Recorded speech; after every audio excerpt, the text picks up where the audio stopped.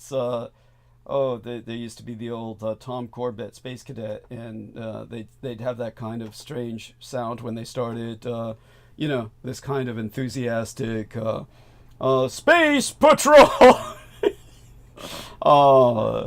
That's so I'm emulating that voice. All right, we are on. We are live. We're live streaming. We don't feel alive. We don't feel alive. We feel pretty dead, but we're here. Okay. All right. So do me a favor, my dear man. The blurb, if you would be so kind, then start adding everyone on, and I'll take it from there. Of course. All right. And the blurb, as I'm doing right now, please hit the upvote, the thumbs up, as soon as you get here. Thank you. That is important to establish Doug's standing in the algorithm, especially because there are those who put negative, downvotes, thumbs down, even with bots and such, to impede his ability to be found and searched and seen and heard. So it's important that you do hit the thumbs up, upvote as soon as you get here. Make sure you're subscribed. The subscribe button is nearby. Even if you were before, double check. It might have mysteriously become unsubscribed. Turn on the notification bell also right there, which will notify you with a pop-up that shows beginning. Hopefully you're well attuned if you're a regular listener to when that is, but it's a good reminder. Or sometimes depending if the show is cut off, it might take a while to restart, and that will help you know when that is happening. So do all of that. You can also do additional upvotes. Actually, you have an account to do an upvote. You have to have some type of Google YouTube account to do that, but you can actually create sub channels underneath your account. You don't have to, but you can. People usually divide up different types of content with them, but the thing is, each one is kind of like its own identity, and it can do its own upvoting. So you can actually then just switch to these other channels. They can just be dummy channels. It's fine. You don't have to put anything there. You can hit additional upvotes. You can make as many channels as you want, and shoot a few right in the beginning. Let's see, I just put my second one there, and you could do that too. So, and if it is after the live, Douglas will put a pinned comment underneath the program, not in the chat, because you can only comment on it after the live, apparently. And so if you're finding this after, or if you remember to, please go and upvote his pinned comment or any other positive comments that you find there. Also, it's very easy to share the YouTube link. It's the same during the live and after. So whatever you grab out of the browser right now or later, share that as you see fit, anywhere where the right people might find it or the wrong people might find it. Who cares? And what else? And of course, please consider contributing, Douglas, so we can go on bringing you amazing information you won't find anywhere else. There's a PayPal link just put in the chat for the YouTube, and please find that and shoot him a contribution if you can. Even $20, $50, a lot more, that's fine too. So I think that is the basics. So bless you. That was wonderful, wonderful. And our brother T Tank Barry says, "Good evening, loud and clear, brothers. Love you, T Tank Barry. Thank you so much for joining us." And now our man Aristides is going to start adding people, and I'll take it from here. Going to when we get some people on, I'll start sharing my schedule, tell people exactly the significance of today, why I'm so world weary, and why tonight's show will most certainly not be the normal 12 hours. It's going to be as long as George Knight can last. George Knight should be dropping in later, and when he does drop in, we're going to let him handle most of the show, and I'll just, whenever he wears out is when I'll end the stream. But definitely need to grab a few hours of nap time before I begin a busy day tomorrow. Taking a look now through whatever notifications we might be getting, and things look okay. stable enough. No news is good news. I see Sammy Romero tried to call. Dear Sammy, if you can, try and jump on our bandwidth tonight. Definitely. And we're going to, of course, head into monologue early so that we can cover some stuff before George arrives. And as soon as somebody comes on is when I'll give people the status report as to why I'm so exhausted. This is a hard day. It's a hard day. It's my mother's death day. We'll go into that. And it was bracketed this month by some fairly significant holidays that were important to her. And in Asia, of course, these holidays run on a lunar calendar, so they change year to year. So the fact that they bracketed her death day is important. And next week, next Wednesday, is my father's death day. So there we are. Brendan zągheth has joined us. So dear Brendan, we're going to start showing everybody exactly what my schedule is like, what we've been going through, and I'll share screen with both of you while I share this with our listeners. So I'm going to share screen, just a forewarning to everyone so that they can be prepared for that. First thing we're going to do actually is go to the channel dashboard. So Aristides, Brendan, take a look at this. We're back above 3,400. Yeah. You broke the seal, it looks like. Yes, thank goodness. And summary, for the last 28 days, 6,000 views. 6,000 views. Typical range is... Which is quite good. Yeah, 5.2 to 6,500. Watch time in hours was 4,200 hours. 4,200 hours worth of watch time from everybody involved. That's good. Yeah, and so... what's that, twice a week, monthly, divided by... What is it, 4 weeks? 2 times 4, that's like 12 a month? Yeah. Something like that? I guess, yeah. Cool. Yeah, thank you. And, of course, we've got this individual down here, Jimmy Wormholes, who's a real person. But he asked me, what do you know about the mysterious error in Shepherd's Bush? Nothing. I know absolutely nothing, and I'm probably better off for it. But he says, great show, great words of wisdom. What was the question about Shepherd's Bush? Yeah, he says, what do you know about the mysterious area in Shepherd's Bush? And it's probably something more to the question, but got cut off. His comment I can't seem to find, so he must have withdrawn his comment. But he said, great show, great words of wisdom. So, but, you know, whatever this Shepherd's Bush is, it doesn't sound like any place I want. It's in London, and I'm sure it's haunted as hell. Oh, cool. Fuck. Yeah. How did you know this? Jesus Christ. That's incredible. That's... Because I was there. That's why. Yes, that's right. You were. That's incredible. But, you know, a lot of people go to these different places and they know nothing about them. It's amazing that you know the background of where you go to. So it's impressive. Yeah, I had a great, because I knew the history of it, I was able to navigate it. But I hear so many people say, oh, I went to London, it was so boring. I went to England, it was boring. And then, meanwhile, they end up in like Vegas or Tel Aviv, and they're like, "Yeah, it was great, I loved it." That's we know what they're after. Doesn't make any sense. Oh, it does. Degenerates. It does when you know where they're coming from. Yeah, like you said, a bunch of degenerates. So just so there's that meme, the meme where the guy's like, you know, when your bro tells you they vacation in Thailand, and then there's like. I think it's from Breaking Bad, and dude's like, I know what kind of man you are. It's all disgusted. Yeah. Mm-hmm.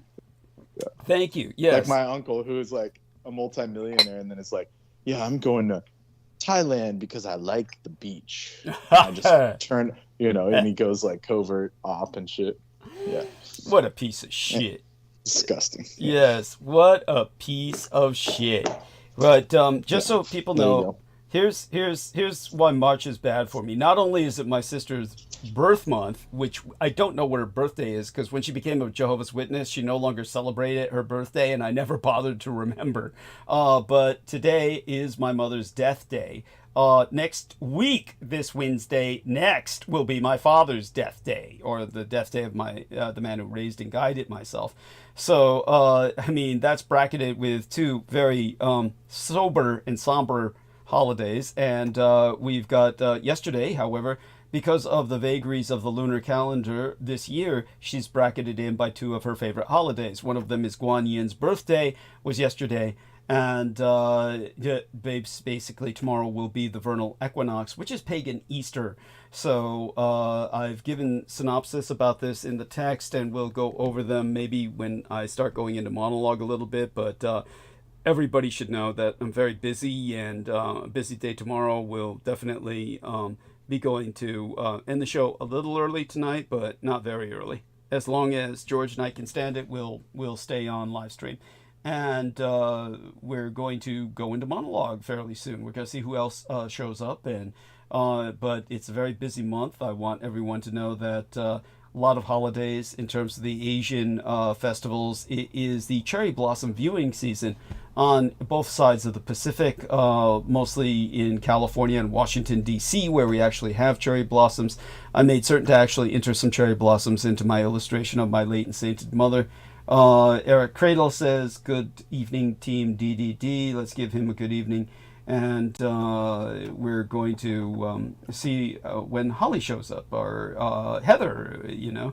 Hopefully Heather's doing okay. You know, she hasn't jumped on in a little while, and not quite sure what's going on with her. Happy to report that my tongue's a little better, so I could actually speak a little bit better, but I don't want to risk it and injure it again tonight by talking too much, but I'll talk enough. I'll let you know that. I've got, as always, there's simply too much to talk about. And we're going to dive into it soon enough. But hey, our dear Brendan, tell us a little bit about your status report. Status update, please. Yeah. Well, I mean, myself, everything is going as well as it can be. Considering the fact that you're under constant siege and gang stalked and harassed and terrorized. Yeah. Yeah, literally having, having electronic, what did I call it? Photonic weaponry used against me. Well, basically, what was it? Yeah. It's a beam weapon, basically. The fucker, you know. And by the way, you know, they put people in jail for decades if they try doing that shit at planes or helicopters. So yeah, go on. So basically directed energy weapons being used against me. Yeah.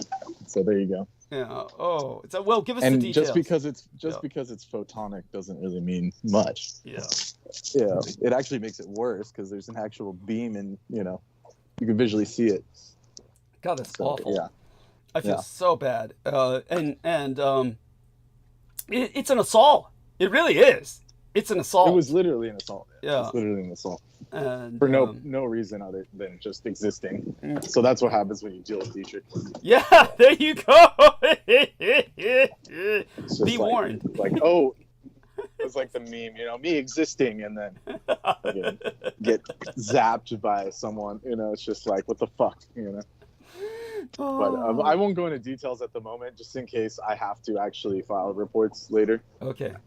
All right. And possibly take workers' comp. We'll see how. I was about to say, apply. Yeah, don't be afraid to apply.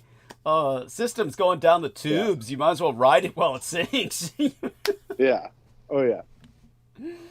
So we'll see how it goes. Yeah. But I was able to use some herbal measures and different Ayurvedic eye washes to heal the damage that was done to my eye. The same eye that was damaged by the Starlink weaponry back in 2020. Oh my God! So tell us about that. Similar attack. Tell us about that. Oh, I brought it up before. When the original, the initial release of the Starlink, these so-called satellite chains, when they were released initially, everyone was inside at the time. This was like mid 2020 into 2021. Right? Everyone knows what happened there. So they took advantage of that to release all these star chains, these satellite chains, and they appeared like little stars, right? Yeah. So I was out with my friend Michael, and we were just having, philosophizing, just doing, star watching, just something to get out of the house, because during that time you couldn't go anywhere. It was just like crazy shit going down. Yeah. As everyone knows. And so we see like a massive chain of what look like satellites, right? These dots. Yeah. And as like the last few crest over the horizon,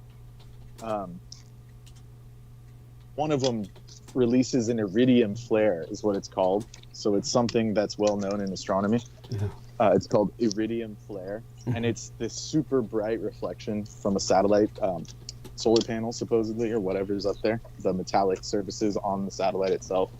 And it basically reflects direct sunlight in its brightest form directly into the night, a sector of the horizon where it's dark, like where I was. But the thing is we had been filming it and talking about it and, questioning it with our cell phones out, pointing at it. So the second we pulled out the binoculars, there was like a split second, right? We said, oh, look at those. And then Michael was going to look at them through the binoculars, but instead he looked at something else, like a planet. Yeah. And in that split second, it did the iridium flare. Oh. And blinded me. Oh. And blinded me. It was the brightest light I've ever seen. It made the little region we were in like completely daylight for like a split second. That's how bright it was. Jesus Christ. Where I could literally like just see his silhouette and like a bunch of just bright light, this bright white light. Yeah. And the intent was to zap whoever was using the binoculars, because if the binoculars were being used and it magnified that flare, it would have blinded one of us. Oh yeah. Completely. Fried the retina completely. Yeah. So even without the binoculars, my eye got damaged.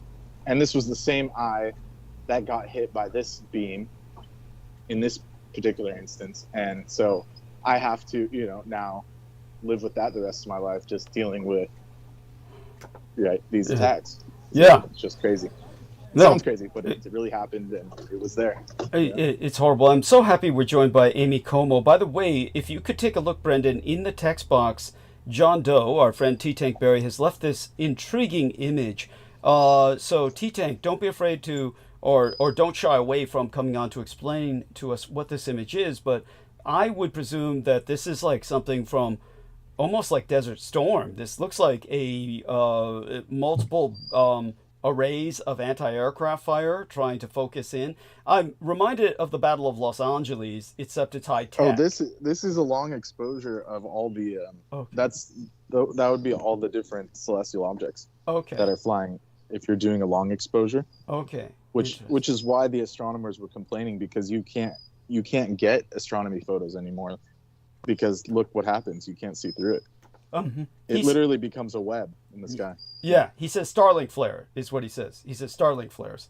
So, flares, multiple flares. Jeez. So these are flares in that sense. But the one I have like I actually have the article where it was mentioned in an astronomy online blog, where they said it was the brightest flare they'd ever seen, and this was all the way in Arizona. Jesus. So can you imagine, like thousands of miles away, someone documented the flare that attacked both of us? And they said it was the brightest. It was like a magnitude -3, which is like, I mean, we're getting into like sun territory. That's how bright it was. Yeah.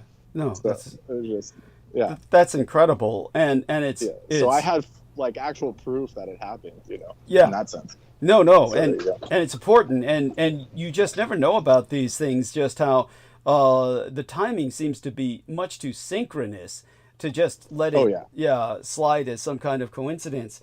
And the fact that it keeps happening, things like this, to people like you and I and others, and Amy. By the way, I want to read from Matthew Bush, and Matthew Bush says, "I've been taking care of my mother for the entire time you've been doing your show, and she died in my arms during one of your broadcasts last week. She really liked you." So thank you so much for that, Matthew.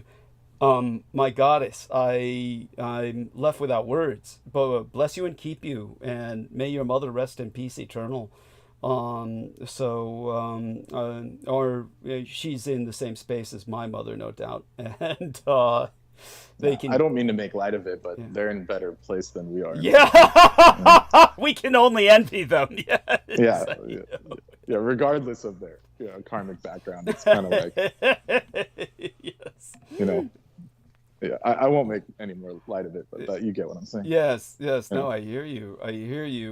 So I take it, Amy, you've already heard this is my mother's death day. Next Wednesday is my father's death day. But my mother's death day, blanketed by the lunar calendrical changes. These holidays change every year, but this year she managed to have her death day blanketed right in between Guan Yin's birthday, the goddess of mercy's birthday, and the vernal equinox, which is a pagan Easter. And with that, I do refer everyone to the text beneath tonight's program. If you just take that text and open it, then you'll be able to see that we're how to express it, the history behind the vernal equinox, and why it was so special to my mother, as was Guan Yin's birthday. I had no room to put in anything about the goddess of mercy or anything else for that matter. I've got to save a little room for later on, modifying the text after the show so that I can timestamp it. But I'm glad Amy's here. We'll carry on for a little bit and then see if Holly jumps on or Heather, and then what we're going to do is just jump straight into monologue as quickly as possible so that we can cover some ground before our man George shows up. But Amy, status report, please. Tell us how you're doing. I'm so glad that you're around. Yeah, thank you. And I find it really lovely that I happen to be available for the memorial of your mom, since she was the thing that interested me most about you when I first started listening to you. Just the interesting life that she led and how just gifted she was as far as the things that she survived. She really overcame so much, as as a lot of women have to, but I think in her case she really had only a few choices to make, and she made really difficult choices. And I think particularly about the FDR thing and how that it's not a normal situation. It's not like a thing that most people walking through their life ever have to even consider. But she was she was involved in a very particular way with how things changed with World War II. Thank you. And I'm always impressed with whatever you can add to that dialogue about your own family history. I think it's one of the things that is not discussed enough. And as you've said, like there's a history of your mom that was destroyed, and it's very hard to recreate something like when somebody has so much that they've accomplished. It's hard to even imagine the things that were put before her that she was able to build upon. It's really an amazing story. And I'd always hoped that at some point you'd be able to focus more on that particular aspect of who you are. But everything happens the way it's supposed to. You're supposed to be here now doing what you're doing, and she's always going to be watching over you. It's kind of a beautiful cosmology to maintain that the dead are carrying you forward and guiding you towards where you need to be. And it's a faith that you can cultivate, and you don't have to worry as much about your future if you feel like the people who put you here, that were in charge of your care and your upbringing, that they're still with you in some way, and that their life was given so that you could succeed in what you're doing. Thank you. That's beautiful. That's so touching. Thank you so much. I really appreciate that. And you're always such a lovely person, and I hope that things are going well with you. I don't know if you caught any of the gang stalking that Brendan has been going through, but if you have, don't be afraid to pitch in and share with him, share with all of us, your own thoughts on such things. I don't know if you caught any of that. Yeah, it's so hard. It's so hard to describe that stuff. I think he's doing a really good job detailing the things as honestly and as intelligently as he can, because the way they do it is so personal. Like everybody's receiving these messages in a way that's hurtful in their own lives, like not it's not explainable. Like it's not something that you can really describe to somebody else, and like you know that it's difficult to describe, and yet you continue to persist on talking about it. Like there's, you know, the stuff that I have endured, like to just even like begin to talk about some of the medical issues. Like I had to go get an eye doctor appointment, and then they're asking, well, how many surgeries have you had? And I'm just like, what ones am I going to talk about? And, you know, and then like seeing this woman who's been doing this for 30 years and like having her tear up, listening to me talk about things. And I'm thinking to myself, you know what? We don't have to go into this. Like, I don't want to vicariously traumatize you. And I'm okay. Like this stuff happened, and you gotta go forward. Like you get uncomfortable, and you have to adapt. You have to find people who you can appreciate and are, working towards the same things you are. And that's really hard to do in this climate of just chaos. Everybody's feeling vulnerable and chaotic.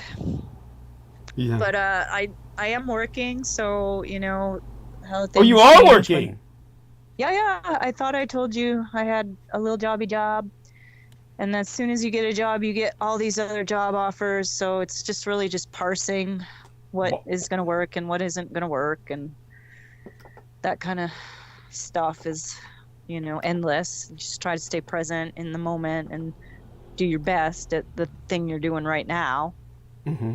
But I've got like 3 other things that are kind of temporary, but pretty good money. So might as well. It's not hurting anybody for me to make more money. So I might as well just put some effort in. And it is increasingly hard to, navigate where I need to be. It's hard to work remotely no matter where I am.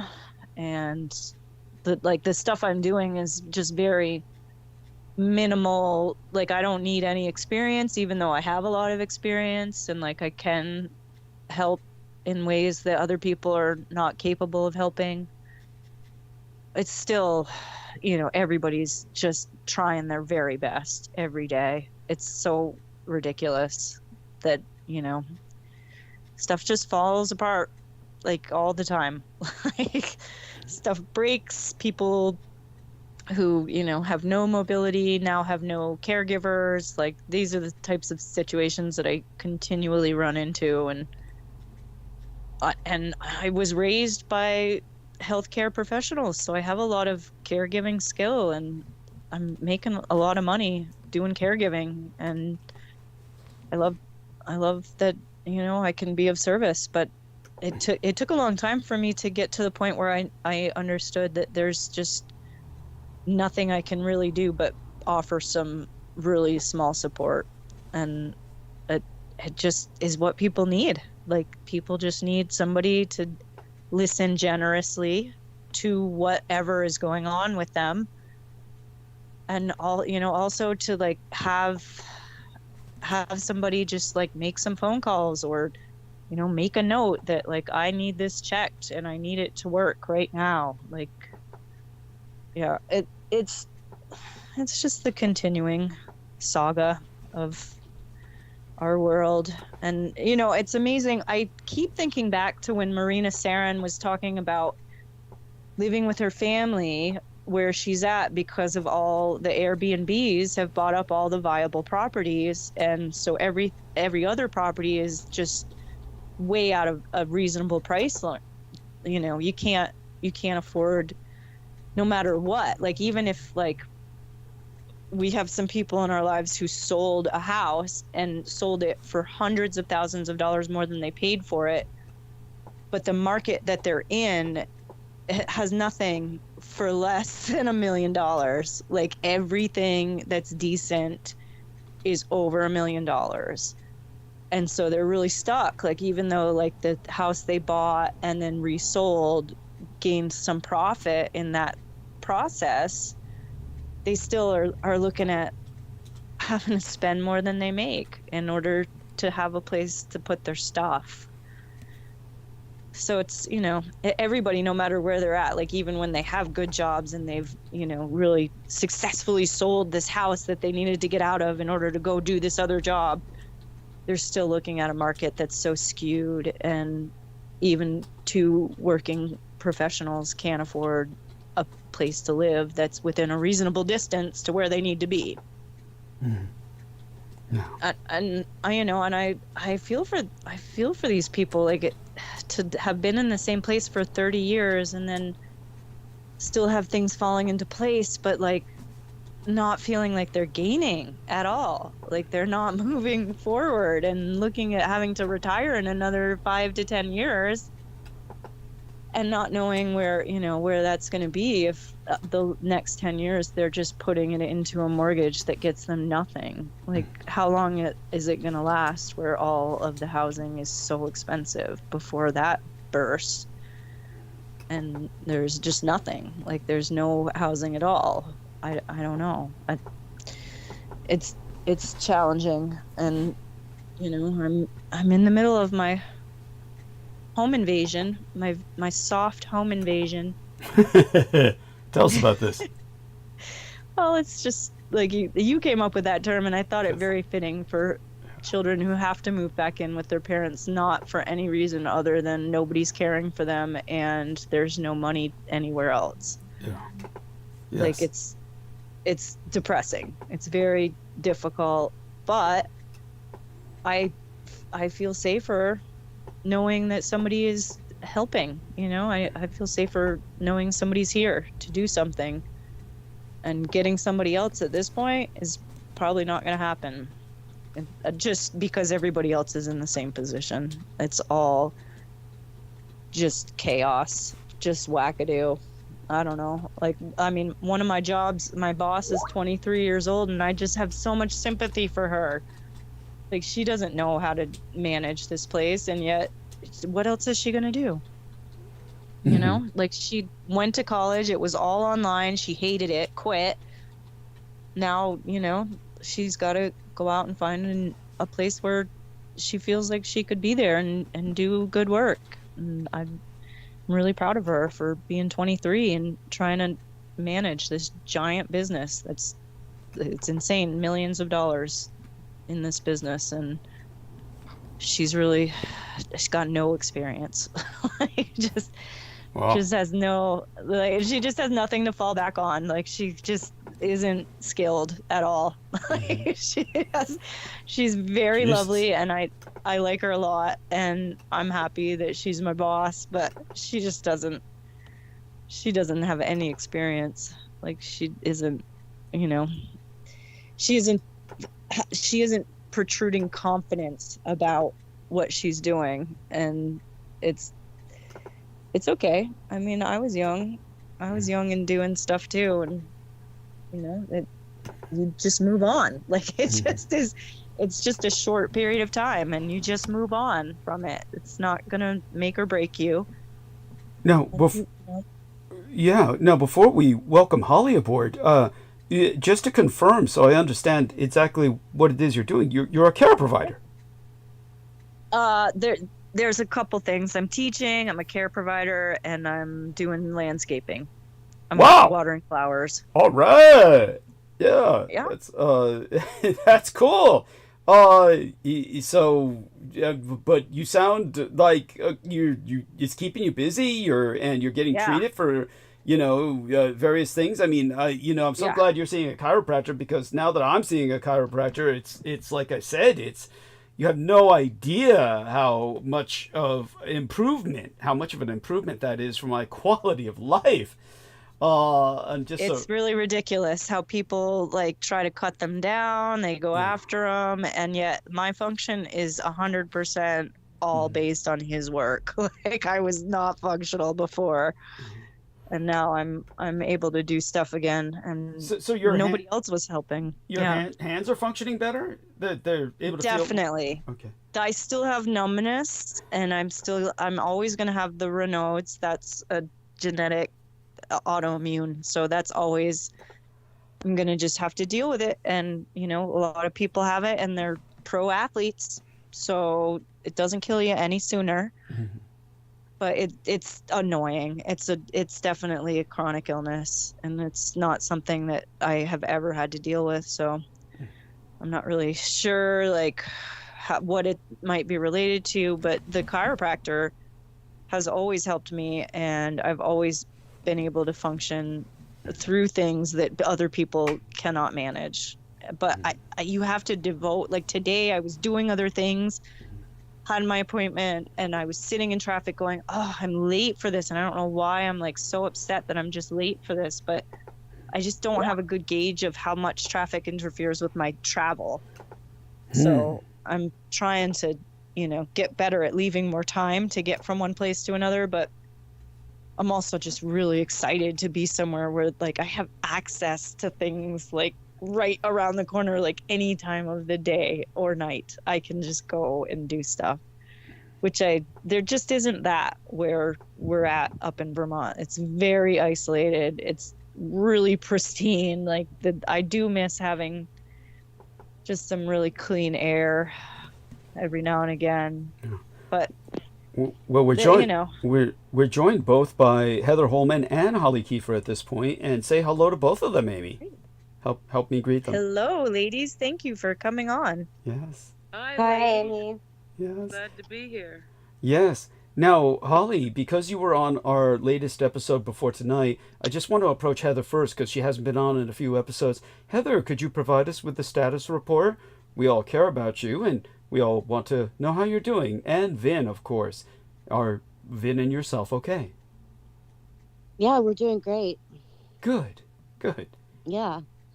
I'm just having some car things. I'm trying to sell my car and stuff, so Okay. that's keeping me busy. Right. That's great. Trying to sell your car. How do you sell your car in a community like yours? You go online? There's a place right up at the end of the street. It's right on the outskirts of the circles, and there's a place where people park their cars there on the weekend. And sell them? Yeah, and they put for sale signs, and sometimes they put golf carts, and sometimes they put RVs or whatever they have to sell. There's a corner where everyone sells them. So it's like you all kind of sell cars back and forth to each other. Oh, I don't know. People just like this guy that looked at my car the last time. He was just somebody driving down the street. He didn't belong in Sun City. Yeah. So you I rammed saw a him. horrible golf cart accident today. Yeah, I was about to say, no, see what I said? I said, so you rammed him, the guy who didn't belong in Sun City, and then she talks about the horrible golf cart. So what happened? Two people in golf carts collide. Oh, no, one person was driving the car. Okay. And she hit the golf cart. Oh. And I pulled up right after it happened, and the guy was laying in the street with one shoe on. Oh. Yeah, I don't know if he was conscious or not, but nobody was doing CPR. Oh, so what did you do? I kept driving. Did no one called anyone, or you just got left? Oh no, the sheriff had just pulled up right. Oh, okay. Yeah. Everyone's like all over that, like flies on shit. Okay. Well, thank you for qualifying that. Yeah. I had this image of, oh look, yeah, just got back in your car and drove off. Not that I would hold it against you, but God knows there's plenty of things I've fobbed off that I guess people would condemn me for, but there you go with that. Okay, that's rather traumatic. Low-level trauma there. Well, high level for the poor victim, but high level for the woman who hit him too. I mean, that'll probably bother. She was really old. Yeah. Yeah. There's got to be an age limit on driving. There really does. We There is. There is?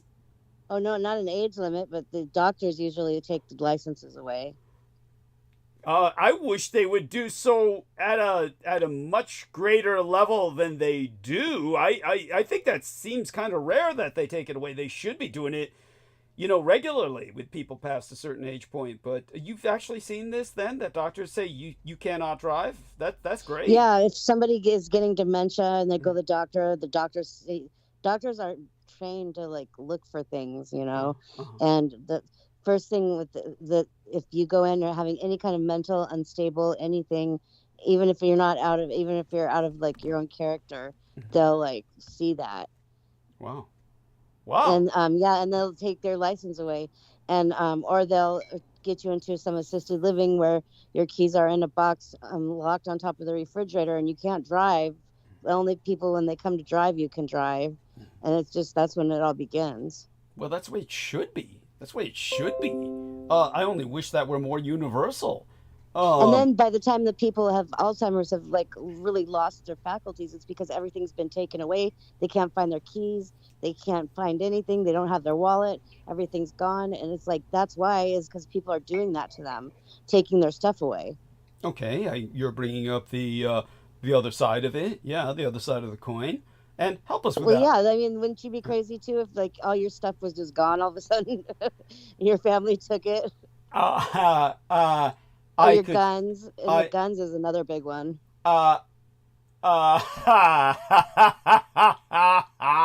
It's like, well, you know, I could make an argument either way, but I would tend to flip on the side of really taking it away from these people, as opposed to feeling how sorry for them, as opposed to feeling, oh my God, this will make it worse. This will make them crazy.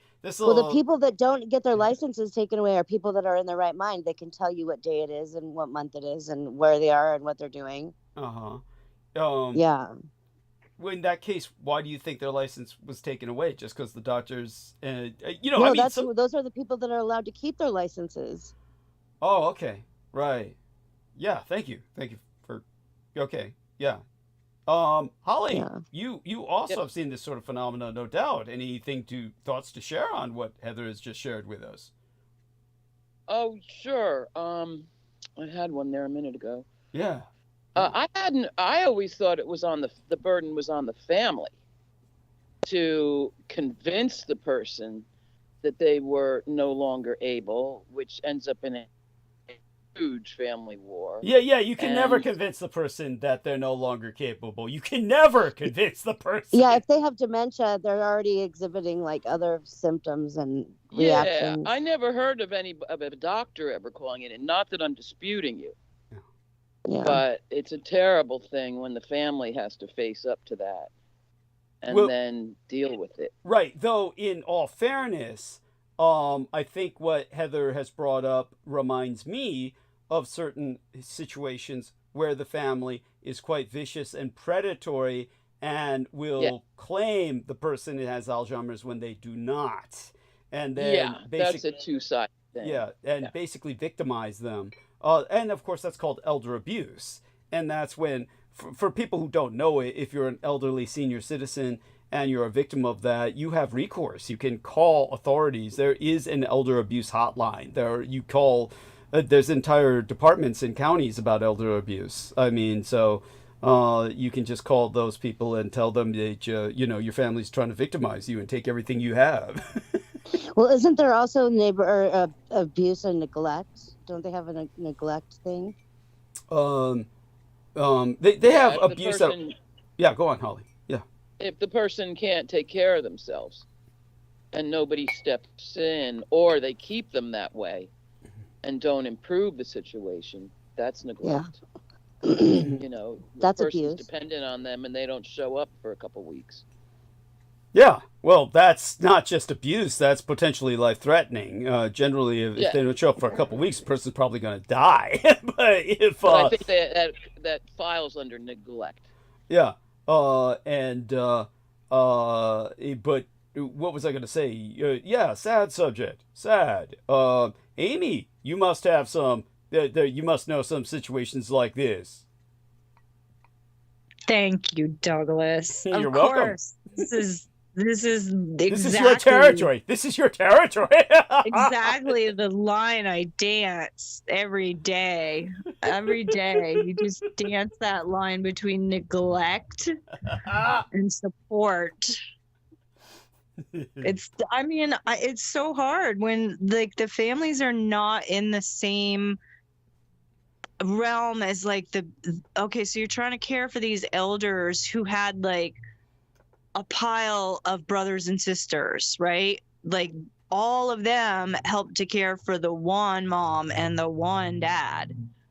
And then there's like one or two in this generation where it's like one or two is trying to care for the mom and the dad. And it's hard. It's hard to really even establish that It's boundary. impossible. Yeah, it's really, it awful. shouldn't be done by the children. Also, I just had a discussion today about the limitations of caregivers, such as bathing and diapering. How much of that needs to be the children of these people, and not somebody with no emotional attachment to this human who is vulnerable. It's such a difficult job, and I'm just like in this space where my mom did this care for in that sense, years. the family is worse because they're a bunch of ingrates and shit. Yeah. Like Mhm. my uncle would say, I'm not watching my mom use the bathroom. And I'm like, dude, she changed your diapers the whole time and made sure you survived, you piece of shit. Yeah. And it's like, he has no concept of empathy or any kind of reality. Oh, You know, it's and just crazy. It was insane. Most children are like that. Frightening. It's most children have no concept that they were it's once horrible. in swaddling, and that and that the cycle. And without that person, you would have died. Yes. And then they're saying, I can't even watch them use the bathroom. It's like, Yeah. what the fuck? That's fucked up. Yeah. Yes. Well, then the first thing you hear is, how about my life? But what about my life? Yeah. What about me? Yeah, well, don't forget, your parents sacrificed their lives to raise you. I mean, when you have children, that's your life's out the window. That's it all becomes you are a slave to that child at that point. You're slave circuited to. Oh, it's awful. Yes. Well, it's natural. I mean, it's human nature, but the point is, it could be done differently. Yeah. Yes. And most people, well, anyone nowadays is just straight sociopathic beyond help. Yes. Yeah. Well, or lacking empathy. Yes. Well, our society compounds it because our society in America, in particular, hates children, hates seniors. It hates everybody. Yeah, it hates everybody, but it hates children in particular because there's no, say, for instance, universal daycare where we should have they expect women to work, but they expect them to have children as well. Like these idiots, like somebody like Elon Musk is so pathologically insane that they would say something like, dude, women need to have more children. We need more children. Women got to start having more children. He literally vocalizes this, but he'll always say, you got to go to work. They got to go work and earn their keep. So it's like, so he wants them to all have kids while fully employed. That's the insanity of his position. And his mother's a fright. Yes. Have you got a load of her? Oh boy. She Yeah. got cannibalized. Yes, tell us what you know about her, because believe it or not, she is a celebrity in communist China. She is a big celebrity in communist China. She goes there all the fucking time. And by the way, I don't know if anyone knows this. He's a Canadian, and the Canadians are trying to She is. Yeah. Well, The mom. But he has got a Canadian citizenship through her. He's not a U.S. citizen. He's a Canadian citizen through her. And even though the Canadians are trying to revoke his citizenship. So he's the modern version of that creep that was working with FDR. Yes. Stanton Friedman. Yes. No, sorry. No, what was his name? Sorry. I can't remember his name now. Sorry, Stanton Friedman was the UFO guy. That's right. No, what was his name? It was Coughlin. I'd have to look it up. It's like he was the Treasury Department freak. But I know who you're talking about. And so the commie, the the communist administrator. And again, I finally purged his name. I'll look his name up. And I finally purged his name. But after he was all these Canadian, years. right? Yeah. He was Canadian. And but excellent analogy, except that guy was an actual spy and actually was doing work as opposed to Musk. But in terms of what makes it also bizarre is that China has executed all kinds of Canadians this year. I don't know how many people are aware of it, but they can look it up. And so China's been executing all kinds of Canadians, yet she goes over there and they love her ass. If I were a Canadian, I'd stay the hell out of China. But What Lachlan are they Curry. killing Canadians for? Yeah. Yes, I haven't heard that. Oh, well, you can look it up. But Lachlan Curry was the guy you're talking about historically. Lachlan Curry. Thank you. Yeah, and so I don't know how I mixed it up with that other Joker, but well, they're alike in some ways. I mean, you know, one was hanging around with FDR, the other one's hanging around with Aquino, and I can easily confuse the twain. You know, inside they look alike. Yeah, but but all we need to do is look up China killing Canadians. China killing Canadians. And here we are. I'm going to look that up right now, and we can find all the fun facts on it. Yeah, so Canada says China executed 4 Canadians earlier this year. Yeah, and so 4 Canadians have been executed by China this year, and at least. So here we are. Yeah, at least. Yeah, that's the ones we know of. Because others are still in prison and they do not know their status, and for all they know, they're already executed. You get what I'm saying? So there's literally hundreds of Canadians in prison in China, you know, because China's had a big role with the Canadians, and so they just take these people and they put them, you know, in prison and shit. You know, I don't know why anyone would go to communist China. You're out of your fucking mind if you do. Right. Yeah, it's like they can just it might as well be North Korea. Yeah. Arbitrarily just imprison you. Yeah, granted, it's a little above North Korea, but still, it's, you know, why go? It's like, in fact, I would say North Korea would probably be safer because you know where you stand, so long as you know, toe the party line and you know, don't do something incredibly stupid like that one American did where he rips off a poster off a wall, right? I mean, it's like dumb. Yeah, just come on now. That's Darwin. Yeah, everyone was crying about him, and then I found out what he did, and I was like, dude, what the fuck? Yeah, he deserved it. Yeah, that's like Darwinian. Like that's like some baby shit. It's like, you know.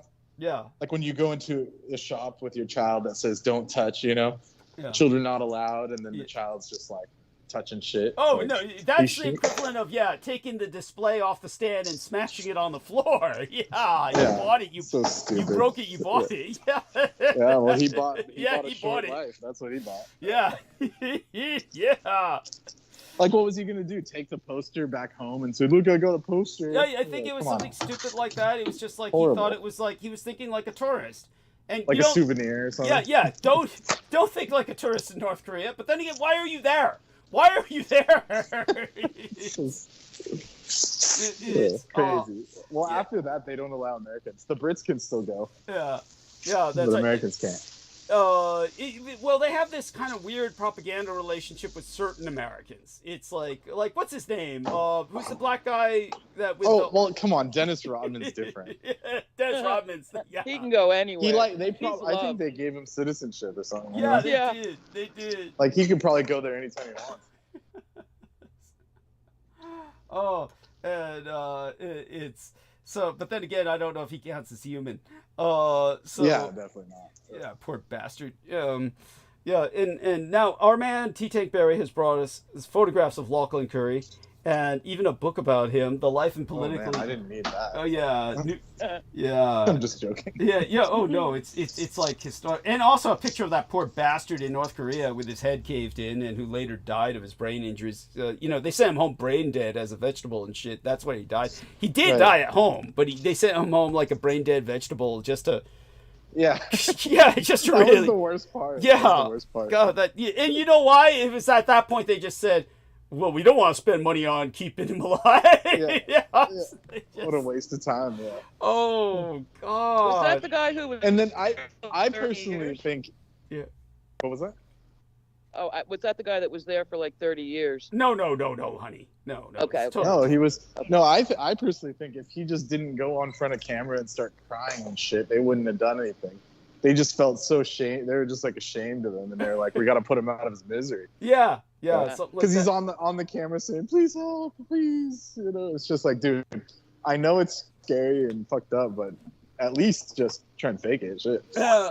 It's because you know how the Koreans are. They had no. Oh, they have no pity. They have no pity. They had no.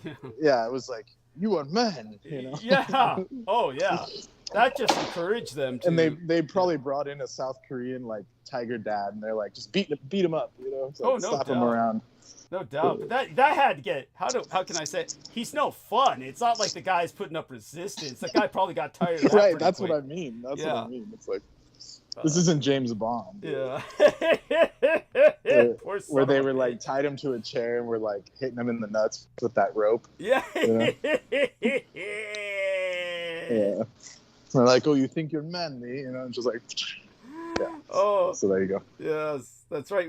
Was that the one when the Chinese dragon lady was doing that? That's the scene where it starts off with his being interrogated with the Chinese dragon lady. I can't remember. I think so. I can't remember. I don't remember. They all kind of blend together. Yes.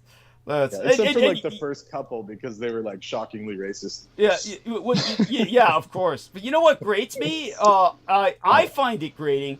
The latest James Bond, the one with he's kind of all white looking with white hair and just kind of like he fits the role, you would think, by his image. But all he ever talks about, fucking talks about is how he loves being in gay bars and how he feels so much more comfortable around gay men. And it's like, is this the villain? No, it's the James Bond dude, the actor, the guy who acts as James Bond. All he ever talks about is, I love going to gay bars. I feel so much more comfortable, and I love gay men. I feel so much more. And I'm like, dude, why don't you just fucking come out of the closet? Jesus fucking Christ! You're talking Daniel Craig said this? Yeah, let me look up Daniel Craig and see if that's the one, because it's Well, he just had a big gay role.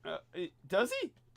He'd had. Well, I'm sure he's gay as hell, but he doesn't have to like proselytize. It's like, this isn't the 70s. He's married and everything. He's not out. Oh no, it's Daniel Craig. Yeah, it's Daniel Craig, and the point is, he's got to come out of the closet, because I get so sick. I can't stand it. I hear about all this because of the Blood Boys, right? So I know about the ones that queer eye on the straight guy, and this guy's not straight. All he talks about is. Yeah.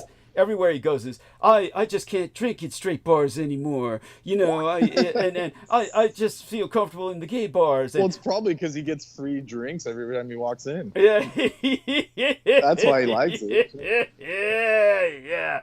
But he goes beyond. He talks about so much. I'm like saying, look, you could live that lifestyle and not talk about it. Why do you have to talk about it and bring it up? And it gets to the point where, you know, this guy's just trying to ease his way out of the closet. He's putting his toe out, you know, and he's definitely dabbled. Yeah. Definitely. He's gay in that English way, you know, full straight life on the surface, but then does what he wants. Yeah, but it's beyond that. It's you know, there's Englishmen who do that. But then there's this guy who's like going out and talking about it. And it's like, why are you talking about it? I don't need to hear it. Nobody needs to hear it. But, you know, he might be trying to make a point to be supportive of the gay community. But after a while it gets, okay, you made your point. And it's pointless. Yeah. Well, and it was also shocking that he was in a gay role, you know, like he isn't. You know. So what was his gay role? What was his gay role? It's like the last movie he made. What was it called? I don't know. There you go, Doug. He doesn't need to come out. He just is. Yeah, he just is. Yeah. Shit. But my final movie is my declaration. Yeah. You can bet he requested that role. You can bet. Of course. It's like, I'm sick of being James Bond. Yes. Sick of all these chicks. It's gross. You know? And he was a shitty James Bond anyway. He's got that bad trout pout. He's got those poochy lips. It was just boring. It was just, it wasn't much. He was very robotic. Yeah. He was very robotic. Yeah. There was nothing there. And he does that thing with his lips. It's so weird. It like shows he's thinking, you know. It's kind of this fish lips thing. He's thinking about something. Yeah.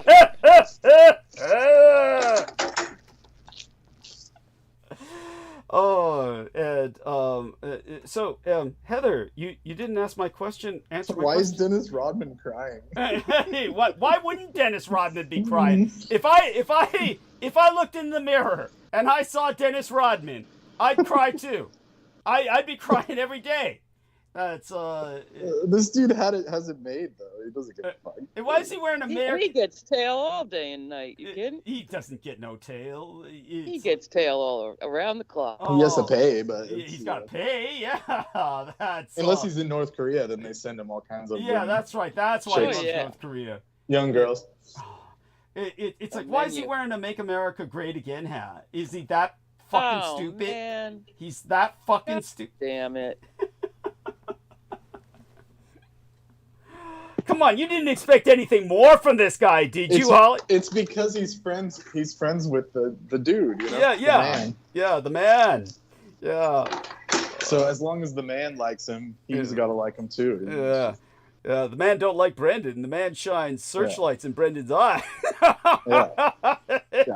Oh, not just searchlights. The brightest, literally their offensive version of whatever they have on their cars.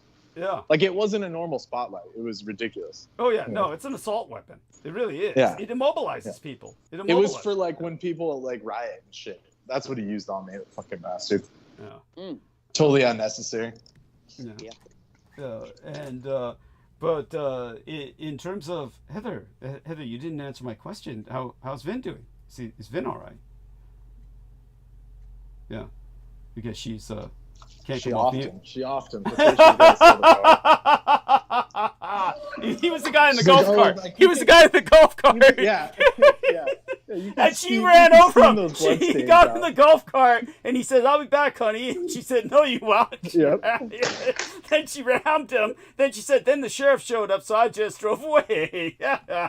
Then she walks up to the sheriff. Oh, it was some crazy old lady. I don't know. What can I say? And now she has to sell the car. Don't worry, those bloodstains will steam right out.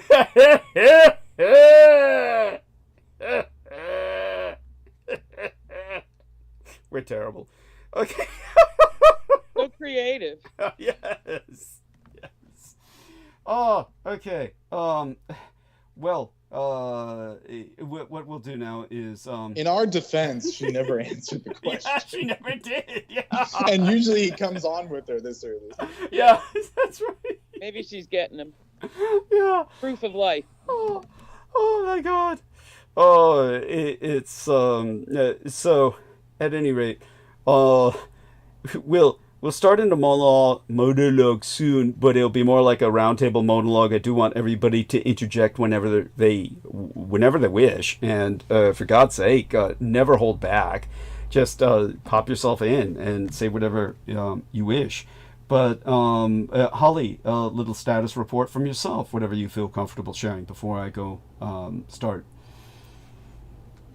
Very little. I'm more dead than alive tonight. Whoa, stand in line. You're in line. I mean, did you hear what I said earlier about what this day is? You know what this day is? And no. And my phone is dropping madly. Okay, so it's my mother's. I don't know why. It's my mother's death day. And okay. And it was blanketed this year because the Asian holidays will change annually because they're on a lunar schedule. So this year, her death day was blanketed by two of her favorite holidays, the Guan Yin's birthday, the goddess of mercy's birthday, and also it was blanketed by tomorrow, which is the vernal equinox, or pagan Easter, and which is celebrated in Japan and Taiwan as a national holiday. So these were two of her favorite holidays. Her death day is blanketed in between them, and next week, Wednesday, exactly 1 week from her death day today, my father's death day, the man who raised and guided me, died just a week after she died, but 5 years ahead of time. He died in 2007, she died in 2011.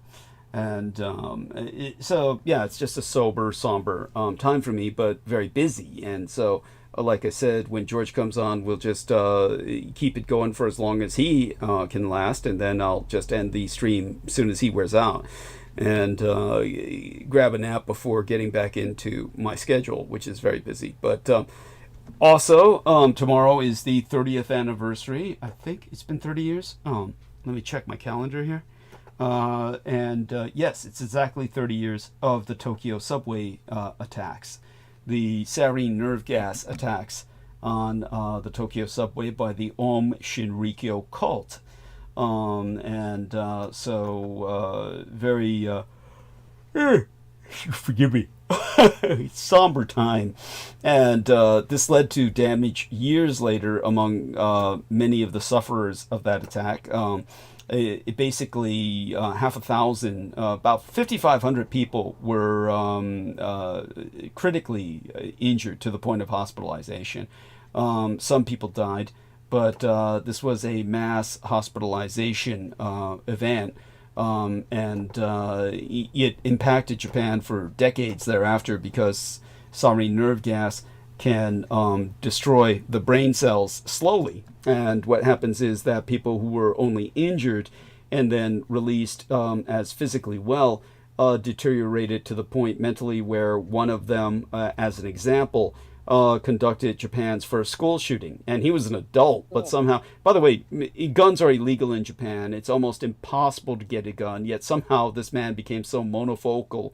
He managed to piece together a fully assemble a working automatic weapon, and it was, in other words, a machine gun. And he went and massacred a bunch of kids in a schoolyard as his brain began to disintegrate with the impact of the sarin nerve gas. Now, I too suffer from sarin nerve gas attack, not from that subway, but from the Gulf War, which led to multiple lung collapses. And theoretically, my brain could degenerate to some point, but doesn't seem to be doing that thus far. SCCC says, so sorry to hear. I think it's too late. Yeah. Yeah.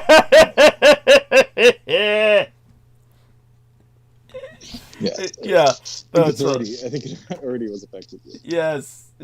And so nice photograph. That's why when people go to Japan, they always complain there's no trash cans. I hate Japan because there's no trash cans, or that's their one complaint about it, I should say. Yeah. They love Japan, but their one complaint is that there's no trash cans. Tell them why. You have to carry your trash. Because they put all the bombs in the trash cans. Yeah, that's right. That's where they put the sarin nerve gas bombs. So their solution was no more trash cans in public, and you can only find them in 7-Elevens and shit. Yes. Or my at home. God. Yes. Yeah. Thank you for sharing that. It's so true. It's so true. And any other thoughts, Amy, Holly, that brings to your mind? Yeah. I really, the whole, whatever you guys were talking about with the Rodman, I could not focus on it. I don't know what you just said, but for the best. You ain't missing shit. You weren't missing shit. I'm trying to be humble. Yeah, you're not missing. Sorry. Seriously. I can't follow that thread, but I did hear something great that maybe you'll enjoy if you're in a group of 4 people, which we have 4 people here at least, and you could play this little drama where one person has a dialogue as though they were counseling a challenger, somebody who was just challenging the counselor on their ability to do whatever they thought they were doing. And then you have 2 other people who give the real inner dialogue. So there's the outer voices and the inner voices, and you need 4 people. And I feel like Brendan is so accurate with Douglas's inner voice in a lot of ways. He'd be a natural for that. Douglas said this, but what he meant was entirely the unfortunate something. reality of that is because of it's like some of our placements are similar, so I think the same. That's the problem. That is. It's a plague. It's not a gift. It's a plague. Poor guy. Yes. You could fall into some serious pessimism. Yeah. And never allow it. Anyway. Where did you learn this game? Did you like it?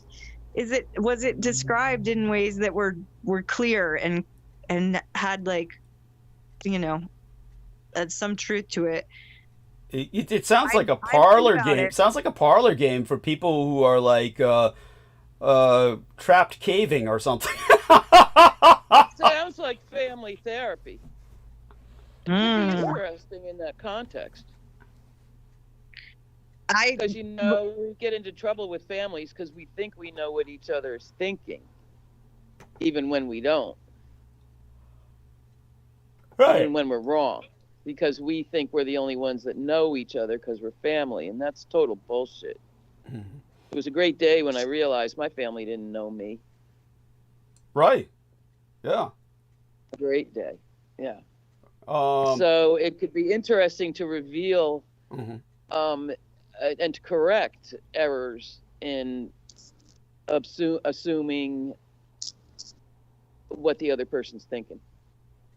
And maybe it's a chick thing. You know, chicks kind of expect you to know what they're thinking because they know what you're thinking. yeah. And a lot of times, I mean, it's easy to make a lot of mistakes in that. And I shouldn't limit it to chicks, but it's anybody who's over, it's not emphatic, who's over empathetic. Yeah, but I get what you're saying. That is a chick thing. Yeah. It is a chick thing because Okay. women do expect men to know what they're thinking. Yes. They do. Yeah. They do, because we know what y'all are thinking. What's the problem? Yeah, well, it's easy to guess with men. I mean, men are pretty fucking simple creatures. That's what Yeah. Yeah. So it's hardly a psychic skill. But that's if men are thinking at all. When they are thinking. Yeah, but most men think, few men see it that way. Yeah. They just think we're crazy. Yeah, men think they're great thinkers. That's how Oh, yeah. deluded they are. Yes. Oh, yeah. That's well, you know, that's life. But so Amy, where did you learn this game? Well, I have to be your Living library. In the living library. Okay.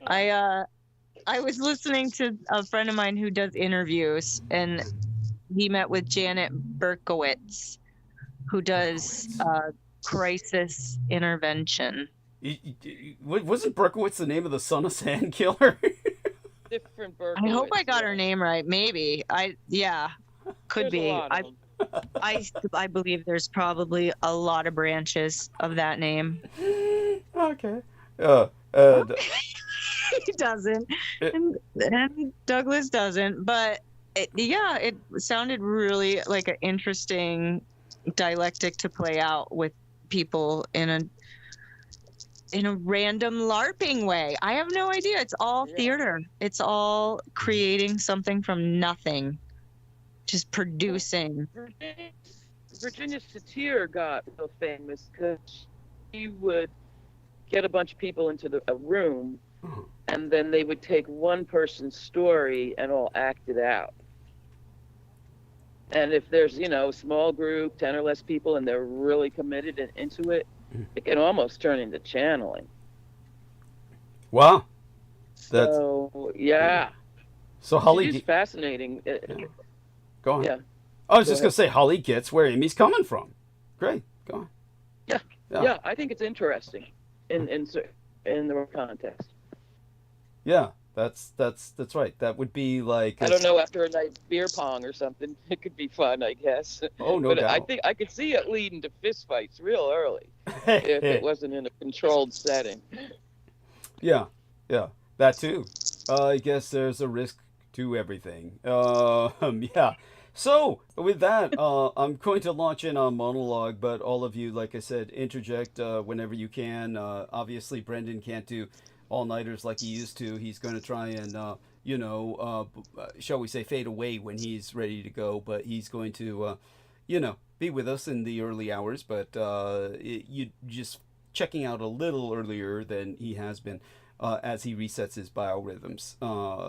So other than that, Aristides should be with us for a little while. I'm going to just let everyone know that one of the people in chat, SCCC, says Dungeons and Dragons LARPing style, Holly. And so, yeah. And Heather's back. So, dear Heather, yes, we were asking about the status of Vin. How's Vin? Well, he's doing okay. Good.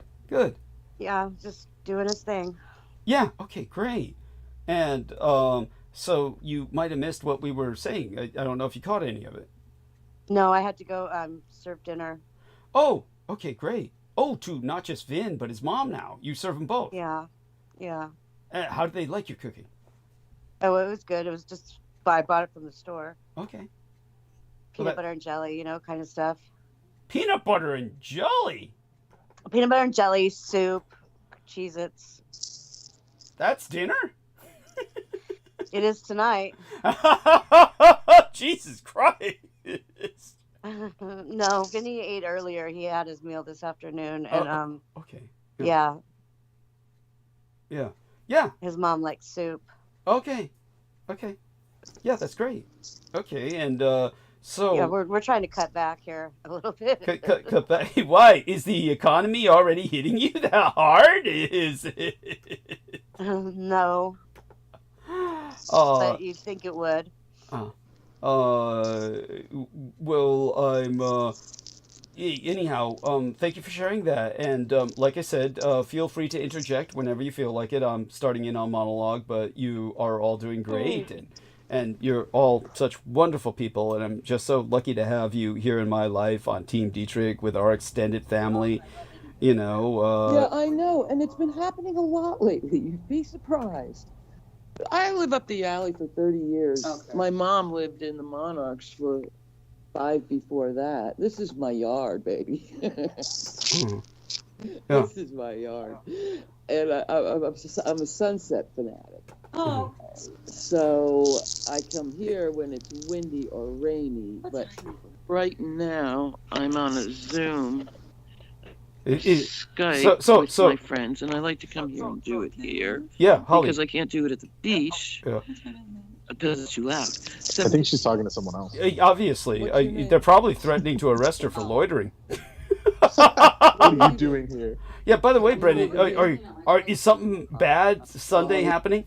Something happening Sunday? No, I said take Sunday off because I'm gonna go see Vampire Hunter D. Oh, I need the real Vampire Hunter D so we can impress the chicks watching.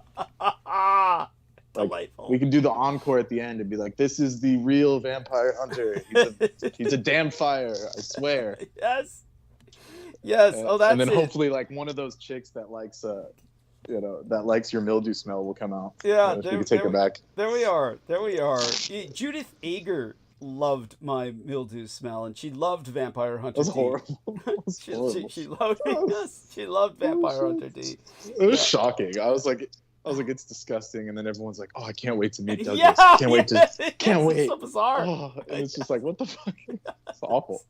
And when I tell the ladies how bad it is in this hellhole, and they all want to visit, right. it's like it's horrible. Jesus.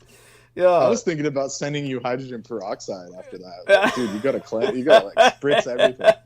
Fucking spritz the whole house. Oh well, I don't. It works. Yeah. Yes. And For what do you use that for? Peroxide?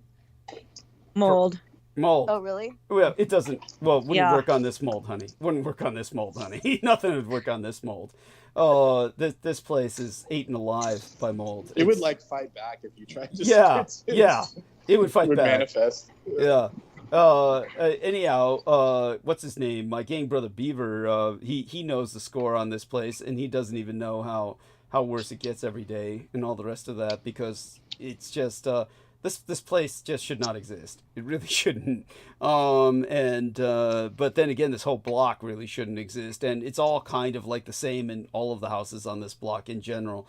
That one across the street definitely has like a skeleton sitting in a couch. Oh yeah. It like hasn't been open since the 70s. Oh yeah.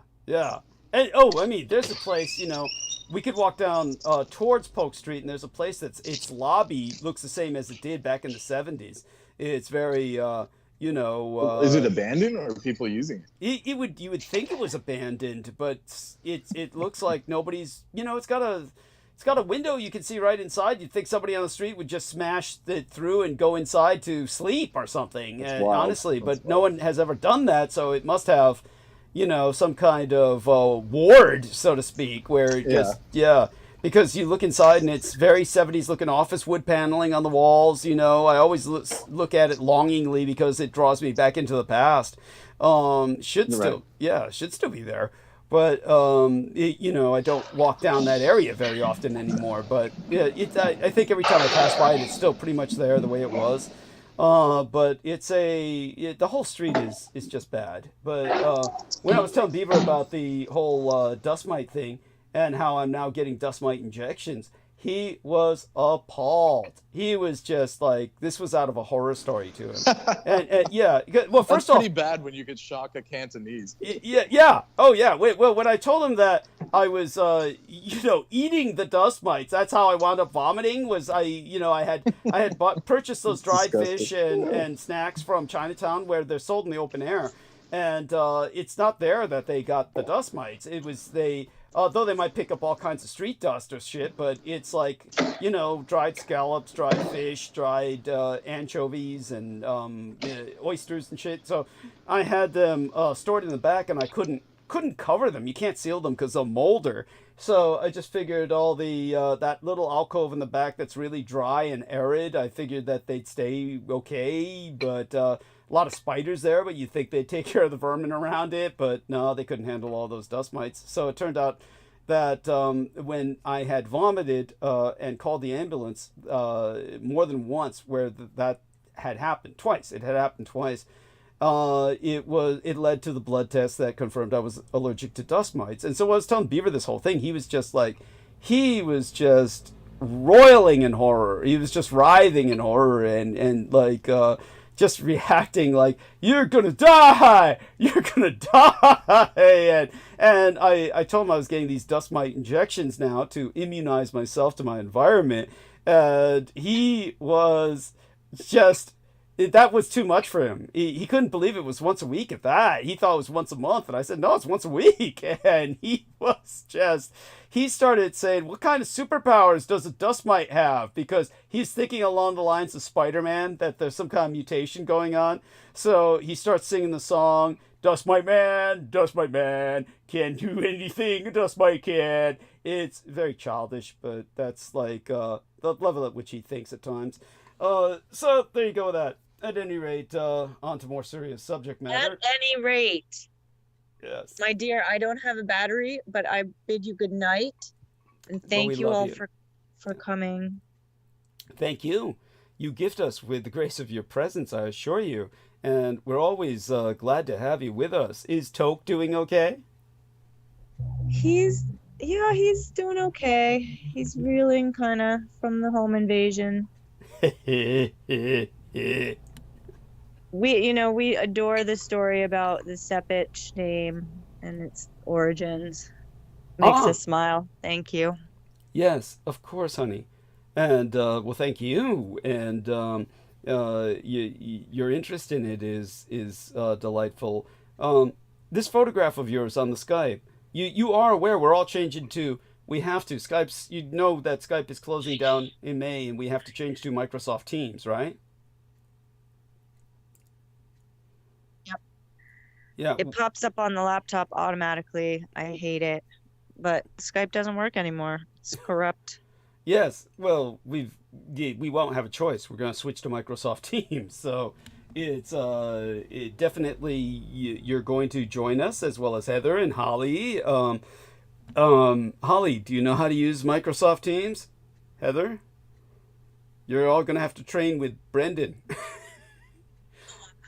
Brendan is the team lead. Brendan's going to have to train us. Yeah, Brendan's going to have to. Brendan, are you up for that? Brendan? Or Aristides, he can maybe find time. Maybe. Yeah. 9. Yeah. Oh, come on, Brendan. You got to train everybody on Team Dietrich how to use Microsoft Teams. We're a team, right? Microsoft Team. No, it's sink or swim. I'm enacting a new policy. You learn it, or you're upriver. Aristides, can you help train the ladies in Microsoft Teams? I could help somewhat. I have some familiarity, so at least I have it to kind of look at and poke around in. Okay. Do you have, and you have the contact for all three of these ladies, so for God's sakes, ladies, call him individually. I'm going to put my, I don't know if it would help to put my email into this chat box. Okay. To do what? Does that help? You're welcome to do it. I don't think it'll hurt, but I don't see how it would help. I mean, basically, you contact Aristides through Skype, and then Skype will, then Aristides will help you switch to Microsoft Teams or download. When is Skype getting turned off? May 5th. Really? Yeah. You knew this, right? No. Oh, have I got the date right, Aristides? May 5th, right? I thought so. I have to confirm. Right. Why? Because they're assholes and they just want to make life more difficult for all of us, and it's just the way of the world. It's I don't know. It's stupid. It doesn't make sense to me. I just hope that it goes inert, but we're able to access our past records on it. I sent you the article where the VP of the tech division of Microsoft, he put in very valid points. What did he say? What did he say? That it was redundant because there's already multiple. There's already a program. Oh, one second. There's already a program in, Teams. So and the Skype usage was declining, so they want to dedicate their time to the new program. So that's all it was. That doesn't strike me as a valid point, considering all the people who've been using Skype for so many years. But yeah, okay. It's like we don't have a choice. It's whatever they decide. Right? Yeah. Thank you, Brendan. There you go, Heather. I mean, not a satisfactory argument, but they're doing it whether we like it or not. We don't have a choice. We just have to adapt. Yeah, something like that could make sense to a computer programmer or something. Oh, Aristides, your input? No. Okay. No, I didn't have any. Okay. All right. Well then, on to monologue. And again, everybody's welcome to interject, and we'll take it from there.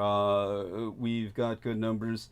Our dear Jeremiah Shine has joined us, and SCCC. She says MS Teams is elementary. She says won't be a big learning curve or even a small one, promise. Thank you, SCCC. So yeah, who said that? SCCC in the chat. SCCC in the chat. Yeah. Oh yeah. So yeah, it's not going to be. Yeah, I know you have to psych yourself up, Doug, but for the rest of us, it'll be fine. There's no. It takes 2 seconds. I gotta ask you something. Of course, honey. Yes, Holly. Okay. It seems like we have to decide and set the goal for when the first show will happen on Teams. Okay.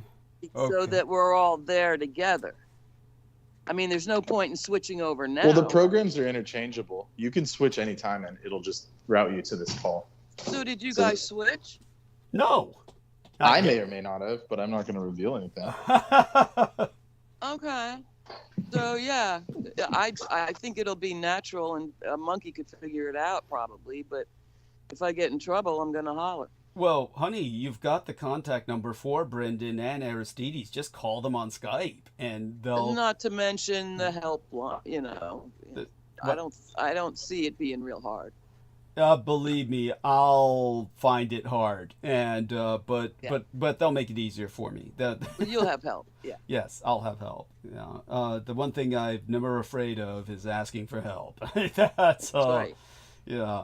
So, most immediately, our respects to the fallen. In the wake of at least 42 people dying in a powerful storm system that hit the central and southern states in Union over the weekend, Russia and the Ukraine exchanged attacks within hours after the Trump-Putin call, while Israel restarted their mass genocide in Gaza. All the more urgently among we, the living, Trump is expected to sign an executive order tomorrow to close the education department. And remember when Trump promised to lower prices on day one? His words. By way of the dodgy and the Republican agenda, tax cuts for the rich, spending cuts for the vulnerable, Trump broke the economy as well as the presidency, and now he's deflecting by ranting about Biden for the looming recession, while Dodgy is enabling Republicans to create more damage than they otherwise could. The right wing has always had an asymmetric power to destroy. Dodgy just makes it all so much the worse. Over the past 40 years, technology has been abused to reorganize work worldwide, creating large gains for the already wealthy and highly educated, but making life harder for everyone else. with the dominant techno industry players increasingly in control of government, the trend is set to accelerate.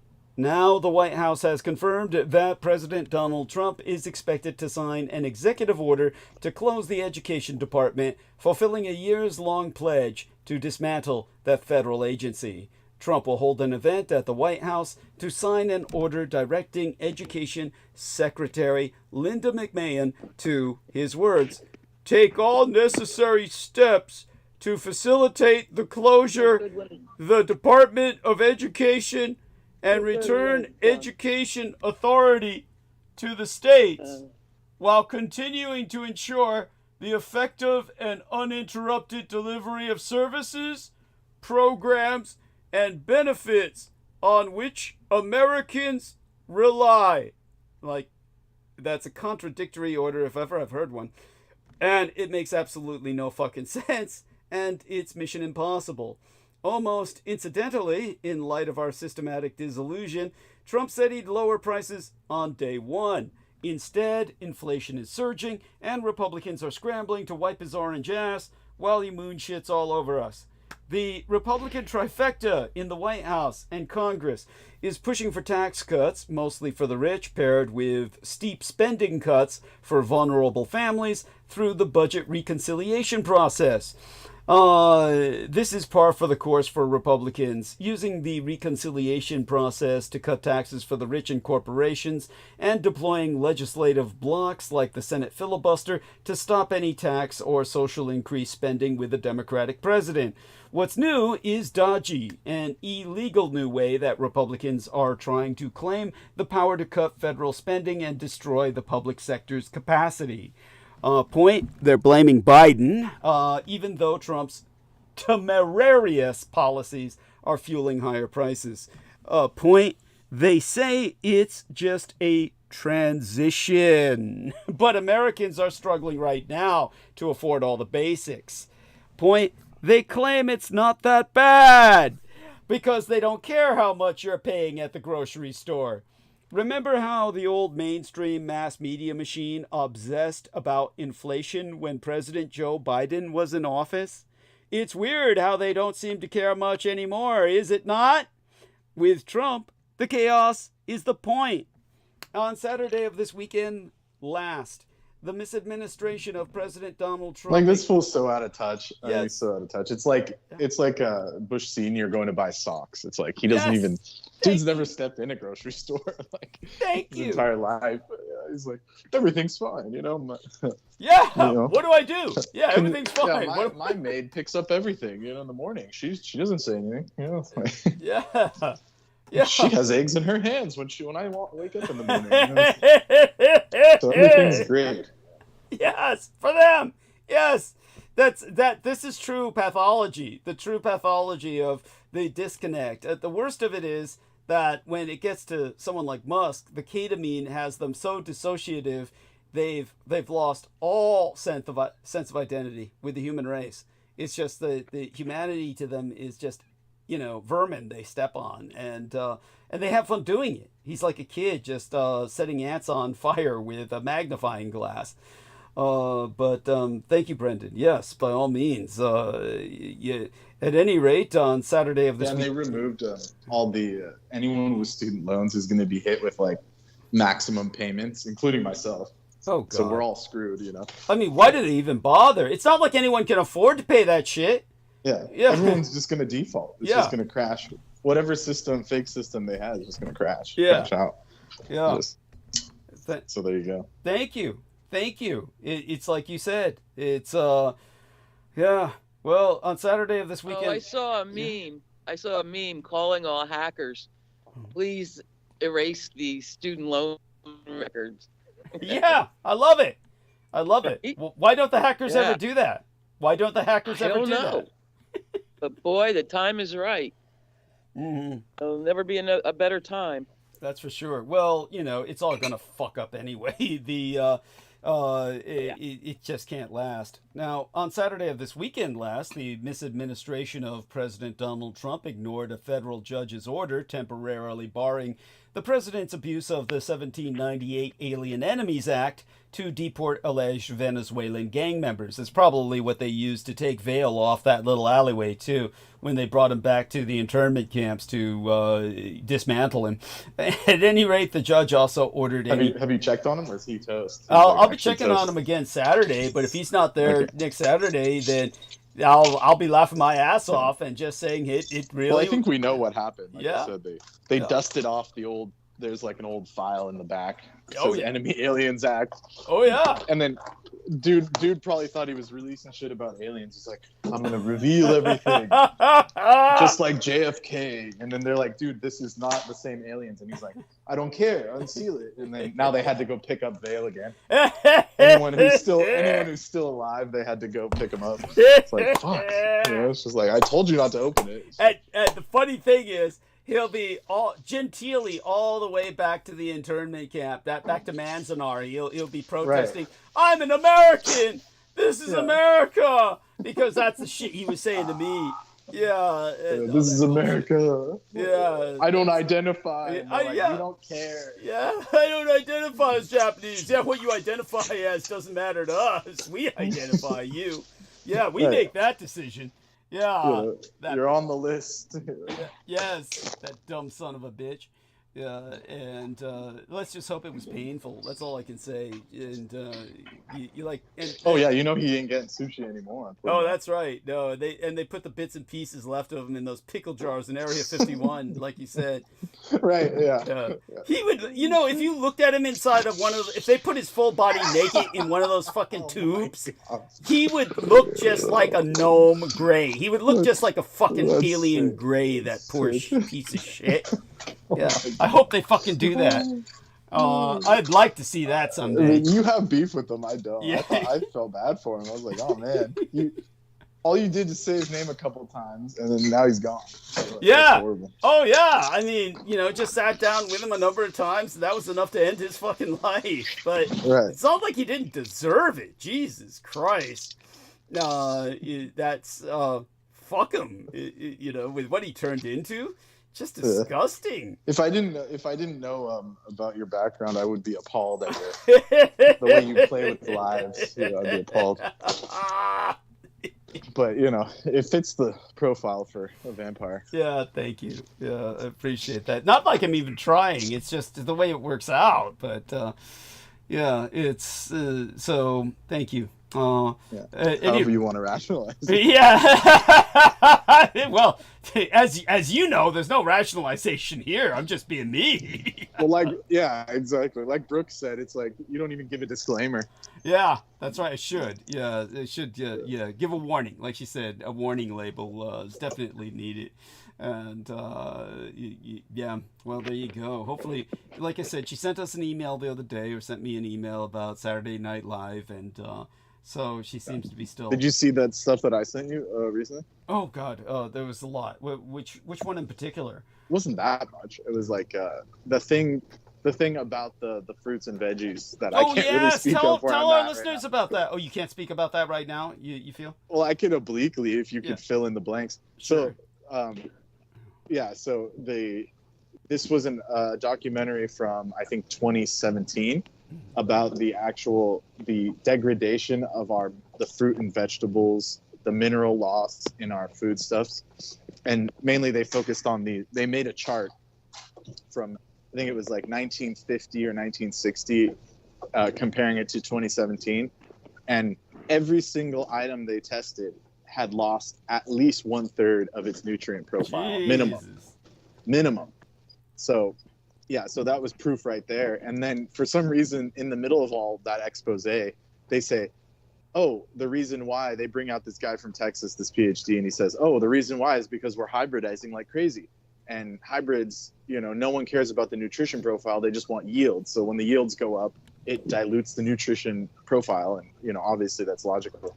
But then they do this random skip in the middle of the documentary and they say, this is the world's largest research laboratory. And it's in Israel. Oh, man. And they're the ones making all of these hybridized fruits and vegetables. And they have patent rights to all of European agriculture, especially in the East.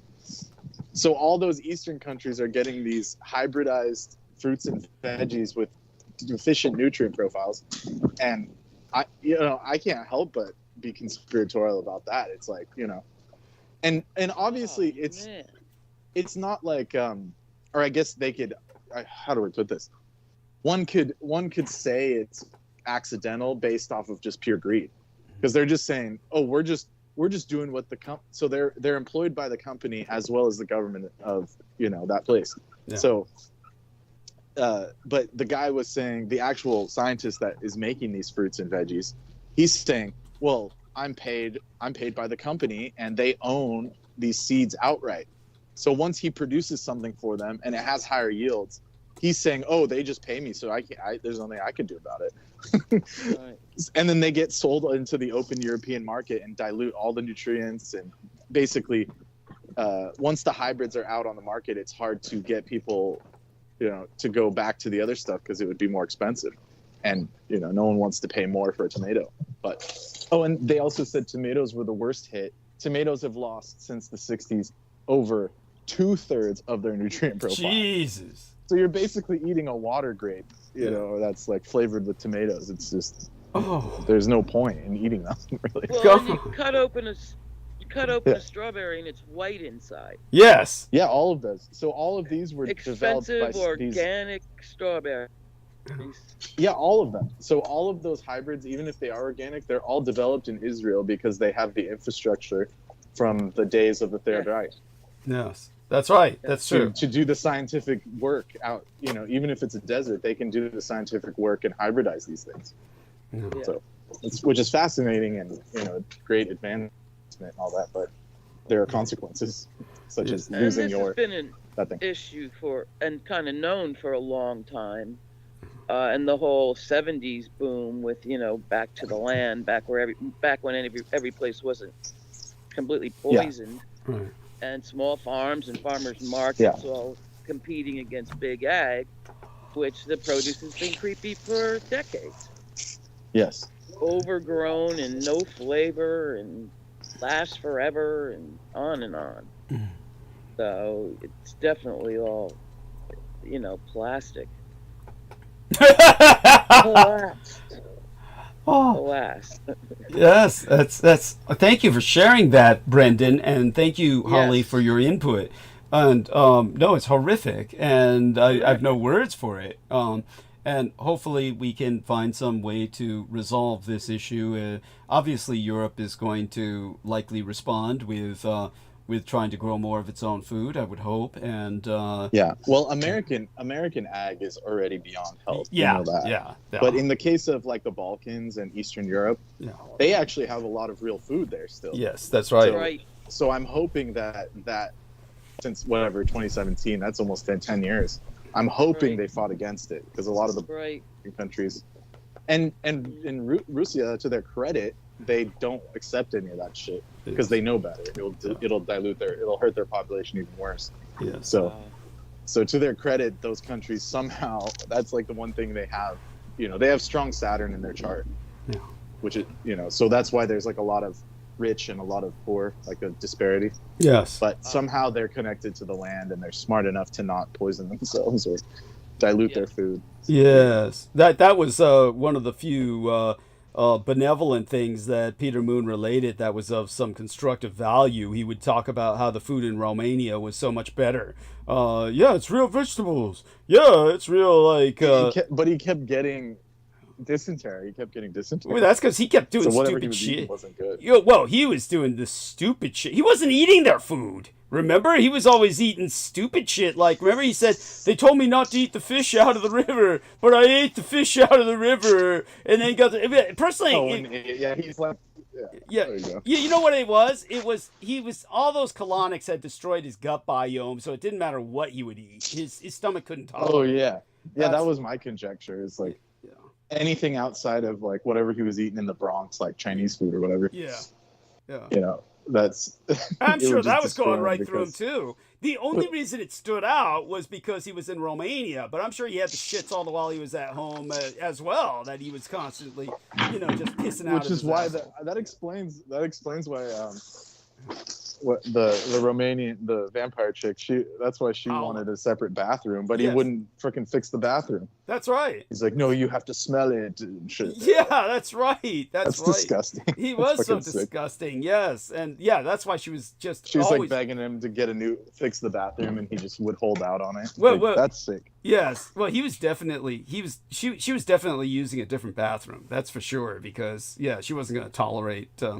Anyhow, who would tolerate him? Nobody. Yes, he's so disgusting.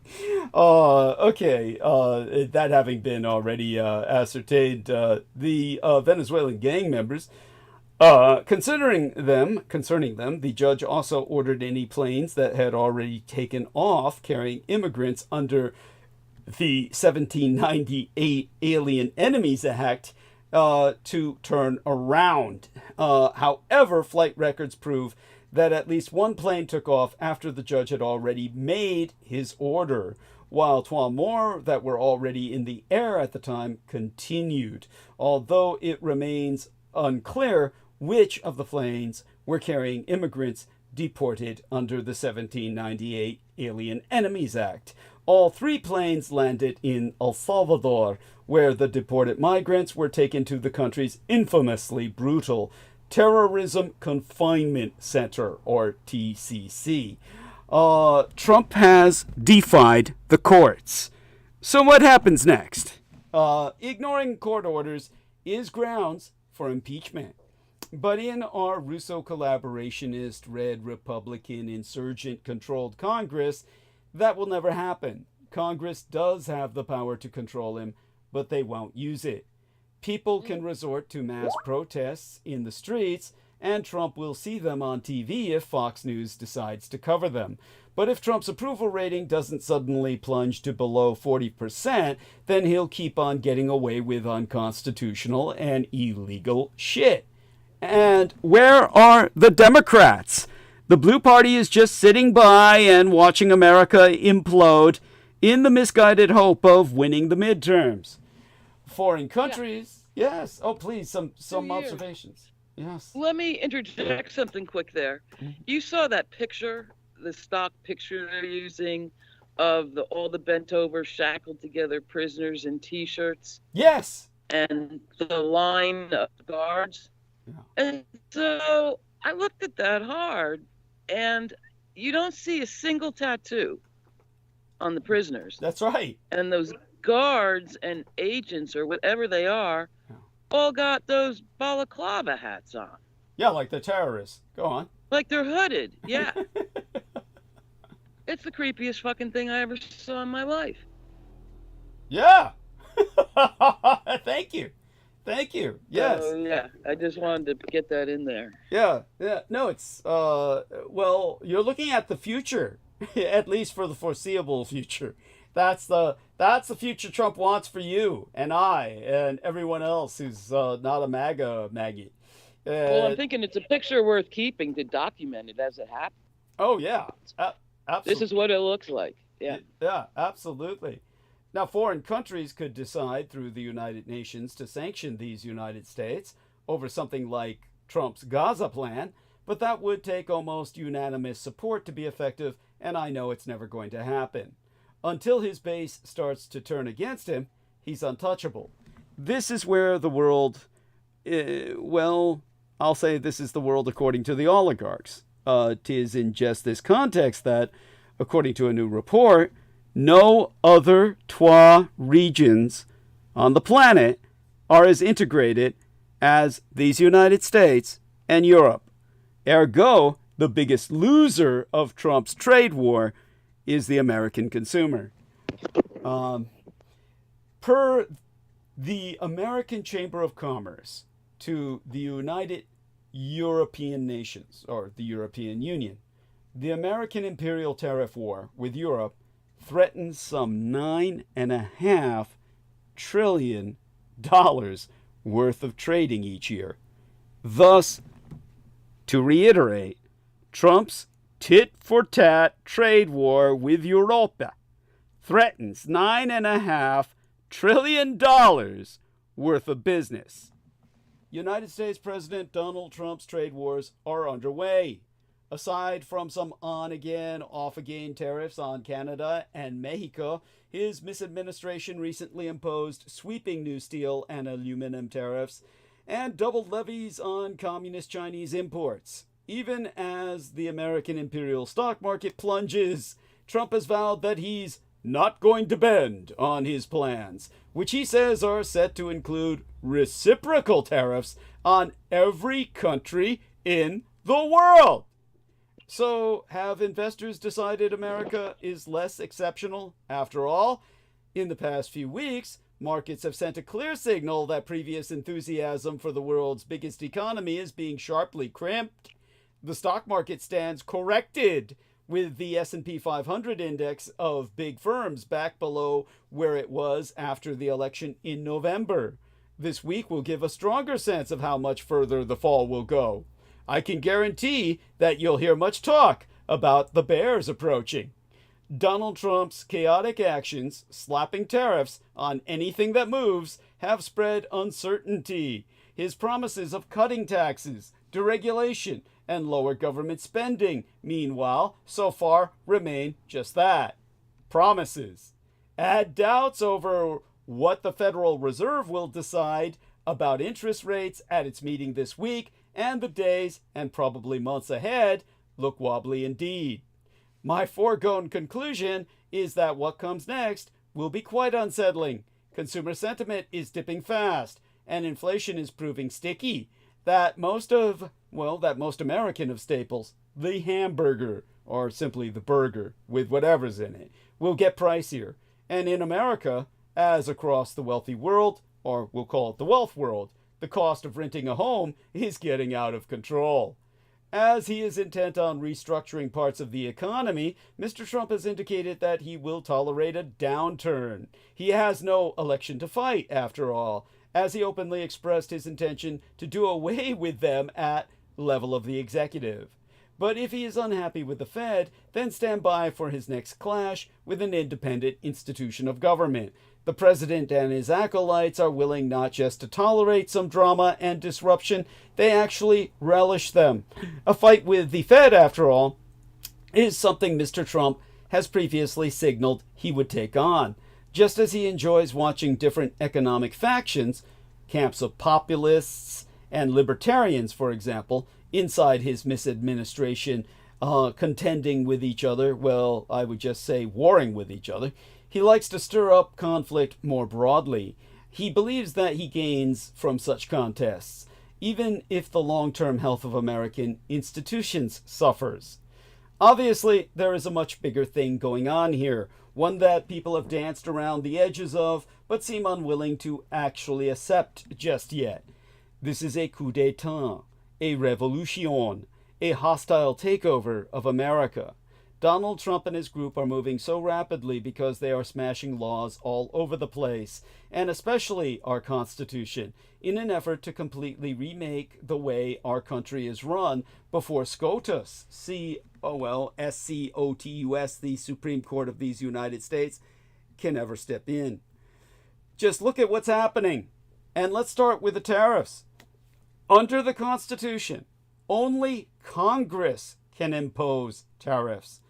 Our taxes, not the president.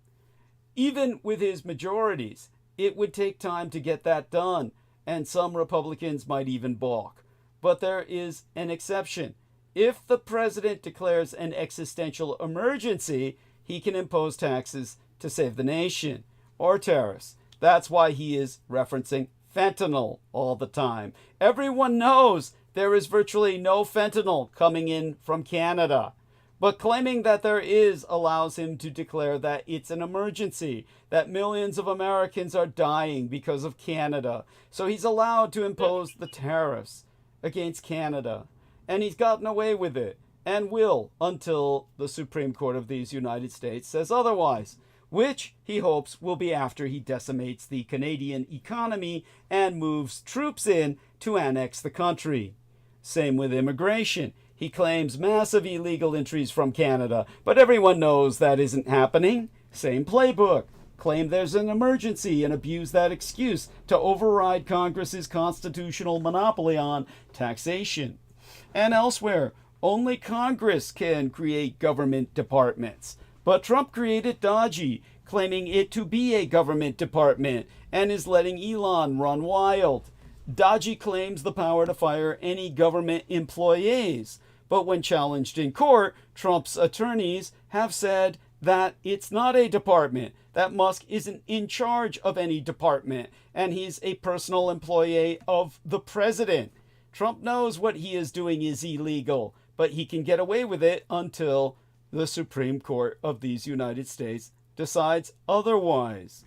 Note, after Trump stated in his Fat Tuesday speech during the Mardi Gras week earlier this month that DOGE is a department and that Musk heads it up, the attorneys challenging DOGE have already, by that point, filed an update to their brief, quoting Trump's own words back at him.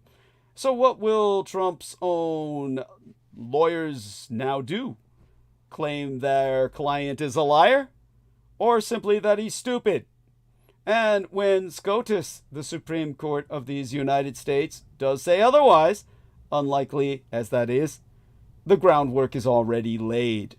J.D. Vance has stated that it would be unconstitutional for judges to uphold the law against the wishes of the president. Trump himself has declared that he who serves the nation breaks no laws. And then there's Andrew Jackson, whose portrait hangs above the Oval Office desk. Why? Because Andrew Jackson ran roughshod over all the laws, and when told to stop by the courts, said, "Oh yeah? Come and fucking make me." And sadly, there's nothing the courts could do, because the president is commander-in-chief. It was all there in Project 2025. More people should have read it. Yeah, it's 900 pages, but you didn't have to read more than a couple of hundred to get the idea. It is a blueprint for the takeover of the U.S. government by illegal means, at lightning speed, in the full knowledge and assurance that the coup d'etat can be completed before the courts have any chance to stop it.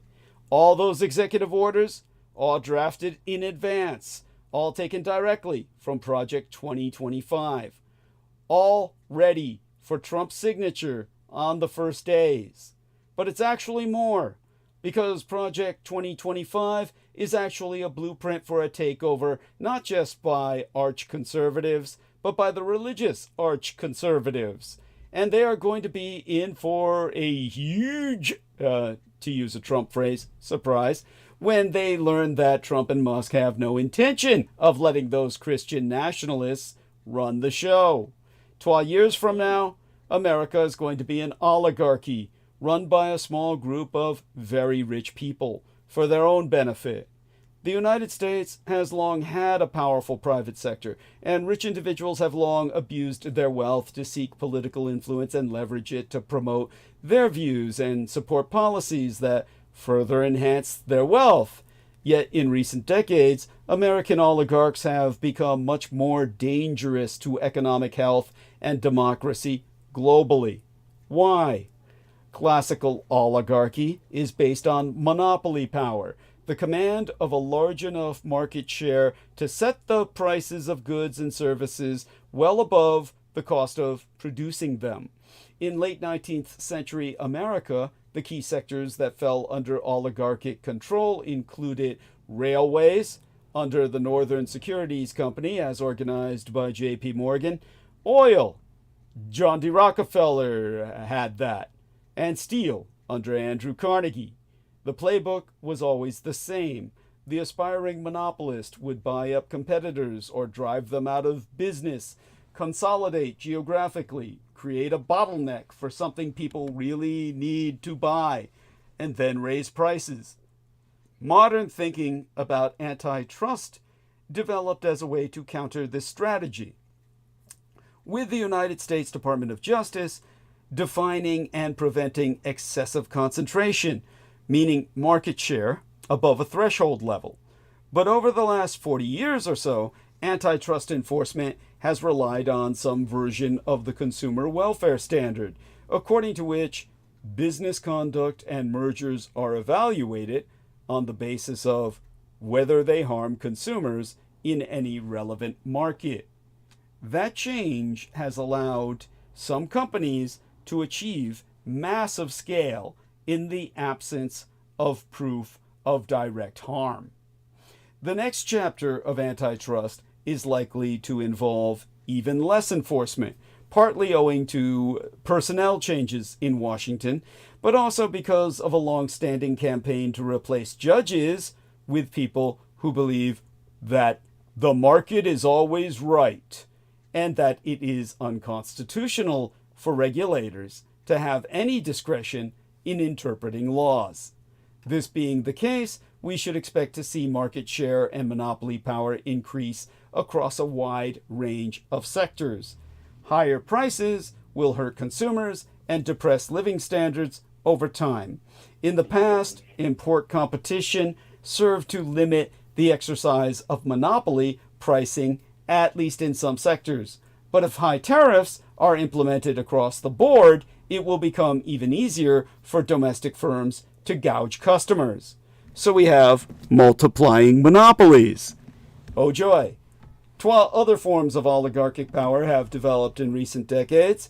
The first is in the financial sector, where leading banks and some other investment firms have become TBTF, too big to fail.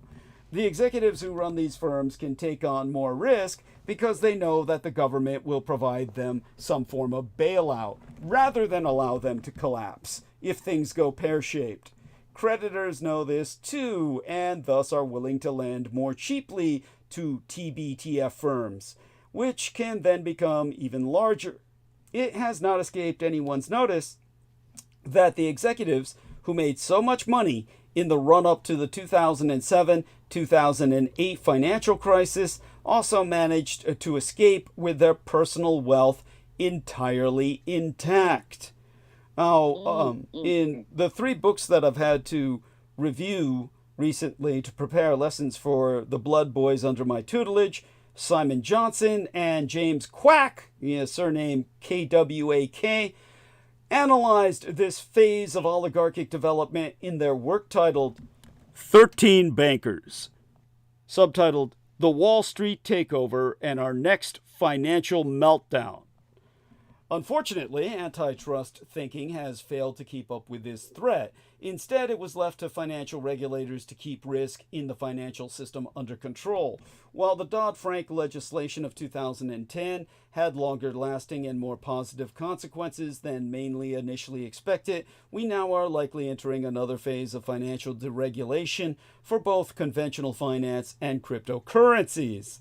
The new leadership at the Securities and Exchange Commission and other bodies has indicated that all caution will be thrown to the wind. For these people, too, the market can do no wrong.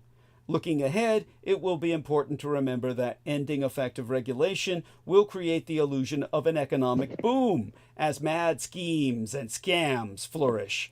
But such crazed surges, they always end in busts of some kind, with job losses, major fiscal costs, higher governmental debt, and impoverishment for the many.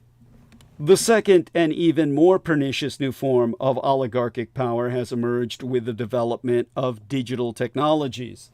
These have proved particularly suitable to the creation of platforms that users have a hard time switching away from. Giving people free services has proved to be an effective way to get them hooked. And once they are hooked, you can sell digital ads tailored to their interests and emotions.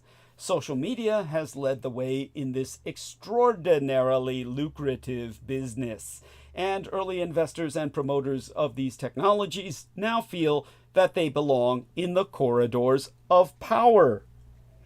The arrival of generative artificial intelligence creates new ways for these already powerful people to enhance their wealth, particularly if they can persuade the government not to apply any of its antitrust or regulatory powers. This is highly consequential because the power to shape technology is the power to shape society. As Simon Johnson and Darren Acemoglu, obviously a Romanian, explain in their book titled Power and Progress, subtitled Our Thousand-Year Struggle Over Prosperity and Technology. New technologies can potentially create a lot of jobs involving new tasks that require expertise, but there is no natural law that says this will happen. In fact, there are important instances in economic history when technology changed a great deal, but relatively few people experienced any increase in their real inflation-adjusted wages. For example, over the past 40 years, we have transformed how we use technology to organize work, creating large gains for people with significant wealth. Stock prices have risen a lot. A higher level of education, if they don't have wealth, or both. But as they are documenting through MIT's Shaping the Future of Work initiative, people with only a modest amount of education have suffered either a decline in real incomes, a loss of income earning opportunities, or both. So it's their world now. Oh, no, not the poor people without the skills or the education, but the wealthy people with both. Imagine that you are a postmodern American oligarch, deeply involved in the development of AI. What is it that you want from the government at this moment? Well, first, you would like the executive and legislative branches to stay entirely out of your way as you develop your product. Irrespective of who may be harmed or how AI could affect jobs, you want the government just to leave you alone. This is the current scenario in Washington. Second, you would like the U.S. government to do what it can to prevent other countries from developing cutting-edge AI. That can be achieved by convincing policymakers that allowing other countries to access the latest computer chips poses a threat to national security. Again, this is already happening and is likely to continue. Third, you want something to be done about the remaining potential threats from domestic competition, namely from companies that could yet emerge.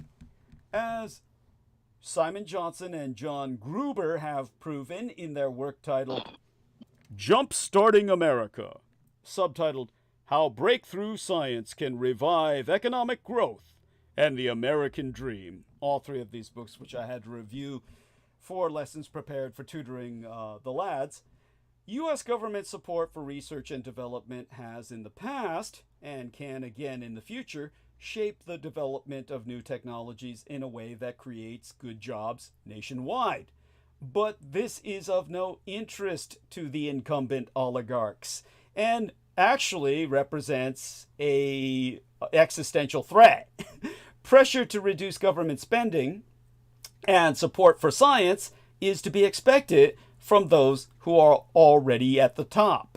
What really matters in a democracy is citizens' ability to make sense of what is going on, preferably through informed debate. But if oligarchs can control the means of communication, as they do now, it becomes possible to shape public preferences for one's own purposes, or at least to confuse people, which may be just as effective, if not more so. Hence the message that has come to dominate the mainstream mass media machine, the market, and the culture, or anti-culture, is that the techno-titans are building wonderful, world-changing products. Self-driving cars, smart assistants, life extension, autonomous drones. Such innovation will bring far-reaching changes, to be sure, but who will benefit from a technological wave unleashed by oligarchs acting with carte blanche? Who's going to get all the good jobs? Who will be able to buy a home or afford their weekly groceries? In the name of progress, America's oligarchs are inventing a future that fits their vision and boosts their prestige, income, and wealth. You well, you might get lucky and find a way to rise alongside them. But it is far, far more likely that you, your children, and your grandchildren will struggle greatly. When economic and political power become highly concentrated, when the world's second wealthiest man after Putin is given an office at the White House, almost all the benefits inevitably become highly concentrated as well. Americans should pay attention to the way Canadians, Mexicanos, Europeans, and others are fighting back. Because if Americans don't fight back too, there will be no America left. Just a large mega corporation disguised as a country, run by the largest shareholders. And yet, paradoxically, as I detailed throughout last week, President Trump's ongoing trade wars have dented the confidence of at least one block of constituents, CEOs, who are increasingly worried about the economy, which Donald Trump, under pressure from Putin, is deliberately sabotaging. While some industries may ultimately gain from tariffs, the short-term disruption is difficult to navigate. The American business journalist at Fortune magazine named Sean Tully has taken a closer look at the impact that trade wars will have on our American imperial economy. First, he has examined President Trump's focus on the trade deficit and spraketh with several noted economists, such as Stanford's John Cochrane, who argues that it's not clear why a trade deficit's a problem in the first place, because nations are reinvesting the dollars we send them right back into these United States. Second, Tully has pointed to some fundamental truths about tariffs. They are a tax borne mainly by American imperial consumers. They are likely to hurt growth and increase unemployment.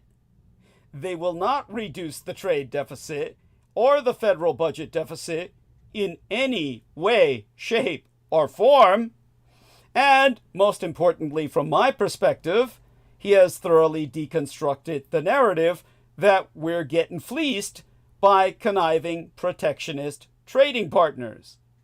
AmCham, a decades-old group whose more than 150 members include Amazon.bomb, which trades as AMZN, McDonald's, which trades at MCD, and Verizon, which trades as VZ, has proven that a record $2 trillion worth of goods and services were traded between Europe and these United States last year. The U.S. also recorded $4 trillion in affiliate sales in Europe, while European businesses in these United States made $3.5 trillion in affiliate sales abroad. According to the group's annual Transatlantic Economy Report, no other Twa regions in the world are as integrated as these United States and Europe. However, that relationship will be upended throughout 2025 as President Donald Trump seeks to push businesses to shift production back to these United States and close trade deficits with other nations. The Trump misadministration recently enacted 25% tariffs on all foreign steel and aluminum, prompting pushback from the European Union, which proposed higher tariffs on American whiskey and other products. Trump then threatened to spike the U.S. tariffs on European spirits to 200% unless that tariff was nixed. The United Kingdom exported about $151 billion worth of aluminum and steel to these United States last year, according to the Global Trade Alert, which I'm looking up right now. Prime Minister Keith Starmer said he will keep all options on the table to respond to the tariffs. In a statement, the AmCham EU CEO Malte Lohan said, "For companies on both sides, the transatlantic economy is more than just a source of profit. It is a common geoeconomic base that gives them an edge in a fiercely competitive world. Rather than engaging in a tit-for-tat that only hurts the Twa economies, they should come to the negotiating table to work out what a positive deal for the transatlantic economy looks like. The numbers show that it is in both sides' interests. In late February, Trump said he was planning to issue 25% tariffs on goods imported from the EU very soon, although an announcement has not yet been made, I think. Last time I checked. Trump claiming that the EU was designed to screw the United States. Drafts of reciprocal tariffs designed to match foreign tariffs and non-tariff barriers on goods exported from these United States are set to land on Trump's desk on April 2nd. Those duties are expected to hit every nation the American empire does business with, including European countries. But the United States and European Union have marginal differences in tariff rates, with notable exceptions including EU duties on cars, food, and beverages. The US also has higher levies on SUVs, light trucks, and apparel. AmCham EU noted that the United States is Europe's most important supplier of crude and oil and liquefied natural gas, accounting for 48% of LNG, or liquid natural gas, last year, as well as its second largest supplier of coal. In December, Trump had threatened to slap the EU with tariffs unless they purchased more American imperial oil and gas. In facing this moment of crisis, Europe is rewriting its economic playbook.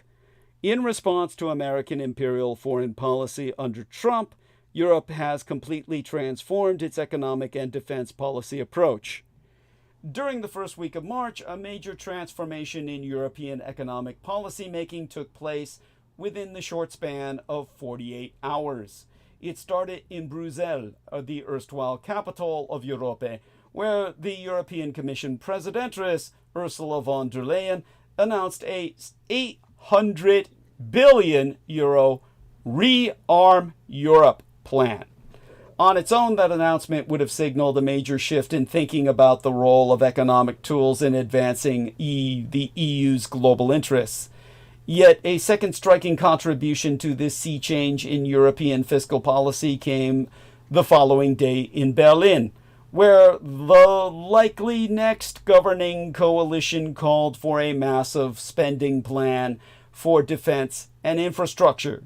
Both plans might still be approved by EU member states and the United Germany's parliament, or they must be approved before anything can be done, respectively, between the EU member states and, of course, as the largest heart of Europe, the United Germany's parliament, with the latter looking likely to pass it. Well, it probably already has. I think it did fucking yesterday. But if they are passing it, they will usher in an entirely new era for European defense and economic policy, all of which inevitably brings me back to my forte of IR, or international relations. It est diplomatic in disambiguation from economic affairs. How different is the idea of the West from the idea of a transatlantic relationship? You see, many Western countries, meaning liberal capitalist democracies where respect for law and institutions is supposed to be paramount, exist nowhere near the Atlantic. Australia, New Zealand, South Korea, and the Empire of Japan are all broadly in the Western camp. What's potentially shifting now, as Mr. Trump shows his clear affection for authoritarians, such as Vladimir Putin, is that America as we know it must never again be trusted by the rest of the West. How might this play out? 5 English-speaking democracies, America, Australia, Great Britain, Canada, and New Zealand, have long shared intelligence among themselves. This has gone on for decades, allowing Western allies enormous advantages over their rivals. But with Mr. Trump's misadministration threatening to exclude Canada from that network and bullying other allies, I can only predict that a seismic severance will happen to this long-standing alliance of spooks. That's the Five Eyes? Yes, ma'am. That's correct. Very good. Now, as the first half 100 days of U.S. President Donald Trump's second term were dominated by tariffs and bringing back a level of protectionism that the country has not seen since the 1940s, then the second half 100 days will be another throwback, or bring us another throwback: nuclear proliferation. It might seem as though a warmer relationship between these United States and Russia could reduce the risk of nuclear war. In fact, the opposite is true. The fact that only 9 countries have nuclear weapons today is the product of 8 decades of security guarantees that the United States extends to much of the world. With that so-called nuclear umbrella gone, we are on the principle of a global turn toward nuclear instability, in which many countries will be newly incentivized to build their own arsenals. First up to bat, Die Neue Deutschland, the new United Germany. The incoming government is already preparing a fundamental readjustment of its defense posture, myself advising that it should include an ambitious nuclear policy rethink. The first requirement being a shared vision of a realistic political arrangement for Europeanizing extended deterrence and nuclear sharing.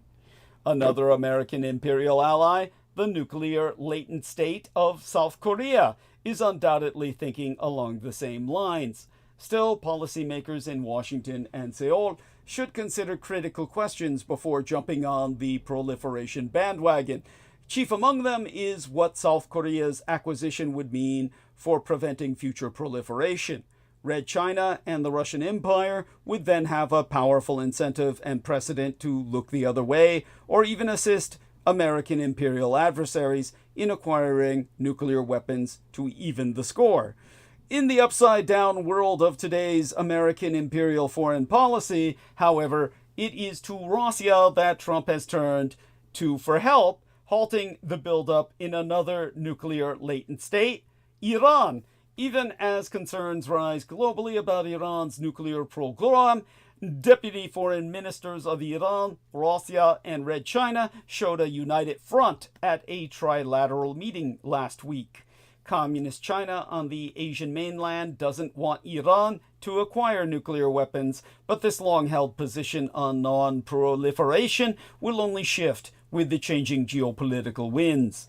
For now, the 3 countries' coordination is a reminder for Trump that the United States is confronting an ever more tightly linked group of authoritarian states. Thus, 2025 will sound the death knell of the nuclear non-proliferation regime. Finally, I can no longer evade expositing upon the fact that the battle for the bros is conditional our inheritocracy. The fact that for many... Before you move on too far, I had an interjection about Iran. So according to the Babylonian reckoning, the next eclipse is going to be, focused in the direction of Elam, ancient Elam, which is the direction of Iran and Russia. So expect that to be a factor after the end of the month. Potential factor, as per the Babylonian. And what kind of developments do you personally kind of imagine coming out of that? It's there's a lot of different omens, but and this is by the Babylonian system, which I don't use, so I can't analyze it too much. But okay. Potential changes in war states of warfare, potential unknown things coming in, because eclipses, according to the Babylonians, were considered very negative events where things could portal in, things could change quickly. So they're very unpredictable. Mm-hmm. So, I'm just saying, keep that in mind. Thank you. The What's that? congregation What's that, Holly? Congregational what?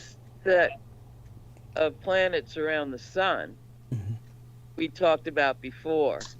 I have a harsher term for it, but you know what I mean, Brendan. And so it's interesting. It'll be the moon kind of affecting all of them. Yeah. Because they're so ganged up. Yeah, all these planets or grahas are going into the Piscean zone. So, Ganged up. Yeah. So we've already experienced the first half of it, and and these things take time to manifest because eclipses can, like I said, portal in things, change energies, make a lot of adjustments. So there you go. All right. Thank you. Be prepared for the end of the month into April. That's all I'm saying. Yeah, it sounds like it's good. And this talk reminds me, Douglas, of your horrifying monologues on, especially after the Ides of March, everything bad happens in April. Yes, you remember. Oh, those are good. Oh, I don't remember that assessment. When was this? Oh, it was Brooke Gibson remembered it because her life was. I never forgot. Yeah, her life was destroyed in April, so I went deep into that fact. Yeah. Just Not mine. Yeah. No, Brooks. Everything Brooke happens Gibson. in April. Yeah, I think maybe that effect can be just exacerbated by the fact that it's sidereally, that's the new year. April 15th is when Sun goes into Aries, the first degree. So it's just a reset. It's just the next, it's time moving forward. The Time Lords gather and then move forward. And that's why it seems probably a lot goes on in that time. Another trip around the sun.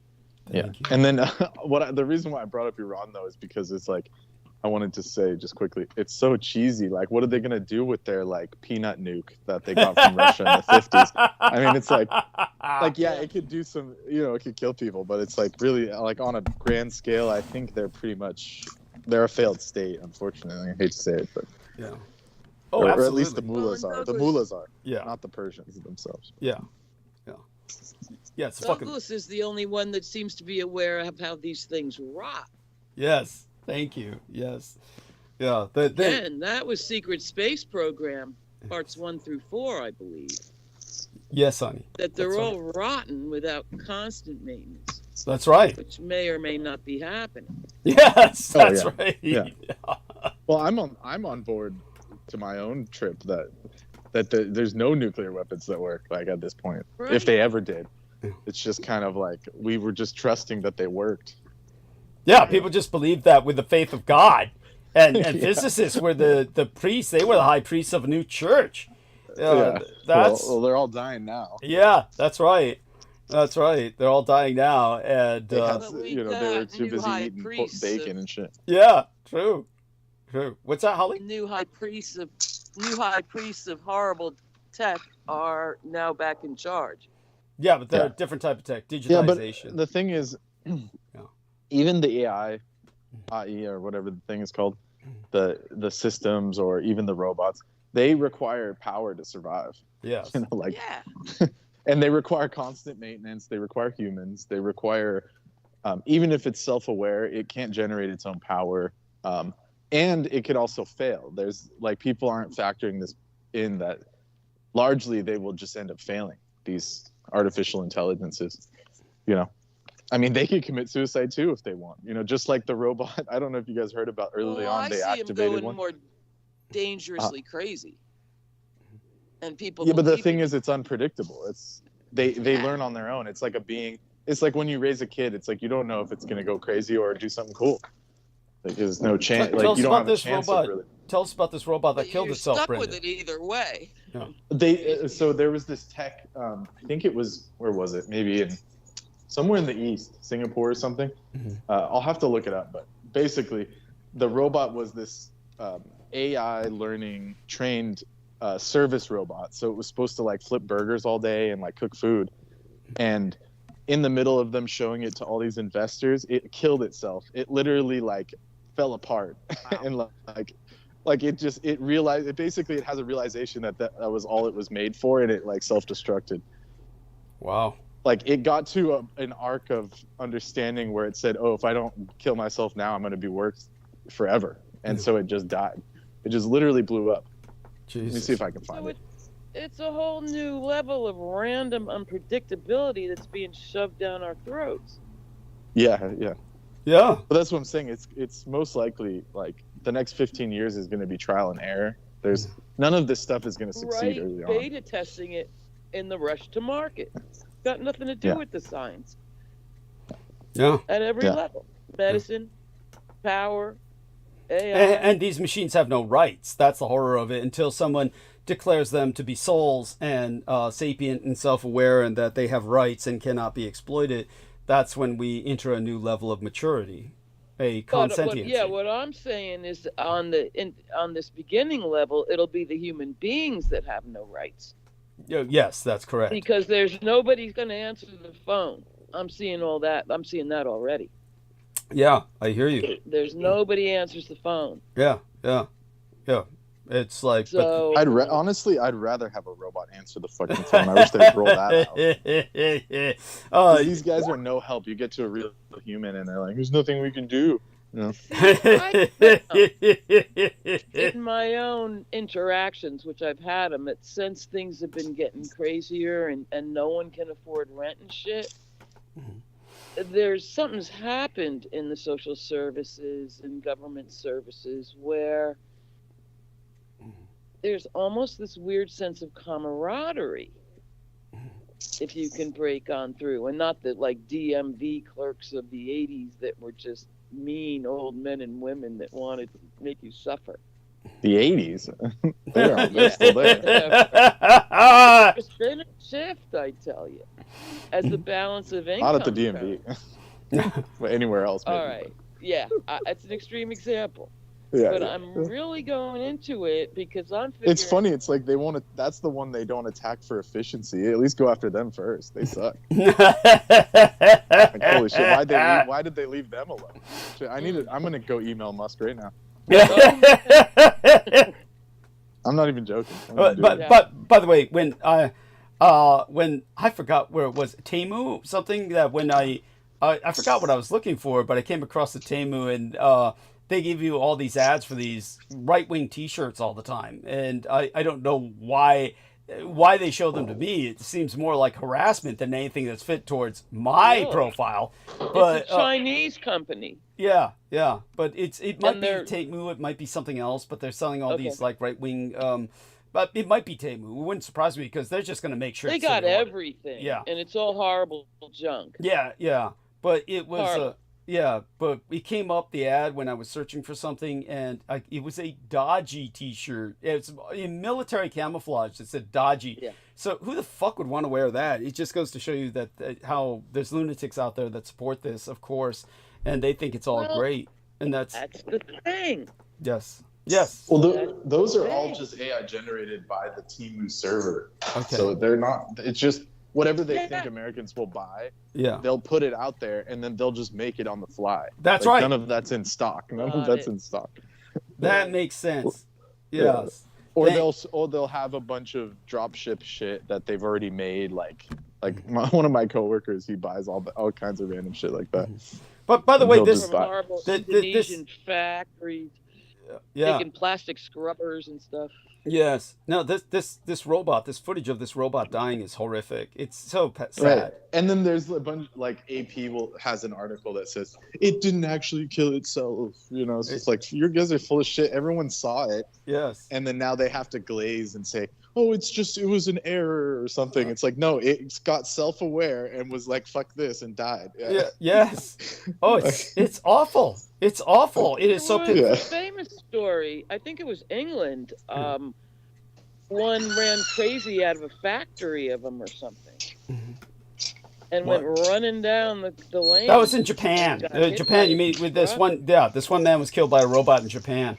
That's or the robot got killed, I thought. No, well, maybe that was England. Yeah, in England, the robot got killed. In Japan, the robot killed. No, in England, they just watch it. It'll be like, oh my. Yeah, well, I think he got hit by. Like Doug, you've talked about it when people were getting beheaded. They just sit there watching. Yeah, that was. That's how they are. I'm sorry, Yeah, joking. yeah. No, it's They'd serious. be like, "Oh my." Yeah. Oh, They- and then they just walk away. Yeah, yeah. Oh man, they don't. It's worthless. Don't like count them on- even stopping and gasping was like too much for that was like a lot for a Brit. It was outrageous in England. Because in when- public they don't Yeah. even they won't even acknowledge you. Like they're totally all like. Yeah. I don't know how to explain it. It's like everyone's mind's their own. No one will you can't really talk to people in public unless you have a reason or something. Yeah, yeah. Just, Which I like. I prefer that personally. it's yeah, I hear you, but it doesn't pay off when you're getting beheaded Murdered, by yeah. some lunatic black man with a Muslim complex, and Yeah. Oh yeah, yeah. they'll just walk right by you. They'll step over your body and shit. Or Like, worse yet, that's unfortunate. yeah, or worse yet, like what happened to that guy. They all just stand and watch. They all just stood and Oh, yeah. watched. Yeah. Yeah. There So you how go. did the robot kill him? In where? Japan or England? Yeah, the Japan one. I never heard of that one. I'd They have chased to him look. down the street. No, never mind, Oh, never I mind. have to look it up. Yeah. No, it was an assembly line. It was an assembly line. Oh, No, what okay. happened was this.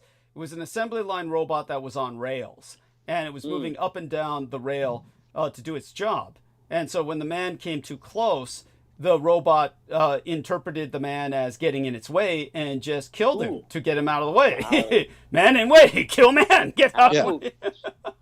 I don't blame him. That's pretty logical. Yeah, God, yeah. There you go. they're not your friend. Yeah. I mean, who would want something like that in their house? Well, they're gonna have the Tesla robots starting this month. You could rent them, and they can take care of your children, quote Help unquote. me. Who Oh, would want that? yes, who would want that? That's Someone that has $4,000 a month to rent it. Yeah. So, yeah. Yeah, There so you so go. they'd be wealthy and stupid. But Yeah. there's plenty of wealthy, stupid people. Yeah, And you know. has 14 kids? Yeah. You need a robot. nanny. Well, if you're Musk, yeah, you'd have 14, 19 kids, right? All these stupid multi-billionaires saying you've got to sperminate. Talk about being detached from reality. No shit. No. Robots raise his kids because the wives always get over it pretty quick. Oh, fuck Sooner or yeah. later. Oh, fuck yeah. No. well, Grimes definitely doesn't do anything. She's out there walking around. The kids, he's Oh, dangling yeah. the kid in front of cameras, and she's just like Yeah. in her own ketamine world, Yeah. like tripping out. Mm-hmm. Yeah. Yeah. And then she like Music chimes in career sometimes. back. Yeah. Trying to get her music. She career can't. back. That's not music. I'm not trying Like I can't believe. Like I didn't know who she was. I was like, who is this? And then I had actually seen some of her stuff in like when I went to these festivals and these electronic shows where it was like featuring Grimes, and I saw her, and I just like it was so lame. I probably went to a different show because like, at these festivals you could heard like her music. you could like pick different acts. I literally walked away. I was just like like I don't even remember that she existed. Honestly. And then my friend was like, "Oh yeah, here's the song," and we were there, and I was like, "Oh wow, that's crazy." Yeah. Well, she was on the cover of Vogue. She made that, and Well, she must be. it was yeah. an article. Anyways, she has an in. read. She has an in somewhere. It was an article I actually read, and she was all like, "Oh my God, yeah, I have no more friends." No shit. Since I got with it. Imagine hanging out with a freaking robotic Satanist. It's like, fucking, you can't deal with all those my people. friends are just disgusted with me, and she's in, and it talks about in the article. Well, they she's should in be. This sprawling mansion with the two kids upstairs and with the nanny, and she's down doing interviews. Of course. Saying how And rough her so- life is. How rough her life is without her Mhm. friends. Well, Poor guy. and at Yeah, least poor how guy. weird, and and you could just hear through it how fucking lonely. It's look. And it I made do me not think feel of sorry that. for that cunt. Yeah, okay? it's Yeah, self-imposed. It's so- They're yeah. Hey, privileged she beyond. made bad decisions. And she Honey, knows it, I she's think. got all the money in the world she'll ever fucking need. Just if she Yeah. divorces that guy, she'll be on a stipend the rest of her life. That's It's like, Oh, she was I don't already a know. millionaire. She was Yeah. already a millionaire. oh, there you go. Yeah. 'Cause of her- Even whatever, not even music. including her family, whoever they are, Yeah, because of the Yeah. music. yeah. So She was like a club thing. Yeah, she was like So, playing, getting played in every club or something. A ketamine. Yeah. So But what was that? Oh, I lost it. I forget. Damn it. Go ahead. Okay, well, I'll go ahead by continuing with my train of thought that finally I can know. It's been spectacular, actual, factual, every word of it. Thank you. You're blazing. Oh, blazing. Thank you. I appreciate that, honey. I got to say, support.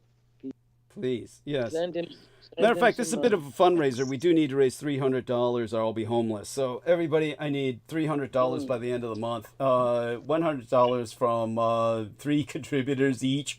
Let's get that going this month, everybody. Before the end of the month, I'll need it before April 1st, April Fool's Day, so that I can avoid homelessness. Got to pay that rent. So, okay. Yeah. And on a side note, I'm taking a poll. If anyone wants Dietrich merchandise, just let me know in the comments. Cool. Interesting. And we'll see how it goes from there. I just want to see the response if anyone's interested. Yeah. I have a chapstick still.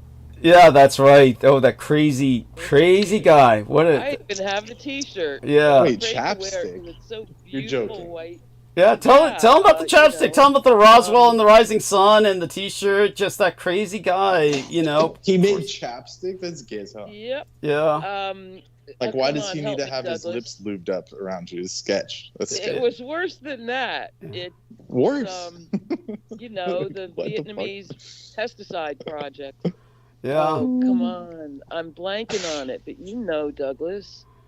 I'm sure I do, but it's in the back of my mind. I'm certain that I've composited it for the sake of my sanity. You will. Oh, it's Right. What's it called? It's numbers and oh shit. It's funny as fuck. I treasure it. I'll when I get home I will totally text in. Okay, good. Do the board. Yeah. Yeah. With a yeah. Who was that woman bothering you? Who was that woman bothering you earlier tonight? A homeless lady emptying out her car. Oh, Jesus. And she's approaching you. She's approaching you like you were the loiterer. Jesus Christ. Yeah, that's the California homeless. What are you doing here? This is my spot. Yeah. I can pass. No problem. You can Even eat that? I and it's can't like a smile half-eaten because sandwich. I still have teeth. Yeah, Jesus. But otherwise, Christ. I can pass just fine. That's awful. I feel like Yeah. and so that explains I it. want people to know I'll never be one of your happy, well-adjusted friends, I guess. I don't know if I have any happy, Definitely well-adjusted friends. Yeah. Yes. Let's. I'm sorry, you're glitching like hell, honey. Say that again. We couldn't hear a word you said the Sorry. last sentence. I unfortunately do have a few. Yes. Oh, okay. And Got it. Yeah, it's that's very bad. unpleasant. Oh, I'm sure it is. I'm sure it is. I want to hide under the couch. I don't blame you. Somebody like that, anybody who's happy in times like these, you're not aware. Yeah. Obviously. I don't trust anybody that's not deeply depressed. Yeah, that's yeah, I hear you. Now finally I can no longer evade expositing upon the fact that the battle for the bros is conditional our inheritocracy. The fact that for many the wealth you inherit is becoming far more significant than any income ye may earn, being the very crux of the left's battle for the bros, such as our governor in California now becoming the enemy, Gruesome Newsom elevating radicalized right-wing perverts as his company of choice. The young men are not okay. They're at elevated risk of addiction, unemployment, and suicide. In one survey, more than a quarter of men in their teens and 20s reported having no close friends. In his 2024 campaign, Donald Trump made sure to pander to this demographic. He invited the Nelk Boys, prank video influencers with their own brand of hard seltzer, to eat Chick-fil-A on his private plane. He sat in a Cybertruck with Adin Ross, a baby-faced, Russiist curious Twitch streamer, and tested the stereo. Ross asked, "Who's like your top 3 artists?" Trump replied, "Well, we love Frank Sinatra, right?" This may not sound like riveting content, but it worked shockingly well. In 2020, Trump lost the young male vote by a wide margin. In 2024, he won it comfortably, a swing of nearly 30 points. After the election, Democratic pundits floated the idea of cultivating a Joe Rogan of the left. Hence, we have Gavin Newsom going nuts. It's a notion that strikes me as intrinsically flawed. Exempli gratiae. Yeah. Hassan Piker, or Hassan Piker, a popular Twitch streamer and one of the few leftists. Yes, go on. Oh my God. Yes. Yeah, he's part. I mean, he's part of the those people from the Turkish Brotherhood. What are they called? Terrorists. No, the communists in Turkey. What are the? Fuck! I forgot. Yeah. They're like the Young Turks. He's the Young Turks. The Young Turks. So he's terrible. I mean, he's just not a good option. I hope you're not suggesting. Of course or not. You just no matter what Gavin Newsom does, no MAGA bro will ever vote for him. Of course not. That dumb son of a bitch. Oh yeah. So that's why it's so pathetic. Yes. And sickening. Dude's a multimillionaire. Why does he even want to do all this? I never understood that. Single-handedly turning California bright red. So help me God. Yeah. Oh, it's too late for him. I don't know why he doesn't just chill. But on a side note, I was just saying about the podcasting, especially the Joe Rogan style shit. I mean, that shit's dead. Like, no one wants to listen to that anymore. Thank you. Even Joe Rogan's so boring. He's like, I don't know if he's like getting demented, or something's wrong with him. But every time I see a clip of him now, he's like grunting. He's just like, yeah, oh yeah, yeah. Just agreeing with what people say, and it's like, I can't all he's doing is asking questions and then agreeing. I mean, how is he? There's no way he enjoys that, or anyone. But does he still have massive numbers? Yeah, well, that's why he feels like he has to keep doing it. But you could tell he doesn't care anymore. They got what they wanted. They're all rich as hell. He's got massive numbers. Yeah. But yeah, he just feels compelled or something. I don't know. Well, he gotta hand it to him. He's better off than Peter Moon. At least he's not talking about colonics and suggesting that to young girl guests. You would be surprised. Yeah. He'll talk about anything. Well, he's married, he's actually married, unlike Pete, so he didn't have to do that. Good point. So this dude he's in his own world outside of that show. But by the way, Nemo says the left. Who's he married to? Amanda Pete? Rogan. Who's Rogan? No, married? It's just Joe Rogan. I don't know. It's just probably just someone he met. She's not famous or anything. Oh, okay. It's just it's just some. That's what I'm saying. In that sense, he's normal. He's just he's just a normal married Joe. That's why he's so, that's why everyone loves him, because he's just an average Joe. Well, what destroyed his brain? It's all the steroids. He steroided himself. So his brain's rotting. And all the elk meat and shit that he eats, that's probably contaminated with worms. Yeah, it's all Go, what's that, Holly? Prion disease. Yes, that's what Prion disease. Yes, that's right. But I wish I was exaggerating, but I think he's on that level. Yeah. He might not have been expecting from the outset to ever attain the heights he has. Well, in popularity, for God's sake. I mean, he's simply a study in everything that can go wrong. Our friend Nemo says the leftist streamer DEATHDy is better than Hassan. Of course, she sounds like a bitch. She must be better. I'd prefer a cunt to some stupid idiot male any day. But all that being said, when it comes to the males, no, I'm not recommending Hassan Piker at all, but he is a popular Twitch streamer and one of the few leftists actively competing for the attention of the disaffected bro demographic. I don't care about this individual at all, but he was brought up by my son as, Piker hates Trump. He also positions himself in opposition. Yeah, so why is he so bad? Well, I'll get there. At any rate, Nemo says DEATHDy is a guy. Oh, no worry. No, I mean, it's a legitimate question.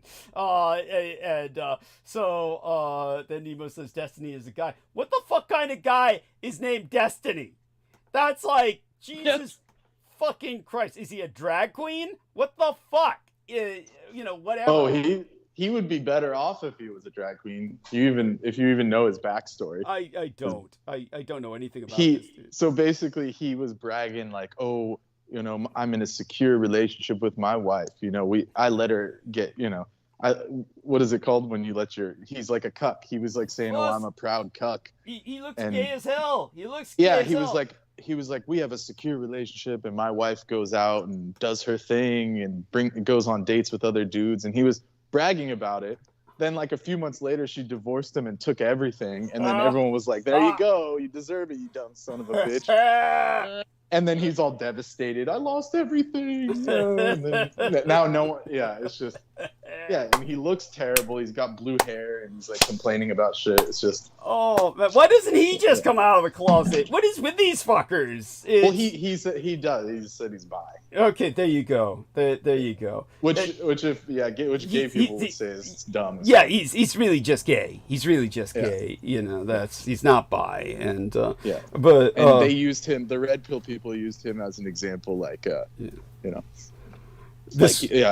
you're a cuck. You know, you'll lose everything. Yeah, we'll go broke. All that shit.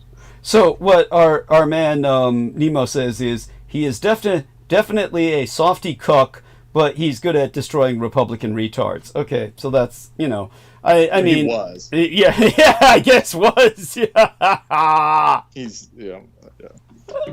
Oh, I couldn't listen to him myself. It's just awful. Oh, there you go. And he took on Peterson, and Peterson chewed him up. Oh, it was like two fake intellectuals trying to out intellectual each other. It was horrible. Oh God, that's the worst. It's like a cat fight. It's like watching girls scratch each other's eyes out and pull each other's hair. It was like that.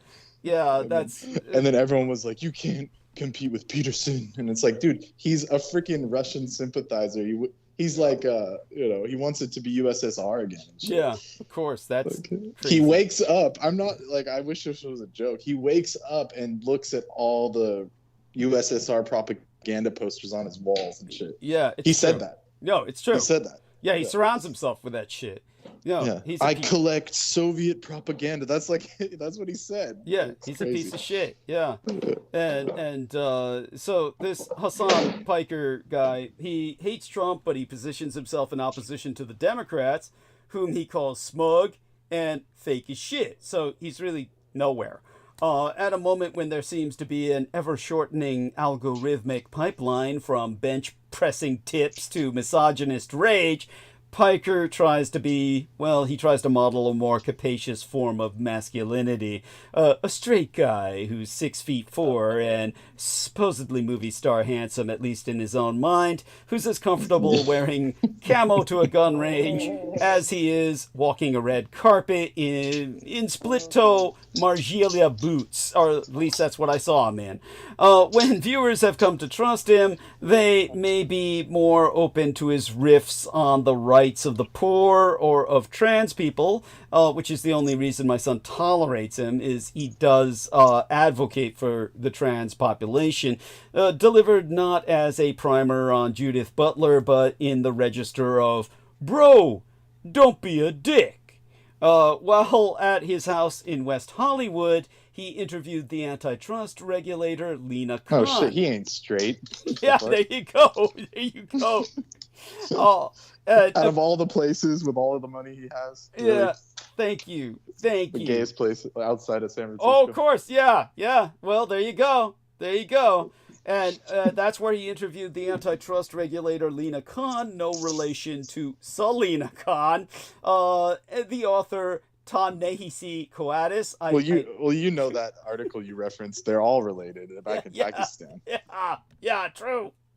It's like, this isn't slander. This isn't slander. It's just like, no, it's true. They're all extended fucking families. They're just giant fucking clans and shit. Yeah. And I don't even know how to pronounce. My son wrote this name down. Ta-Nehisi Coates. Who the fuck is this? And the profane comedian. Like a character from Dune or something? Oh God, I'll just have to cut and paste the name and look it up. And I'm afraid what I'm going to see. You know what I expect to see? I expect to see one of those bald warrior women from Wakanda and shit. Yeah. That's what. And we got it. Except it's a dude. It's one of those bald warrior women from Wakanda with a beard. Yeah, that's it. Yeah, and I miss the days when Kwanzaa was cool. Man. Yeah, You know? yes. Now Yeah. it's just getting out of hand. Right. This other interview that I scanned briefly was with this profane comedian who was being interviewed by Hassan Piker named Stavros Alkias, but I don't know what his comedy is like. But they were all interviewed horrible. in the same day. They were all interviewed in the same day, as nearly 40,000 simultaneous viewers offered Hassan Piker real-time feedback in his chat. To quote his T, "Young man, like a lot of Americans, feel increasingly alienated. My way is to go, look, be angry if you want, but your undocumented neighbor is not the problem here. You're looking in the wrong direction." Well, and that, my audience, is the causal, not casual, but causal dynamic of the emerging rupture between American liberalism and American Zionism that constitutes the greatest transformation in Judeo-American politics in half a century. Regarding the synergy between radical Zionism, evangelical Christians, and all the ultra-right megacorporates, the Gaza War is an epochal event in Jewish history. The Jewish tradition has been abused to both justify the conflict as well as rationalize the genocide. But what about non-Jews like myself, who are always told that we have no standing to criticize the Jewish state? That's what pisses me off. I see the destruction of Gaza as a concern for all human beings. As I see it, Jews and non-Jews alike should at least support the right to non-violently protest Israel's actions. Jews who elevate Israel above all other worldly and religious issues only practice their brand of idolatry. And they participate, intentionally or not, in a global ethno-nationalist trend that I find disturbing. One that, I can confirm, is the most disturbing source of rising Judeophobia. Deporting displaced Gazans is not the answer. They cannot return home, and so they should be allowed to resettle within Israel's borders. You broke it, you bought it. Today, Right. the strongest economic support for Israel internationally comes from the American techno sector. Of course, these links are aimed to serve the interest of multi-billionaires, undermine the interests of the working classes, and sustain regimes of inequality. All evidence now points to the ways in which the AIPAC, American Israeli Political Action Committee, or Conference, the AIPAC, draws its strength from the megacorporations that are indifferent to Israel or Zionism, but see that lobby group as central to their own efforts to destroy the organized left in these United States. With Trump in power, together with people like Elon Musk, it will all become even more terrifyingly evident. Exempli gratiae, Trump's gifts to Tesla. Trump is trying to save Tesla from the anti-Elon Musk crowd. As protests, peaceful and violent, against the Tesla, which trades as TSLA. Yeah, they hate that Uno reverse card because no insurance company's gonna drop all Tesla drivers because of all the blowback. Excellent. And he's over there crying, "You Love can't it. do that to my customers." Yeah. Because like everywhere they go, people are spray painting swastikas on them, so the insurance can't keep up with all those claims. Cool. So they said, "We're not insuring any more Teslas." Cool. Cool. I love it. Because they're Well, expensive as hell. Yeah. Yeah, and then his buddies, he's gonna like try and do a bunch of new laws. You must buy Tesla, at least one. Right. It's true. Like how do you remedy that? It's like then they'll go Gavin again. Newsom will do that Yeah, that piece of shit. Yeah. because you can't have an electric car anymore. I mean, you can't have a gas-powered car anymore. Yeah. So yeah, I could see that. Yeah. That's Well, And they in still the will next couple of never years, none of accept that it. will be relevant. yes. Thank you. There won't be enough electric cars and enough cars to go around, anyways. Yeah, it's true. Because the Germans, Rheinmetall, I sent you, Doug. Yes. Tell them. Tell them. they activated the clause of the German Constitution where they can, like Rheinmetall, the actual Nazi company, they can activate all these old idle, quote unquote, idle Volkswagen car manufacturing plants to make tanks. So they activated the clause, and they've already laid off a bunch of people from Audi, presumably to rehire them under either Rheinmetall, either Rheinmetall or Volkswagen. Excellent. You know? So they laid off 7,000 people, and then they activated that clause, and now Rheinmetall has like their stock price is like 7,000% up. I'm not even joking. Yes, that's right. Exaggerating. Orders of magnitude. Their stock increased by orders of magnitude as they prepare for war.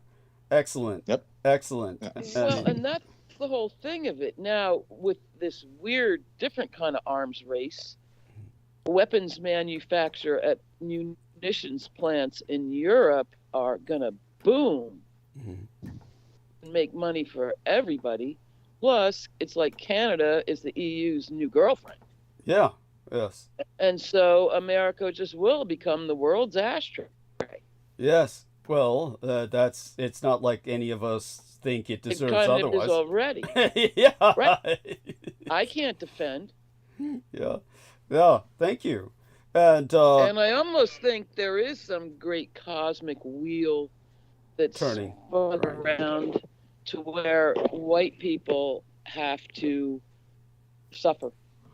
Well, I mean, they all think they're suffering already. That's the whole point of the right grievance that brought Trump to power. Like I'm saying, you know, they don't have girlfriends and they don't own houses, and the whole society, the whole white thing is coming apart. Oh, yeah. And so I think that may be some kind of thing with the Yugas or something.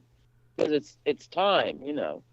The vast wealth of the aristocracy around the world is based on infliction of human suffering.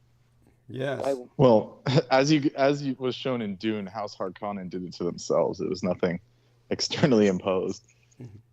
And that's what he says in King and the Corpse. Great evil can only destroy itself. Okay. But given or an enough alternative time, it would will. be, you know, evil contains within itself the seed of its own destruction. That's Thank you. Yeah. Blake.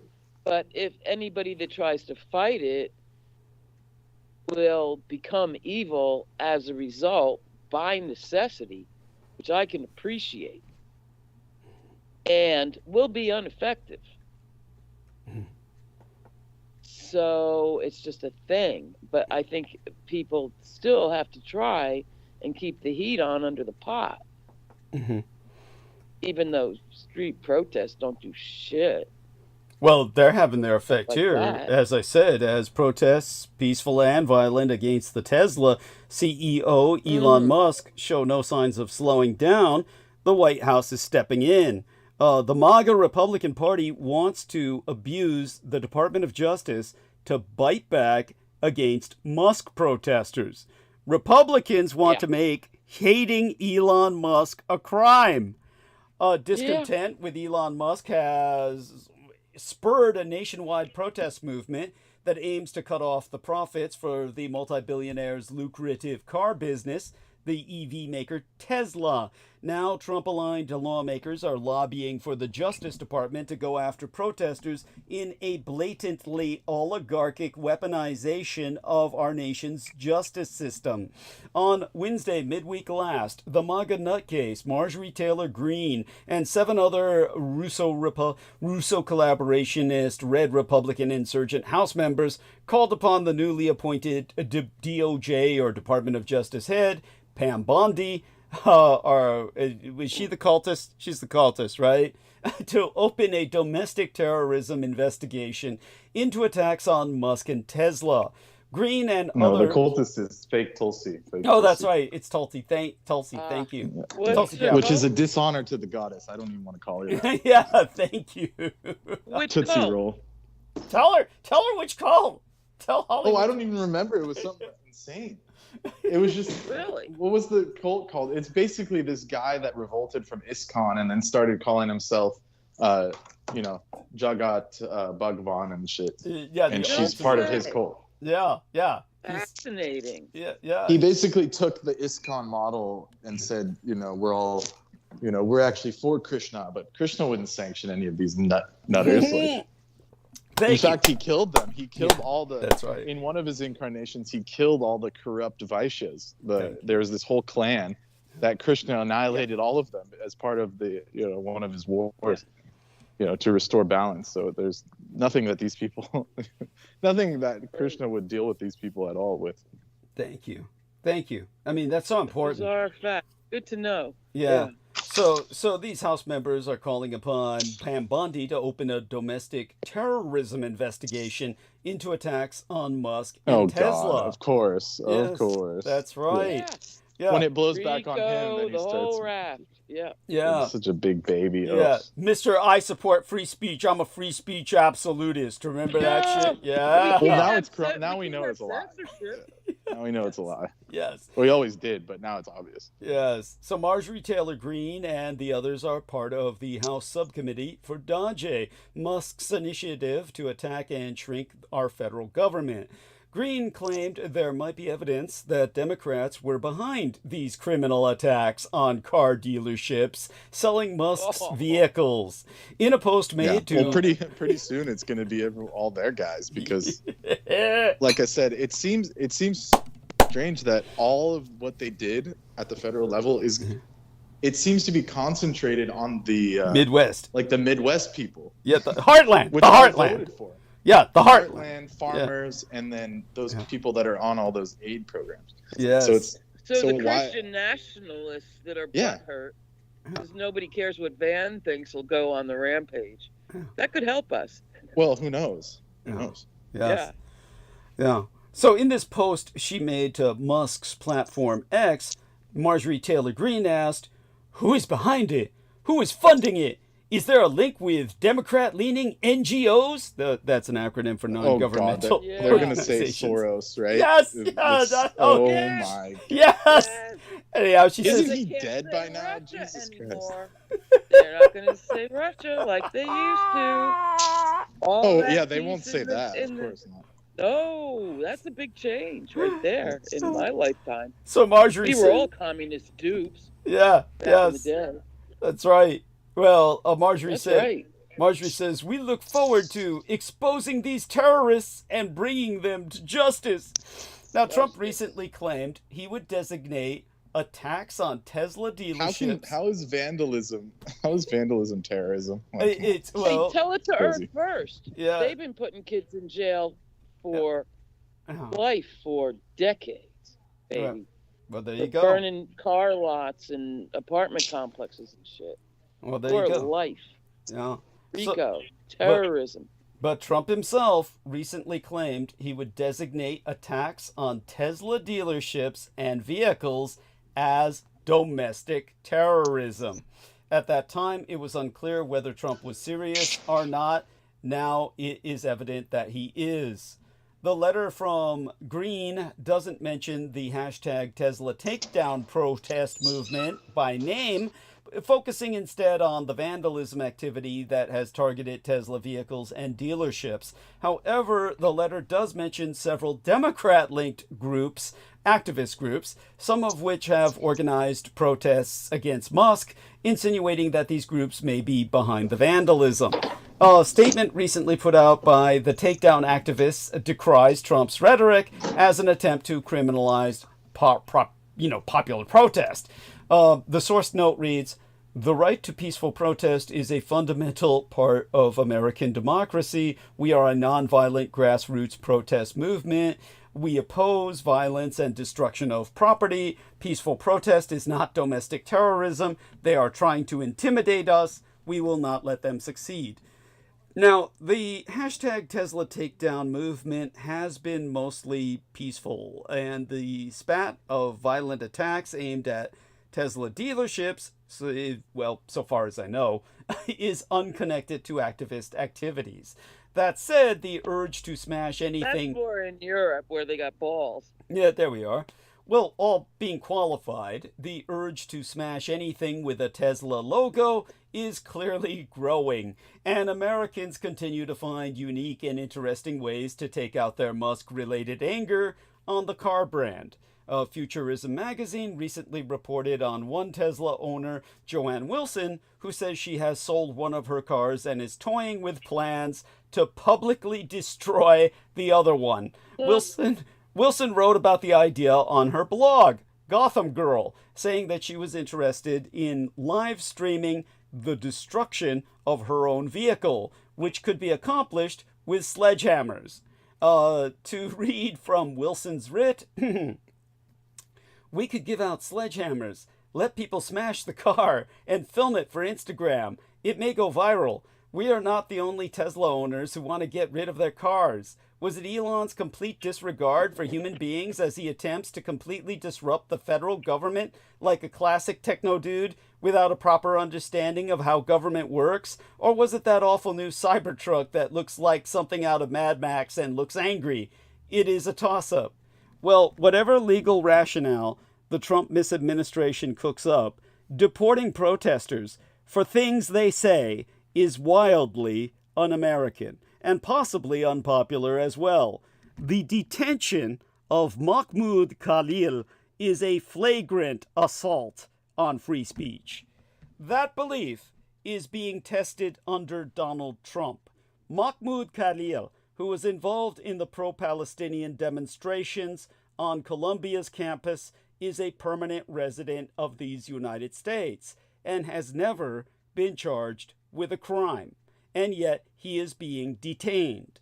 To keep Khalil in custody, the misadministration is invoking a rarely used provision of the Immigration and Nationality Act, which empowers the Secretary of State to deport any immigrant, legal or not, whose presence in these United States is deemed a threat to foreign policy, meaning America's abject subservience to Zionism unto apocalypse. Donald Trump is setting new boundaries for political speech, and you can probably guess who's still free to say what they want. Ergo, Mahmoud Khalil's detention is a trial run. Sometimes things are straightforward. The detention of Mahmoud Khalil, a Columbia graduate who was involved in the pro-Palestine protests on the school's campus, is an affront to freedom of speech. Regardless of what you think about Israel, Palestine, or the protests at Columbia, if you regard the First Amendment of these United States' Constitution as worth protecting, you must oppose the Trump misadministration's attempt to silence speech through repressive government action. This is obvious enough that observers galaxies apart from one another have questioned how Khalil's arrest could possibly align with the First Amendment. Khalil was not in the United States on any student visa, but rather was a green card holder, married to an American citizen, and a lawful resident. The Supreme Court has ruled that the Bill of Rights extends to all lawful residents of these United States. On Secretary of State Marco Rubio's personal X account, he wrote, "We will..." Yeah, not anymore. Yeah, thank you. Thank you. Now, on Secretary of State Marco Rubio's personal X account, he wrote, "We will be revoking the visas and our green cards of Hamas supporters in America so they can be deported." That could be you and I, Holly, or Brendan. That could be any of us. So, well, If you got pictures on I'm your not phone. Muslim. I'm not Muslim, but they're gonna, oh, I guess it doesn't take any logic for it these doesn't people. take any logic. No, they'll just say if you're anti-Israel, you're pro-Hamas. That's their logic. Like shit. Like they can wheel me out in front of the camera and I'll say, "Blow up Iran." It's Yeah. like, isn't that like a litmus test? Yeah. Like, are you Hamas? I just can you guys blow up Iran? You know, they'll tell you what I feel about them. Yeah. There you go. Yeah. Why haven't we bombed Iran yet? Yeah. Yeah, exactly. Like, you think I'm Hamas? Fuck you guys. Good one. Now the post contained this is Marco Rubio's post, contained a link to an Associated Press article about Khalil's arrest, so that everyone would know what he was talking about, saying this guy's a Hamas supporter. Now, Rubio did not say that Khalil had been detained for planning or carrying out violent acts or materially assisting any terrorist organizations at all. As of this transmission, Khalil has not been charged with a single crime. And Rubio did not specify what being a Hamas supporter even entails. Does it simply mean helping to organize a group of pro-Palestine students, these pro-Palestinian students at Columbia, as Khalil is known to have done? That's what makes you a Hamas supporter? Or does it require what is sometimes called material support? It is sending money or providing services to Hamas itself, which no official, to date at least, has accused Khalil of. Meanwhile, the White House X account indulged in some glib trolling, posting the words, "Shalom, Mahmoud." I mean, really? That's Really? disgusting. That's fucked up. Yeah. And there's the doctor, the lady doctor. Yeah, the lady doctor.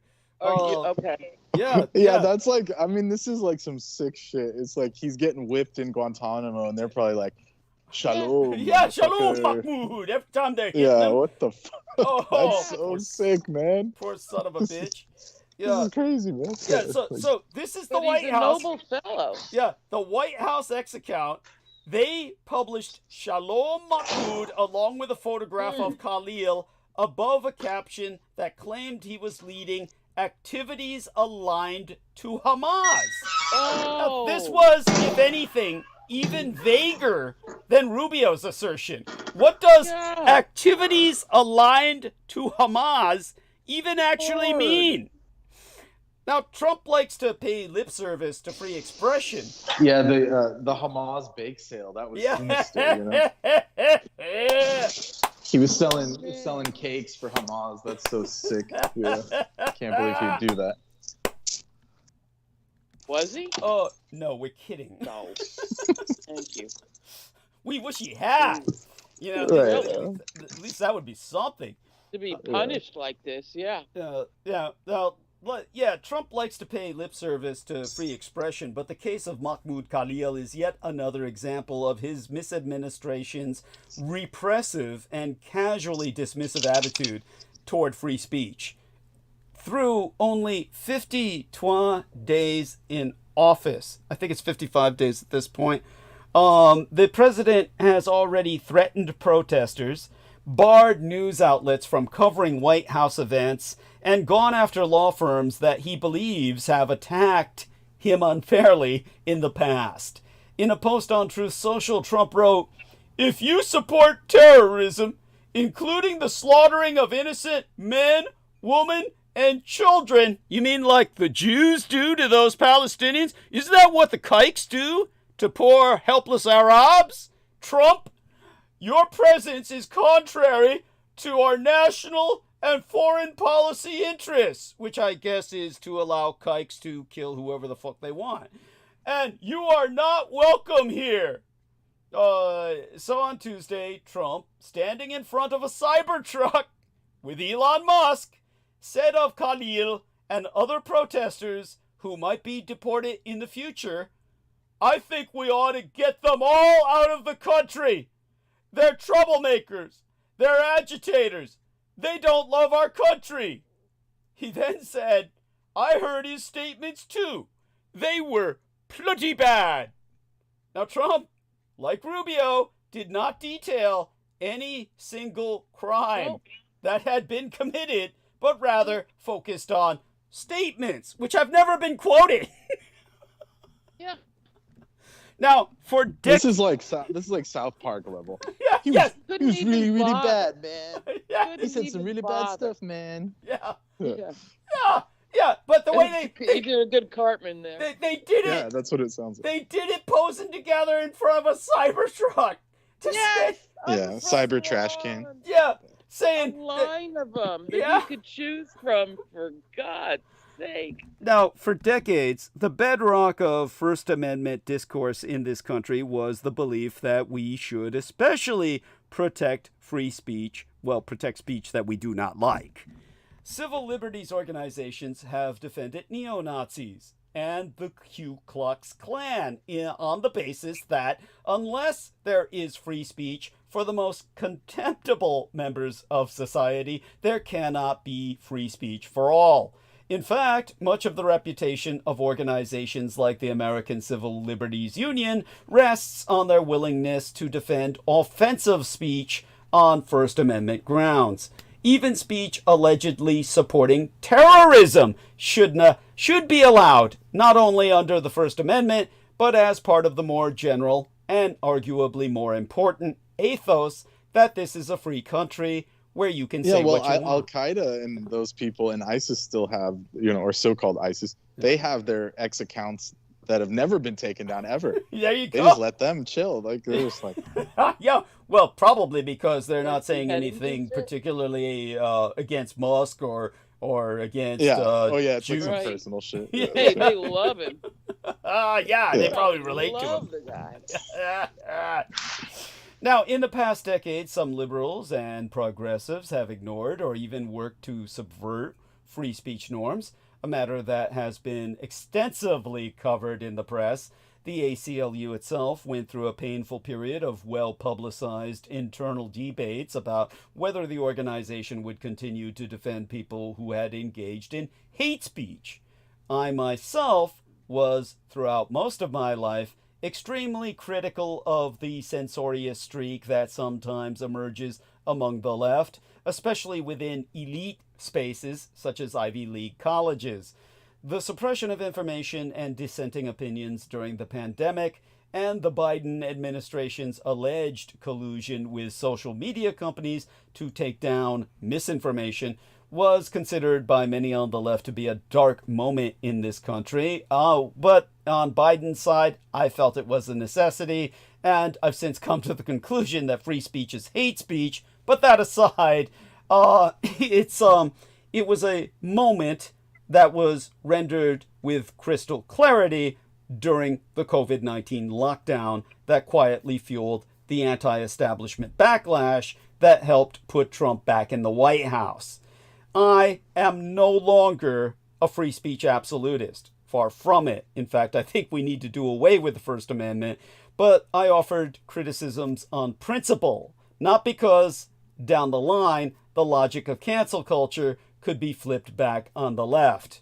We have clearly slid past. Couldn't it be, couldn't it be like there'd be a middle ground, like where there's like forums, like, like the Greek forum, you could say anything here, but you just can't espouse it elsewhere. Is that viable? I mean, I like your idea, and as I've always argued, look, this is like based an agora, or whatever that thing's called. Oh yeah. What you're talking about is the ancient Greeks became giants among men because they understood that if you enter a debate, you're hoping to lose because it means you learned something. If you've won a debate, you haven't won anything. You've simply won an argument, but you haven't learned anything.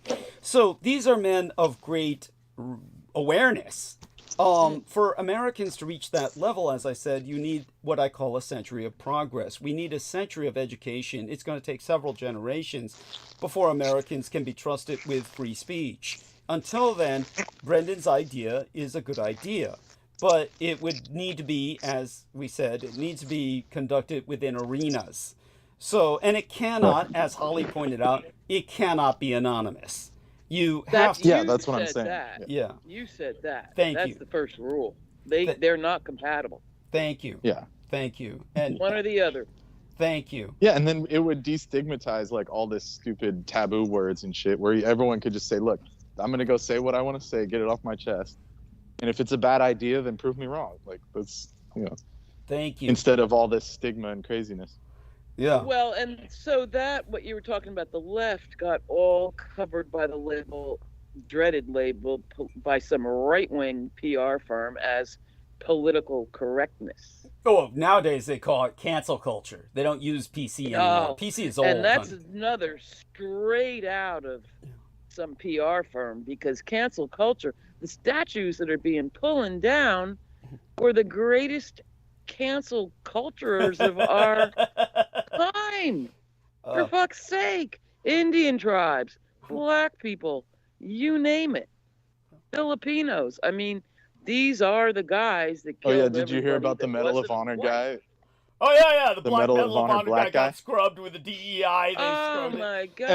And then the program said DEI medal erased.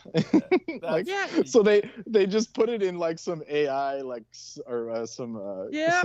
some code. They just put in some code with that word. You can't say DEI. Yeah. So anyone who's flagged with that just gets deleted. Tonight they put him back. That guy was huge. Wasn't he a famous singing star and stuff? All I can say is that I delight in all of this because they're making such fools of themselves. I delight in it all because it's like it's chaos, man. But as I said, I offered my criticisms on principle, not because down the line the logic of cancel culture could be flipped back on the left, but we have clearly slid past that imagined backlash to an even more dangerous place for civil liberties. Anyone who was hoping that the Trump misadministration would loosen the strictures of wokeness and bring us into a relatively freer speech era can officially chalk themselves up as a fucking fool. The State Department, equipped with AI tools that scan the social media posts of foreign students, has begun a deportation program for anyone flagged by those tools for posts that equate, in the misadministration's view, with supporting Hamas. The surveillance state that we have all helped to build with our own thousands of social media posts during the past 15 years is now an ostensibly efficient but highly fallible machine, one that seems unlikely to be held accountable for any of its mistakes. On Monday, the Free Press quoted a White House official who said that Khalil's case would be used as a blueprint to investigate other students. The same official said that the allegation against Khalil did not involve the breaking of any laws. Rather, it was the threat that he posed to the foreign policy and national security interests of the United States. Meaning, well, the interest of the fucking Jew. Now, under a seldom used provision in the Immigration and Nationality Act, an alien whose presence or activities in the United States the Secretary of State has reasonable ground to believe would have potentially serious adverse foreign policy consequences for the United States is deportable. You mean whoever insults the Jew. That clause, like has a bullhorn at Columbia or something in the student quad. There we are. Now that clause, real threat now. Oh, they are. They are. They're considered such now. That clause, which dates back to 1952, the end of the Japanese-American War, originally targeted Jewish immigrants known to be Soviet spies. This week, Rubio explained that green card holders like Khalil should be subject to mass deportation because they had once been student visa holders. And if they were now expressing views that would have prompted the revocation of those visas, then their green cards should be revoked. Now, this baffling rationalization ignores the entire point of the process by which visa holders become permanent residents and often citizens, not to mention the existence of time itself. Now, using Rubio's logic, if a woman came to the United States in 1955 on a student visa, then had a child on American soil whom she raised to revere, say, the Symbionese Liberation Army. Would that child then be deportable because the original thought crime took place when his mother was on a student visa? Well, as a rule, I am skeptical of claims that the Trump misadministration is playing 4D chess. This is what everybody keeps writing me in email. He's playing four-dimensional chess, Douglas. Oh, yeah. Yeah, you're not Vulcan enough to get it, man. Right. You're not Spock enough, man. You can't beat Trump at his 4D chess. Yeah. I was going to say Frank Zappa is spinning in his grave. Yeah, thank you. Thank you. God. But the abuse of this provision. I mean, I'm ready to see it play out. Yeah. No.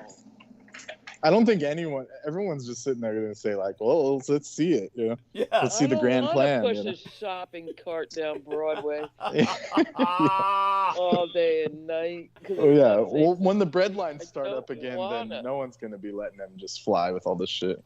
Thank you. Presumably. Yeah, that's but the abuse of this provision to label student protesters a threat to foreign policy and national security interests is such an egregious affront to the First Amendment that it feels almost intentionally unconstitutional. And it is worth remembering that Trump's record when it comes to flagrant constitutional violations is hardly stellar. The Muslim ban he passed on his 8th day in office in 2021 was immediately challenged and galvanized the legal resistance to his misadministration, while simultaneously... 2017. Thank you. I appreciate that. Something like that. Yeah. Well, 21, he was out. Presumably. Thank you. I appreciate that. It's while all that was simultaneously spurring millions of dollars in donations to the ACLU. Probably the only collateral benefit of his misaction.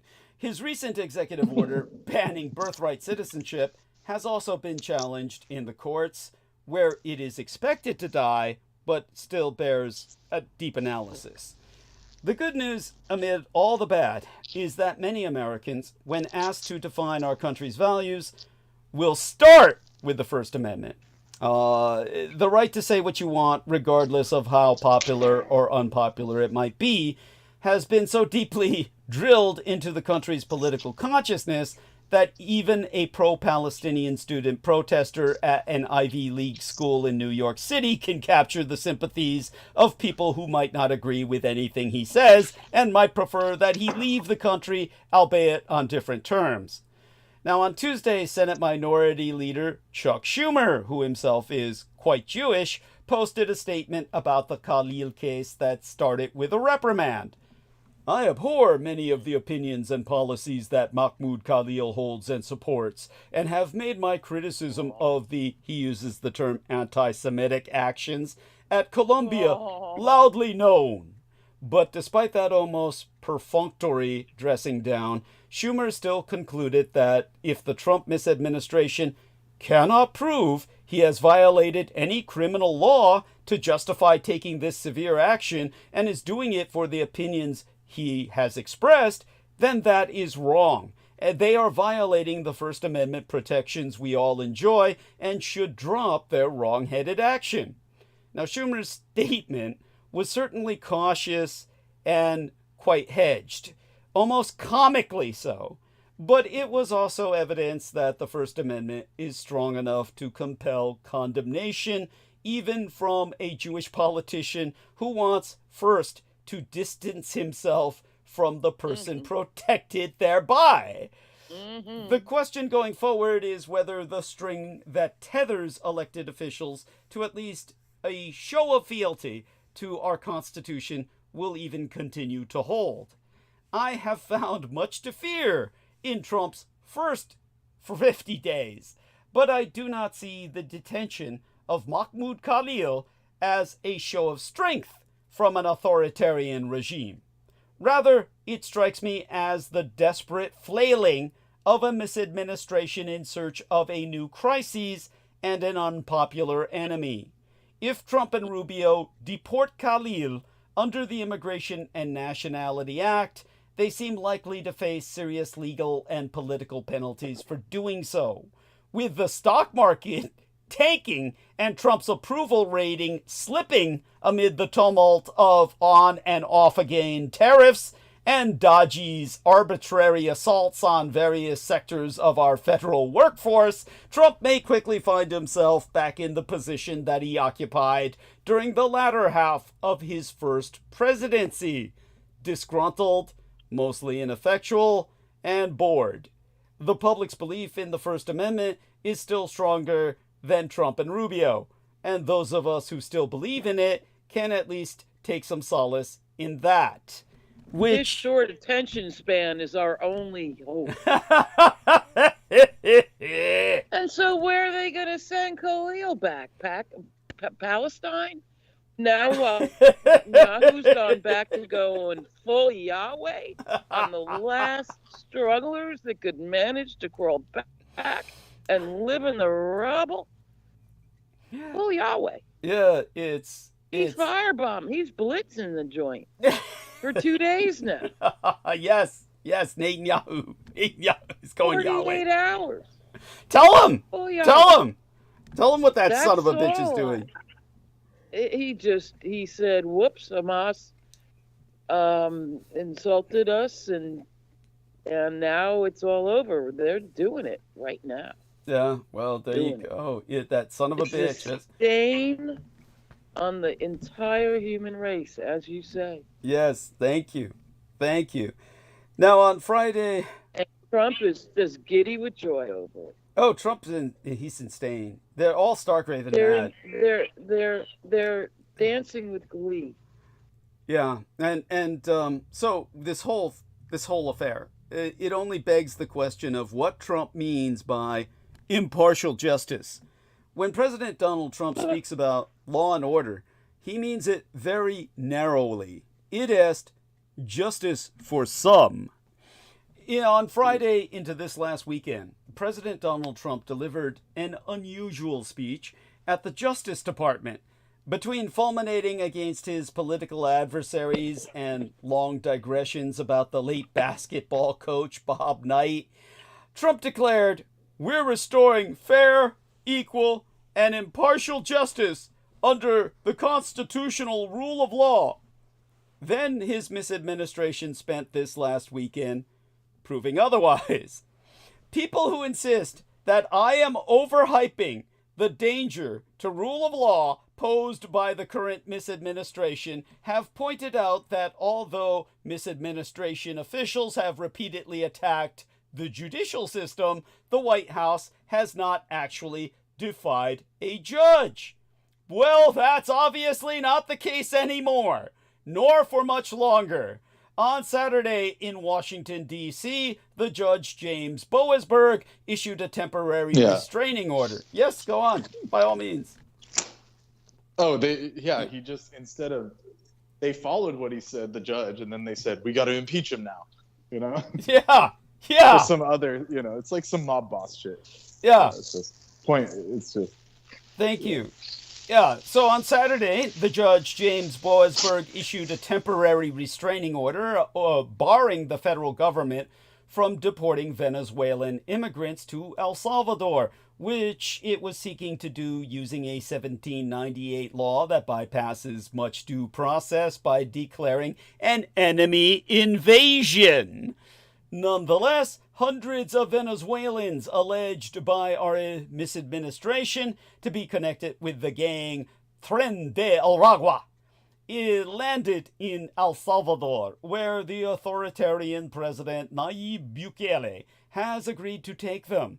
Separately, a federal judge in Massachusetts is demanding to know why Holly's girl, Rasha Alawiya, a Lebanese doctoress at Brown University's medical school, was deported despite a valid visa and a court order temporarily blocking her removal. The White House insists that it did not actually defy Boasberg's judicial order, but its arguments are impossible to take at face value. In a statement, the White House press secretary Karoline Leavitt said, "The written order and the administration's actions do not conflict. The administration did not refuse to comply with the court order. The order, which had no lawful basis, was issued after terrorist, Tren-de-Aragua, aliens had already been removed from U.S. territory. She's trying to have it both ways. The order is unlawful, but also we didn't ignore it. Although Boasberg's written order did not specify, the judge told attorneys during the Saturday hearing that any plane containing these folks that is going to take off or is in the air needs to be returned to these United States. Politico magazine reports that the plane left during a break in the hearing as though the government was angling to get out just ahead of any mandate. During a briefing yesterday, Leavitt also questioned whether the verbal order held the same weight as a written order, which is a matter of settled law. During a hearing earlier, I think it was last night, Boasberg seemed incredulous at the Justice Department's arguments, calling one a heck of a stretch. Now, in the Boston case, as there's a Customs and Border Protection official who said in a sworn declaration that the agency had not received formal notification of the judge's order when it deported Alewiye. In a statement issued, I think it was the day before yesterday, the CBP, Customs and Border Protection, said that arriving aliens bear the burden of establishing admissibility to the United States. Now, the statements of Trump's misadministration officials elsewhere make it even harder to take their actions as anything other than attempting to defy judges. On X, the Salvadoran Presidente Bukele posted a screenshot of a New York Post story about the judge's order with the commentary, "Oopsie, too late," and a laughing, crying emoji. I mean, that's just kindergarten level shit. Chief bureaucrat Elon Musk replied with the same emoji. And the Secretary of State Marco Rubio shared Bukele's post from his own account. The border czar, Tom Homan, appeared on Fox News yesterday morning and said, "We're not stopping. I don't care what the judges think. I don't care what the left thinks. We're coming for you." Now, these actions should be terrifying, no matter who is involved. The fact that Tren-de-Aragua is indeed a vicious gang does not nullify the law. The misadministration's... they actually said oopsie, right? Yes. Whoops. That's the That Salvadorian. actually happened. The Salvadorian Presidente said that, though. He's a different country. Oh, God. Imagine what a butcher he is. Oh, wow. And that Yeah. Oh, yeah. neighborhood, I mean, massive. Yeah. Tell Money people. pig. You got totally glitched out there. I don't know much, but you can read between the lines. That's a big money maker right there, that prison. Oh, yeah. You know why? It's population. If they're all Salvadorian, he's got half the male population in prison. So it's not. They're not Salvadorian. He's literally renting prison space out to any country who wants to dump their prisoners in. That's why they don't have. That's right. Yeah. Yeah. Top dollar. Yeah. He's making bank on that. Yes. Joint for thousands in there. It's nightmare. It's dystopic. Nightmare. It's Yeah. hell. Now, as I said, the fact that Tren-de-Aragua is indeed a vicious gang does not nullify the law. The misadministration's claim that these United States are contending with a wartime invasion is ridiculous on its face. Even more important is whether the White House decided to snub a ruling by a federal judge. Nor do customs officials' claims in court filings that they found sympathetic photos and videos of Hezbollah leaders on Alawiya's phone, or that she told them she had attended the Hezbollah leader Hassan Nasrallah's funeral, mean the law does not apply. For all we know, her actions may well justify her deportation. Of course, we have little way of assessing any of these allegations clearly, as the misadministration itself has sidestepped all the usual judicial proceedings in both cases. An attorney for Aloia's family has not returned any comments on my questions concerning these allegations. What matters is that the executive branch acted to spite a judge's order. This is what we might call the Mahmoud Khalil test. No matter whether you think someone's ideas or actions are deplorable, once the executive branch decides it does not have to follow the law for one person, it has established that it does not have to follow the law for anyone. Yeah. Yes. By the way, they did one of those stupid magazines tried to do a hit piece on your bio, sire. Oh, saying, yeah. Hitler dismantled democracy, constitutional democracy in 40 days. And it's like, well, he still beat Trump. There you go. The Germans are way more efficient. Yeah. Okay. Yes. Thank you. Yeah. It's like so this dude can't. He's so dysfunctional he couldn't even hold it down for 40 days. Yeah. Fucker. Well, from what I hear, people who are working for him say everything's falling apart. They say it's a madhouse. That. Yeah, there's no surprise there. Yeah. And of course, your biosire is leagues of intelligence above this creature. Well, thank you. That's a given. That's what they it's a said given, but about they were this trying to person. write. Yeah. They were saying that, they're using Hitler's model to destroy. It's like, no, obviously they're not, because it's not working. So, yeah. Yeah. Does that make Thank sense? you. Yeah. No. It's a joke when they say. Yeah, even V says that because she heard it. Trump sleeps with a Mein Kampf by his bed, and it's like, I said, if only he'd learned to read it. If only he'd learned to fucking read it. Yeah. Yeah. Yeah, as if. Yeah. And, but what were you going to say? That's like wishful thinking. Yeah, it's true. That's true. It is. What's that, Holly? Say that. People walking down the street, there was reports in the first term about the screams coming from the building. The White House and shit. Oh, Jesus! So tell us about people this. arguing with each other and shit. Yeah. And going off and wrecking their office and just. That's hilarious. Yeah. Because they're all on freaking steroids and shit. Yeah. A bunch of Joe Rogans. And Adderall. How about that ad? Oh yeah, you guys, did you see Connor? Did you guys see Connor? Tell us about Connor. Conor McGregor. Tell us. Oh yeah, what about the him? UFC guy? Yeah. He went to visit Trump and he was like geeked out on cocaine. Like he was like geeked out, like even more than Trump ever could imagine.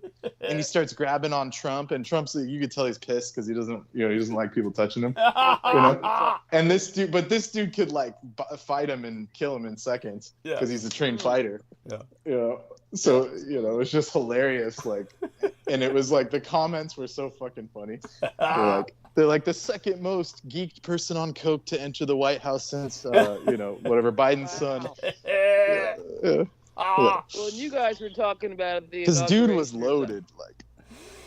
Oh yeah. No, he was in the back with Musk hitting pinballs in his the head. good shit. Yeah, they were hitting. No, he was like if you watch the video, you'll see. Like, he's tripping. Yeah, Doug would be jealous. I would be. It's like only yesterday when they thought if you smoked a joint in college, you weren't eligible. Oh well, those days are over. Yeah. Any now you can do ketamine off your desk, and right there. It's medicine. Yeah. Plant. Jeez, there you go. Oh. Yeah. It's medicine, all right. Yeah.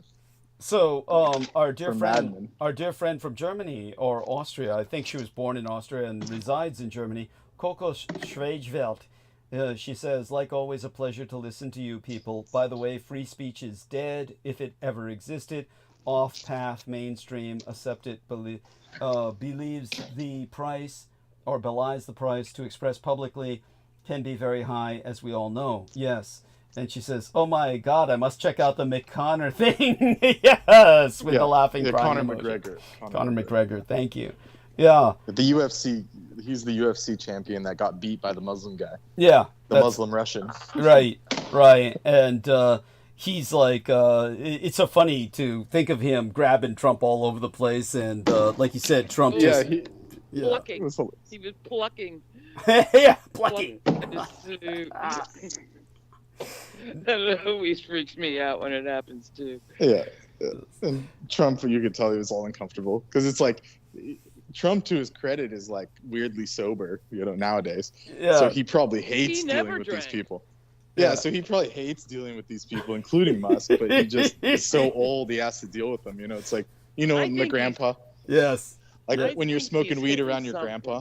Yes. Yeah. That's what it's like. Except they're on straight hardcore shit. He's definitely on a contact. Trump should smoke a joint. I would advocate that. Honestly, this is the one time I would ever advocate something like this. Someone needs to do what Grace Slick was trying to do to Nixon and go put some acid in his tea.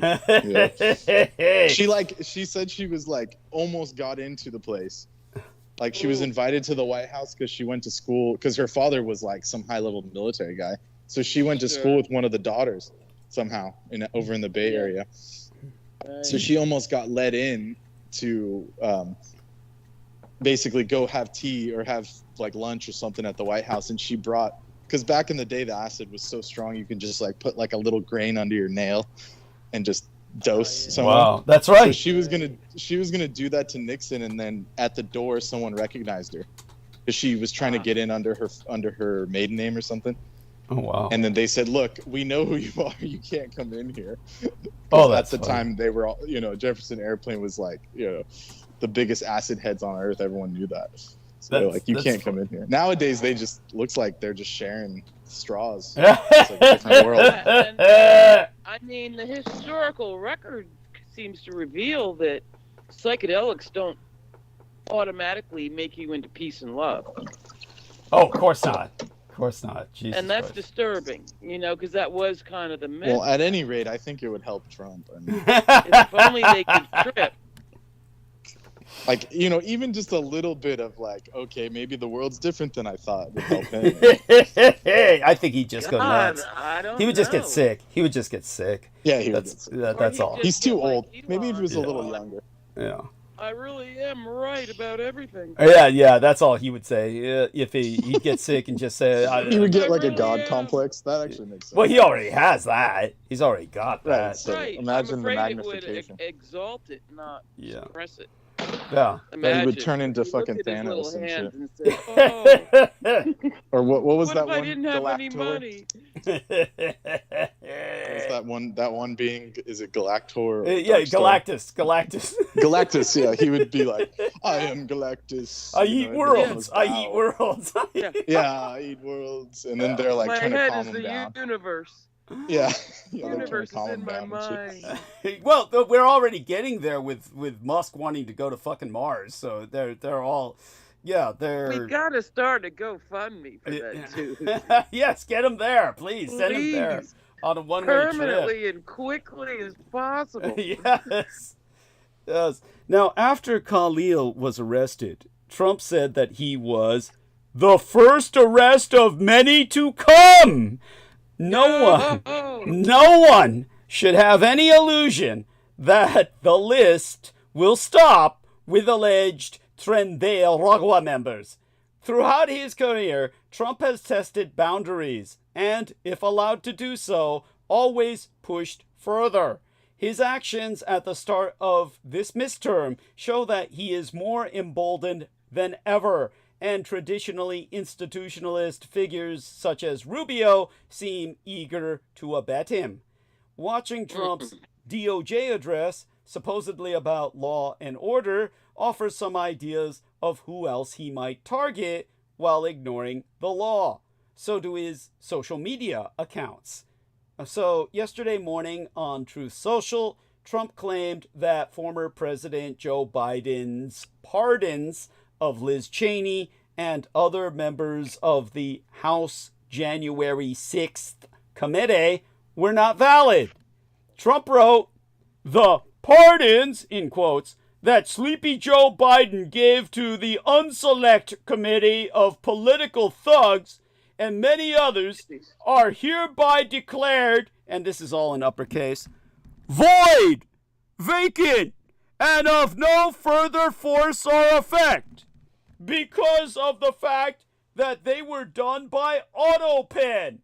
In other words, Joe Biden did not sign them, but more importantly, he did not know anything about them. Now, I would argue that Joe Biden might have been so senile, but nevertheless, Trump wouldn't bother with this if he didn't hope to prosecute the people involved.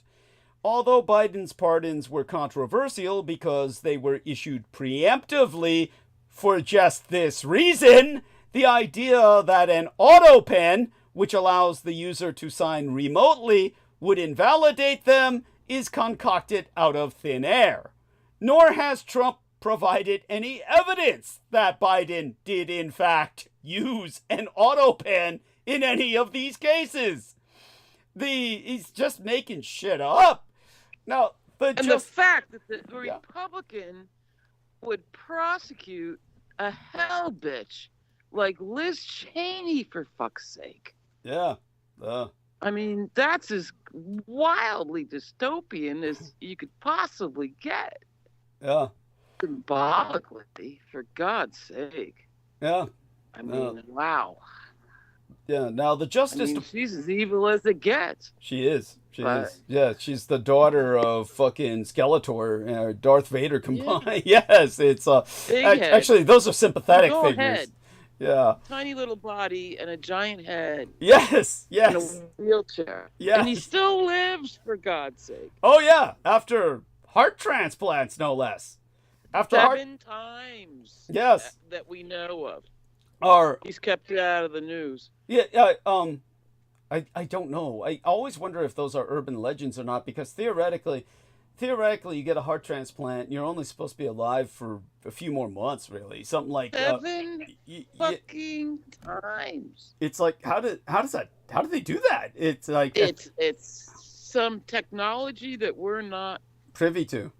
Jesus Christ. Yeah, it's yeah, there you go. At any rate, just a head on a stick in a wheelchair. It's disgusting. It's like who's the MODOK? That's the character. He's MODOK. Oh boy. You can look that up. MODOK. He's MODOK. Right. Now, the Justice Department's Office of Legal Counsel wrote a justification, or rather a rationalization, for the practice in 2005, the auto pen practice. And presidents have been using them, the auto pens, to sign legislation since 2011, the year of my mother's murder and Fukushima Daiichi, without serious incident.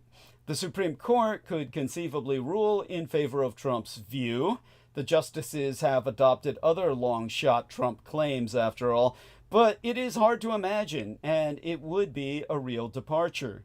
When Trump speaks about law and order, he means it very narrowly. He believes in swift justice for his adversaries, with or without due process of law. Meanwhile, he believes his own actions should never be constrained by law, the Constitution, or anything else that might cause him problems, and he has abused pardons prolifically to excuse the actions of his friends and allies. Whether Paul Manafort and Roger Stone or January 6th insurrectionists, plenty of presidents have been frustrated by the limitations of the law. Richard Nixon even claimed, years after leaving office, that any action by the president as head of the executive branch is de facto legal. But no president, until now, has so aggressively or so frequently acted as though he did not need to follow the law's most basic precepts.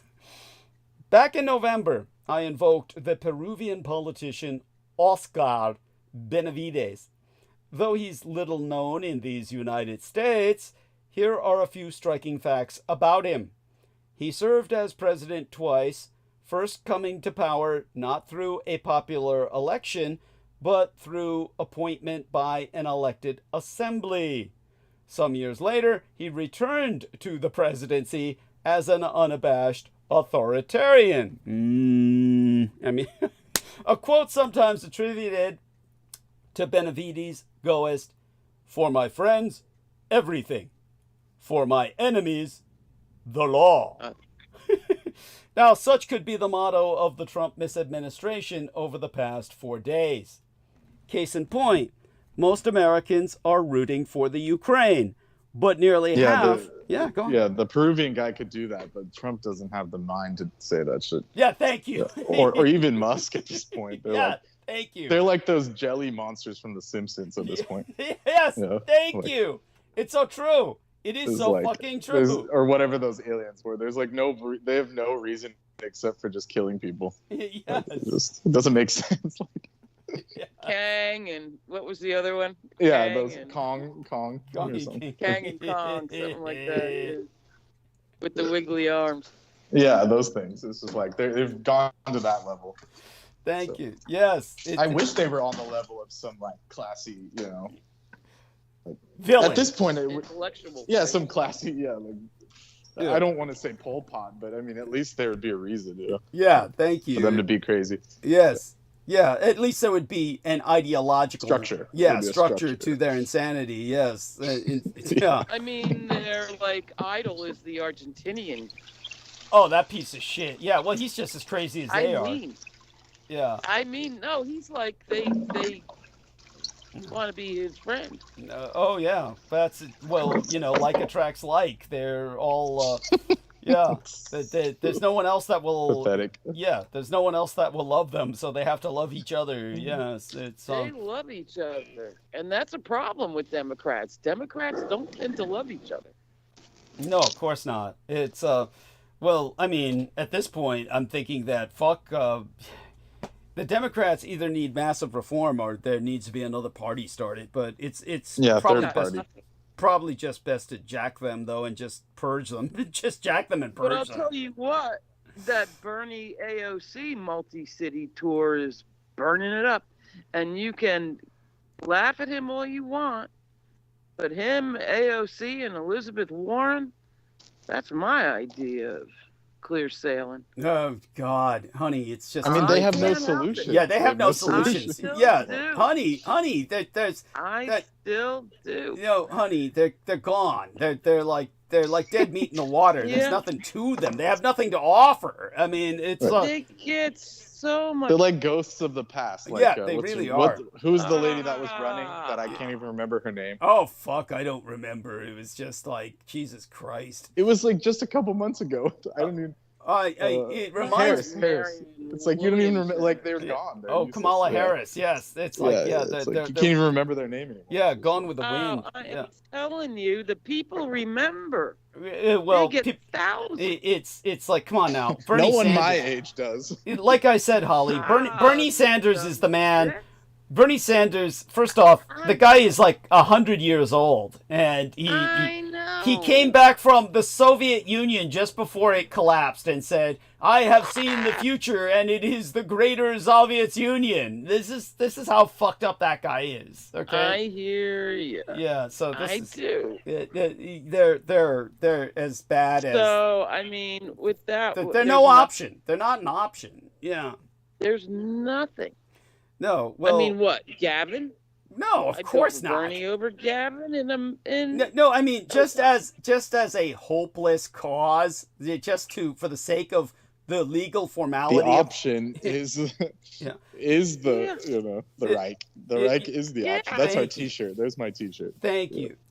Of course. Well, that'll take a collapse first before you have someone like my biological father Adolf Hitler coming to power. You have to have a total state of collapse, because at that point people are desperate for order, and they're bringing us there. The Republicans, wait a minute, come on, Doug.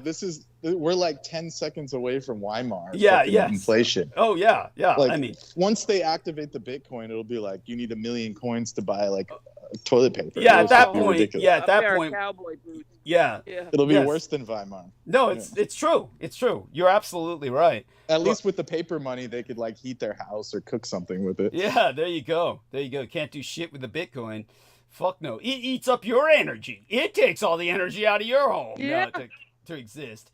But yes, the solution is not people like Bernie Sanders and Alejandro Ocasio-Cortez. I mean, they have nothing to offer. So either a third party See, I or think just that's the whole thing with Trump. He wants to break all these systems with no replacements. That's the point, honey. That's why That's I said the point. But I think they do if they could enact back to some kind of sane balance between the rich and the honey, poor. it's beyond That's what that. they So represent. well, basically what's going to happen is a total collapse, and then we'll rebuild from there. That's basically what's going Right. to happen. And that's scary and probably ugly, because what builds back is going to be based on AI hallucinations. No, And I'll take Elizabeth it's- Warren any day. It's not going to be based on AI hallucinations because AI won't have any power on which to run. Who's going to be running the grid? I mean, Well, so then we'll be all separate warring city-states. well, you wouldn't even have that. It's going to be cannibalism and anarchy, and you just roll Yeah. through and you Yeah. know reset the game. You just reset the game at that point. Yeah, so- and I've never been well, back in the day, but I'm not a burn it all downer. Hey, as I'm you not have looking often forward to said. this. I'm not looking No, forward to this. no. This is like not But it something. seems to be inevitable, Yeah, and some kind of on some kind of cosmic level, yeah. It's like sure. Brendan has talked about, very cosmic level, Yeah, thank you. Yes. beyond any human control. Yeah. Yeah. We don't seem to be, rationality and reason and compassion are not in charge. No. Oh no. No. That's Oh, for no. Sure. That's for sure. Now, case in point of all of this, most Americans are rooting for the Ukraine, but nearly half know that Trump prefers Russia, as Putin, Xi, and now Netanyahu and his goy boy Trump are ushering in a new imperializing age of empires over nation states.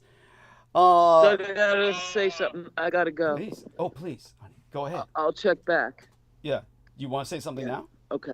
Thank you. I love you guys. Okay. Thank you so much for everything.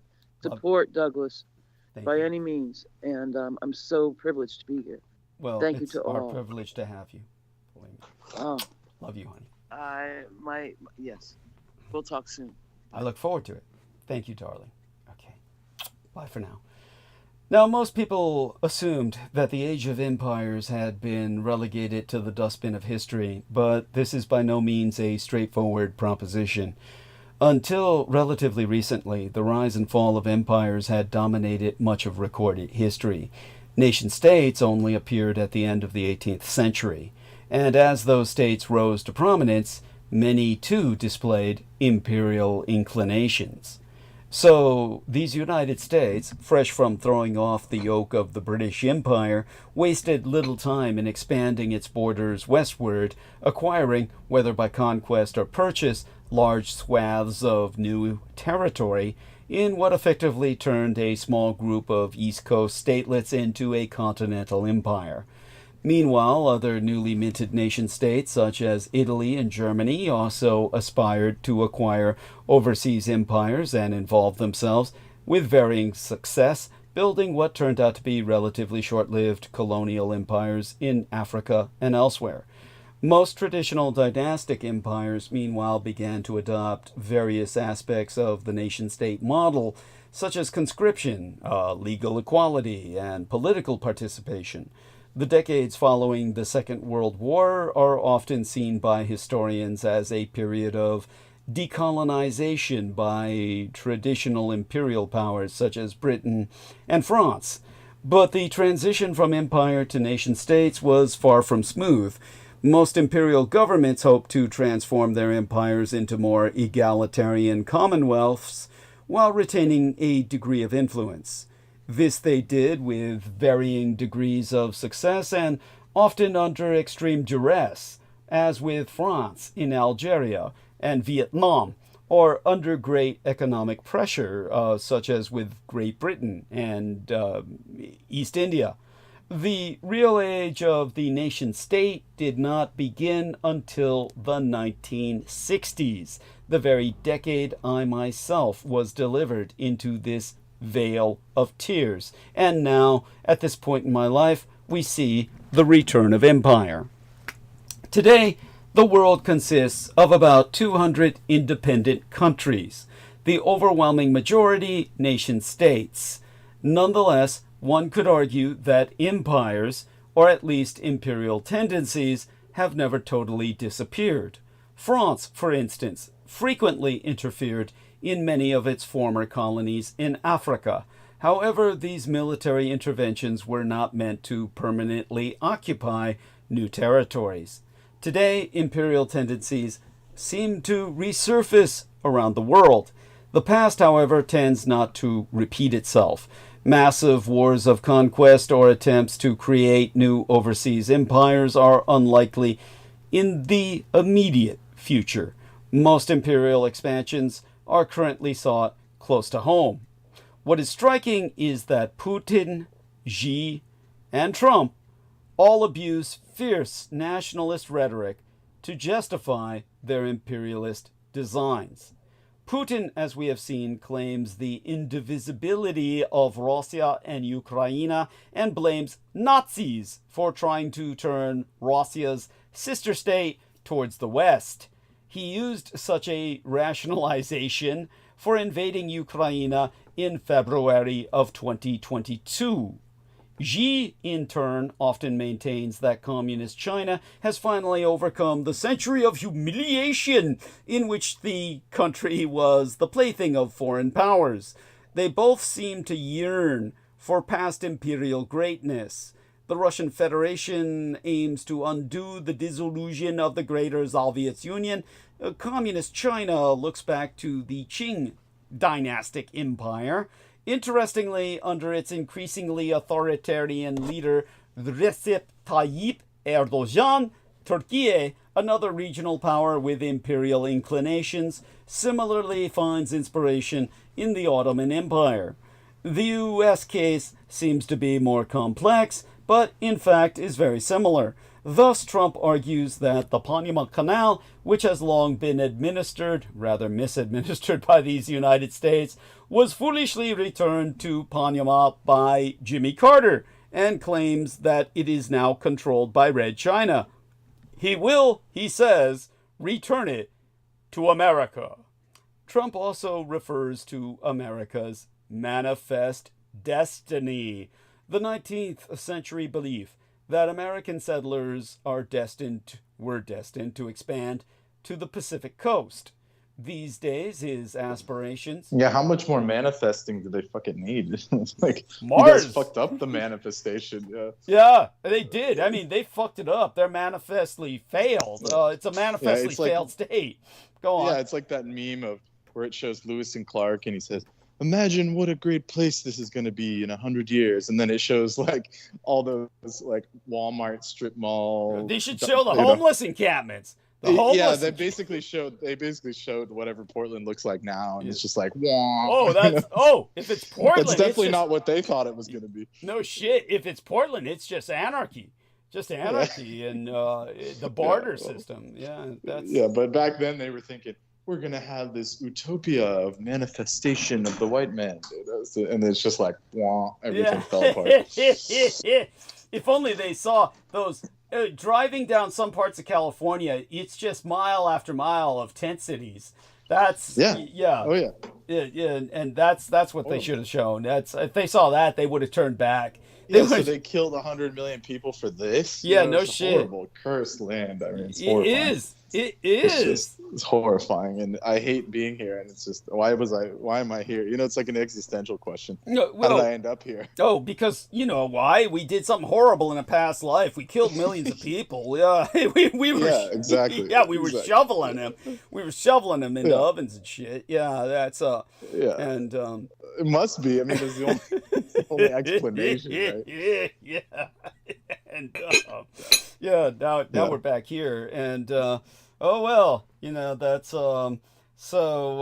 thank you for the time wheel spins. Yeah, such a thing happens. Yeah, but they'll need us. We can always evolve, though. We can always evolve. We'll evolve by they'll need us to reset the order here in this shithole once it all collapses. Yes. They'll be begging for someone to come in and reset the order. So we're here for give it a couple days. at this point. It feels like any day. It honestly, it's awful. It's awful. It's just yeah. Well, at any rate, these days, Trump's aspirations are northwards rather than to the west. The president also wants to plant the American imperial flag on Mars, taking his imperialist dreams into outer fucking space. And what we have instead is a collapse of the system. In abandoning the crusade of exporting American imperial values abroad, an endeavor pursued by past administrations through soft power initiatives and military interventions, Trump's evocation of manifest destiny verges on irredentism. Such concepts seemingly meld well with the Weltanschauungs, the worldviews of Beijing and Moscow, both of which seek to reclaim territories that have fallen under the realm of American imperial protection. In a Russian-language article in which he warns against Western designs by denying Beijing's claim to my Taiwan and Moscow's claim to Ukraine, the former Russian president and current Security Council Deputy Chair Dmitry Medvedev, the only man to share leadership of Russia with Putin over the past quarter century, drew parallels between the commu-imperialist Chinese and the revanchist revisionist Russian desires to retake and reintegrate claimed lands. Now, I am translating for you from the Russian, asserting that Russians and Ukrainians are one people. Medvedev wrote, should the so-called Ukraine persist in its aggressive Russophobic trajectory, it risks disappearing from the world map forever, much like the puppet state of Manchukuo, artificially created by militaristic Japan as a proxy power in China once did. In contemporary times, the incitement of interethnic or interracial hostility manifests in the construction of a national pseudo-identity for an ethnic group. They always got to throw a jab at Nippon, because they can never friggin' fix that shit. They can never beat Japan, so they're just they're always fucked up. And what they did to China. It's it would have been better off in Japanese hands at this fucking point. Yeah. Even my gang brother Beaver said that when when my dad made a joke. My dad was joking, of course, about the Chinese. When Beaver was helping us all those years, of course I paid him for it. At that time, I had the money to do so. But at the time that I was paying him to drive us to hospitals and shit, and then he's saying, why do we have to, do this? And my dad said to him, hey, I saved you from the Japs. He was just joking, of course. And then Beaver said, better off with the Japs. Yeah. Right. That's where we're at now. Yeah. And so now back to trying to translate this bullshit. He says, yeah, Doug, there's a storm coming my way, so I'm gonna be MIA for a bit so I can okay. Well, keep safe. Recuperate and Stay dry. Okay. Yeah. Okay. I'll try, but no shit. Are you still at work? Yeah. God damn. Yeah, this is hell. It's hell. Oh, Jesus. Hell, I was born into hell. Yes. Well, believe me, I'm there with you. I mean, like I said, you and I were both treading sewer water. Trying to keep our heads above it, or to keep from drowning in the shit. But yeah, feel free to interject whenever you wish. But I'll return at some point. Yeah, sounds good. Maybe not soon. But, okay, got it. All right. Stay safe. Okay. And with that, yes, trying to translate this drivel here. This is Medvedev speaking, not me.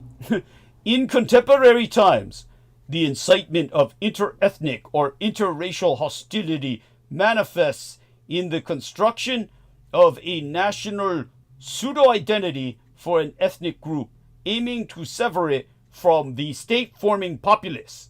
This is precisely what Washington and its allies attempt with Russia, China, and many other nations. Taiwan is an organic and integral part of the Chinese national domain, an administrative unit of the People's Republic of China. efforts to fabricate Taiwanese statehood, nationality, or language instigated from across the ocean are artificial and consequently unsustainable. I can't translate any further. But the costly effort to simultaneously challenge an array of adversaries on their front lines has placed these United States. Why are they glazing China for Taiwan? Like, what's the point of that?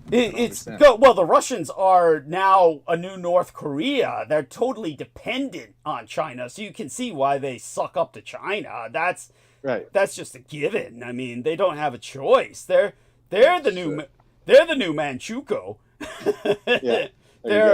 They're a Chinese Manchukuo. They're propped up. But why get involved in that when they have the same shit where they stole those Japanese islands? I mean, it's just so bonkers. Well, it's all twisted. They're all twisted. Yeah. I mean, these guys can't, they're pretzel logic. Everything like about the Japanese have been so patient with that. I mean, they could knock them out of the Kurils in like 2 seconds. It's so true. Especially after the war. I mean, it's like there's no chance. It's true. No, it's true. Yeah, people who think like, otherwise. Those northern territories, like, it wouldn't even be what would you call it, Doug? It wouldn't even be like a full assault. It would just be like one day. They don't even need to do that. All they need to do is all the Russians that they've moved in there to man those bases to try and fortify those islands. All that the Japanese need to do is say, hey, we'll give you all Japanese citizenship, and they'll all open their arms and surrender. Just say, take us! One day. Oh, just in minutes. In minutes, the Japanese just say to all those Russians, hey, we'll give you Japanese citizenship. They'll all just say, take us! There you go. Take us, please! Yes, on their knees. They would just surrender. Guaranteed. Anyone would, of course. Yes, thank you. Because there's like no food up there. They can't grow food. What the fuck are, they're getting like old-ass potatoes and fermented cabbage. Poor people. Yeah, just canned shit. Because back in 2015, when I was in, when I had all those surgeries, I was sitting there watching like Japanese television back when we can get the real thing. Yes, that's right. And they were showing like where they would fly Japanese people to like, hang out, like adopt a family there. Yes, and it would be these like, oh man, they look so malnourished, and it was sad actually. Yeah, of course. They were all like pale white because they had no nutrients, no sun. It just looked so bad. It's true. It's true. So the Japanese were going there as like a charity. It's true. Event. It's true. It's horrible. Yeah. It's all true. It's all, they're the Russians. It's hell on earth. I mean, at least we weren't born Russian. Whatever we did couldn't have been that bad. We weren't born Russian or Black African. I mean, and yet we're still in hell. I can't stand it. It's well, this whole world's fucked. Yeah, so it's not much you could do, but yes, that's true. There's nuances to everything. Or what is it called? It's multicolored. It's multicolored. Yeah.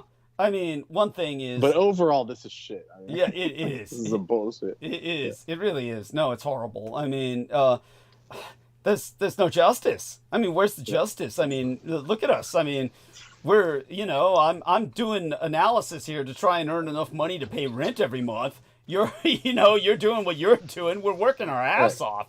Meanwhile, it's just more trouble. It's just more trouble for everything. Yeah. Well, at least we have the satisfaction of watching your relatives go to shit, watching Vale get taken off the street and deported to Guantanamo Bay. It's the little things. Yeah, I love the little things that keep us going.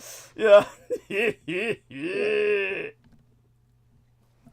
And at any rate, so if as I said, the costly effort to simultaneously challenge an array of adversaries on the front lines has placed these United States in a precarious position. If the United States of America joins Russia and Red China in violating recognized borders, the international rights-based order will be in danger.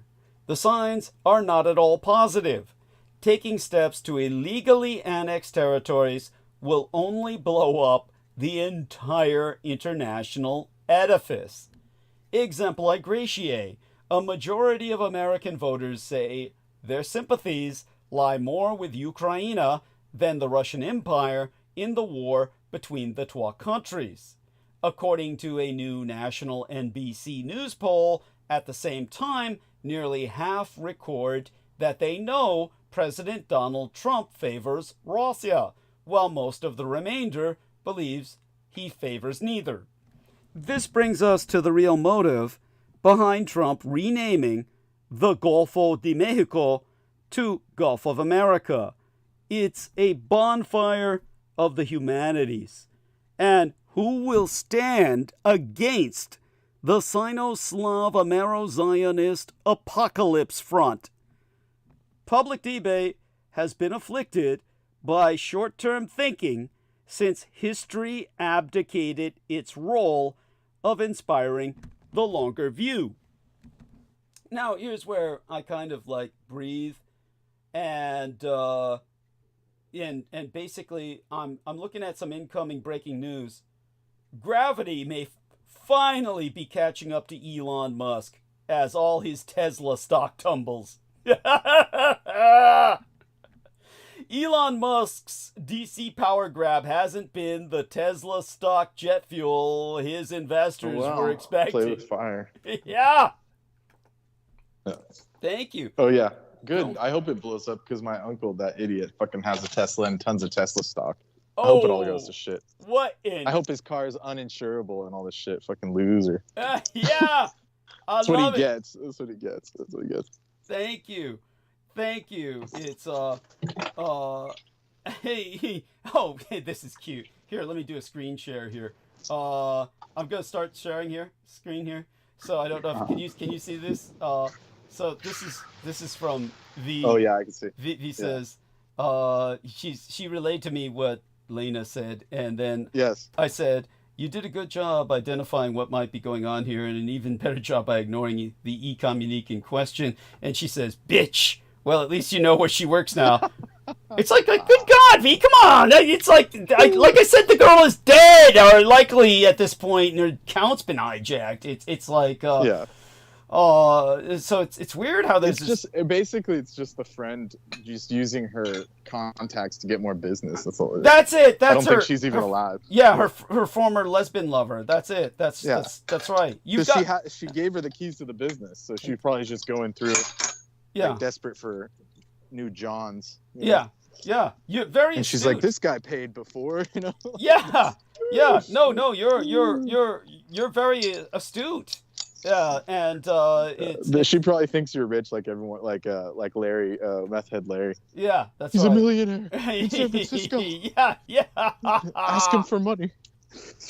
And then when I was on the phone with her and him and Brooke, Brooke was on the phone with me, but then he comes up and he says, "Give her money. I know you're rich. Give her money." Oh and my I'm like, what God! The fuck? I was like, "What the fuck? Who is that?" Yeah. Pathetic. He's like, "Is that Douglas? Give her money. Give her money." It's like, and she's like, "No, it's Brendan." And he's like, "Oh, the other rich guy. You know, how much you gonna give her?" Like, Jesus Christ. Horrible. No, what I can't understand is, when it came to, hey John. Okay, you want me to put him down actually, or have you checked? Yeah, that's by the way, that's that poor homeless guy comes by for the cans. It's just you know, it's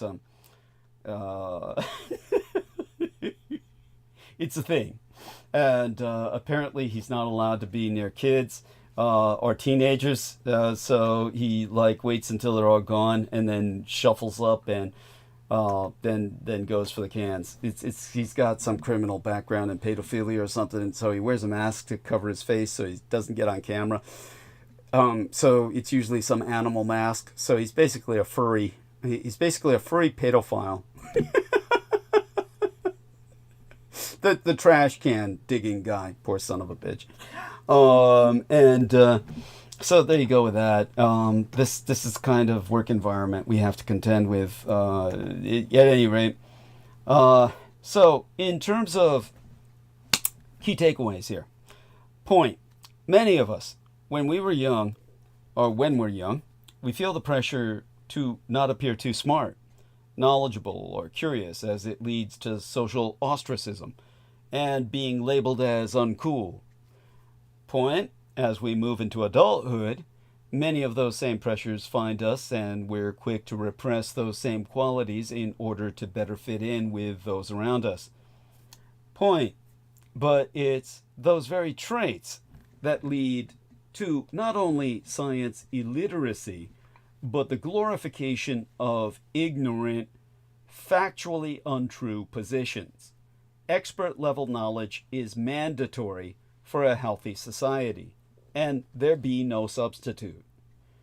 Before President Trump, the most high-profile call to change the name of the Golfo de Mexico came from Stephen Colbert, who joked on his Comedy Central show in 2010 that the body of water should be referred to as the Gulf of America in the wake of the Deepwater Horizon oil spill because we broke it, we bought it. Almost 15 years later, it could have been worse. Trump could have decreed the Golfo de Mexico be renamed the Gulf of MAGA. Don't anyone give him any ideas. But Trump's arrival at changing the name to the Gulf of America retains none of the jocular tinge of Colbert's sarcastic suggestion. Yet it certainly was received that way in the weeks leading up to Inauguration Day, when the Mexicano Presidenta Claudia Sheinbaum Pardo reacted to news of Trump's plans by suggesting the American Southwest, which belonged to Mexico until the 1848 Mexicano-Americano War, be renamed America Mexicana.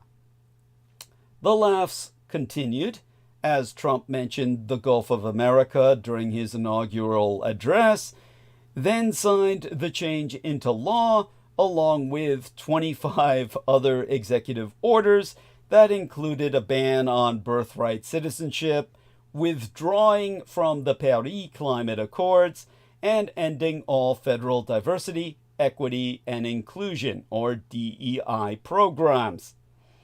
Rebranding the body of water bounded by Cuba, the United States of America, and Estados Unidos Mexicanos, the United Mexican States, as the Gulf of America, which Trump justified by stating in his order that it has long been an integral asset to our once burgeoning nation and has remained an indelible part of America, was seen as a random piffle, namely because cartographers and governments across the world used Golfo de Mexico for nearly 475 years.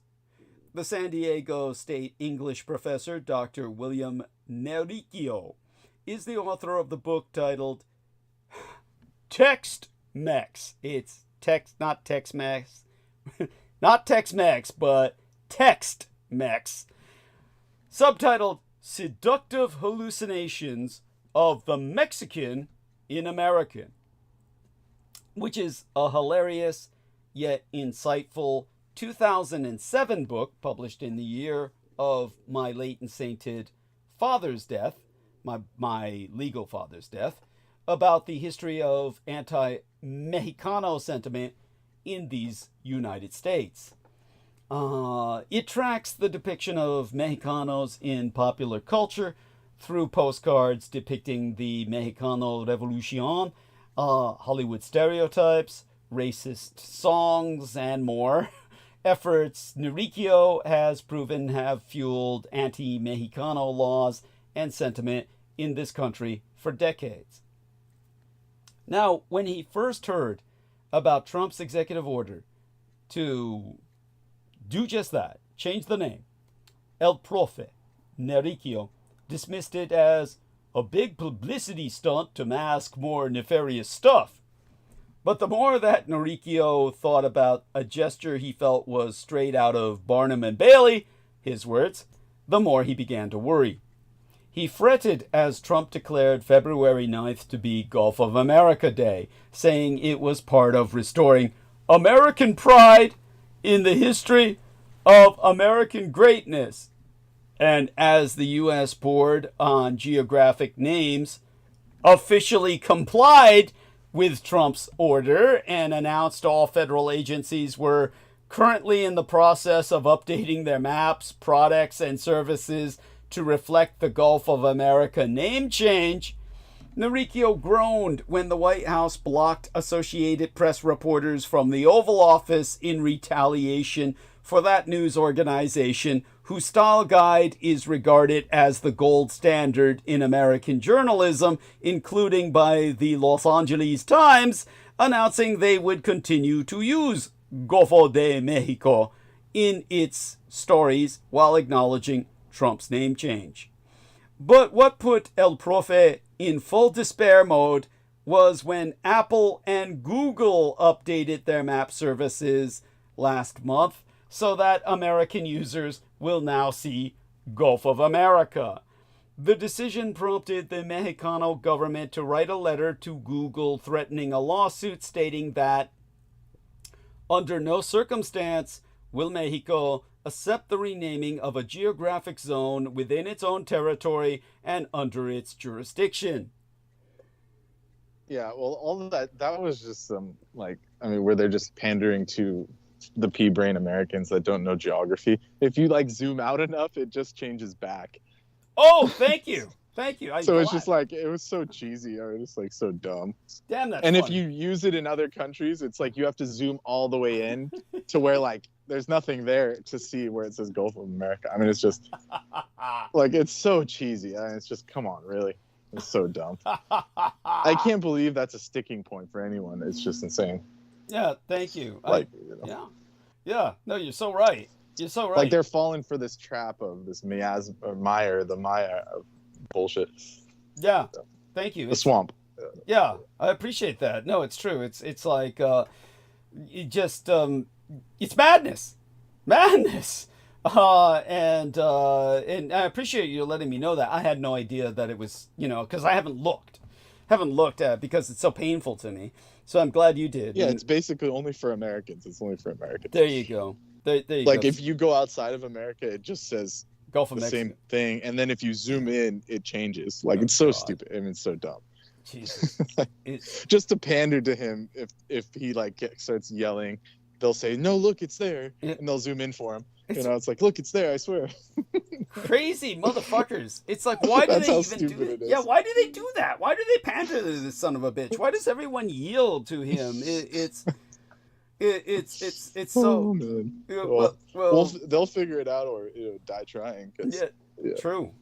And we'll. How far can you pander to someone that does that? Yes, thank you. It's isn't there a story of the Mad King? Is that Shakespeare or what was one of these? King Lear. Yeah, that's right. It was like that. People were agreeing with him, and he's just killed you, anyways. Yeah. It's King Lear, of course, was presented as tragic. He tragically felt that those around him were betraying him. No, that's too much dignity. Yeah, I'm talking too much dignity. Alice in Wonderland, the queen. Yeah, that's they were serving her tarts, and she's like, "My tart." That's he's on this level. He is off with their heads. Yes, much better. Yes, thank you. Yes, that's where we're at. Yes.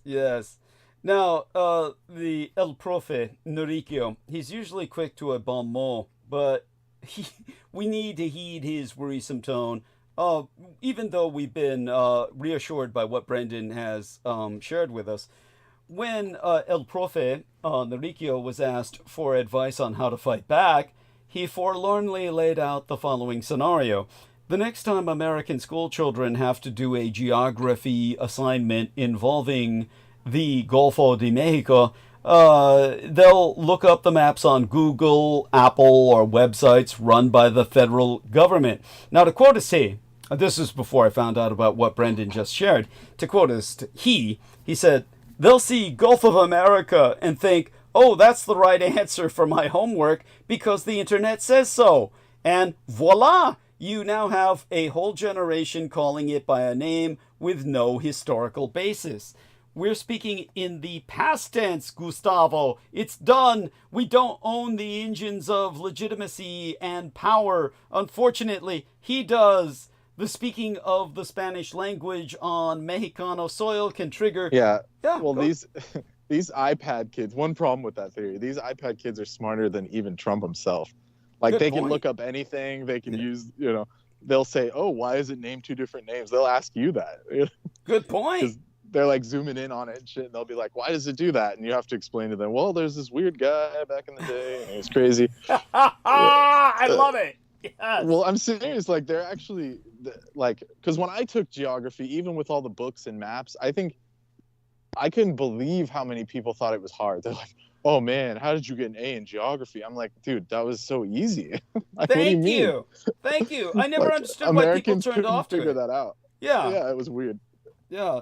And it's like Americans look at a map and they turn blank. It's really weird to me. And they, I mean, So maps. these kids growing up now are way smarter because they have instant access to whatever they want. Thank God. That's Yes. what these sorry to say, these Gen X writers have no idea. They're totally out of touch. Thank you. I appreciate that. No, it's important to know that. It's important to know that. Yes. And it's reassuring. Thank you. That's good. That's good. And yeah, so this Norikyo guy, he was totally given up. He gave up. He was like saying, you know, he was pointing out historically that his words, the speaking of the Spanish language on Mexicano soil can trigger the most jingoistic attitudes, so why not pave over 5 centuries of history and call it the Gulf of America? We know the history of America as empire, but this is America dropping its pants and showing its empire tattoos. It's bald, naked imperialism, and it's on the order of Stalin. What gets me is the anemic pushback. Anemic! Almost like, yes, Daddy. It's like watching a movie with a supervillain who keeps winning and winning, and I don't think this one's going to have a happy ending. So that's what he wrote. Now, it's easy to dismiss Norikyo as a wild-eyed academic wokoso, but Oh God, yeah, these people are just gonna make those other, you know, the MAGA people happy, you know. it's Look at true. them squirm. Yeah, this is what MAGA Yeah. grooves off of. Yeah. This is what they... Yeah, they groove off of that. Yeah, shit. It's they like, masturbate to but they this don't shit. realize that not, like, most of the people, especially in my age group, like, we don't give a fuck about all this stuff. This is like, we just have to live through it, and there's not really an option to get out of it. True. So, like, you guys have this, I hate to say it, this fantasy that there's some way to bluster out of it or complain enough or do something. You know, he said, how come we can't do anything? You know, that's not going to work. Yeah. No, it's true. Yeah, it's yeah. Instead, you just gotta. You just have to survive. evolve. You have to, like, get into, Yeah. you know, learn how to navigate it as opposed to changing it or something. Thank you. No, good point. Good point. It's like, yeah, we have to survive it first. Then it Yeah. collapses, and then we rebuild. That's basically what we're Yeah, stuck that's with. the only option. Yeah. And, There's no need to cry about it, you know, like this guy. Yeah. And whatever he's doing. No, I thank you for Did that. he really say that? Did he really say Yeah, all that? he really said all that. That's yeah. It was so sad. Is and this I- guy self-published or is he gets paid to write? I like that. That's pretty funny. No, he's a professor. No, he gets paid. He gets Oh, paid. God. Yeah. Yeah. Okay. You know what?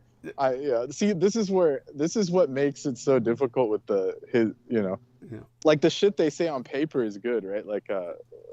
Like Trump or whatever, they want to reform, get rid of these crazies, Mhm. but they're doing it with, like, instead of a scalpel, it's a mallet. You know, they're Yes. just like dink everyone on the head like it's whack-a-mole. It's Yeah. like, no, you get rid of these guys first. Yeah. Thank you. Thank you. No, I hear But you. apparently they can't handle that. They can't handle nuance. Yeah, no, nuance is beyond them. That's no, but you're right. This is the kind of guy who gave academia a bad name. I agree. It is the Yeah, that's what I'm saying. yeah,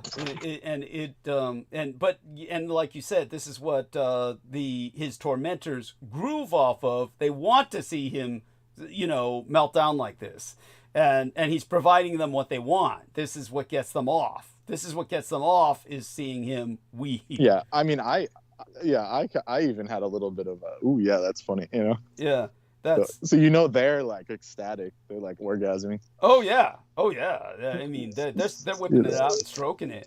Kind of like I would if I saw a abduction video of Vale where they're saying, "Look what we're doing to your friend," Right. and, yeah. That would actually be funny. If you get that, we gotta watch it. Oh fuck yeah! Oh, that would be just comedy gold. I think that would be like the whipped cream on top or something, cherry on top. Just to hear him say, If "You can't do this. I'm an American. I they're don't like, we're gonna send identify." this to your friend Doug, and then he's like, I don't know anyone named Doug. Yeah, that's right. That's right. You used to hang out. You were a role model. I don't remember this. He loved you. Yeah, that kind of shit. Yeah. Oh. You remember the belt buckle as they're whipping him with the belt? Yeah. Poor guy. How did you do that to someone? Oh, well, what can I say? Well, they deserved it. It's one of those things where we'll consider that justice. Now, in a certain sense, however, bearing in mind what we've all just qualified, in a sense, this Norikyo is not wrong at all. The name change isn't a punchline or weird Trump quirk a la ketchup on steak or his weak salsa YMCA dance. It's indicative of a commander-in-chief hell-bent on continuing his efforts at a modern-day manifest destiny against our ultimate frenemy in any way, shape, or form. Trump is convinced the American public will largely accept anything he does against Mexico. But guess what? It's just Mexico. That's why Americans will accept anything he does against it, is because of that. Now, critics and supporters have long said to take Trump at his word, and few things have shown this to be truer than his vendetta against the country that once ruled nigh all of America del Norte. It was right there in the speech announcing his first successful presidential run a decade agone this June, when he descended down a golden staircase at his Manhattan Tower like the decrepit yet all-powerful Parisha Emperor in the Dune franchise. Within the opening 3 minutes of his speech, Trump uttered the line, "When Mexico sends its people, they're not sending their best. They're bringing drugs. They're bringing crime. They're rapists." That's the viral part of his anti-Mexican screed.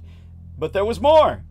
Trump mentioned Mexico 13 times in that speech, his pronunciation dripping with disdain every time. He promised to build a great, great wall to seal it off from us, and labeled our southern neighbor the new China. He whined that Mexico is laughing at us, at our stupidity, and now they are beating us economically. They are not our friend, believe me, but they're killing us economically. So much bile against our second largest trading partner and the ancestral country of millions of American citizens, and yet the crowd cheered him on. Trump has kept to his saber-rattling words. He has never ceased to describe people crossing into this country from Mexico as an invasion, and is vowing to severely limit legal migration and deport immigrants in the country without legal documentation in a way this country has never seen. He's still threatening to impose steep tariffs against Mexico, while his team is salivating at the idea of channeling their inner general purging and launching military incursions into the country under the guise of combating narco cartels. Wow. The month before last, Defense Secretary Pete Hegseth told Fox News that all options will be on the table. Now, wiping off the Golfo de Mexico from U.S. maps is not a lark. It's a promise of more to come. It's a move out of the Latin American strongmen that have long plagued the Western Hemisphere, but now have an eager copycat at 1600 Pennsylvania Avenue. Likewise, Putin's favorite philosopher is the imperialist philosopher who demanded the Ukrainian war. For decades, Alexander Dugin argued that Russia had a messianic mission and that destroying an independent Ukraine was necessary to fulfilling it. In August of 2022, 6 months after Russian troops invaded Ukraine, a cultural festival named Traditions was held outside Moscow at the one-time summer retreat of Alexander Pushkin.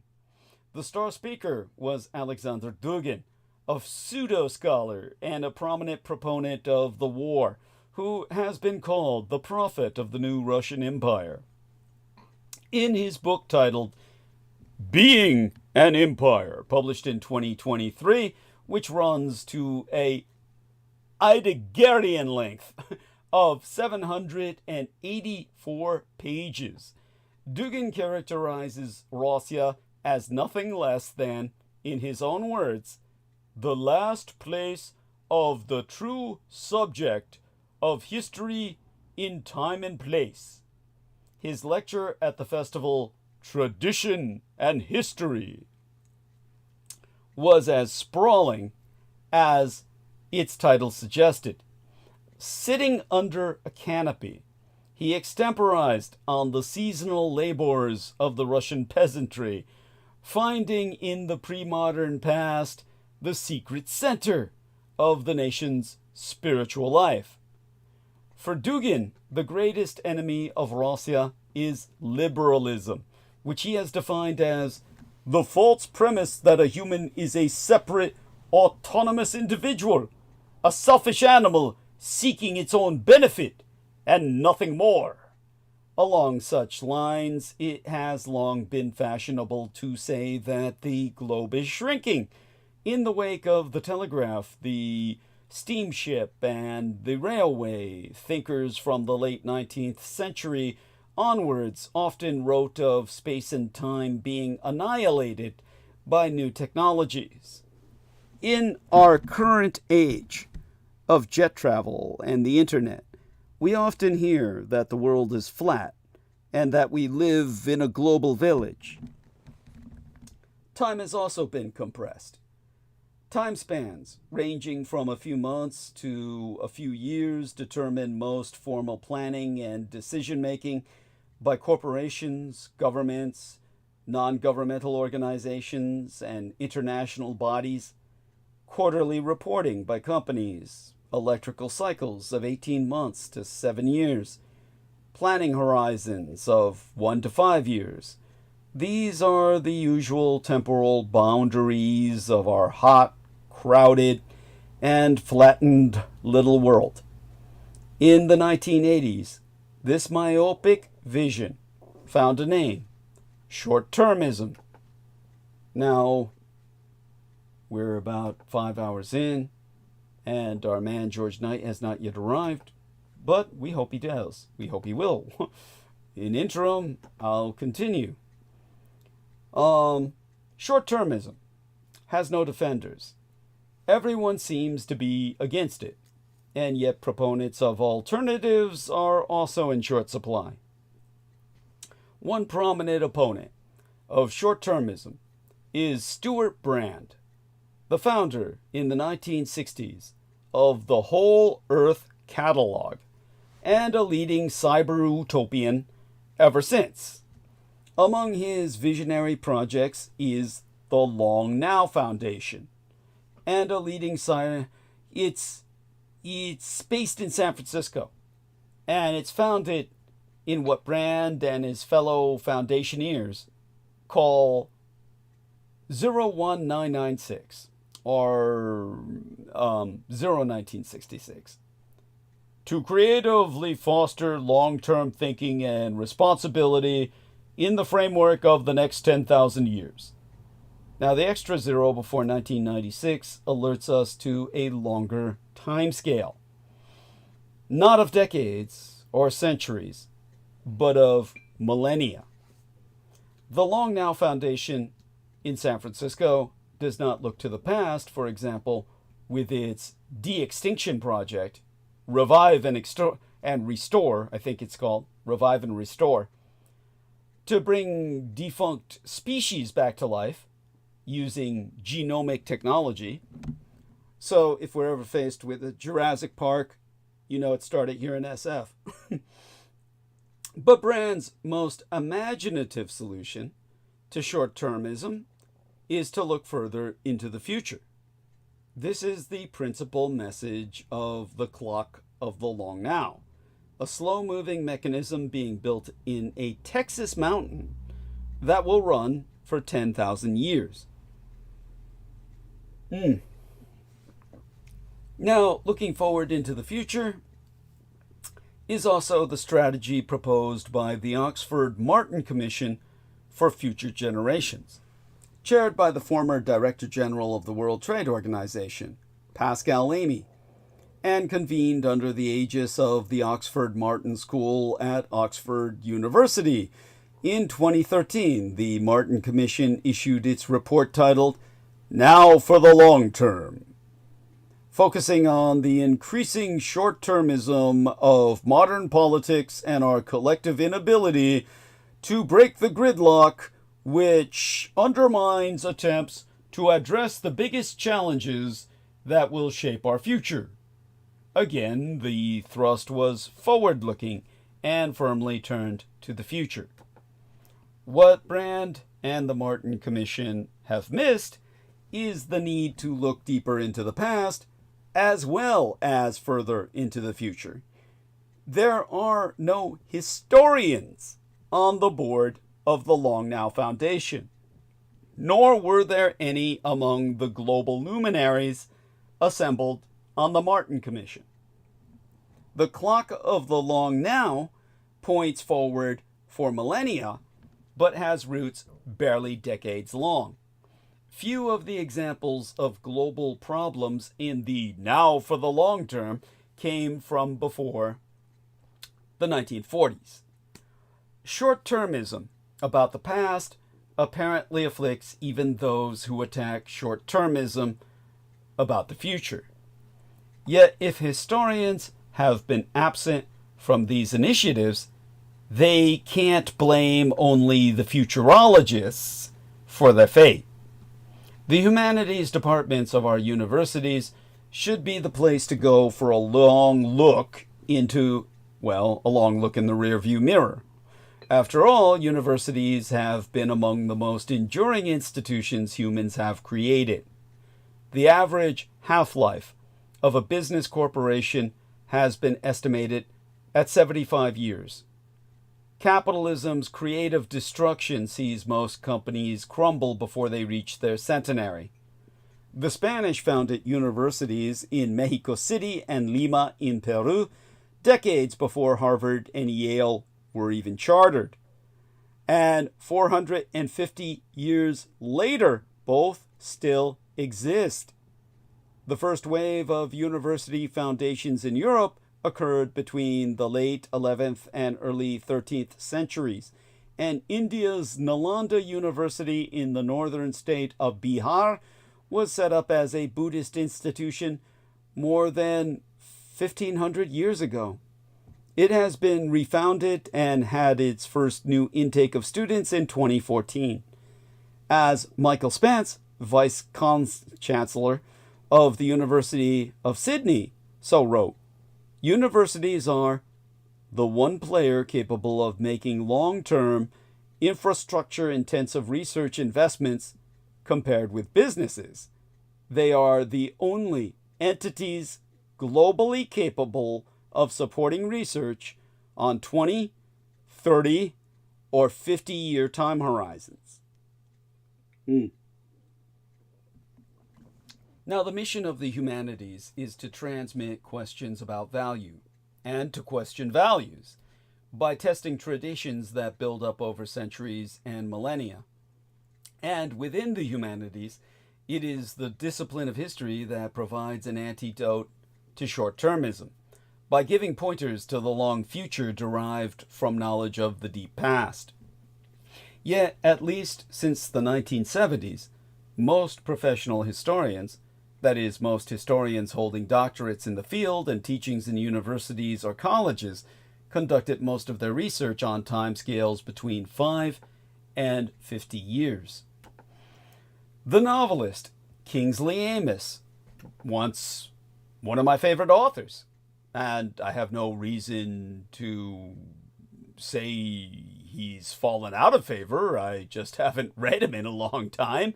He satirized this tendency towards ever more microscopic specialization among historians as early as 1954 in his book titled Lucky Jim, the work from which all later campus novels sprang.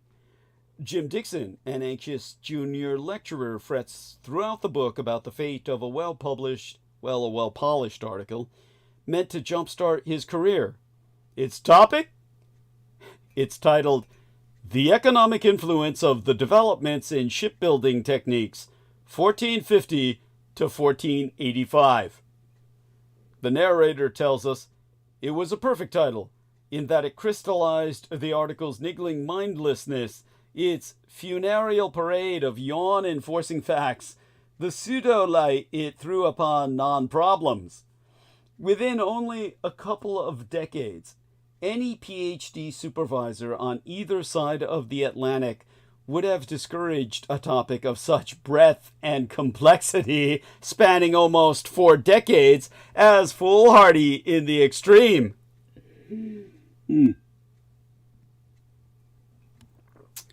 When historians first became professionalized in the late 19th century, it was still possible for them to tackle subjects of genuine breadth and ambition.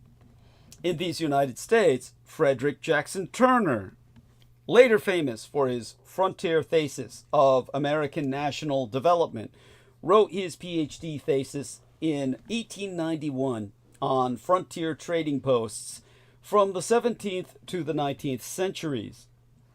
In 1895, W.E.B. Du Bois, the first African American to receive a PhD from Harvard, studied the suppression of the African slave trade from 1638 to 1870 for his doctoral research.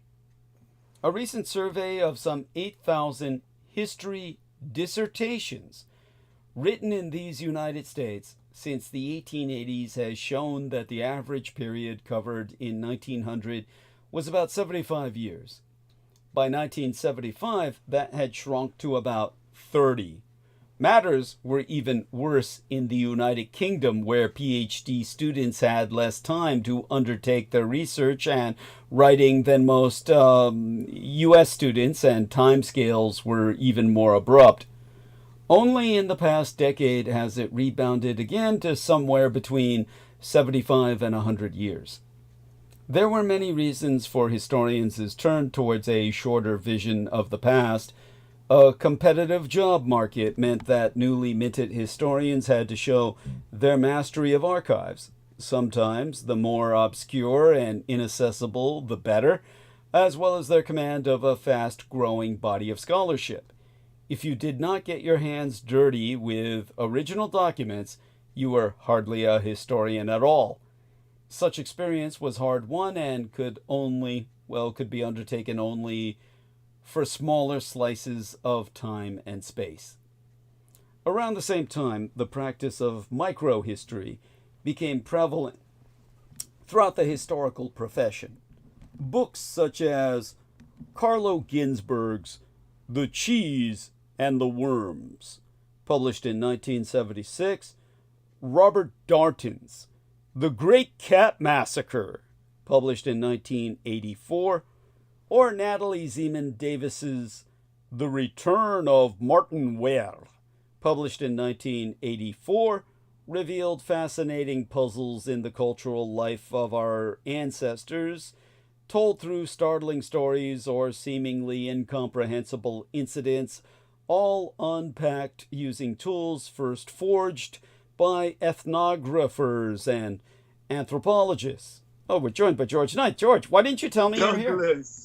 Yes, no, I've just arrived. I've just joined. Okay. Thank you so much. It's 6 o'clock in the morning. Oh, well, good morning and Yeah, welcome 6. aboard. Yeah, good morning. Good evening to you. Yes, and everyone listening. Thank you for having me on, Douglas. Oh, my pleasure. And believe me, what we're going to do is just let you pretty much host the show while I kind of sit back and join in. I'm going to kind of rest. The first thing I'll do is probably take a short break soon and maybe make myself another crock of tea, but I'll hold the stage with you until maybe Brendan returns and can help us with that. Yeah, thank you. But thank you, but definitely, yeah.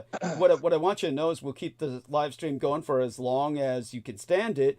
But whenever you want to quit, I'll just end the stream because tomorrow is a very busy day for me. So I'll try and grab a nap before I jump into the fray, so to speak. But it's been it's just been very busy with Asian holidays, my tutelage of the Blood Boys. My mother's death day is today, as you probably can tell. I don't know if you were aware of that when you joined.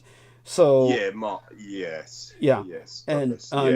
her death day fell right in between her favorite holidays. These are Asian holidays, so they change every year because they're on a lunar calendar. But this year, her death day fell right between two of her favorite holidays: the Guan Yin's birthday, the birthday of the goddess of mercy, and also the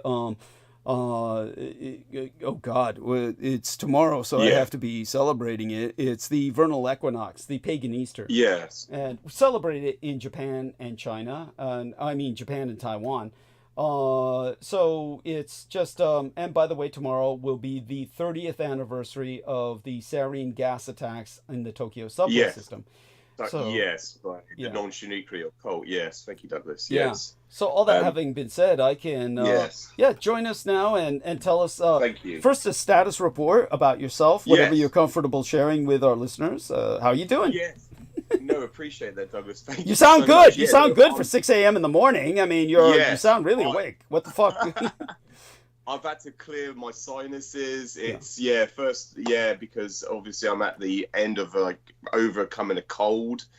So I've obviously still bunged up. That's what we call it here in the UK. So I've just been purging. I've caffeinated myself, oxygenated myself. I've got plenty of liquid. I've just had breakfast very quickly before I jumped on. I got up extra early today, and I was listening about the Trump latest that's been transpiring lately, Douglas. So yes, I have my own little intake on that, what I learned, what I just gathered yesterday whilst browsing the internet, what was being what was coming onto my screen, so to speak, just whilst I was just attending the gym yesterday. So I will about the latest JFK files that were released, and then the latest headline that popped up, Donald Trump declares war on Mexico.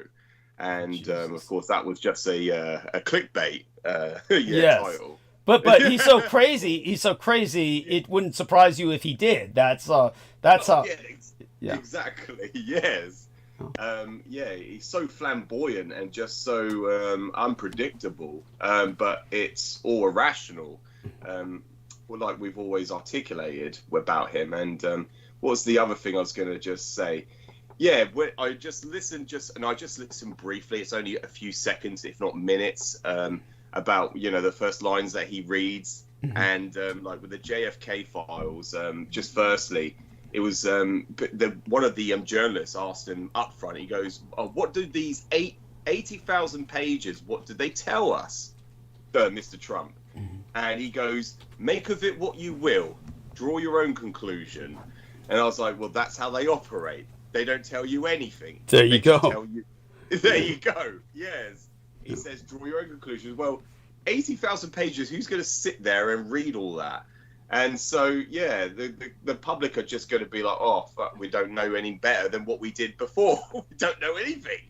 And so, and what they do ascertain, they're only confused. And so, that was my immediate impression of it. So I just stopped listening at that point. And he was like, we're going to release them tomorrow. Thank you. But that was that's thank you. I mean, I'm glad that you shared that.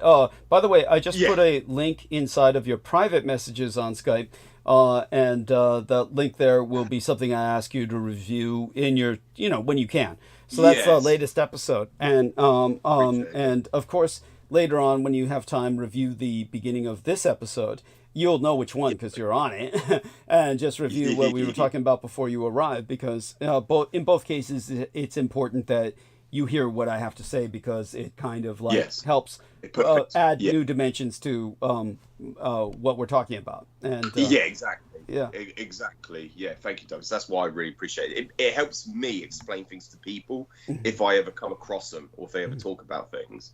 But yeah, we can go heavy into many subjects and topics and dimensions, as you just said, Douglas. We can go into many topics. Yes. This evening. So yes, I'm looking forward to it. Yeah. So when Brendan returns, I'll just have a general like discussion, a dialogue with him, and then you can I would definitely get your what you need to, and then we can carry on talking. Sure. Definitely. I mean, well, Casually. Yeah. And if he doesn't return, we'll just go on. We'll proceed. Yeah. So, such having been said, again, let's get started and talk about historically. What do you feel in terms of current events or historical events? Where would you like to start? Go ahead, take it anywhere you want. There's so many, Douglas. Yeah, it's one of those things that we usually bounce off each other when we roll a bit organically. So it's whatever comes up and whatever springs to mind, whatever I reminisce, or what I can what just pops up into my head. I'll just mention or yourself. That's how I like it. And I like to think of this as like a casual discussion, but it's on air, it's on record, which is important. Yes. But it's just great, and I appreciate because I learn a lot when I come on the show from yourself, and that's why I very much appreciate everything you do, and I appreciate you, Douglas, as a person. And so thank you for having me on, and I value these times. And the honor is ours, and believe me, I appreciate your enthusiasm and your ability to retain information, and like I said, hopefully, I'm glad you're getting better. Me, on the other hand, I'm like, shall we say, it's just been one of those weeks where the schedule's been packed enough where I'm a bit exhausted. So bear with me, but definitely I'm here with you, and we'll take the discussion into areas that. We'll see where we head organically. Obviously, on my mother's death day, I had to spend some time in communion and just kind of write a poem, all that sort of thing. And it's a sober period of time. But such being said, okay. So one of the things I was emphasizing. I'm sorry. Go. Yes. Oh no, you carry on, Douglas. No, please continue. Oh, I was going to say.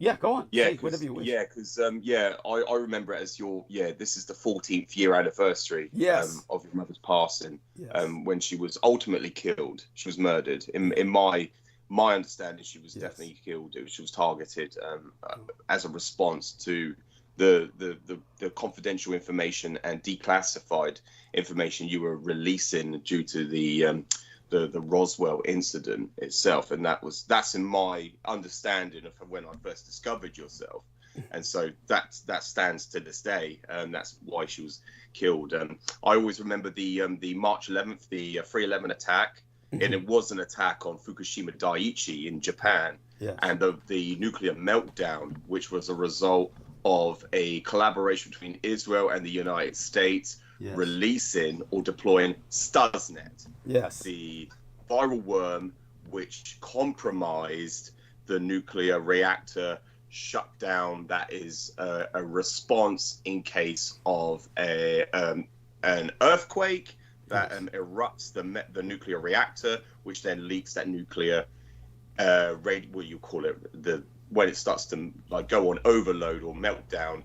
There is a coolant that would respond to contain that reactor. Absolutely. I hope that makes sense. Absolutely. And this was compromised by a form of foreign attack, and it was instigated by the United States and Israel. That's quite correct. And and so just shortly after that, you had your mum's passing, which is which is today's date. That's correct. Was it the 19th? Was it the 19th, Douglas? Well, let's go. 19th? Let's take a look at the calendar. So let me do a screen share here. Chronological, Yeah, I'm going to do a screen share, and then I'm going to bring you to the calendar. I don't know if you can see this. I know it's not legible, so I'll just point out to you.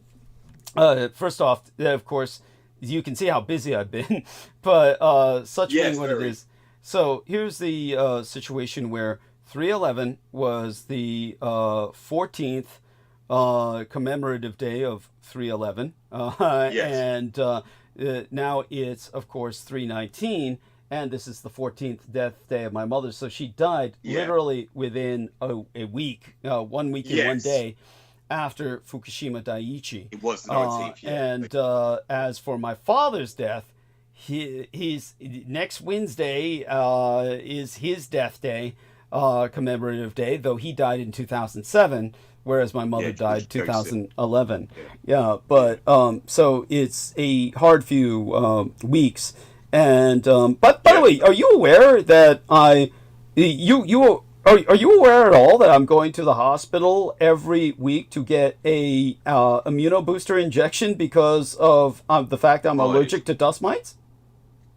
Oh, no, I don't think. No, that's the first I've heard of it, Douglas. Oh, do you remember that time? Do you remember that time that I vomited and called the ambulance and wasn't treated? I remember that.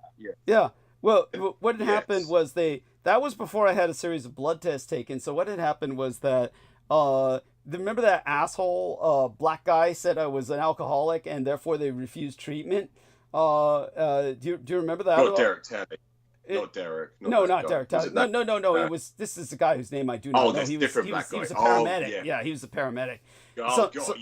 Some paramedic got me denied treatment at St. Francis Hospital in San Francisco, which was possible to do because St. Francis was basically in the phase of closing down, so their operations were winding down. They didn't want to do shit because they were being purchased by UCSF, the UCSF system. And but at any rate, you do remember I had vomited, gone to the hospital, but there was nothing that came of it. And there was nothing came of it because I was refused treatment because this asshole claimed I was an alcoholic.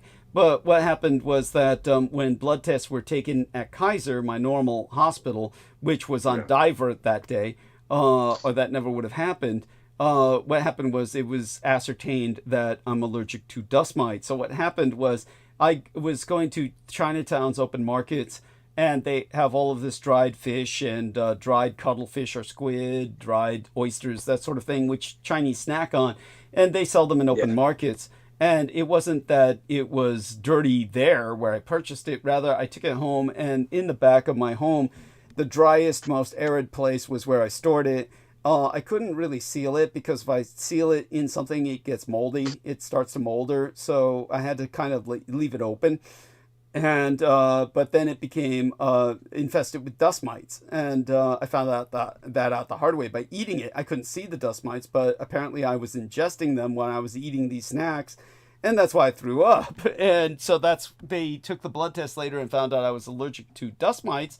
So I enrolled in a radical program where they are immunizing me to dust mites by giving me a booster. An immunobooster injection, an allergy shot that consists of a serum of crushed dust mite blood, and crushed dust mite shells, or chitin, or just dead dust mites. And so I get that injected to me in ever higher amounts once a week. My gang brother Beaver found this the most horrifying. He thought this was straight out of a fucking horror story. He can't believe I'm doing this, especially once a week. But there you go. So now you're caught up on that. It shows how busy you've been that, we haven't been able to update you on things like this. So this has been going on for a while now. Thank you. But there you go with that. Thank you. And, so, aside from that, I was gonna. Yeah. Go. The other thing I was going to ask you personally, Douglas, is your tongue better from my last? Thank you for asking. No, I thank you for asking that. It is much better. It is much better, but I'm not going to strain it any further. I'm going to try and refrain from talking too much tonight. Just give it more of a break. And it should be completely healed soon enough. And I'm happy to report that I'm back into UCSF Dental. so I can now deal with these things. We'll probably have a mouth guard manufactured for it. That's what I'll request. Because you know, the ones you buy at the store aren't worth a shit. They're, you know, No, it exactly. doesn't fit your mouth, and you'd spit that out with, you know, quite quickly. So so all such being said, there's what else? Oh, I'm now seeing a chiropractor, which is covered by Kaiser finally. So I mean, my life, as far as I'm concerned, is improving. I mean, you have no idea. For me, the chiropractor is a life-changing experience. By now, I'd probably sound like some old man who's just spending all of his time in various forms of medical and dental. Well, you know, hey, you know, there you go with that. It's just part of the upkeep. You've got to upkeep yourself, and You have to. No. yeah. And so, how about your work? Has there been anything at work that stands out, like in terms of any safety issues, any encounters with people that were particularly interesting or alarming, and you know? Nothing, no, and there's not a great deal. You have your own, each experience. No two jobs are the same, so each experience is different. Of course, I've just got to be slightly careful what I say, so don't implicate got it. anything. Yeah, but by the way, again, slightly careful, but I don't have to be. I could be all out, you know, because there's nothing that will come of it to myself, obviously, and it's not a case of I'm not revealing any security issues or security. You know, anything that will implicate somebody else or incriminate somebody else or reveal any sensitive information about anyone. Like yesterday, for instance, me and for an example, for how each encounter is unique. I've been working mainly down south as opposed to the east, like I usually do. I'm usually stationed to the east of the south of the UK, but I went further down to the coast yesterday. And we got a customer into service, me and another colleague. We worked together, and we got somebody else as well with what they call a cherry picker or a mute, so they can work above ground. So it's a platform that will elevate a person upwards towards a pole, which is not very conducive for a ladder. So we got the customer into service. They've had multiple failures, and the guy was not appreciative of our efforts whatsoever. Whoa! Why was that? He was not appreciative, and as a matter of fact, I think he looked at us as more of a hindrance. And we spent a good few hours, 3 to 4 hours, getting him into service, and it was a big old job. And it was bouncing a fiber cable from multiple poles through trees to multiple buildings, and we got this guy into service, and we even got his he lives on a grounded property sharing with his parents, and he was not appreciative. So basically he lives in the converted B&B house, and the main house is the parents' house, and we fed a cable for both, not just him but also the parents, to future-proof it so they can have it, because they were saying how terrible their internet is. And I was like, well, it's been awful for decades. You need fiber.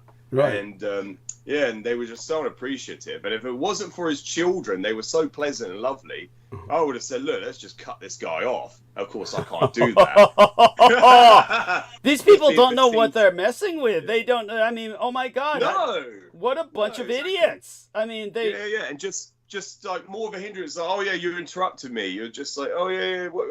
And then, he had next to his, where we put what you call the modem, so to speak. Yeah. We had to, the colleague I was working with, he unplugged his beer fridge. He had a fridge specifically for beer. And he said, look, I had to unplug your beer fridge, so your beer's going to get warm now, so you're not going to enjoy it. But you've been waiting so long for internet. You're saying how bored you are. That's why you got this alcohol. Yeah.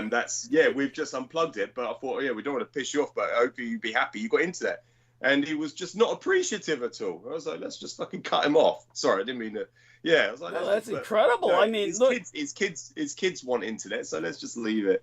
But how you get, and he had multiple failures. He had people that turn up and say, no, it can't be done, this and this. And they're all just flogging it off. They're all don't want it. They just basically didn't want to do it. We come along as heroes, and we're going to get appreciative as heroes. So, and it's not that I'm asking for anything. It's just like, thank you for doing that. Didn't even get a thank you.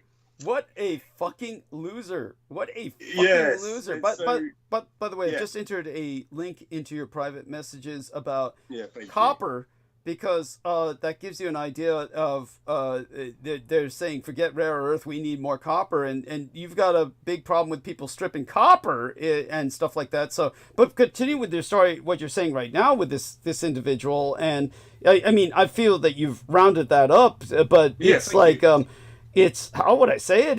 It's like appalling. I mean, it really, all I can say is you can only take solace in the fact that, you know, the kids have internet now, you know, his kids have internet. Yeah, exactly. Yes, I can resonate only because of my own children. So yes, it's something they need. So, but yeah, just to put things in perspective with the copper, the reason why there are these, you would call them vigilantes, or what would you want to call them?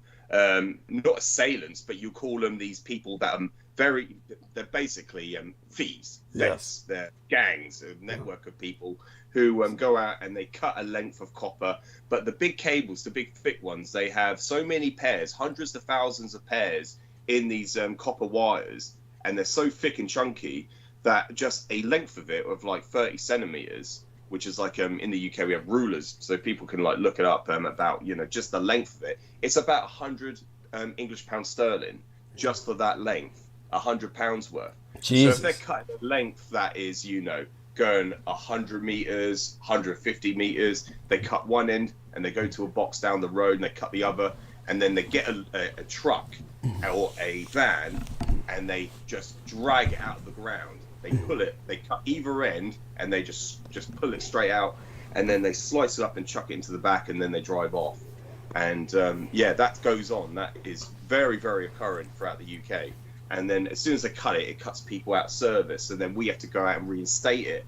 Not myself, but other people in my organisation, they do that. But that's just to put things in perspective how valuable copper is. Yes. And there are billions of miles. I think it's equivalent to I'm over exaggerating by billions, but like millions and millions of miles worth in the ground. Just alone in the UK, that's the length of the span of the copper. They've estimated it. So there's so much of it out there, and they want to retrieve it, melt it down, and make a buck out of it after they want to basically re-extract it from the ground or from the air. I would refer to them as pirate salvageurs. They're pirate salvageurs. They are pirates. Yes.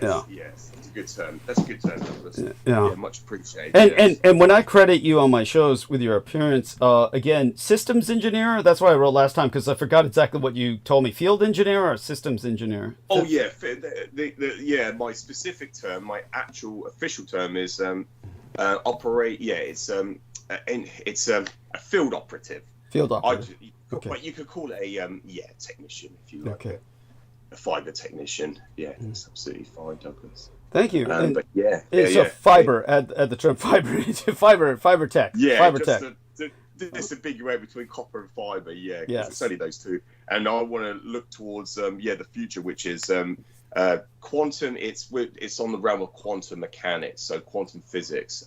It's quantum key distribution. So it's using shooting photons as opposed to power or a light reading. Yeah, power is the correct term. But yeah, that's going to be the future in the next few decades, which can extend further than what light travels. Every so distance, light can only travel for a certain length or a certain span, but then it needs like a substation to boost it further. So to speak. I'm trying to not be too technical, or so people can understand.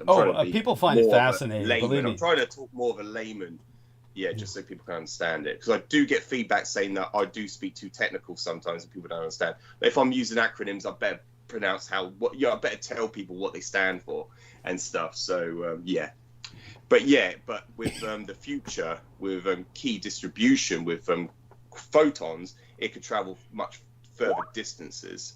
That's what they're going to look towards in the future. They'll probably use that technology for underwater seabed cables, most likely. Yeah, most likely, Douglas, in the future. Yeah. But that would be much later on. That would be further down the field. Now, but anyway, no, I mean you're going great guns, and continue speaking about while that's further down the field, of course, you've been on the cutting edge of this, and after the honoring of your quality of work, how have things been on the job with your relations with your workers? Is anyone jealous of you? Most probably. I have, people obviously have confided in me and just made me aware that that comes along with the territory. Yeah, if you stand out or shine, so to speak, you will be obviously recognized, noticed, but then your peer workers who are not at that level will then either they'll look up to you as a form of admirement, they would, because you don't get everyone that praises you, people secretly praise you, they'll go, yeah, well done, well done. But secretly, behind your back, they are they're being derogative, or they are, basically downplaying you, or they're being, facetious behind your back. I haven't really had that, so to speak, only because, exactly, Douglas, I was going to say, but it's because you're basically making them look bad. That's the reality of it. That's the reality of it. So you're never going to be completely what's the word? They'll look up. You get people that will. Oh yeah, that was what I was going to say. Sorry. You get respected, but because I'm respected by the majority, it's very hard for someone to go, oh, you know that George, and they're like, yeah. What about him? He's good. He's very helpful. Oh, and then it just makes them look bad.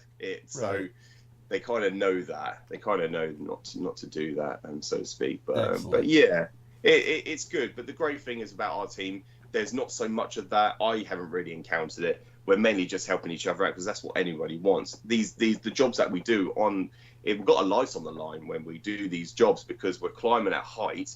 Any moment could be our last, so to speak, because we don't know what's around the corner. We don't know because I've seen video footage of cars plowing into poles, someone at the top of a pole, and a car just comes along. Whoa! Because it's not. You can mitigate all safety and reduce. With health and safety, we use our own what we call method statement, and we risk assessment. So we try to mitigate all potential hazards or potential risks. We got these method statements in place, which we fill out before we conduct any work.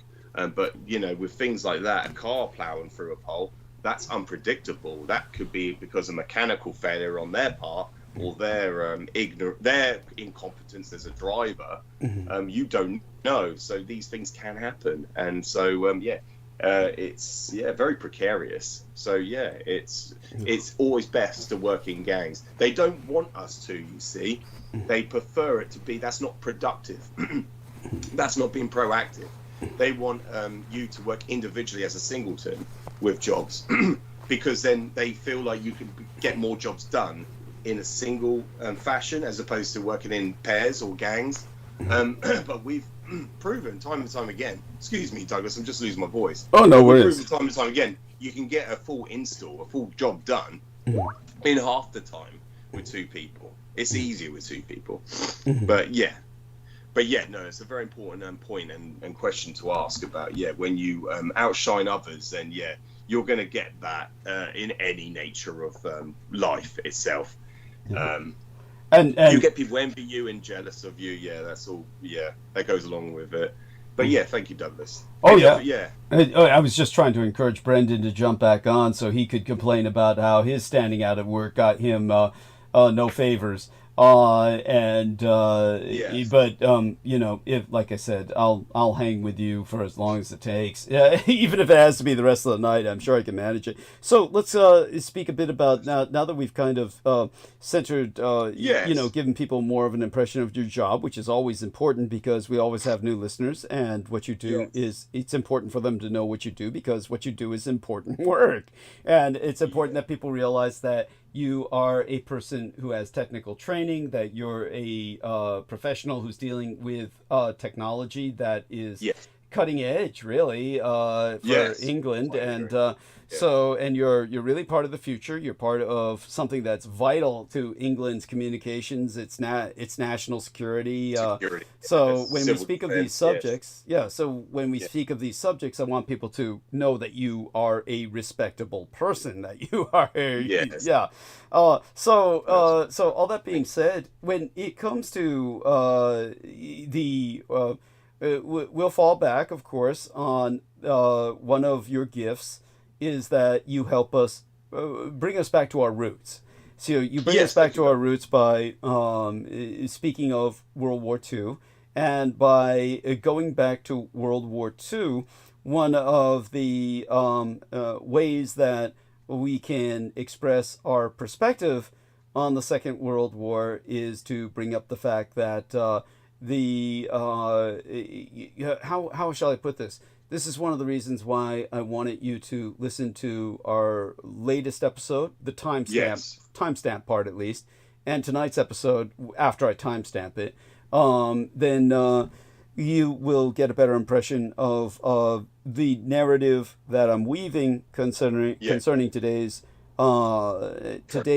Yeah. geopolitics. Now, Yes. when it comes to today's geopolitics, what is happening is that we're obviously seeing very much a parallel pattern of what happened before the Second World War. So our understanding of the Yeah. history of that conflict becomes even more important. And when it comes to the history of that conflict, George Knight and I would try to educate our listeners that World War II has always been portrayed as starting in 1939, but in reality, it started in 1931 with the declaration of war on Yeah. Germany by the Jewish diaspora. Yes. And this was at a time when Adolf Hitler was trying to keep money in Germany to deal with its economic crises. Yes. And the only people he allowed to leave and take their money with them were the Jews in the transfer agreement, which led to the creation of a greater and greater Jewish presence in Palestine. Brendan ẒOGHET referred earlier to the fact that much of the GMO or hybrid vegetables just produced for yield that are winding up in Europe that have lost a lot of their nutritional value sourced from Israel.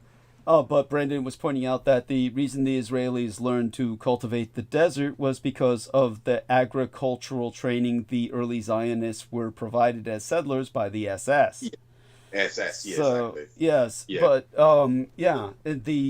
so as I've said before, England, because it's an island and obviously cannot produce too much food on its own, Yes. would need to, as oh God, I'd have to look up the gentleman's name, but there was one British government worker, and I guess he was one of the members of Parliament at one point, I think, but I'll have to look it up again. The man who was originally trying to get Britain to turn towards GMO, and this was something that could be used to help sustain itself, and also could be used to basically lead to exports, give Britain something to trade with the rest of the world.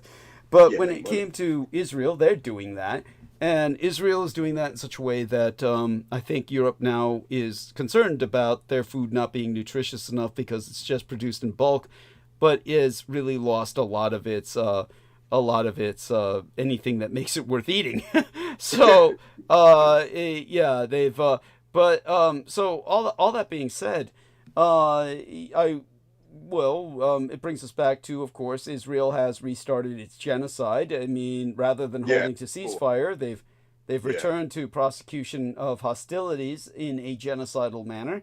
And also, Ukraine and Russia, within hours of the Trump-Putin call, have been shooting at each other, reignited conflict. So that didn't do shit. No. And so we're in a war that we're in a world war, or the beginning stages of it. Yes. And how did World War II start? Sanctions on Germany. Sanctions. Exactly. And Yes. Trump is starting with sanctions on the Dominion of Canada and Mexico, of course. So yeah, any comparisons you wish to make between now and World War II, please do so.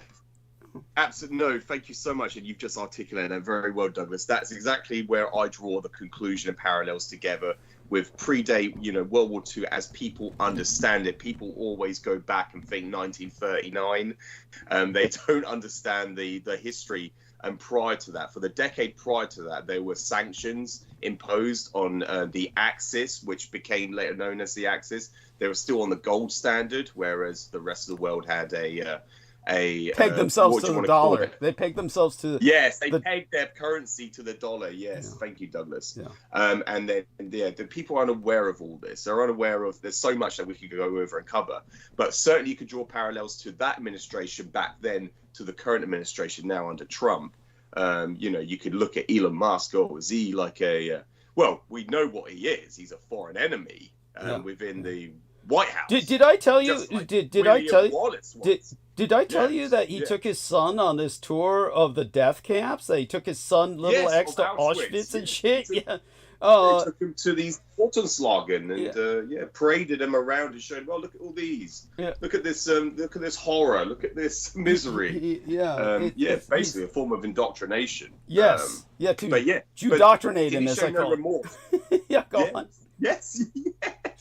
Yeah, X. And it just what popped in my mind then, Douglas, was I saw Trump the other day parade. He walked up to his what do you want to call it?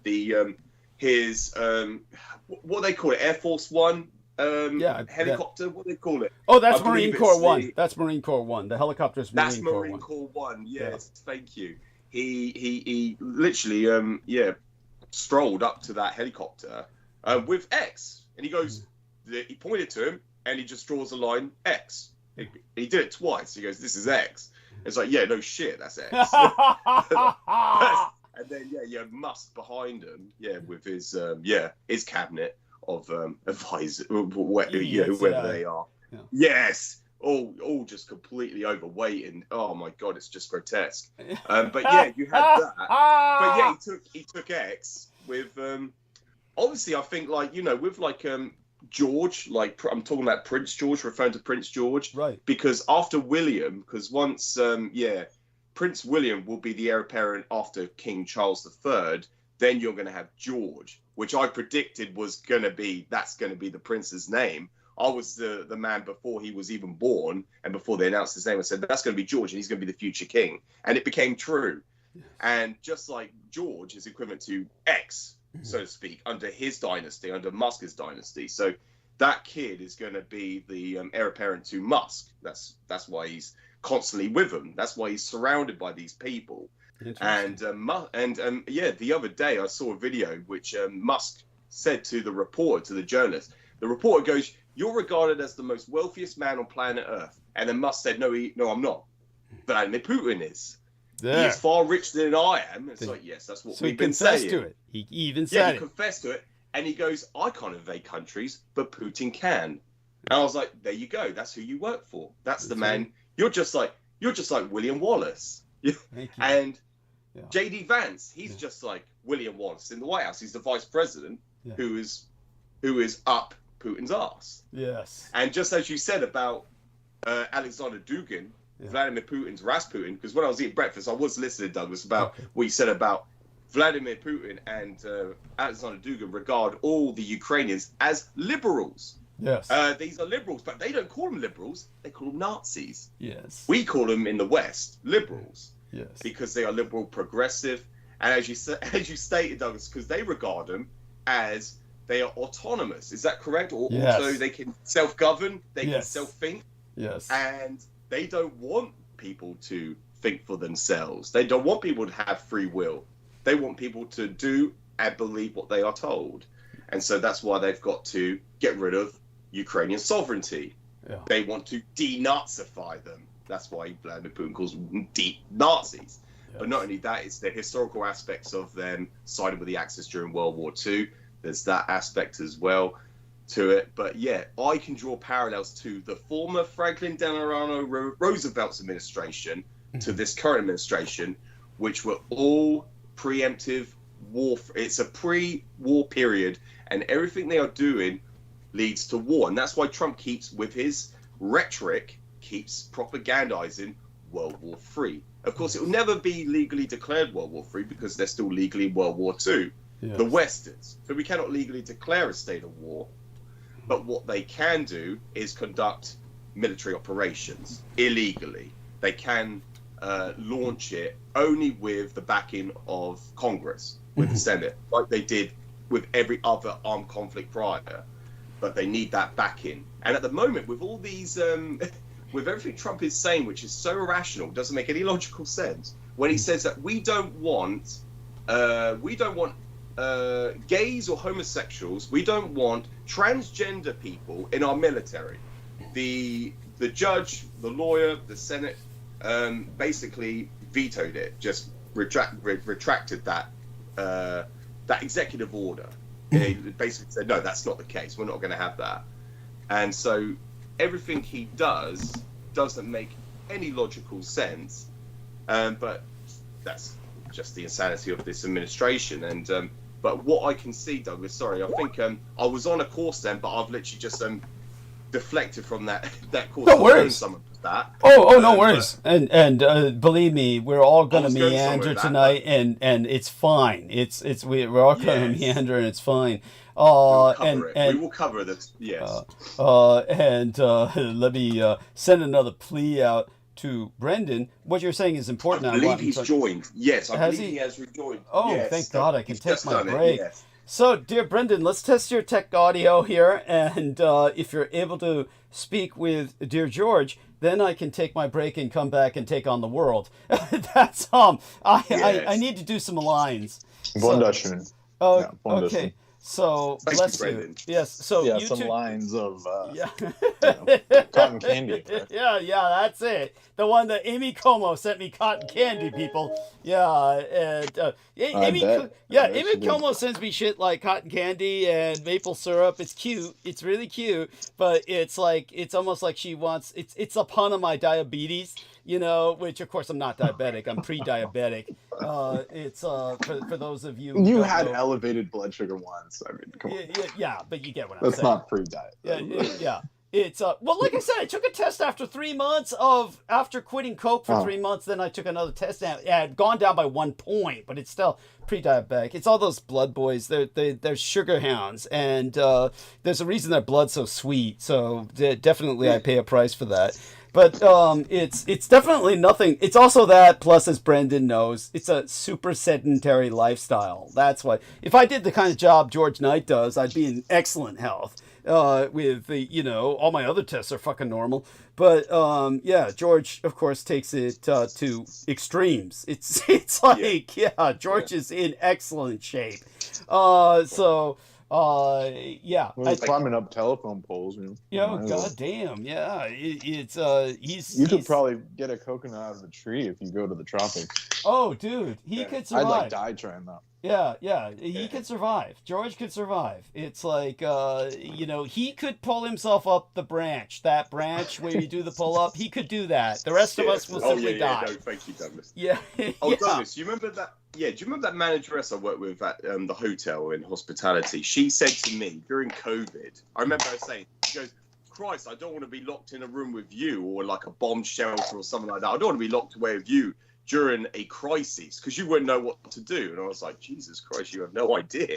Yeah, I can't believe she even said that to me. She was trying to say she wants to be locked in a room. Thank you. Thank you. She was like, Christ, I don't want to be stranded with you during a crisis.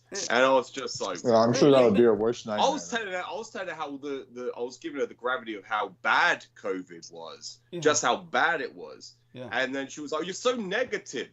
God, I don't want to be stranded with you. I was like, Jesus, no. Fantasyland. Yeah.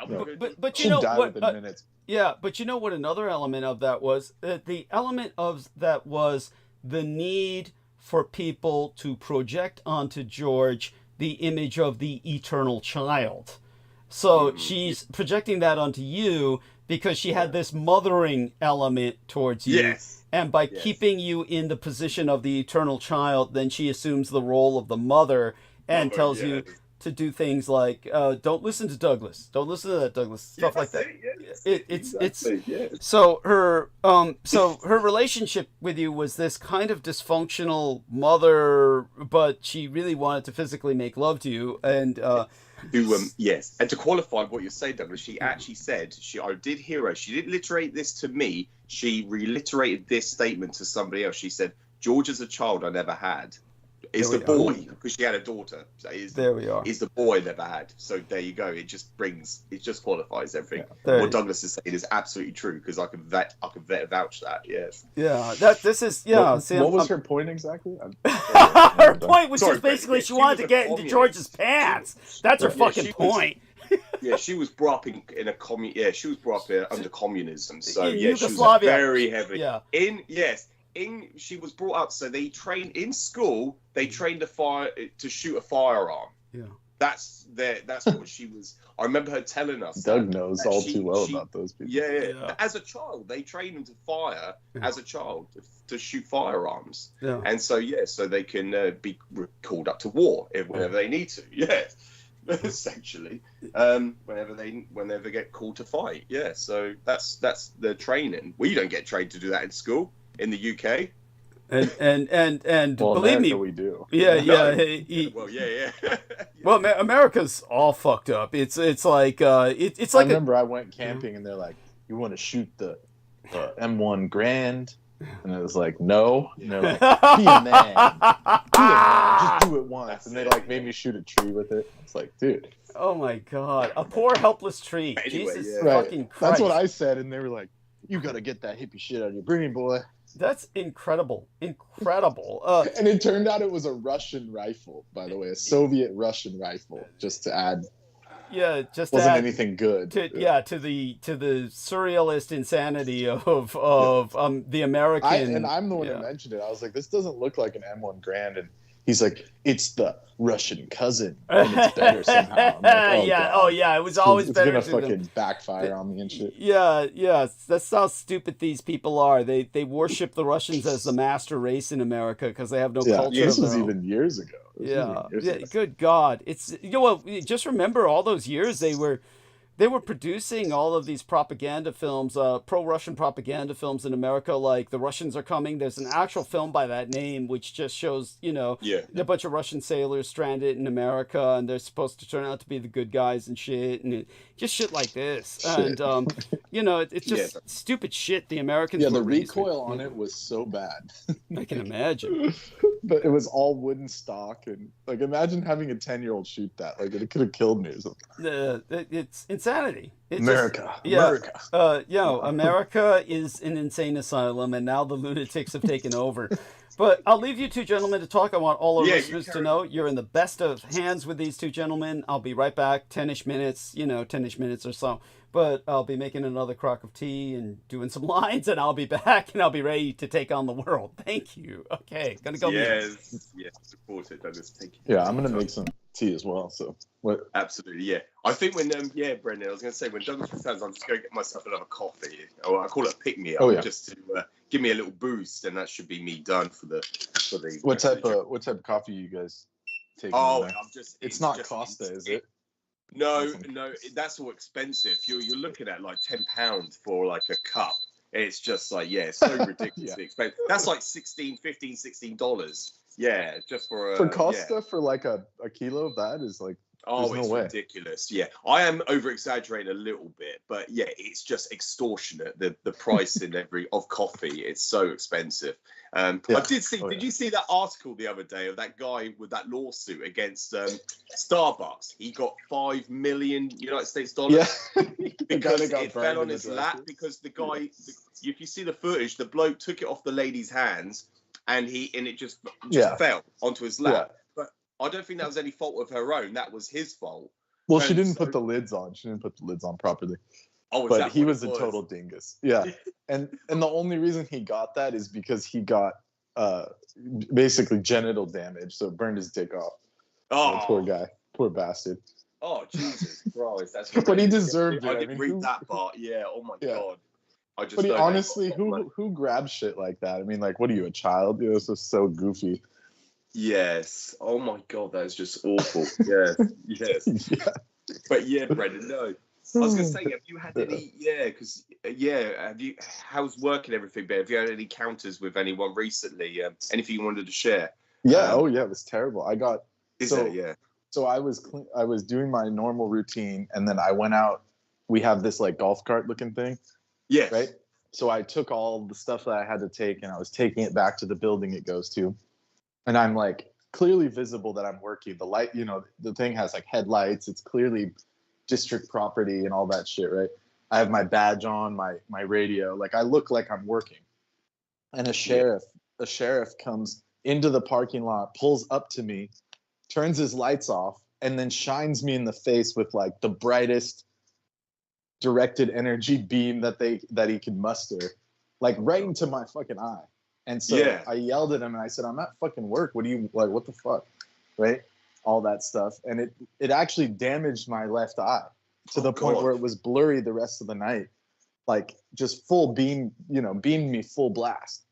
Yes. And I was like, what the fuck? So I actually called the sheriff's department and I said, if there's any medical issues, I need to have recourse. I need some number to call, or you guys need to, give me the paperwork, because this was unwarranted. I'm clearly working. I was under, sanctioned at my work with all my work supplies. There's no reason for him to shine me in the eyes like that. No. So I called them, and she said, oh, well, he was just checking it out. And I said, no, he wasn't, because I was clearly visible. It wasn't like skulking or sneaking around. So he was just basically gang stalking me. You were attacked. Yeah, I was attacked literally, and damaged my eye and all this shit. And she said, oh, well, here's the internal affairs number, and then that's all we could do for you, And then basically she hung up on me. She was like, click, so it was just full of shit. But it was obviously a harassment. Yeah, but look, that's complete negligence on his part. I mean, if he wasn't doing that deliberately, that's complete negligence, which is just as you would call it. Yeah, just as complicit or just as bad as doing it deliberately. Even if in his defense, if it was just negligence, and from what she is trying to rationalize it, then that is just as he is just as accountable or liable for damages done to yourself. Exactly. Yeah, it's just totally uncalled for. So it was just ridiculous. And here in America, like, the police are so crazy. I mean, they just do shit like that. But this one was definitely someone up top told them to like harangue me, because it doesn't make any sense. Yeah, obviously. Yeah. Like, why would they drive up to me specifically? It just didn't add up. Something didn't add up. No, of course not. No. That springs to mind to myself with that Alec Baldwin case, the actor Alec Baldwin, when he pointed the gun that, people call it different things, like a gun prop for a movie set, but he pointed it directly at that woman's chest and he fired it. And there were about 20 up to 15, 20 witnesses all saw this man do that, and yet he got away with it. And yet... Oh, yeah, of course. But from his actions, a woman lost her life. And in any other case... And they threw the other guy. They threw the prop person under the bus. Yes. And so, that's... in the real world...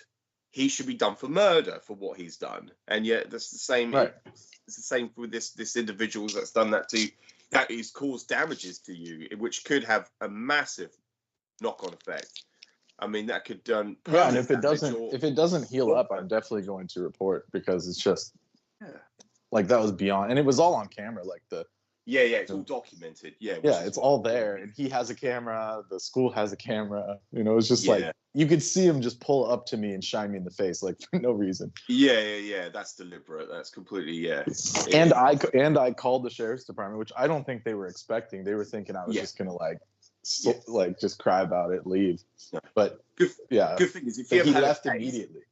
Yes, Brent. The good thing is, because you've reported it and it's all documented, if there's a case or investigation, you have all the evidence there, and you've reported it to several different departments, so there will be there'll be plenty of a leeway to seek this. It's all documented, so to speak.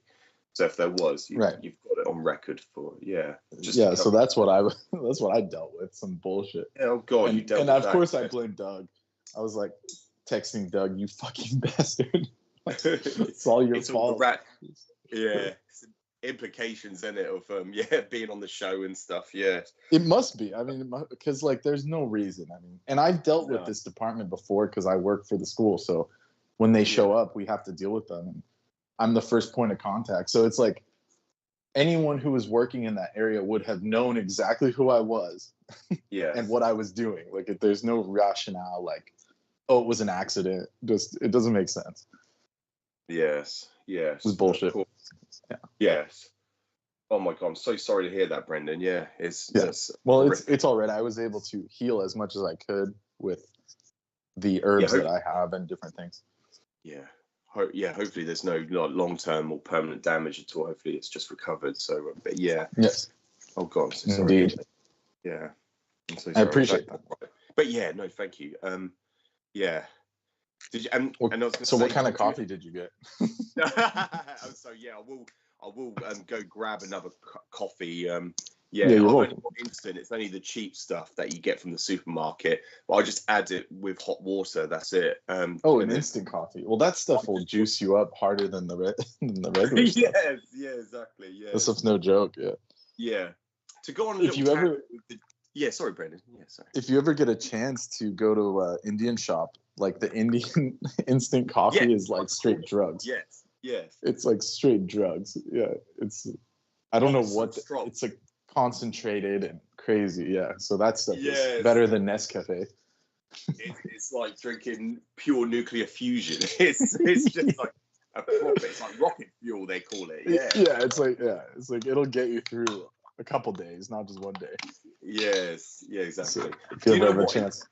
Yeah, in the gym culture, one of the things that people rave about is pre-workout, and it's just so. I'm aware.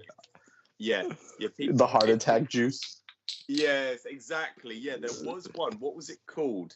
It will probably come to me later, but it's something that is purged from my memory. But I remember when I first got into that sort of that lifestyle, that culture, there was this notorious pre-workout that somebody actually died because they took a couple of scoops before doing a marathon run. Oh no! Yes, 800 milligrams of caffeine. It's something that's permanently banned now. So you can't. I think if you can get hold of it, I remember you could get hold of it about half a decade ago, but I remember 10 years ago you were able to purchase it, but somebody died, and I remember taking it myself. But then they had to basically stop producing it, so it was redacted because recalled, and then they had to discontinue it because it was they had a fatality as a result of drinking. But I mean, I've lifted weights, I've done the gym. I used to get up in high school at like 5 a.m. and we would go. My friends and I, we would like make it a point to go. But I don't see the advantage of getting jacked on caffeine. I mean, myself personally. Thank you. It's overrated. There's nothing you can get from a pre-workout you can't get from just normal coffee, so to speak. That's what I'm telling people, advise them, do not bother wasting your money. You're spending like 10 times the amount on a tub, which is you're getting ripped. And it doesn't do anything, doesn't have any benefit to you. So there's nothing you can get from pre-workout you can't get from coffee, which is much, much cheaper. So that's why I don't even bother with it. And potentially healthier because it has like some antioxidants. Yeah, exactly. Good for your stomach and shit. Exactly. It's better for everything. And so it's just a waste. So don't bother with pre-workout. No. Just. I remember back in the day we used to get this like borderline illegal one. Yes. Was it called Pink Magic or something? Have you ever heard of these things? No. It had it had like 3 illegal herbs in it, or potentially illegal herbs from Africa, like. These like testosterone boosting herbs and all this shit. And it definitely did something, but it wasn't healthy, whatever it was. Yeah. Brendan, we were working out for years. Yeah. Yes. I've just looked up. It's called Jack-Free-D. That's it. Jack-Free-D. That's what they named it. Sounds dangerous. Sounds fucking dangerous. Yes, and I'm looking at the New York Times reports on it. Army studies workout. FDA issues warning on, and look at it on the lid, on the package. It says, Yeah, US, what is it? US, I can't even read that. It's illegible. You got university studied, and it's giving you like writing, and it's highlighted in a yellow, like a marker pen. Oh yeah, that. Okay, I remember now. Yeah, it's the one with the. It like looks like caution tape on it. What is it called again? Jack 3D, and it's not. It's like it's saying jacked, but it's, instead of the E, it's a 3. Yeah, that's a free exercise. CNS. It's $40. It's so what a ripoff. Yes, 45 ultra. They call it ultra concentrated scoops. I like it. Even has heavy metals in it now with geranium. Yes, this is like something out of like a joke, like some kind of joke. Yes, USP Labs. That's it, by USP Labs. Yes. And the product may produce an intense sensation of focus, energy, and awareness. In addition, its key ingredients may allow for workout domination in conjunction with proper training and diet. Used with caution under strict dosing protocols, and that's highlighted in the marker. Yeah, and so dude, somebody died. All kinds of stuff. Yohimbe. All these 3 different types of caffeination and creatine. I mean, this looks dangerous. Yes, it's pure dangerous. Yeah, and just as the cherry on top, it's got red 40 in it. It's like, why even pay for this? Yes, yeah, no, absolutely. Snow cone flavor. Yes. The gym culture when it comes to this stuff is so bad. I mean, I think you could agree, or we could all agree that absolutely. It's just nonsense. There is an epidemic at this moment. The bodybuilders are dying younger and younger, only because they're starting. Oh yeah, here's the study: 2012 hemorrhagic stroke following the use. Oh my God. Yeah, there you go. These are basically drug abusers. These are the ultimate drug abusers. Yeah. And they get heavily addicted to like painkillers. They basically pursue taking all sorts of illegal drugs. You could go down the list, but they're the hard these are the hard drugs that these bodybuilders are taking. And they're abusing their systems already by injecting themselves with all these anabolic steroids, and so they're already completely on the decline already by just doing that to their bodies, which is unnatural. And then plus they're taking all these bloody supplements on top of it and all these other drugs, and it's just like it's an overload. They're basically they're walking time bombs. So it's just a matter of time before their body kicks the bucket. And I can't believe the people online are saying it's fine to do trend once, one cycle, and it's like, no, by the time you're done with it, you're toast. Like you're what is it? Your hormones are out of whack. Yeah, trenbolone is one of the harshest. It's harshest to your system. It's harsher to your psyche as well, your psychological aspect, your mentality. Those are the famous ones where you get like the rage, right? That is one of the famous ones. Yeah, exactly. Yeah, massive side effects. I've done Tren myself, and so I know the ramifications of it. Yeah. So it's the one that I do not recommend for people, and obviously I'll never do it again. It's one of those things to stay well away from. But thankfully, I did low dosages. I wasn't going to overdo it because you can overkill it, and so thankfully I was. Yeah, but my impression is that you have like you're naturally a bigger body type. Is that not the case? Yeah, some people they have to take it to get any kind of. Like what they think is ideal or some bullshit. Yeah, exactly, Brendan. Thankfully on my part, because I already done it for 10 years, the bodybuilding scene, well, just under. So muscle memory, I ain't got to do it ever again because I've got a great physique. I can attain a great physique. I'm pursuing it right now. I'm not happy, but of course that's the that's the forever ending cycle of never being satisfied. That's the bodybuilder in you. That's true. That's the forever battle you're facing. But I know I can attain it naturally, as opposed to jumping on any form of PED, performance enhancing drugs. I don't need to. So Oh, and there's tons of herbals that you don't even need extracts, really, honestly. Like ashwagandha. I don't know if you've heard about this yet. No, I haven't. But ashwagandha is probably the best herbal medicine for bodybuilders, and like all the Indian people use it. Right. So you can look into that. It's you can start with like low dose just to test it, but it has actual what's the word? is it androgenic or yeah, for the anabolic? androgen It has like receptors. anabolic, Yes, anabolic. Yeah. effects, but it's completely natural. It's called Natural. Indian ginseng. Yes, And exactly. it's very subtle, but over time it'll build you back up. It's in Sanskrit, the name ashwagandha means the essence of a horse. So it gives you the strength of a horse. The power of the horse. Yeah. Exactly, and it actually works. Yes. It's great. So No, thank you for sharing that. so it's something to check into if you feel like boosting. Yes. And no, not and there's no side effects. It actually is like a healing tonic and an anti-aging rejuvenative. So it's like an all-around tonic, and you don't get like all these negative side effects I appreciate in it. the long term. Yes, thank you. No, Oh, much okay. appreciated. So I'm And just. it's super cheap. Yes. Oh, yeah. I'm I just. gave Doug some. I gave Yeah! him some ashwagandha. Yeah. Thanks. Yes, it's great Yeah. stuff. No, I highly recommend it, George. Yes, by all means. And yeah. By Well, I the was way. telling him that the bodybuilders use it. Yeah. And by the way. Oh, is that Brooke Gibson on with us? Yes. Brooke. Oh, Brooke. Why aren't you talking? Brooke, honey. Because I'm trying to pause this damn thing.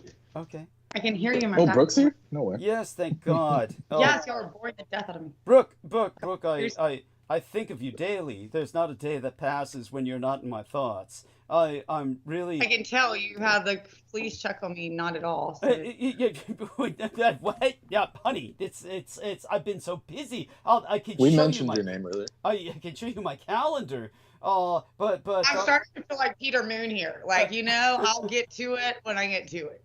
If the cat, luckily I don't have cats. I guess you were like, if the squirrel eats her, the body before, at least the squirrel's fed. You knew Braveheart was taken care of, right? Yes, honey. Well, Pretty much. I've told people that you've told me if something happens to you that your will is to take care of Braveheart, and all I need is a Braveheart caretaker. Yes. yes, that the house goes to Braveheart, not your kids. Yes. I've told the kids too. I don't know that they fully get that, but. Yeah, that's so. Although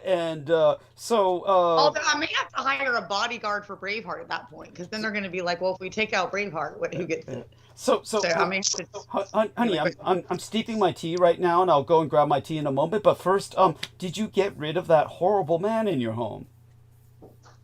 He has 48 hours. Okay. Oh, so he can hear me. We He had just to heard me say paper. that. Yeah, I didn't hear you, but it was served twice, and I gave him an extra week after the served papers. Gave him 10 days, and then he did the 10 days and didn't leave. So I told him I gave a week, and then I went today and filed another paper, which gives him 48 hours, and at that point, I can call, and if he doesn't leave, the sheriff has to remove him. And I hate to be that way. I mean, even with everything, I hate to do that, but I can't. Your farts soft. Yeah, oh my God, I was thinking about Brendan. I was reading my Vedic chart, I've been trying to get really more familiar with my Vedic chart, and it was saying today it was saying about you can be you have something good heart, but you can be too empathetic. You're empathetic, Yes. but you can be empathetic. Yes. And I was like, oh God, Douglas and Brendan would jump on that in a heartbeat. Oh yes, absolutely, darling, and welcome aboard with George Knight. So George, for God's sake, the good thing about Brooke is she always asks questions, so she will help us last throughout the night. And so when we bring subjects up, Brooke can help us keep the conversation going. Now, I'll be grabbing my tea soon, and I'll be right back. But before I leave, Brooke, give us a status report by all means, please. Yeah. Tell us what you're willing or comfortable to share with that home invader in range. Whatever you're comfortable sharing with that home invader in range. I take it that. What about the boy squirrel? Is he still alive, little Larry Jr.? Yeah, well, Larry Jr.'s alive. He's still acting like a little meth head himself, just freaked out. You can't touch him. He's so funny. He'll get a little closer, but he watches Braveheart and he's like, "What are you doing?" He's bigger than her. He's a lot bigger than her. So he'll chase her out of the closet. It's fun. They're fun, but he's definitely a wilder squirrel. So he got his little wild side to him. And they're good. They're knock on wood, they're good. So Okay. praise the Lord. Let's see. I don't know. I guess Peter Moon got his fill for sending Daniel on to me, or whoever did that. But hopefully it will be rid of I mean, He's- not really. He's like a historical figure at this point. Yeah. He's dead. Yeah. Yeah. Well, but what Brooke is saying is that he got his fill by cursing her with this horrible man in her life. Yes, that hopefully will be gone from our lives soon enough. We were discussing him earlier, Brooke. Well, when Brendan and I... What did she say? What did I miss? Oh, tell her, Brendan. That time that I was on the phone with you, and he's like, "Are you gonna give her money?" And I was like, "Who are you?" And you're like, and he's like, "You that Douglas guy that's rich? Give her money." And I was like, "No, dude, I'm not giving you shit." He starts Douglas is like a millionaire and lives in lives around here too. Like, I mean, he's just like, But then he also believes that every person on here is one person. So he's like it's AI or it's just one person. And I'm like, unfortunately, I don't even think AI. I don't think AI. Unfortunately, not. I'm over here getting zapped in the eyes dealing with this fucker. Yeah, exactly. The gang stalker who called you trying to talk to you about quote-unquote stolen valor, that guy thinks like that. That we're all like one voice, that I'm making different voices talking to myself at times. He seems to fall into that delusional category. Yeah. He said that me and Brandon Young were the same person in that same shit. Yeah. Really? Yeah, for real. I'm not joking. That's hilarious because I remember a conversation, one of the last conversations I had with him that was like not argumentative, it was coherent. It was like a night ago or 2 nights ago. And I said, I was in the kitchen. I mentioned something about that. I was just talking. I can't remember what it came up about it. But anyway, I was saying, and he said, "What are you talking about?" I was kind of talking to myself. And I said, "Well, Douglas," and I was talking about calling the FBI, that type of stuff. And I said, "Well," and I don't usually tell him anything too much because he doesn't follow and he'll say shit like that. Mm-hmm. But I said, and I went through the whole spill. I was like, I said, the guy sold me on how, I said, who would do stolen valor? I said, he's been going against Douglas for 10 fucking years. Because I think he may have said something negative about you. And that's when I stood up for you. That's probably what started the conversation.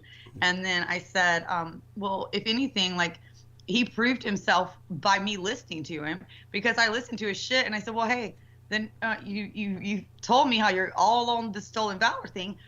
Who else? So you don't know Douglas personally. This is a personal thing. No, it's not personal. Okay, well, who else have you gotten stolen valor for the last 10 years? Like, you got this website. Like, where should I go look for that? And he said, oh, well, I've got this one guy.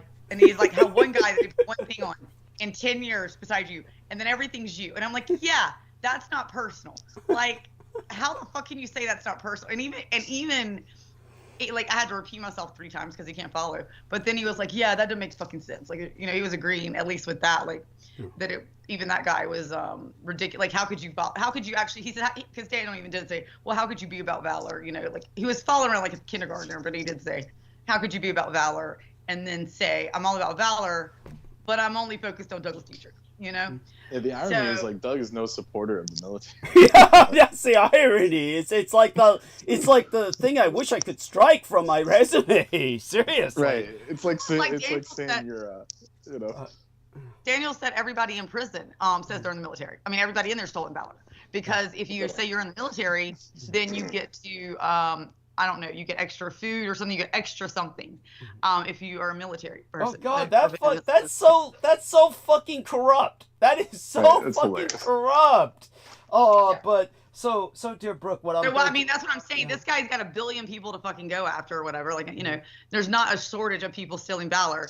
And yet somehow you and there was one other guy in the last 10 years but that guy, I think he had one. I went to his website that he said, no, it was on the phone with him, and he said, and I went and looked. I was like, oh, this one little post you put. There's one guy.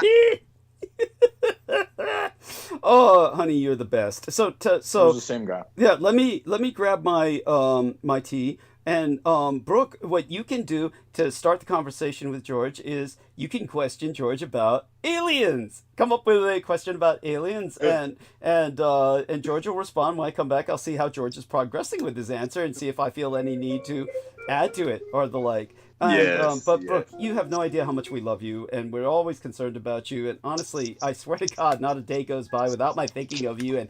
And I only wish that I weren't so dependent on my need for young boys' blood, or I'd be, pursuing you more. In terms of just, making certain you're doing okay. But I'm so glad you're getting this. Young boy's blood. He yells out of the store the other day. when I'm like, go to the store, because I go to the store, Walmart, he literally everywhere he follows me. So this, regardless, he spells out, because it's like, do not follow me around the store. Like, leave me alone. And he's like, she dates, he said, same friends, he said, she dates child molesters. And I'm like, she dates Nazi child molesters.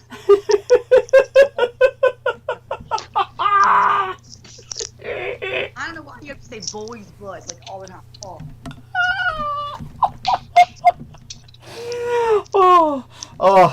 Okay. Trust me, that's like holistic. Thank you. Or what would be the word for it? Yeah.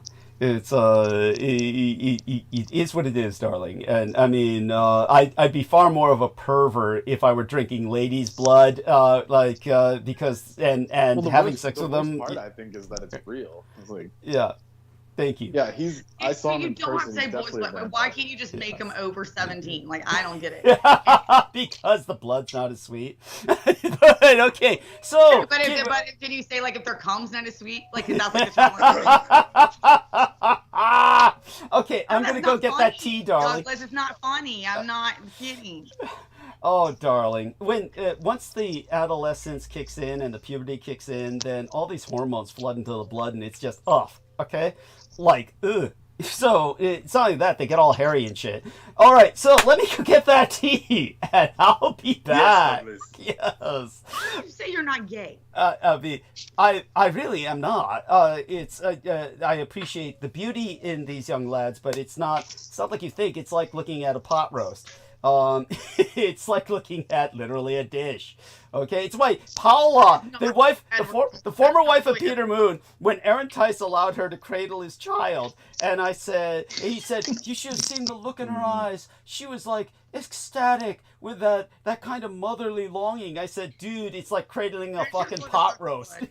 That's horrible. You guys are sick. You and Paula. Tell Brooke about all the pictures of Paula with the kids. Paula always had a kid. She was there, and these were kids she would just abduct. And she was rescuing them. Quote unquote rescuing them. I found your child. Yeah, I found your child. Laundry. That's such a vampire thing. Yeah, that's such a vampire thing to say. I got a kid you could have. What's that? Honey? What? That's that? What did you say? I got a kid you can have. Oh, she's talking to someone else. The home invader's back. But no, I was kidding. I said I've got a kid she can have. A kid she can have. Oh, that's there we go. Well, that kid. Because Daniel has said this. He keeps saying she's pregnant. I called the cops on him. He said she has a beer in her hand and she's pregnant, and I'm like, I'm 46 years old. I am not pregnant. Thank you very much. It's just called I'm not doing meth, and I'm not as skinny as he was.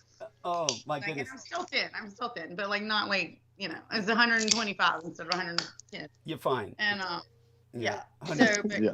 What I told him, I was like, I think you'll survive. If I was pregnant, I would give that baby up for adoption to vampires. Well, we wouldn't want necessarily. I know they wouldn't take it. But by the way, I'll be right back. Gonna go mute now. Brooke, there's a horror story about that. Yeah, the kids you adopt. Yes, and Brooke, you are aware that I'm getting like shots every week now. You know that, right? You say that every time I talk. Every single time you're like, I swear to God, y'all are like something. You're doing meth because like every time he's like, you're like, do you know I'm getting shots? We talk privately. George didn't know. George didn't know. Doug's been on an infinite bender for a while. Well, I'm pretty sure George is doing shit. George doesn't even remember what he keeps. Y'all keep saying caffeine. It's not caffeine. It's not the main ingredient in the freaking pre-workout. We never said. Wait, you never said that. We actually. George didn't say that. Neither did I. Yes, you actually, it was you more than George. I will actually thank you for pointing that out. It was you. Yeah, that's too much caffeine. That's when I was like, okay, guys. Hey, for people that don't do meth, caffeine will kill you. Just because you like when you guys are on a diet. That is not caffeine that kills you. It is other drugs that are illegal. Those are illegal drugs like DMAA.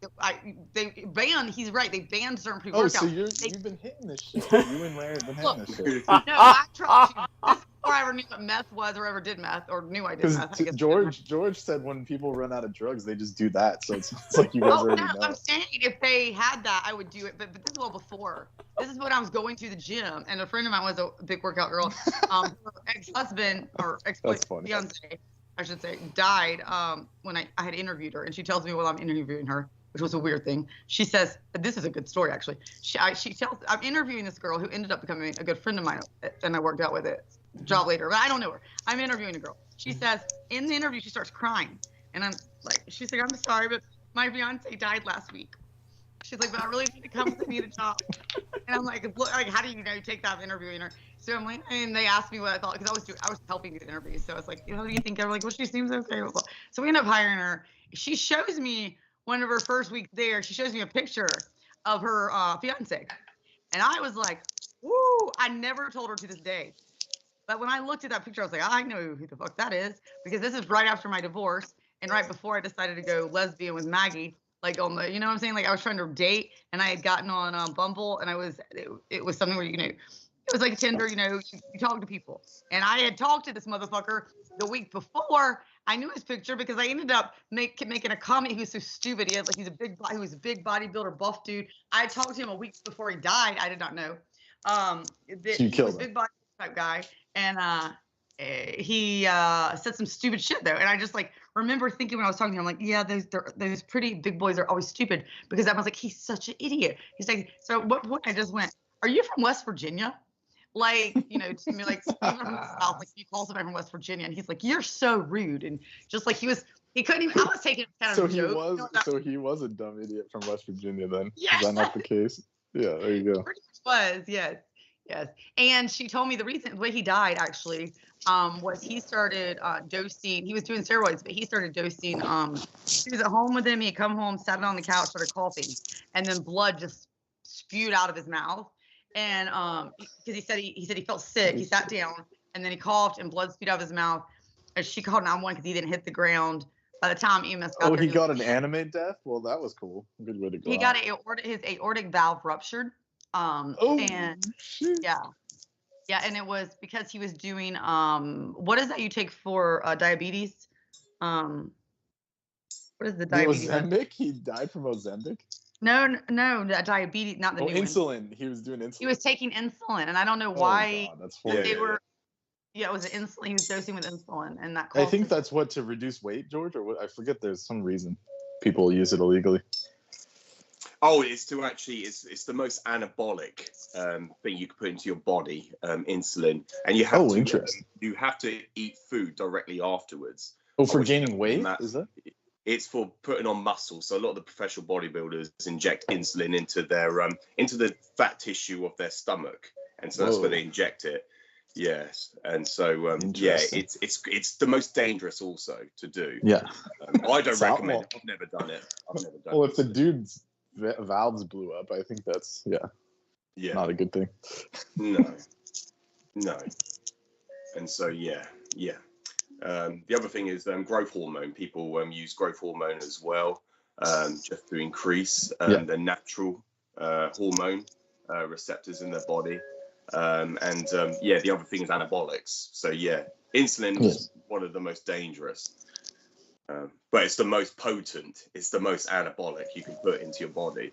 But it's not used for that. Ideally, it's used for diabetics. That's the whole point of it. It's to raise your blood sugar levels, to lower it. It's to I never understood exactly how that happened, like causing his aortic valve to rupture. If he was predisposed to something that caused it. I mean, he was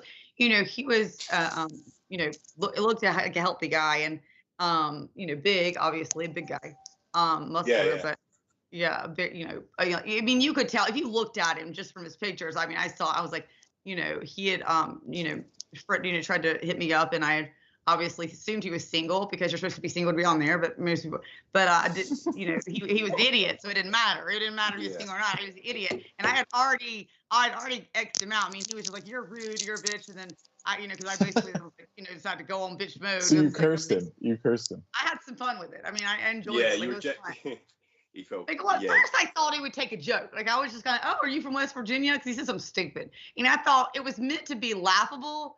But then he Yeah. got so defensive that it then became, okay, well, you are from West Virginia. Like, it was just, Of course. you know. But then to see his picture, and then, you know, like I said, we were friends the whole time. And I would, you know, we ended up being friends and worked together for 2 years, and we would go to the gym after work, you know, 3 times a week. And he had gotten her at some point to work out. And, you know, like, so she had done some bodybuilding at some point, not like to that extent, but so she had told me about pre-workouts, and that's how I found out about some of the stuff. She's like, well, some of this stuff you can't get anymore. Like, she was telling me just to get energy, because, you know, sometimes you do get off work and you don't want to go and you're tired. And so that's where, you know, if you don't have access to meth, you know, you need something like, that was being a joke, but what I mean is I didn't, you know, be tired after work, and she would say, oh, you know, go get a pre-workout or something like that. And so I do think there's a place for it. I don't say that it's what should, you know, it's not for a workout that's going to build you up muscle because you're taking caffeine. But if you're about to go to sleep and you're wanting to go home, and, you know, because I would always have so much more, if I did work out and can make myself work out, as anyone knows, when you do, you have so much more energy after, right? And like, but there's that push through to get there. And so that pre-workout sometimes could push you to get there. But, you know, there were things like, I guess, like DMA or things like that were, you know, and just like we have other things that have been banned. I remember being in high school and we could get these things called yellow jackets, you know, and they were just like the whatever, you know, ephedrine type stuff. I'm back in time to hear that. Yes, back in time to hear that. Ready to take on the world. So continue, honey, about your yellow jackets. And you had quite the... I did not know. I mean, I used to take tons of those. I thought they were just nothing because they were over the counter.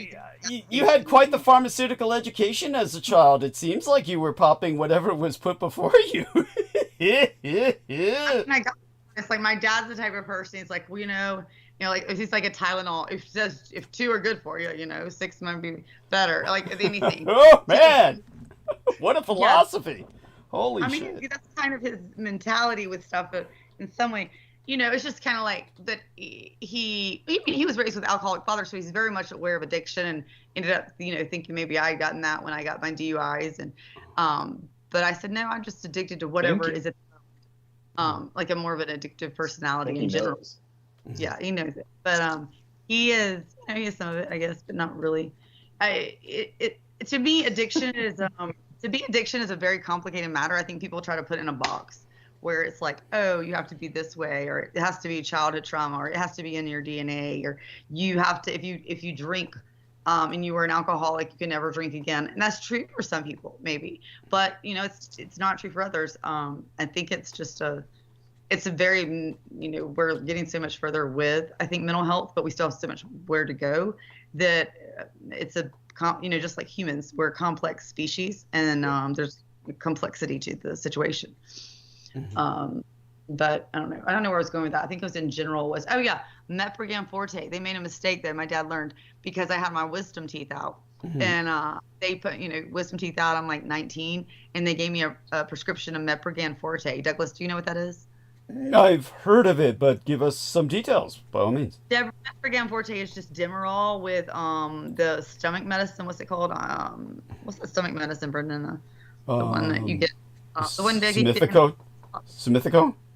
No, the suppository for, like, that make you not throw up. That makes you Oh, fuck, I forgot. Vinegar. I have to look it up. Vinegar. Yeah. Thank you, Vinegar. It's Meprogan Forte with Vinegar. So it's like, it's Demerol. So you can Demerol a pill with Vinegar. So you're getting a heavy pain pill, heavy, you know, narcotic with, and the reason they give you the Vinegar is just to make you not throw up, because a lot of people get sick with narcotics.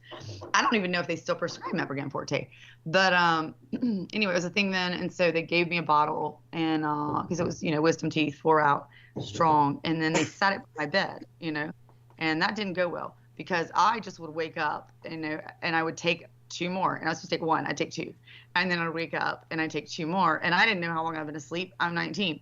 So then at some point my parents must have come up, and they're like, my mom's like, apparently she said, I hadn't been out of the room. She came and checked on me. I'm barely awake. She's like, gets my dad to come upstairs. He's like, they ended up taking me to urgent care. When they got there, my blood pressure was like, I don't know, it was like 60, 70 over like 30. It was, the doctor said if she was any lower, she would be in a coma. Right. Like, Wow. like they had got me there in time. Like how you know, and it did get treated for overdose. Like they were able to just give me fluids, but I was just popping it. I was like, well, Dad, you always said, you know, if one's good, two's better. Oh, well, there you go. That's the point behind that, and I appreciate your sharing that. Now, now that I'm back, let's get on to some history to make use of George's time, because he set aside this time for us, and I wish you would set aside more time for us and join us on my programs, because you're very good at asking questions.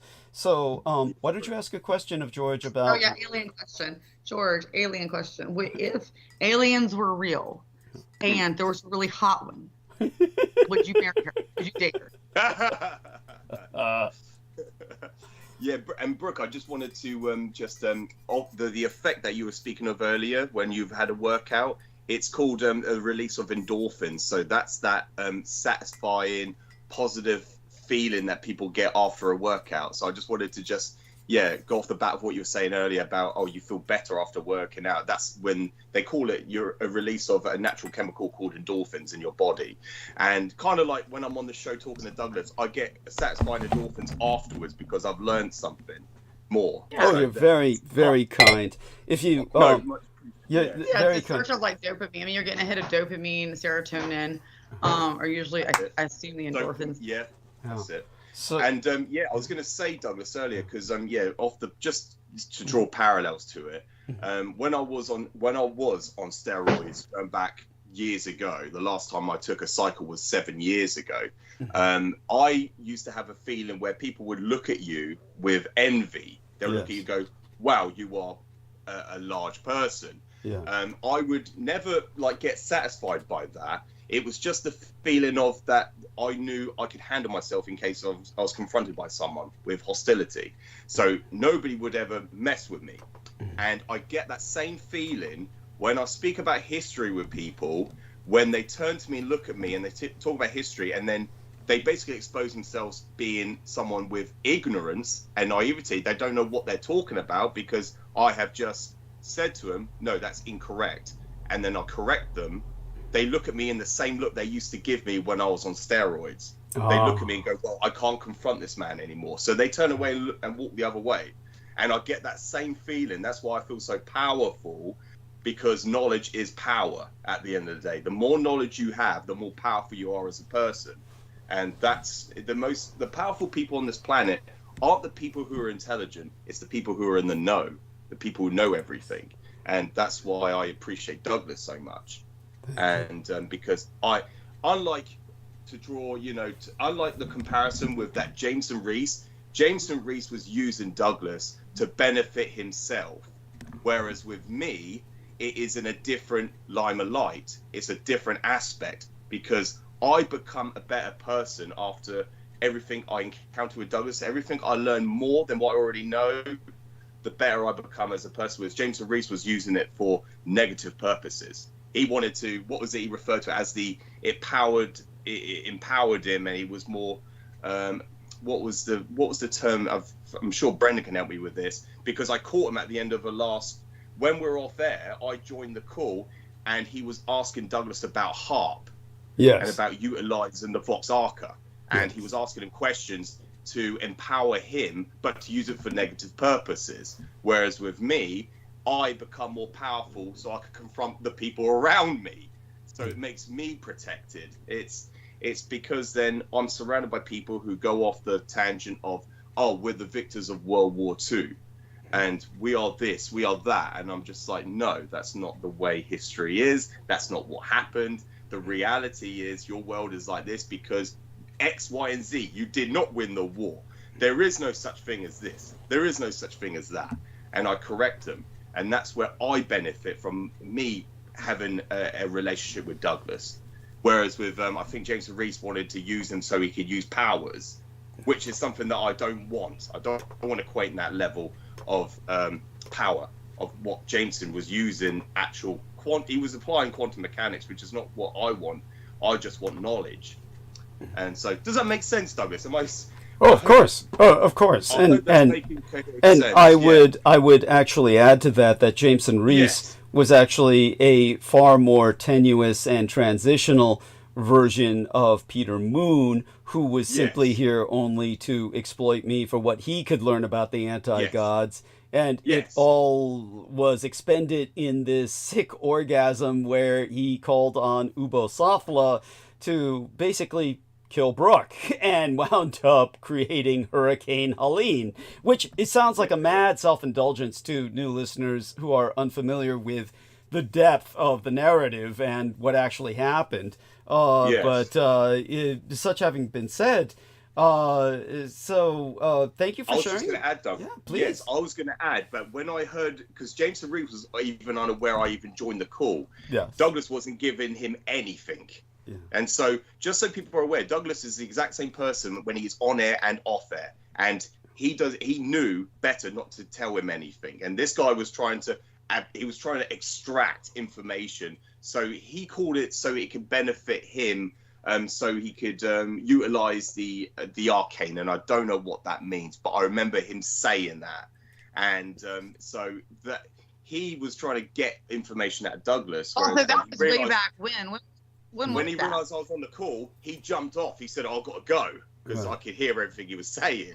Yeah. But what year was that? I mean, what year was that? That was a couple of years ago. Yeah, That not was too at least long ago. 3 years ago. It 2 may or 3 feel years ago. It was Yeah. before Yeah. me because I never met him that way. And like I met him, obviously talked to him like when he contacted me, but not that Right. way. and I want to that's say 2022. I want to say that's Yeah. I'm getting the feeling of 2022. yeah, Yeah. not It might have that been 2021. Yeah. Because I came on in August of 2022, I think. So, okay. So it Yeah, might have or been 23. yeah, it was probably I remember. 2021 then. Yes, it was a while ago then, but It was. yeah, No, feels like I came in August of 2021. 'Cause I left- interesting. I Really? think I left. Wait That's a minute. incredible. Remember, I went into science. I remember going to science in 2020, and then I worked there. I'll have to look back. But Well, I we was could thinking look I up. came- We could look up the interview. So it was after the Sean Bond interview. So we just need to look up when the Sean Bond. Sean interview- Bond. It was Sean Bond. I mean, because that's what I want to say. You're like, oh, I come on for the education. I feel protected when I leave. And I'm like, yeah. Well, I came on not for the powers, or the Vox Arcana, or the goddamn knowledge about the World War II. None of it. I just came on because motherfuckers looking in my eyes, to my soul, and I'm like, what? And then he's like, the next time he popped up, nobody's on air. Do you want to come on? And I thought you meant everybody. Like, I thought anybody listening. I was like, I'll come on.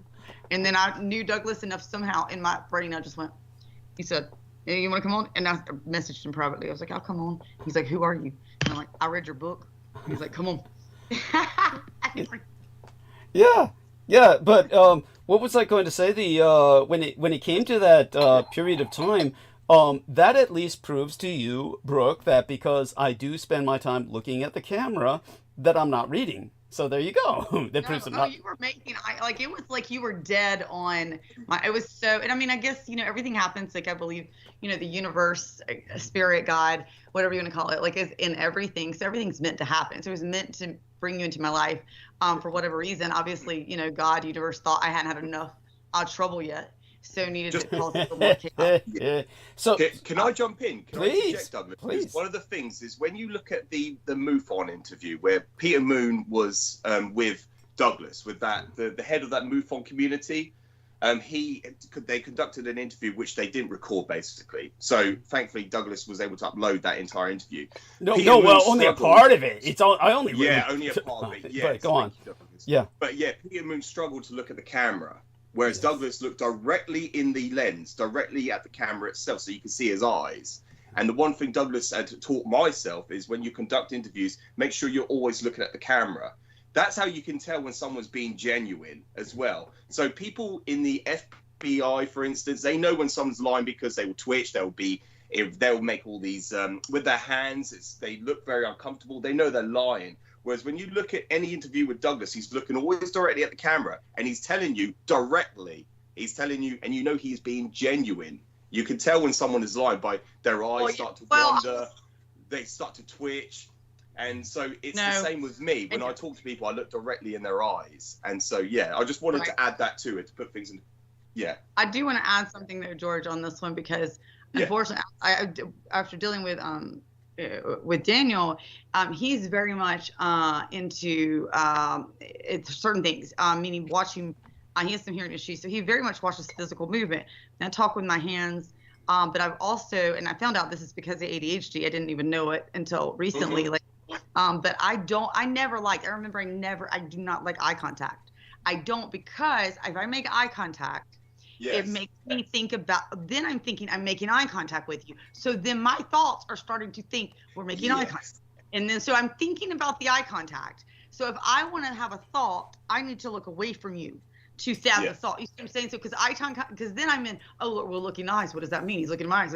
You know what I'm saying? Or like, what are we doing? Like, it's too much because the thoughts go there. So eye contact does not necessarily mean somebody's telling the truth or not at all. No. But what I've learned from listening, because I've had to research it to prove, which I shouldn't have ever done, but to try to prove I'm not, like, that's what made me look it up. Like, do people not make eye contact? And then I find out, no, this is normal.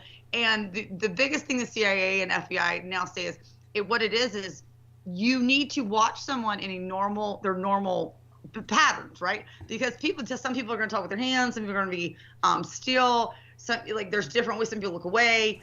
Watch somebody in their normal when they're just relaxed, right? When they're relaxed, there's no reason, and this is how they react. And then give them tense questions, right? And like when they change their behavior, it's the change behavior, like, or suddenly our eyes blinking more. They do say blink rate is a thing.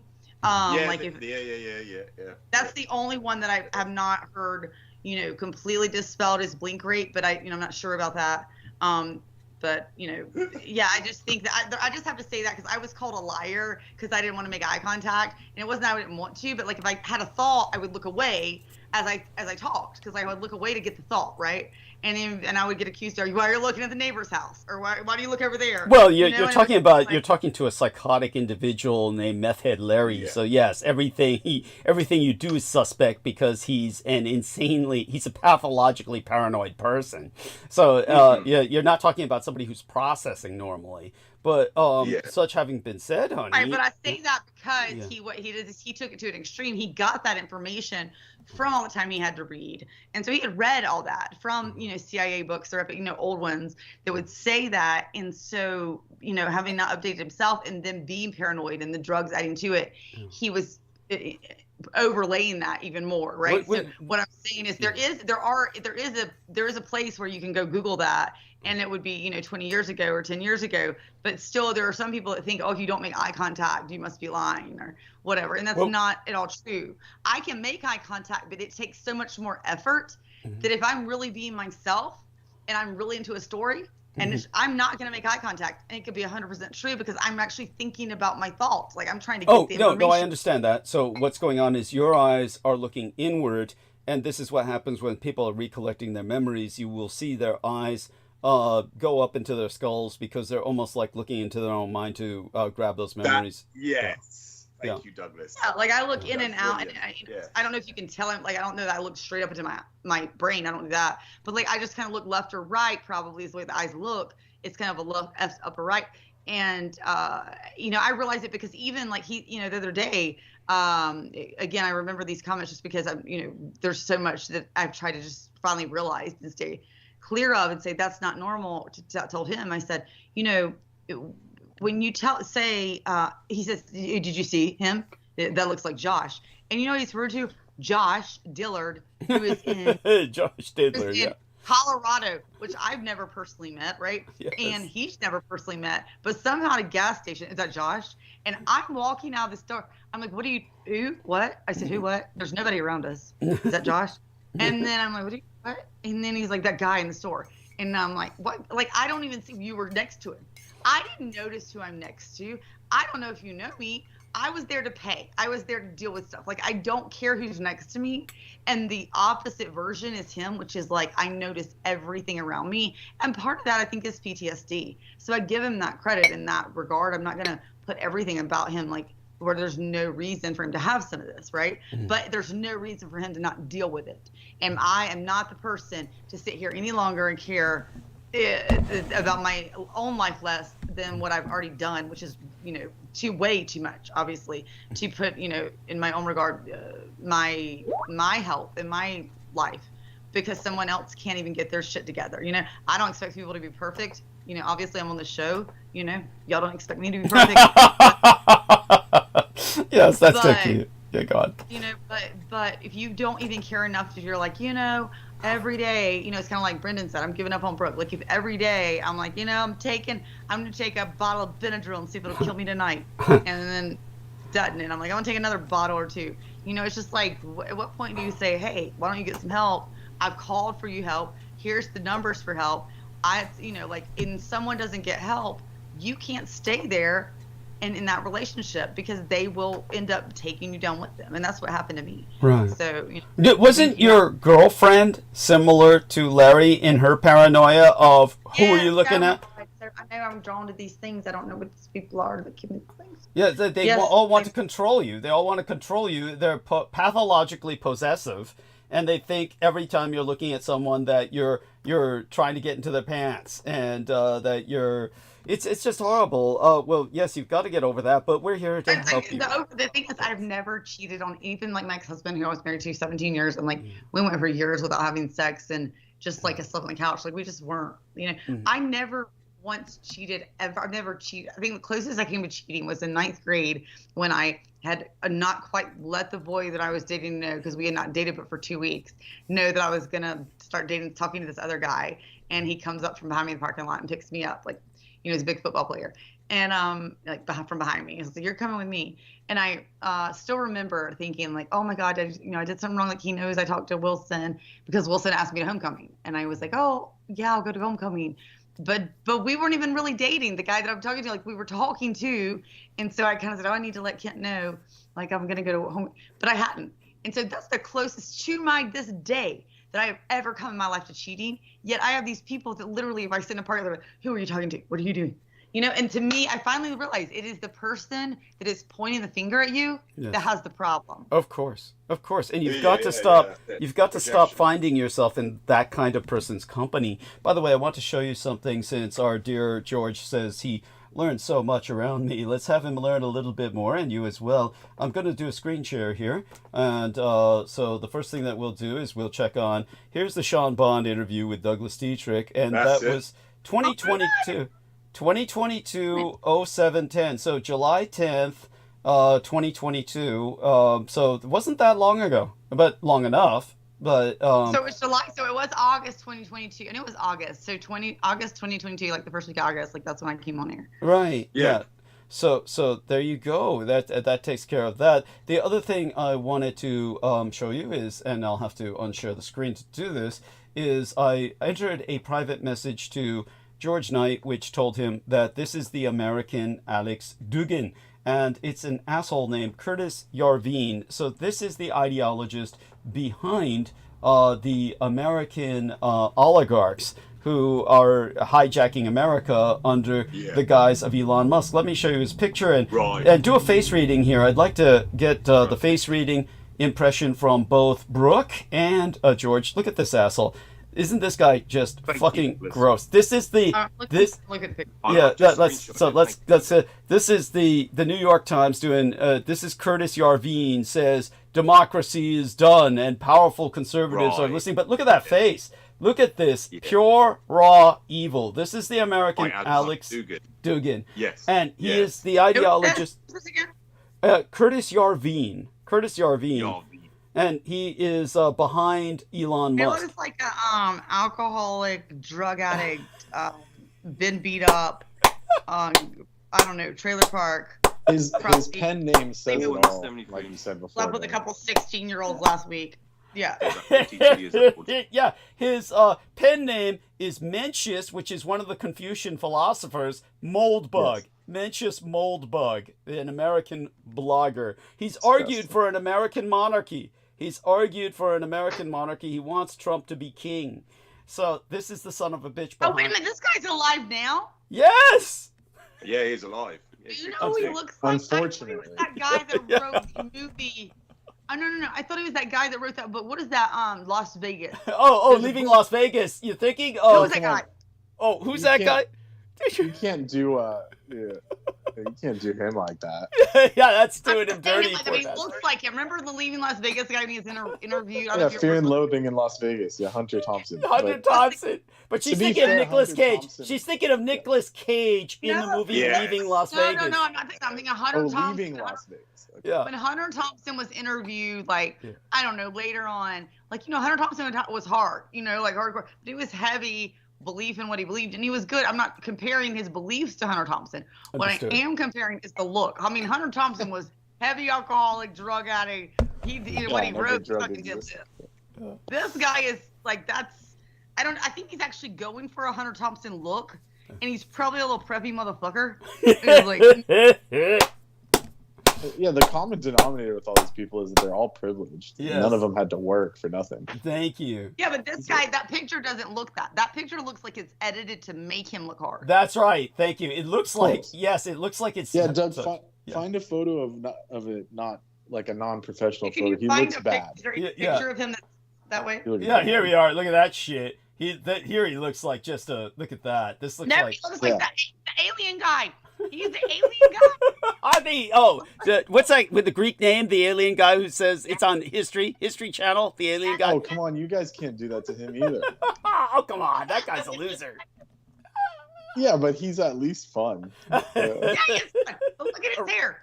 It looks, I mean, you got to say. So she's trying to pick people. Let's find another picture. You pick the alien guy. You pick the Hunter Thompson. Maybe he's got another picture here. Yeah, here he goes. Oh, Jesus Christ. He looks like. Oh. Yeah, his name is Giorgio Tsoukalos. The yeah, Greek. Tsoukalos. He was a Greek guy.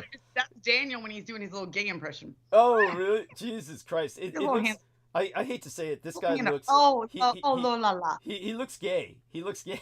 No, I mean to say he looks Jewish. Is what I was going to say. He yeah. looks I He said looks low level as can be. is what he looks. yes. That's right. But this But guy he's is definitely. yeah. He's definitely not as hard as he looked in that picture. That picture I was right on. Yeah. That is a little. Like if that other guy, you're like, oh well, maybe This is red speaking of line. me, I might listen to what he said. This guy, I'd be like, please get out of my way. You stink. I mean, come on, this guy, yeah, like You bashing smell like- Churchill. That's an easy work. I mean, this is a joke. Oh. What's that Jewish bagel that they use? Like you smell like. And No, this dude's like gefilte fish. You can't compare him to a bagel. So another thing, just to this is for the sake of Samuel Romero, because Samuel Romero is fascinated by what I shared about my father's sailor's experiences, and one of the things that Samuel Romero was fascinated by was how during the slave trade, whenever the pregnant, well, basically they were taking men and women on these slave ships in the transatlantic slave trade, which went on, of course, to replace the majority of the Indians they had exterminated in slavery in not just North America, but in South America as well. So with all the slaves that were being exterminated by the Spaniards and the Portuguese in Latin America, as well as what was going on in the North, in fact, long before what happened in North America, that was many millions of slaves that are unaccounted for in American history books. And because they were taking entire tribes, and these were men and women, oftentimes the women were pregnant because they were just taken from Africa and nobody had any way of ascertaining whether they were pregnant or not, and nobody cared. But because the slave trade was on these ships that would take a long while to get to America, some of these women would deliver babies on board, and it wasn't uncommon at all. And then they would just take the baby because they had no use for it, the slavers, and they would throw it overboard. Now, this is something that my father taught me was, aside from the more supernatural aspects of it, or the paranormal, which I say are covered to a degree in a book by Ivan Sanderson, who was a British intelligence officer. And Ivan Sanderson was assigned to former British Honduras, or Belize. And that was another place where the British dropped all their slaves after they ended their slavery. They rendered it illegal, and they dropped a bunch of black slaves in Jamaica, and they shoved a bunch of them into Belize, what is now Belize, what used to be British Honduras.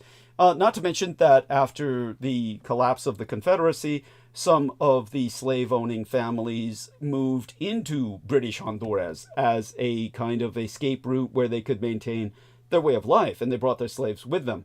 So that had a much more solid tradition of continuity in slavery.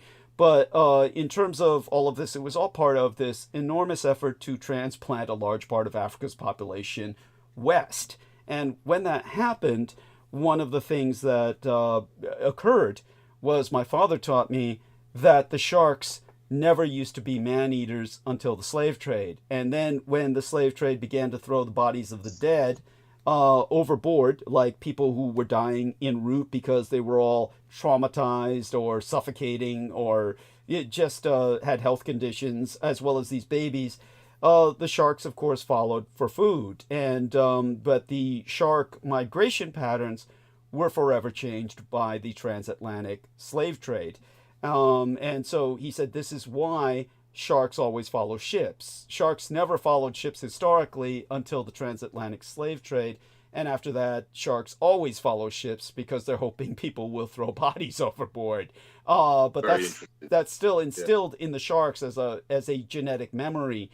Yes. So in terms of an example was my father said that he was on a ship once heading towards the Straits of Hormuz, and a livestock carrier passed about a quarter mile off, and he said the stench was just overwhelming. And then he said that he saw turtles following that ship as it drew far ahead, that awful ship, and he said that he came across, or the ship came across, bloated sheep carcasses with dozens of sharks around them.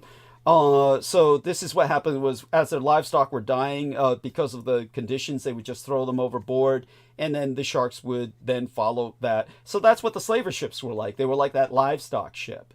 And so when it came to the Arab slave trade, of course, that lasted a lot longer.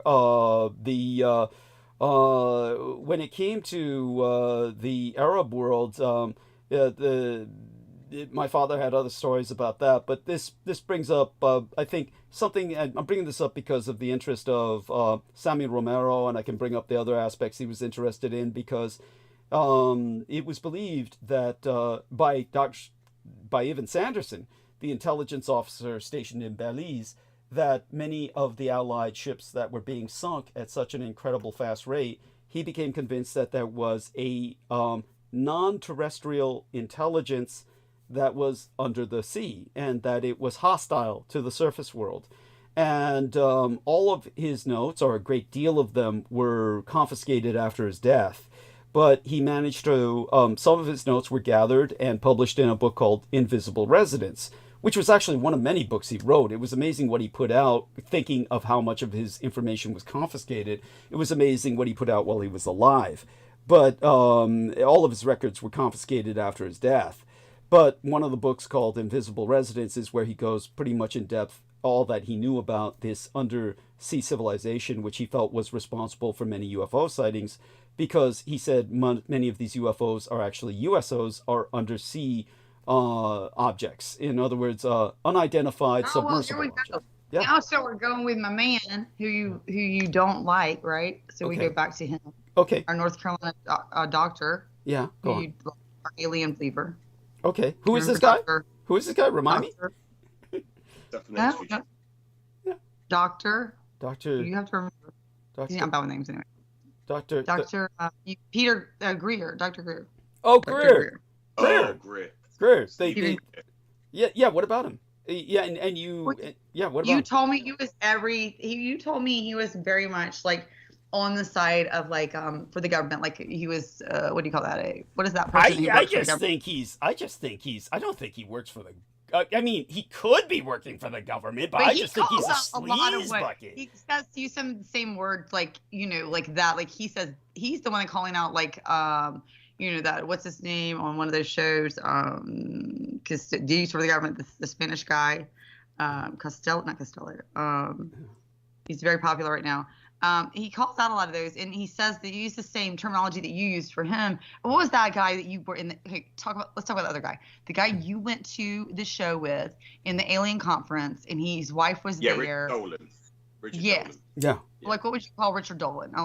What would be the name for him? Well, Richard Dolan is, well, for one thing, he's highly recommended by Michael Aquino. Michael Aquino would highly recommend him repeatedly. So obviously he is an Edomite. So he's definitely a cultist of Michael Aquino, or Michael Aquino would never have been that supportive of him. Right, but there's a term for like when you work for the government, but like you're a shill. Oftentimes they'll just say shill. Yeah, charlatan or shill. That's what you're looking for. Yeah, Brooke. Yeah.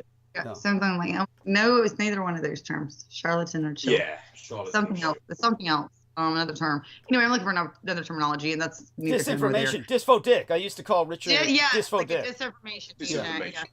Yeah. So that's how he had described it, and I just, I've always kind of felt, and I could be completely wrong. Like, I don't know. I felt like he's more wants the truth, kind of like, whether he's right or wrong on what he's Greer, you mean? Yeah, Stephen Greer. Don't you think he's sleazy? Don't you think he's sleazy as fuck? That's what I think he is. I think he's sleazy as fuck. Really? That's coming from the guy who says I suck Blowy's blood and I'm sleazy. Okay. I don't know. Obviously, I don't have a good definition of sleazy, or I might not be. Now, honey, let's not get vicious. It's to get back on track of the subject. Look at Brendan. He says, "Good point." So anyway, I was just saying that I have seen him. Like, he did some interviews recently. Like, I hadn't watched him in a while. Didn't watch that stuff because I like you guys and really got out of that. But I saw him pop up just because of some hearings and because of that stuff going on. I believe it was back when that stuff was going on. And well, you would agree. George, explain to Brooke why these hearings are so absurd.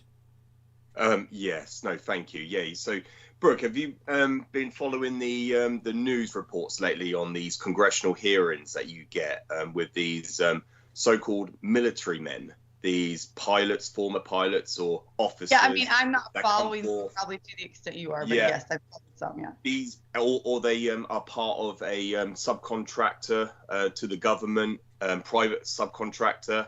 And they call them these most obscure acronyms like ARROW, and these new.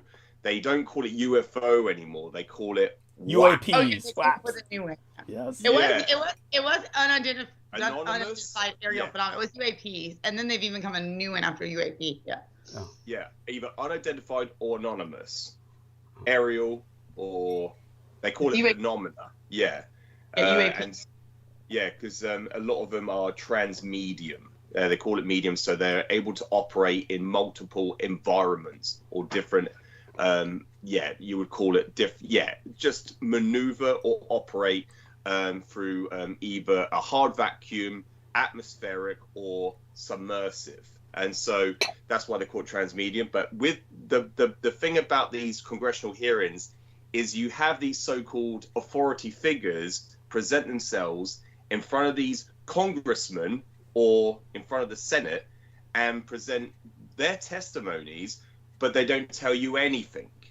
They're just telling you, it's got to be this. They will tell you it's unearthly.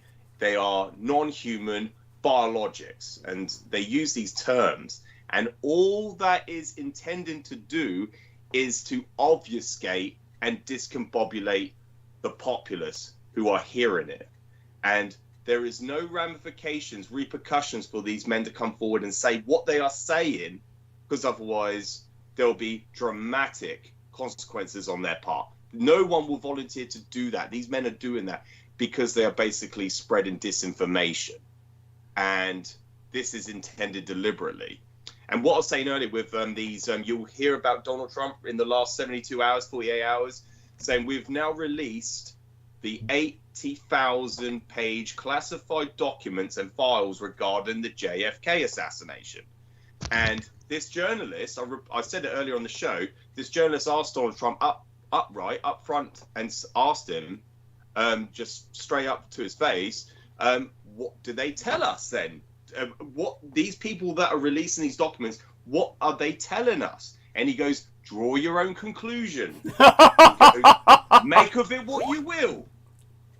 And it's exactly like these congressional hearings. They don't tell you anything. You come on this show and you listen to me and Douglas speak, we'll tell you what they are. I draw my own conclusions. That's what I was about to say, and you just took it out of my word. Out of my mouth. Because I'm going to come on a little hard there, buddy, because I'm going to tell you, you should come on any show and see any information. And I feel like Douglas, as much as like Douglas knows he's right on his and he knows his truth, right? But if Douglas walks in, or I walk into a room, or if I come into a podcast, I would hope that Douglas or you, like you've said before, draw your own conclusions. Because how do you know what is fact and what is not? I'm not agreeing with Donald Trump at all in any way, shape, or form. What I am saying is that we should, everyone, if more people if more people took the time, energy, and effort to put into finding out information, we have more information at our fingertips than any generation that we can, document, that we know of, that we can substantiate, and great grandparents that we can know. We have so much information available to us. Now, much of that information could be fake, but we have the way to sort that out because we have a brain. We can figure it out if we want to. And it's like, after dealing with somebody in my house that doesn't give a shit about looking about anything, or how try to figure things out, and just doesn't say, do draw what you will. How about the person that makes the effort to draw what you will? That is what I want to see. Is someone that says, hey, this doesn't make sense to me. Well, let me research that a little further. It's kind of like with Douglas and that guy, like I said, that contacted me. Let me put my 2 and 2 together.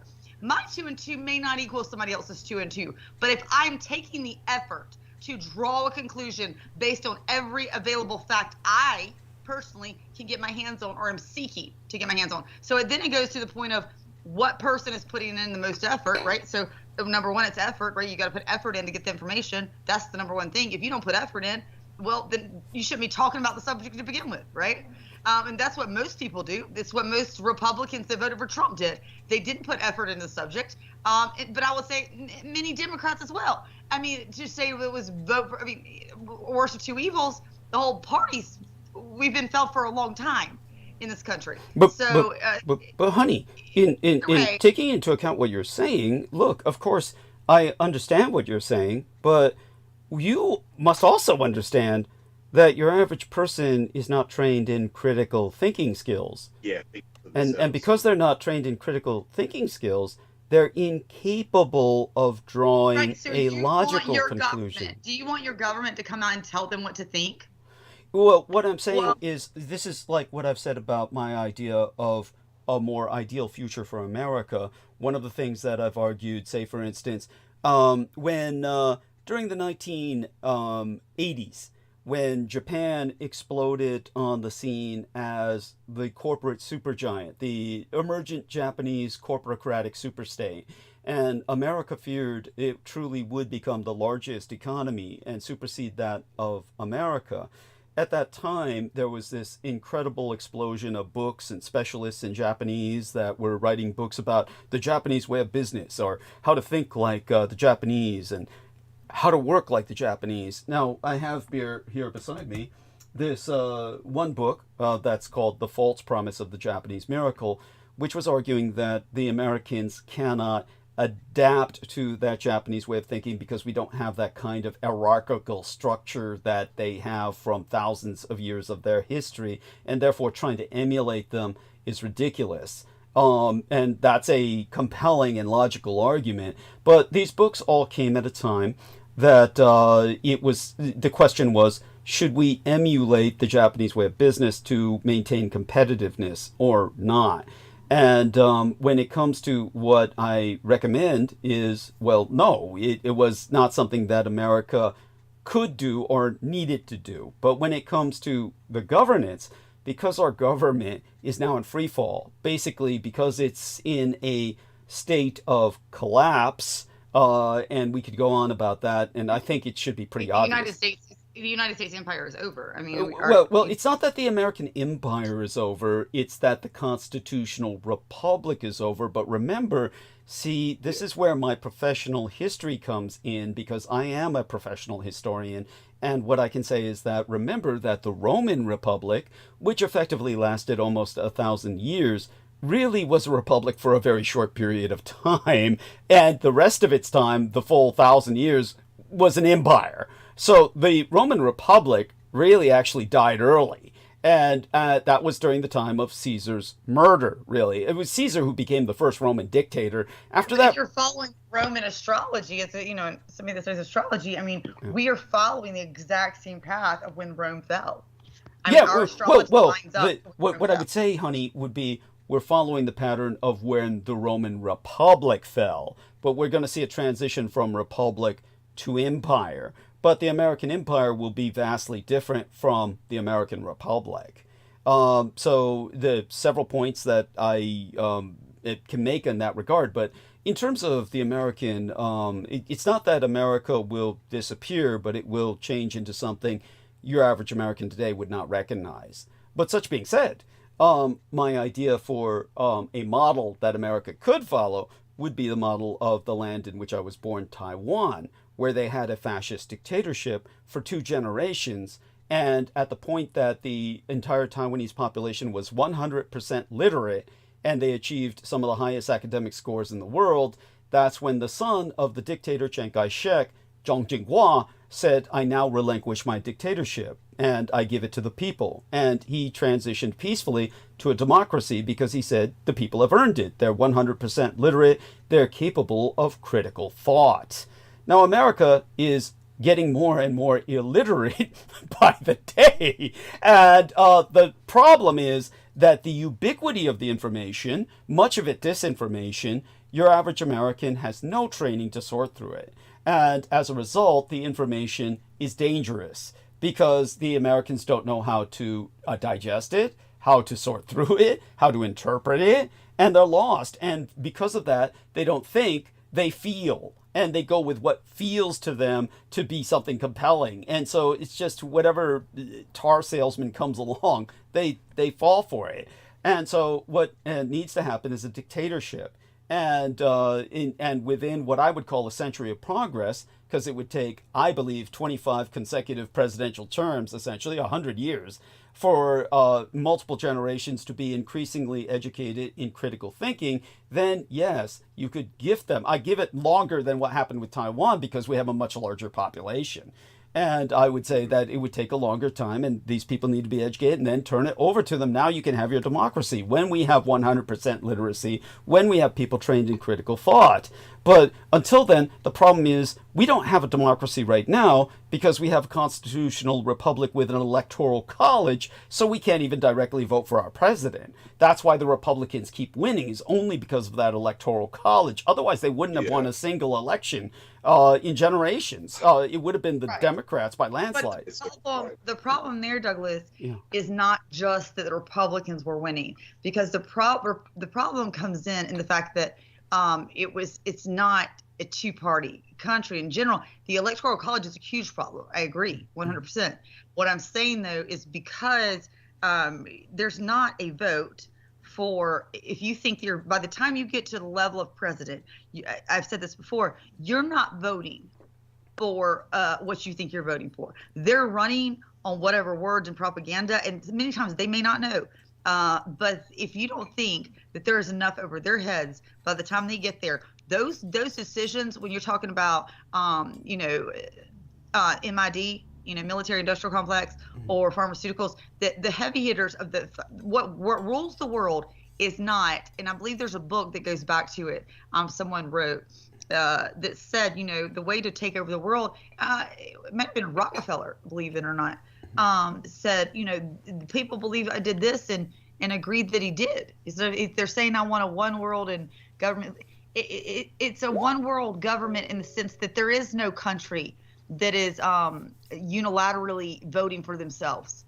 If you think right now that we were voting for ourselves and the presidents that we have elected over the last 30 years, I would say since before Reagan, Ford maybe, that those presidents have not been influenced heavily, and not just the presidents, but any heavy hitters in the Senate, House of Representatives is a little bit, probably you've got more honesty there than anybody, because there's a little bit less, you've got a little bit more room to wiggle, but those will, they make sure they're senators, and that the ones that they need, and the definitely president is, I think what you're saying is that you are saying that presidents are basically representative of the powers behind them.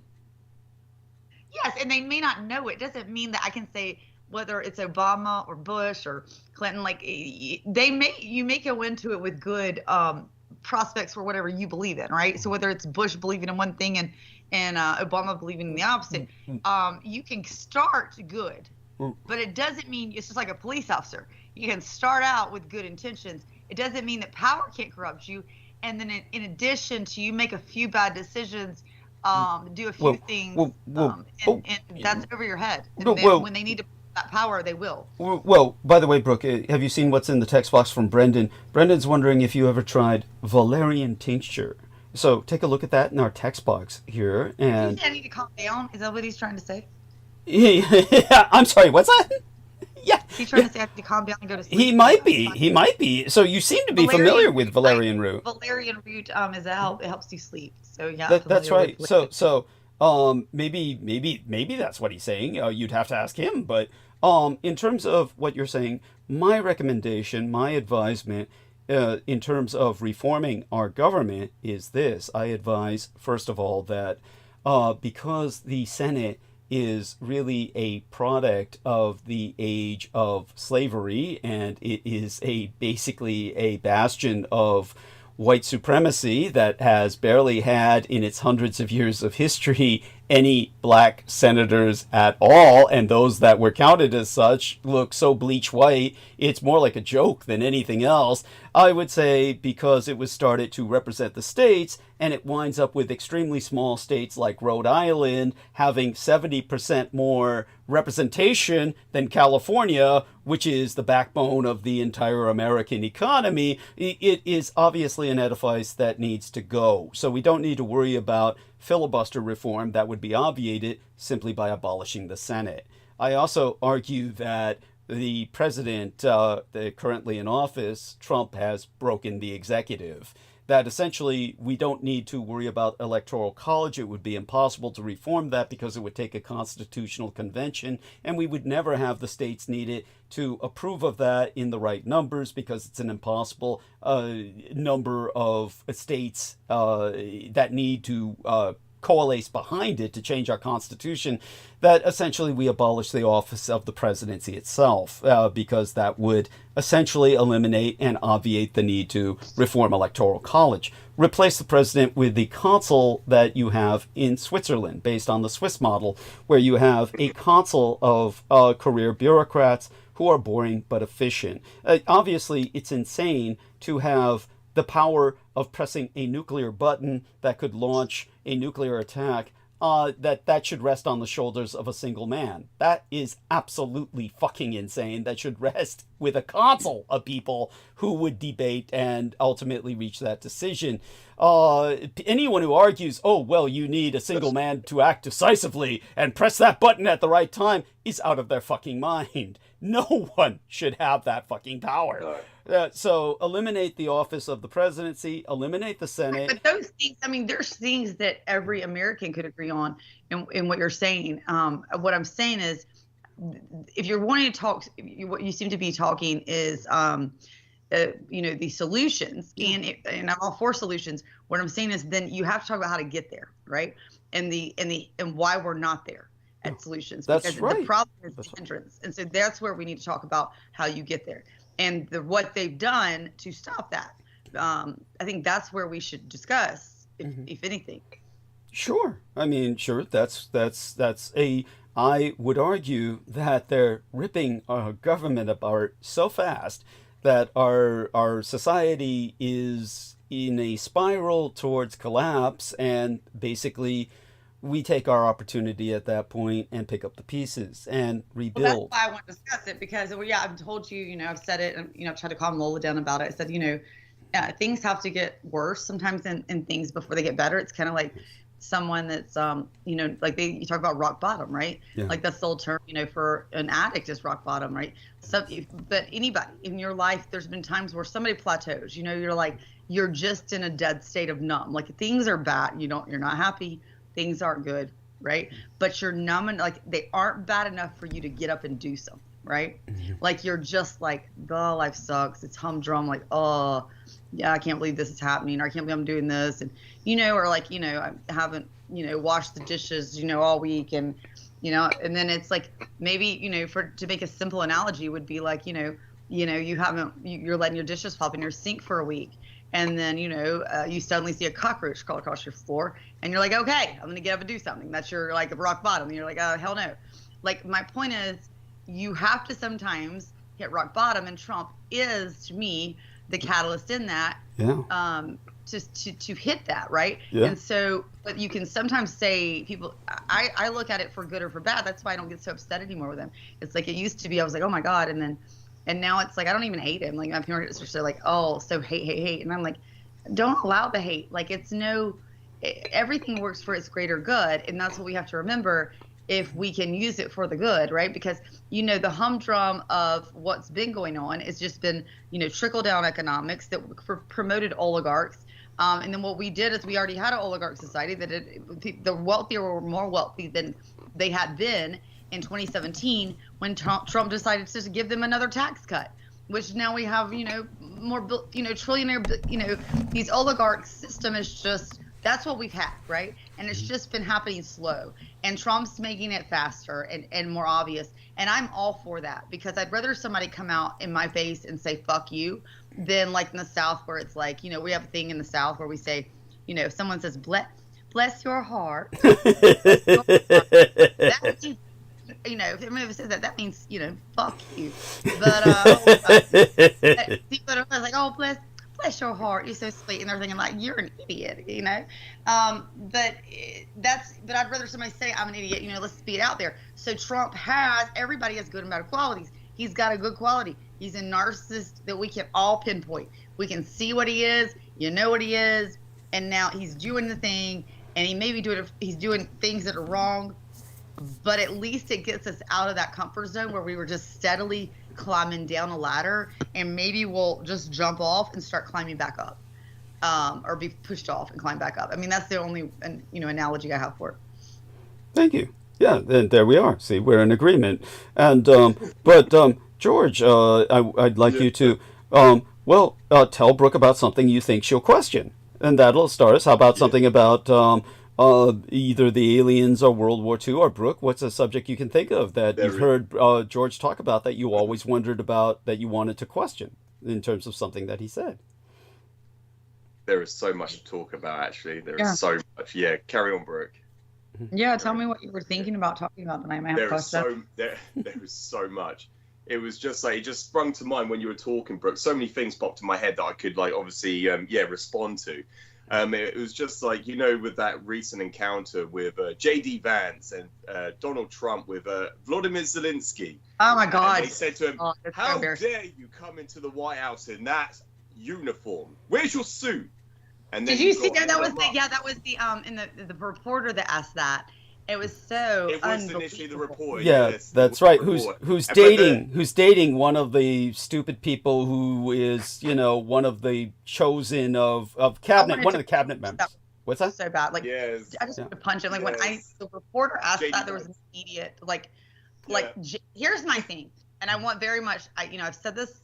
I've said things before that were right on, because I told you a long time ago, Douglas, that you probably Trump will be elected. I told you before he was even for sure running, and you were like, no, that won't happen. And I was like, yeah. And then I told you you'd probably jump on Kennedy over Trump, because I'm telling you Biden won't win. And you were like, no, there's no way. And then I was like, okay. And there's Trump running for president. And I don't care. I'd rather have Kennedy. Kennedy's not what I told you, lesser of two evils. But it's fine. We have the bigger of two evils. And so maybe it takes us down the ladder faster and we start climbing back up faster. That's fine.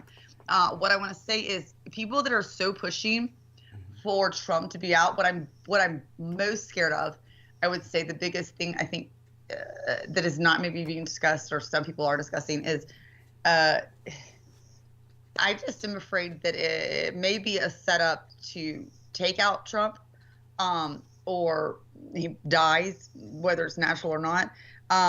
But the worst evil than Trump would be J.D. Vance.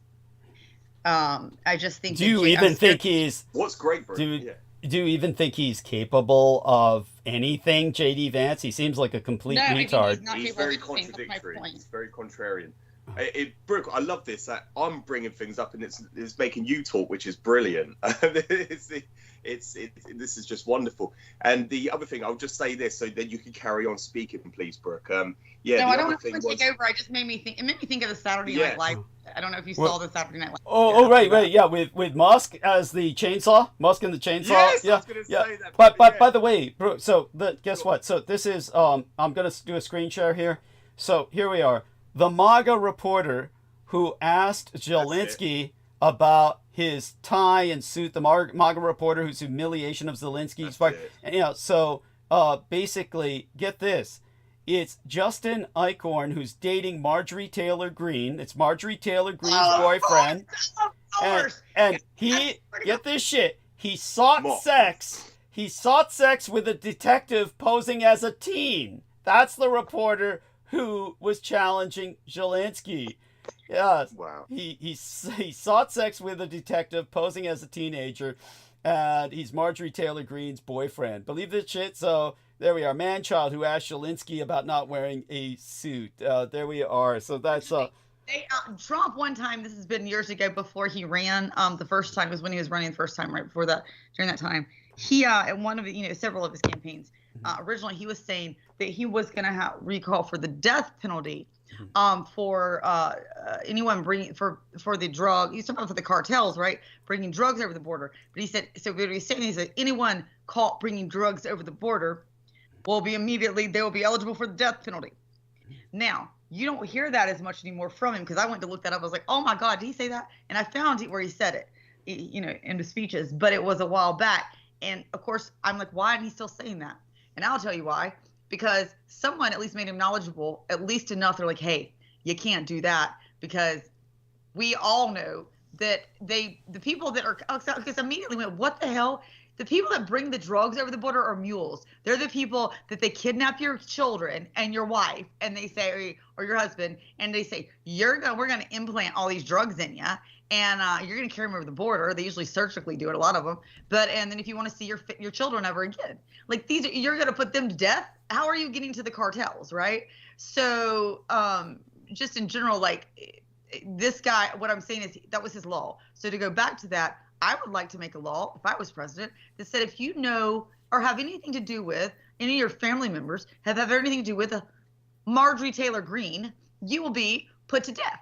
Like the woman she is like, I mean, sulfuric acid. I mean, it is just the woman. I've always had such an issue with her from being from the South. I know women like her, and personally knowing what she is just, it makes my blood crawl. It makes my blood crawl. So anyway, I'm sorry, but just like that would, if I was president, I want to make some outlandish law, that would be my outlandish, like, anyone that's ever been in contact more than 100 feet of a Marjorie.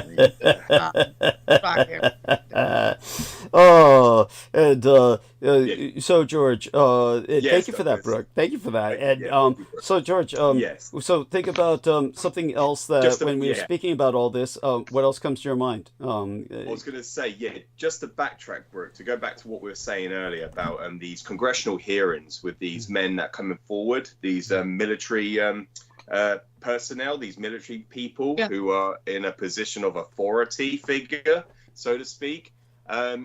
Just to put things in perspective for people, if they were coming out telling you the truth or telling you the reality of the situation, we should say, that what they've been contending with for all this time, if they were coming out and telling you the reality, it would compromise national security. So there is nothing they are telling you that is genuine. They are completely being disingenuous, because otherwise they would most be essentially court-martialed. They'll have everything revoked. They wouldn't have their status anymore. They will have everything that will be, they will be stripped of all titles, of all privileges. They will basically be court-martialed and and in prison. They'd wind up in a military brig. Yes. If they were saying anything that was to declassify anything of national security, anything along those issues of borderline national security protocols, if they were violating that, they'll breach it, they will be court-martialed and ultimately imprisoned and prosecuted for that if they were coming out telling you anything genuinely. And to respond to what you said earlier, if people were going off and researching, quote unquote, researching on the internet or anything on the public forum, anything in the public domain, so they could draw their own conclusions. The problem with the internet, so to speak, is that there is nothing that gets filtered through the internet that is presented in the public domain that isn't vetted by the Department of Defense or DARPA, the Defense Advanced Research Projects Agency. And just to put things into perspective, the World Wide Web, or the world internet, as we know, as a contemporary, as a modern day internet, is not the world internet. So what you ascertain is not what the rest of the world sees. Right. So what gets filtered through that internet is vetted. What's that, honey? Yes, Google, yes. Yeah, Google, the founders of Google, they were doing that from DARPA's original, discussed that a while back. Like, I believe DARPA and those that put money out, basically. And that's how originally was founded. But DARPA, I mean, there was an internet well before the public had the internet, right? That's so you have to DARPANet. Yeah. There's, I mean, wherever we are, there's probably a 20-year advancement minimum of where everywhere else, but just to put this in perspective, and Brendan, you can help us out here with the goetic symbols, for instance. Honestly, one of the things that Michael Aquino had intended, don't forget that I was there working with Michael Aquino at the time of the birth of the internet. I personally saw the birth of the internet, and Michael Aquino personally supervised the birth of the internet. And what he... Oh my God, Douglas, how old are you? I'm 1966, October 20th, 1966. I was just giving you a hard time. Yeah, but when it came to Michael Aquino, he and the rest of these madmen wanted to unleash chaos on the world with the internet. Yeah. And by doing so, they have intentionally, you will find the exact opposite of what you're looking for. When people look up the Keys of Solomon, and Brendan, help us out here, please. Brendan was personally witness to this. The Keys of Solomon, anybody looks those up, you get the goetic demons. So Brendan, please help me out here. Just explain this. So I was explaining to Doug about so there's two books of Solomon. Of course, there's the Greater Keys, which are the angelic sigils, and then there's the Goetia, which is like all the demonic sigils. But if you look up, Greater Keys of Solomon or the angelic seals, the internet, or quote unquote, right, Google, based on the Michael Aquino model, will always pull up images of the Goetia sigils. Only. Yeah. So you have to actually go in and find like a PDF or something to get the angelic sigils. So it totally is topsy-turvy, like Necronomicon style, fake Necronomicon style, like what Doug has described many times, where it's just like a trap. So all these people that are like quote unquote channeling, Raphael or whatever they think that they're angelic entities. Specific, like tentacles like Saturn or Mars, or no, it's like actual demons, not celestials. Like actual, not cool entities. So they'll look up something like the sigil of Raphael, and they're thinking they're channeling Raphael, but it's literally one of the Goetia demons. And then also on top of that, people have looked at those goetic kind of sigils, and you could see that they're basically the same as different kinds of circuitry or internal, ICs. Yeah. Integrated circuits. They have the pattern. Literally based off of. demonic sigils. So there you go. Yeah, the chip. In other words, the literal satanic chip is it's based off those sigils, and there we are. Yeah. Oh God. So that's our man T. Tank Barry. You don't have to put them in the chat, please. well, let me put the appropriate emoji response to that with the devil's I horns. guess it's too late. Yeah. But it's not really good to look at them necessarily. I mean, it's not like harmful. It's just not good to.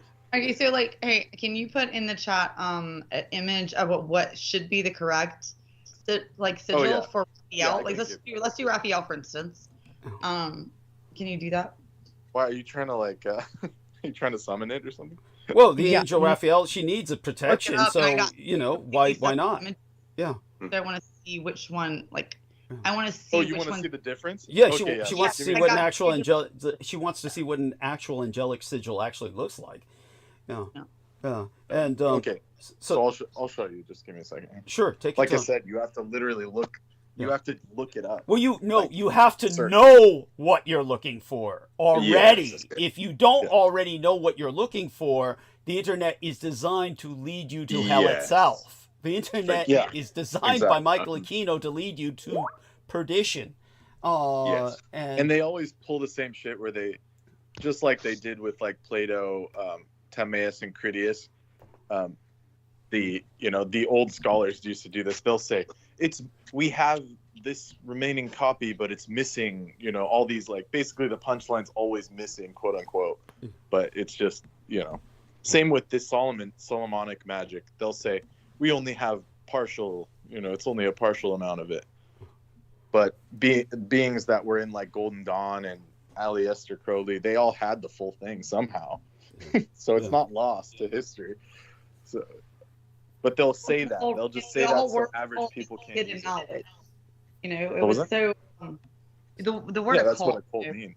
Yeah, it means hidden knowledge. But somebody that grew up during my time at least, occult. I was taught occult meant devil worshiper, right? Like that was the word, because you only heard occult when you were hearing this devil worshiper thing. So I associated occult with that. And I think so many people that just don't have the knowledge or don't look it up, that you hear occult, they think bad, like it's anti-God, and it's not. Obviously, occult is hidden knowledge, and that was hidden by who? The people that didn't want you to have knowledge, right? So that's why it's hidden knowledge. But that's why so much has been propaganda to push against, like you said, like Michael Aquino pushed against that. But the peace symbol, for instance, like you taught me. Yes. So that having been ascertained, this is the problem of where we're at today. We do not have a real source of information, not reliable, and most people cannot ascertain or understand how to interpret what they see. But we don't give them an out for that. See, that's my thing. I'm not giving people an out, whether it's somebody in my house or anybody else in this world, right? You don't give an out. Literally the only one I could find. Okay, so this is the seals. It's by MacGregor Mathers, who was Order of the Golden Dawn. Okay, so take a look there, honey. Can you see that in the text box? If you care to look at that. But just don't go around drawing them. I know you won't, Brooke, but these might not be complete. They might be traps, so just be aware of that. Yeah, always be cautious when you're dealing with these things. It's like dealing with nuclear power. The fact that you think I could draw that is funny in itself, because I could barely people draw like Jameson were doing the it. They're peace symbol or upside down. It looks like he got occult immunity. Anyone? Yeah, well, Doug has it. We don't. Yes, that's right. That's right. And the second ones he sent are more accurate. Yeah, there's like Metatron's cube. Everyone knows that one. Okay. And Metatron's not a good entity to be summoning in your house either. But every New Ager has that thing in their house. That knowledge. I believe that knowledge is one of those things that I don't think Metatron's bad. But what I do think is if you're giving too much knowledge and you're not ready for it. Yes, that's it. It can be dangerous. Yeah, right? So what it's like, honey, is that nuclear energy, think of this angel as like nuclear energy, and if you summon Metatron, he's not intrinsically evil or trying to hurt you, but he's so powerful, you'll fry. Get what I'm saying? Yes. So that's yeah, that's a how's your health? You're coughing there, honey. How's your health? I'm drinking jalapeno sauce. Oh, Sorry. why are you doing this to yourself? I'm making my own jalapeno sauce now. Like I had this, I don't know, it was a while back. Like I had this food truck I tried, and I love the jalapeno, like their sauce, and so then I learned to make it. Like I said I'm an addict. Like I get addicted to a food, and like I only eat like 3 things, and like every day there's like I just crave them. Like I mean I might eat a bite of something else if someone, or if you want to take me to dinner, it's like I'll eat something else. But like overall, it's like I want to eat the same thing until suddenly I will just not. Like I was a kid. I remember being a child in Capri Suns. So every morning, Capri Suns, I had an orange Capri Sun and a mean donut. And I remember that Capri Sun every morning, drinking it out of the little sippy pack. And then one day, I just remember thinking, and to this day, I still am like, oh my God, this is like disgusting. I would never want that again. Like, it's just like it'll suddenly become like an anti thing that I don't want to do. And so, like, that's why I'm with everything. Like, so food, you know, drugs, drinking, whatever. I'm like, oh God, no. Like, I know. So it's very much a, like, I don't know. I want it. And then it'll suddenly be like, I don't want it anymore. Which, by the way, I thought that was ADHD, but then I was watching stuff the other day and I was like, or that's just me, I thought. And then somebody said, oh no, it's neurotypical. And I looked it up, but it was like more on the autism spell. And I was like, I'm not autistic. I do not think. So, but yeah, it's just like, I don't know, like I just want the same thing over and over and over, like the same food. Like I feel very comfortable in it, and then I don't want it anymore. Anyway, so it's great. I make my own jalapenos. It's just jalapeno sauce. If anyone wants to make it, it's so good. You take jalapenos, you take like, I don't know, I usually take a lot because I make a lot of it. But you can take like, you know, a pound of jalapenos, and you kind of boil them for like 10 minutes, get them soft, and then you blend them in the, well, you need a blender, but I actually use like a really good pureer, like I have a Ninja. And I Ninja, and you put it in there with just a little salt, and a little garlic, and then you use oil. So like I use corn oil. Don't use olive oil because it's got too much of olive oil flavor. And it's like this Mexican, oh my God, best fucking sauce you've ever had. So good. And if you like a little spice, and you can spice it, but it's the oil that's mixed with it. And everybody used to talk about, they would go out to these South American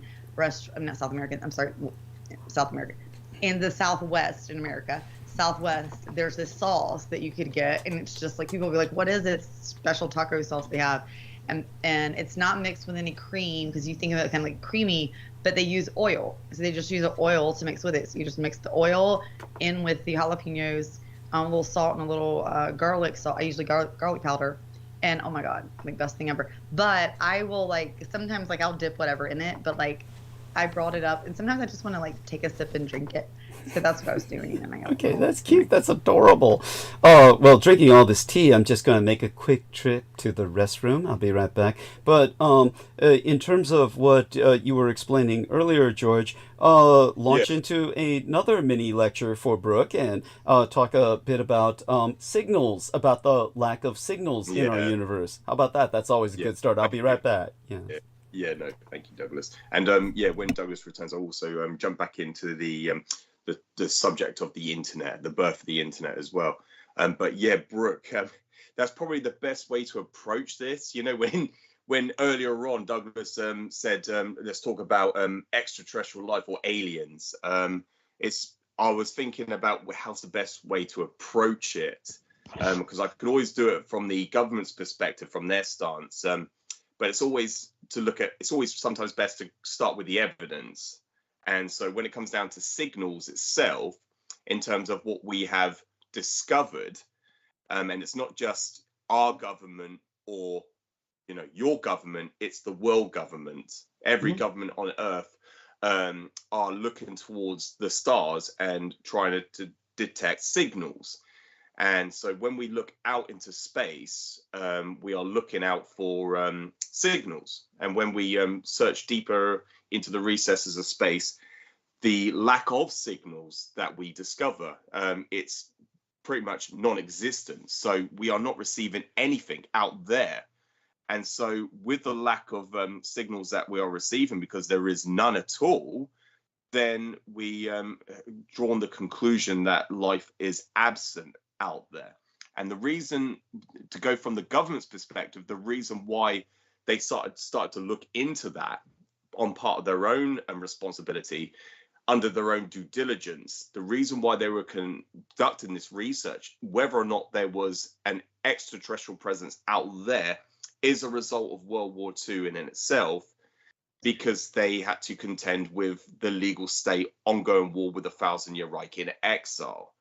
And they had to look out there because of their complete incompetence and embarrassment, and what they lack of accomplishment during World War II, because they were contending with a breakaway civilization.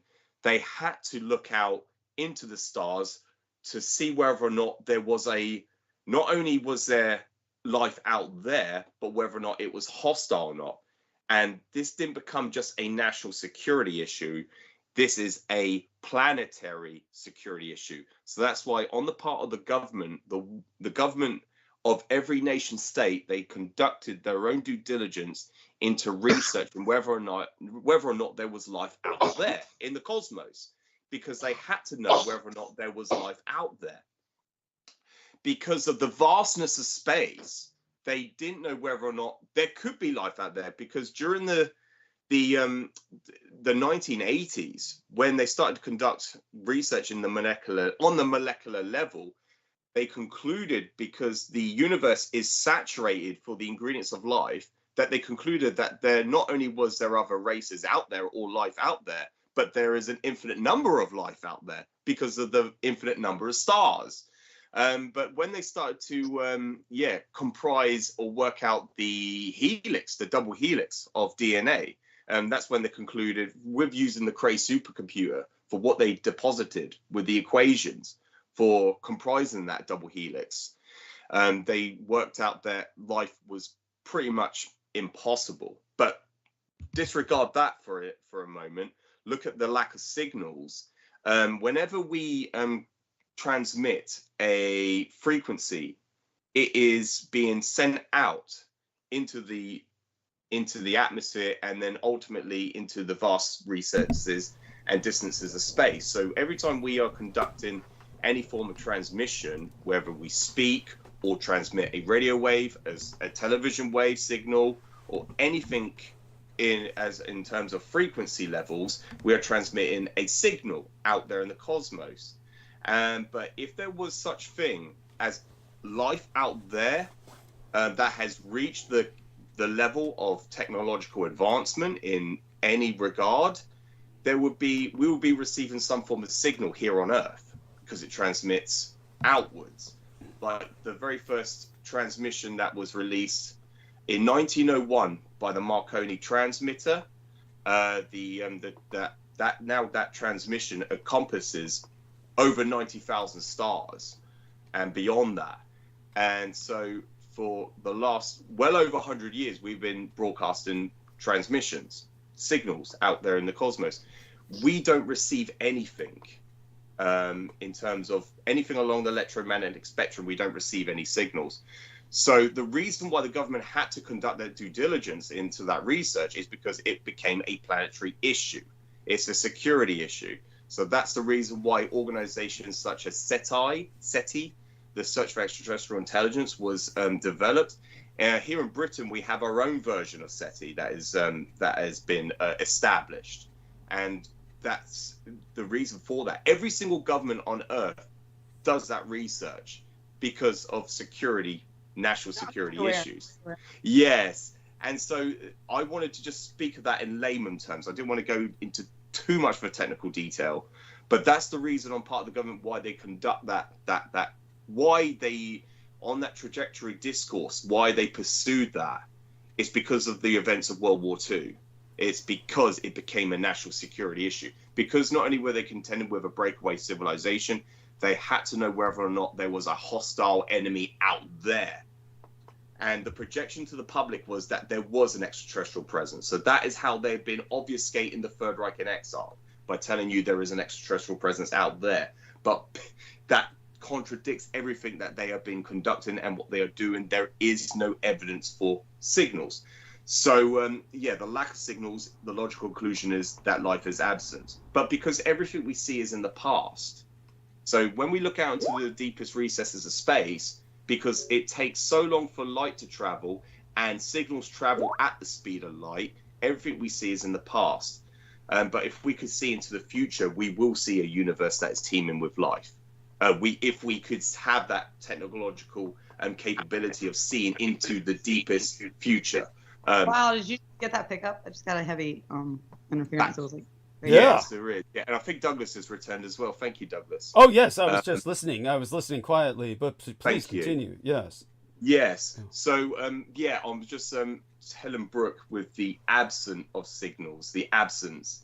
The conclusion I was just relaying that the reason why the government, and it's not just the United States government or the British government, it's governments around the world were conducting their own research in whether or not to discover if there was life out there, the possibility, because during the last several decades, before they worked out the DNA, the deoxyribonucleic acid, once they fully comprised it, is it the double helix, Douglas? Am I saying that correct? Yes, you are. Once they worked that out, and Rosalind Franklin was the woman, she was Jewish, she was the woman that's credited for discovering it. And then she was plagiarized by the two individual men who... Watson and Crick. That's it. Two Jewish sleaze buckets who took advantage of their cultural patriarchy to shadow her. Go on. Yes, thank you. I think the double helix is just like how it's a belief how like it's complex. The DNA like might not be unique to like Earth, because it's basically following like a structure of how DNA would develop from like a single cell organism type basis. I think is from like I googled it as I'm looked at it, so I'm trying to remember that. Yes. That's what it says, and I do know what you're talking about. Like it's basically a buildup from a single cell organism, because they found like this. I remembered like a few years ago they found the single cell molecule on a planet. I can't remember what they called it, like a bear, something bear. And it was cute but it's a cell, it was a single cell thing, but it was they called it I don't know, something bear. But yeah, I know what you're saying. Like that is the double helix molecule that they believed could have formed, right? Life on other planets. But there's reasons, obviously against it, because, like there are reasons, I guess, that DNA would be fine tuned for like what? Not Americans, like Earth beings, I guess. It mainly comprises of ribonucleic. It's ribose, so the RNA. RNA, which doesn't abide by water, and that's why we conclude that it probably manifested on the Arab deserts of Mars. That is why there is AIDS, for example. The problem with DNA. You can't say DNA is fine tuned. Like DNA is fine tuned for Earth. So my point is, yes. I just want to take. I feel like you're down it for me a little bit because they sound stupid. So I just don't want to do that. So what I want to say is in this to ask the questions that are at least relevant in my mind, because I'm gonna have to go in a second. What? Anyway, where are you going? No. Well, I've got to get in the bed because I have got to. You didn't let me talk. I've got to represent. I didn't finish my story. I have to represent myself in court next week as my own lawyer in a trial by jury. So yeah. Tell us about this. I mean, next week. But why do you need to go to bed now? You're going to sleep until next week? Because I have ADHD and I like to procrastinate, and I do very much as like I will do. If all day I know Douglas is coming home from work and I'm gonna be like, he wants a hot supper on the table and the house clean.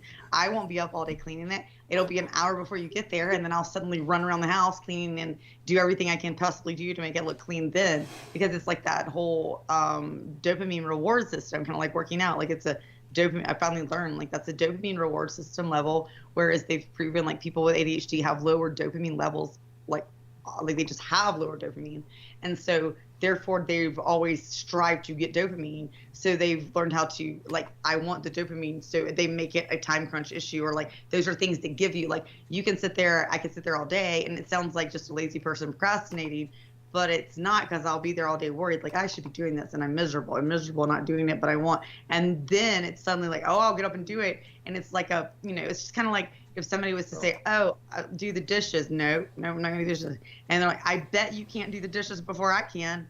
And they're like, oh, it's a dopamine reward. So it's chemical balanced apparently, but it sounds crazy in that regard. But at least at this point in my life, I'm glad to know it, because instead of beating myself up, I'm just like, okay, it's also your superpower, right? Because now I know, like, I'm going to crunch time and I'm going to kill it. But, you know, that's when I do. But at the same time, like, I will put stuff off. Does this have to do with that horrible policeman who was an asshole and who deserves to be, you know, if possible? Which one? Oh, girl, you do not know. I have a okay, you have no idea. Like, that was what I should really talk about. Actually, I should say this on air while I'm here. Okay. I will be, I want to say it on air. Probably shouldn't say this on air, but I will have a major lawsuit against the Greenville County Police Department. And I don't say that lightly, like in the fact that, like, oh yeah, there's all kinds of people like, I'm going to sue you for this, or I'm going to sue you for that. But like, it took me a while to even realize that I had it. Actually, it took being arrested because of Daniel, again, when he called the police here, and I had, well, he didn't call the police. I'll say it in regards to that. He didn't call the police. I had stepped outside the house. I think, you know, I told you last time, like, and he wouldn't let me up the steps, and, you know, I was kind of like hesitant. So I backed out the door, and I was like, oh my God, you know, and I yelled and I screamed, and then it was like 11, it was about 10:30, 11 o'clock at night, so it went too late. But in my neighborhood, didn't expect anybody to be outside, and I didn't yell loud enough for someone to hear inside. But apparently my neighbor was outside smoking, and he knew what was going on, so he called the police. Well, in that very meantime that I'd done, the police were called, I got into the bedroom, which is where I was trying to get into my bedroom and get inside. And when I got into the bedroom, he had been in the bedroom that night before, and or that day, and I pulled like the comforter down or whatever, and on his side I looked and I found a pipe that, you know, obviously was used for drugs. And so, you know, he had come to the door, and I, you know, started yelling, and I threw its glass, and I threw it at him, and it hit him in the face. And it was not, you know, it was an accident. I did not mean to hit him, but it, you know, it was barely, like, basically like if somebody nicks their face, like one tiny hair comes out. Like, that's what I'm saying. Like, it was one pore that had a little blood. So are you standing in court against him, Meth Head Larry?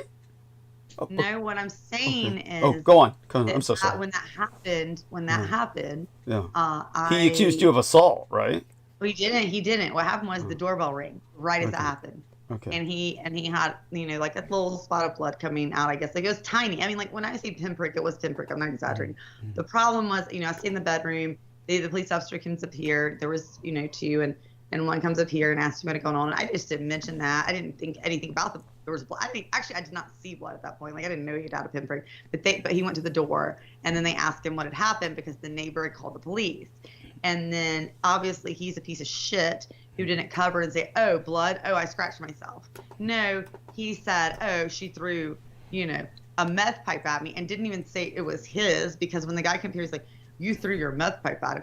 I was like, what a piece of shit. Pipe. What a piece of shit. Yeah. You got to get rid of that guy completely from your life. Yeah, exactly. So my point is, though, the police officer, you know, said, but I didn't find that out until well into that he had said any of that, until well into I'd already given my story of nothing happened, because I'm just like, you know, I'm not going to say what happened. I'm not trying to send him to jail. So I'm covering for him and for me. Like, you know, I'm not going to say, oh, you got to stop covering for him. He doesn't do for you. Go on. Well, no, that's my point, but I didn't know. And so then they said, well, you need to come downstairs. You want to step outside, because the other officer who was here said, you know, was obviously relayed some information that there was. So basically what I ended up finding out was they said, we got to take you to jail, because, you know, they asked me a couple more times. They said, are you sure he didn't touch you? Are you sure? And I was like, no, he didn't touch me. And then they said, well, we got to take you to jail. And I was like, for what? And they were like, well, he had a mark on his face. He was bleeding, and he says you threw a meth pipe at him. And I was like, oh my God. And I just shut down right then. I said, I knew there was no point in arguing. Like, at that point, it's like, we have to, like, if there's a mark on someone, we have to take them. We have to take you in. And so, you know, went in, spent the night in jail, got back out. But because of that, I was able to find out information that I probably would not have recognized, which was basically that the Greenville County Police Department, you know, the Greenville County Sheriff's Office, just for no, the Greenville County Sheriff's Office, or anywhere probably, your jail or your local jail, it usually doesn't, they're private, and they are not, even though you're going there and you're taken by the sheriff's office or by the police department, they are not a part of the police department. They are very separate entities.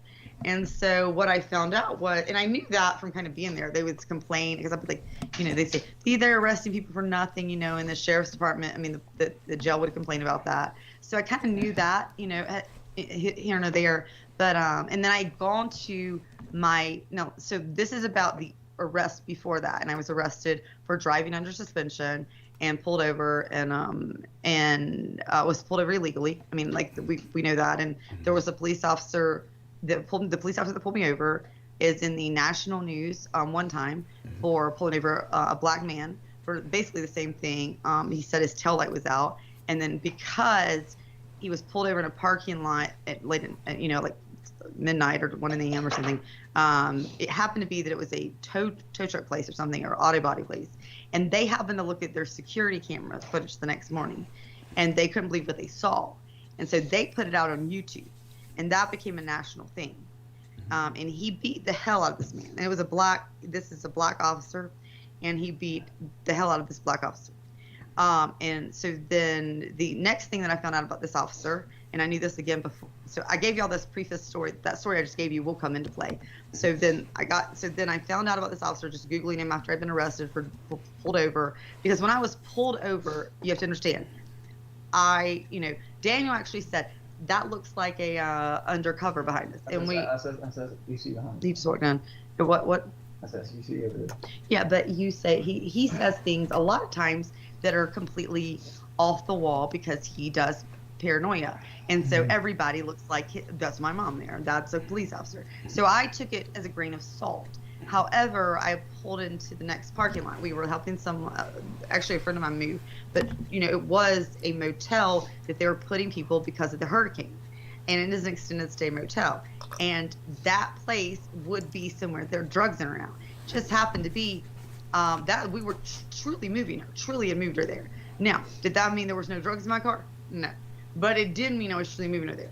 So when I pulled out of that parking lot, he says that it was a big Tahoe apparently, and I didn't think anything about it, but it backed in to an empty parking lot, and I pulled into a Mexican restaurant right next door because I want to get salsa, and they had closed like 2 minutes before. It was right at 10 o'clock, like 9:59, and so I did notice that it had backed in. So then I take acknowledgement of what he said. And as I'm pulling out into there, I said, hey, that car's parked in. Maybe you were onto something. And I'm telling Daniel this. And, of course, now he's tuned into one of his other, who knows what he's into. His one conspiracy was right. He didn't bother to tune into. And he's like, turn there, because he wanted to go to the vape shop. I'm probably going to meth pipe, who knows. And I can't remember. Was that what we were going to get? So turn into a parking, like to the next parking lot, which was not even a quarter of a mile down. And when I put a turn signal on, I'm completely legal, turn signal on, and I take a right into the lot, speed limit all, blue lights come on in this Tahoe, right? And so that's when, he comes up to the car and he says, and I said, he comes to Daniel's window, the passenger window, and, he's pretty, what's that word? Like rough, like he's ready to almost shoot. And, amped, yeah. I'm saying this publicly because I'm protecting myself. I say it yes. Oh, you're fine. So at that point, he says, I said, what did you pull me over for? And he said, I said, I thought you told me this already. Did I say this on air? I don't think I said this on air.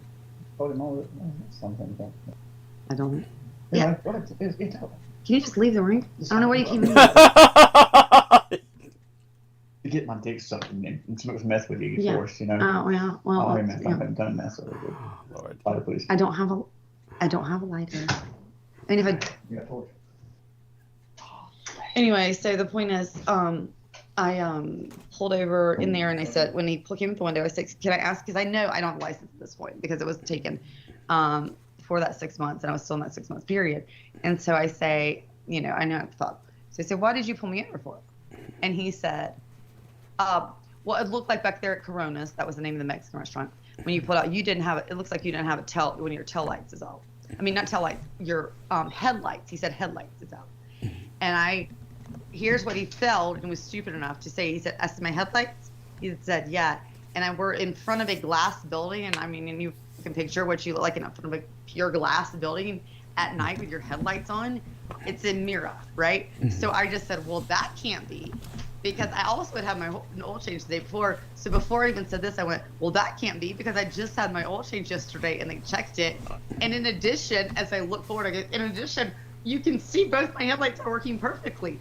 And I look in the thing and he like looks and then he goes, well, he goes, no, well, that's when he goes, well, whose name is this car in? Like, he didn't answer me. He just goes, whose name is this car in? And I said, and he said, can you just get out of the fucking room? My God. God.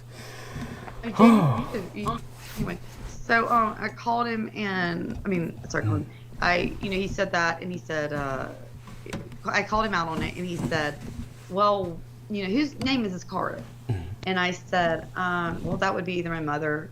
I named my mother's name first. And he said, no. And I said, what's my mother? My father. And I just named my father's name. And he said, okay, well, and then he said, I have a warrant for him, And I said, you do not have a warrant. And I was like, I named my father's full name. I was like, you do not. My father is 70 years old. He's never worn his life, and you do not. And he said, well, I've got to wait on backup to get here. And but when we get you out, I'll show So he waited on, which was 2 more undercover officers show up in unmarked vehicles. And the thing that I have a problem with is one of the officers that showed up, the female officer, is the officer that had arrested Daniel for drugs before. And so I wonder still if he didn't set up something, I don't know. But regardless, it didn't matter to me. Like, I just got out of the car and, the officer immediately, once they got there, that officer pulled me to the back and said, look at my computer screen. And she wanted to show me on his laptop. It said Frank. It was like basically a PowerPoint Excel spreadsheet. And it says Frank, and then it says Gibson. And it says Warren. That is what you see. Frank Gibson. No middle name. My dad has a junior. There's no middle initial. There's no car. There's no county he's from. Nothing else. And so I go, okay. But and he said, well, that's what. Like, what he wanted to go was, yeah, I can see it's not him now, but that's what I thought. That's what I thought it might be. And since you had a male in the passenger, I thought it might be him. And I was like, okay, because I don't know the law at this point. And I'm just like, can you just please let me go because I just need to go with my animals. And then he's like, no. And then that's when the whole escapade started with Daniel, which is why he shouldn't be in my house because he then went, look in her mouth. She's got drugs in her mouth. What an asshole. And what a piece of shit. What a piece of shit. And so at that point, that began a thing of them saying, spit it out, because they had, there was no notice of whether I did or not until he said that, because he was busted with what he had because he's too stupid to fucking handle his shit. Yes. And so, and then he also says, she threw him on me. I threw drugs on him is what he also says. He's yelling that. And so that's where I say, I'm an idiot, way too empathetic, but, and believe, I was done then. But anyway, my point is, he said that, and so I'm so just looking at him like wanting to kill him, and like, why are you doing this? You think you're your friend, and you're dying. And so then they're saying, open your mouth. And luckily, I knew they were like, no, you won't be charged with anything. We just care about your safety. We don't want you could die. You could die. And these are 3 officers all saying to me on camera, we can know you got something there. Just spit it out. You could die, like whatever. And I just shut my head no. And eventually, I opened my mouth, and they said, you swallow. What did you swallow? And I was like, a piece of gum. And and he was like, whatever, we know you didn't swallow a piece of gum. Why would you swallow a piece of gum? Why don't you show us that? And I was like, well, because I was just scared you might think I was drinking, and I was trying to cover it up with the gum smell, which obviously he thought was a lie. And may or may not. Then the point is they were worried about my safety at that point. And then at that point, which is funny because this is the other funny story. What I was so mad about is Daniel. I never focused on the officers. Daniel said when he got out of jail, oh no, I said you had drugs in your mouth because I cared about your safety. Well, the funny thing is once my mouth opened and I had swallowed anything that had been on there, no, not one person, not Daniel, nor any officer, cared about my safety. They never sought medical attention. They never said, hey, Daniel didn't say, hey, she really did have something.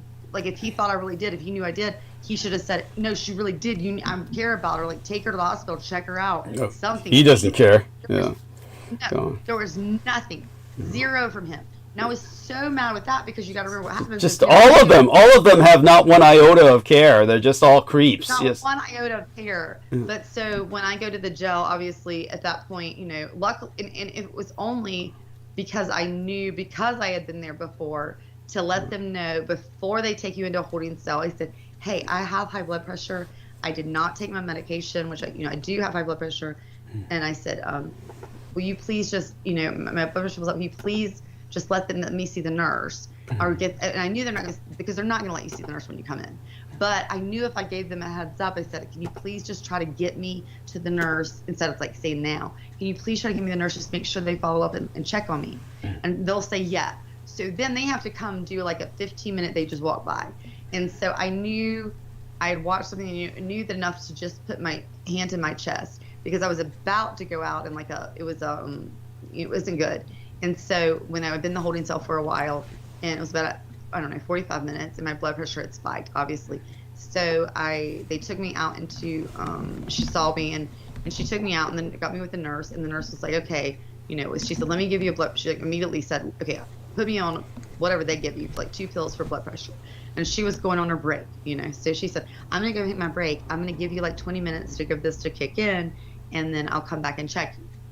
And then when she came back, the blood pressure had spiked more. And so at that point, she had given me something else, and then they had, at that point, you know, gets me in the room, and they end up calling EMS. They shut down the entire jail. The entire jail was shut down. There was like, I would say in this one room, like 8 or 9 guards around me, and like one of them had like one of those old-timey video cameras that they video anything medical going on, because I know one time, you know, the only time I've been there, which I've been there way too much in the last year, you know. Thanks to an asshole, we both know who to blame. Go on. You know, 5 times, but I know one time, the only time I witnessed a video camera besides me was a woman that had a seizure, and when she had the seizure, they pulled out a video camera, like while they're waiting on medical to arrive, like they're videoing it, and I guess that's for their own protection, I assume, or something, just like for evidence. So anyway, they were video. I just remember looking up from the chair and seeing the video, and then obviously the EMS came in, and you know, Daniel remembers, like he's told me like that they shut down that side, and you know, he was trying to find out what was going on with me, which I was like, why do you care? Because you're the one that caused it. Because at the end of the day, none of it would have been called. I mean, you could say none of it would have been caused by, you know, if he had not said what he said, I wouldn't have been in that position, right? But that's what I was so focused on and so mad when I got out, that I did not realize that this officer, these 3 officers really, had forsaken their duty to me. Because fast forward to, I went to a court date for that in December and again in January, and that officer was not at the court date. The first one they rescheduled, and the second one the female officer showed up, but she's not my arresting officer. They didn't tell me why. And Daniel happened to say, and I don't know how he gets this information, which leads me to believe he knows more than he says, is said, well, he's probably on, he's on leave. You know, they're investigating him probably. And I was like, what do you mean they're investigating him?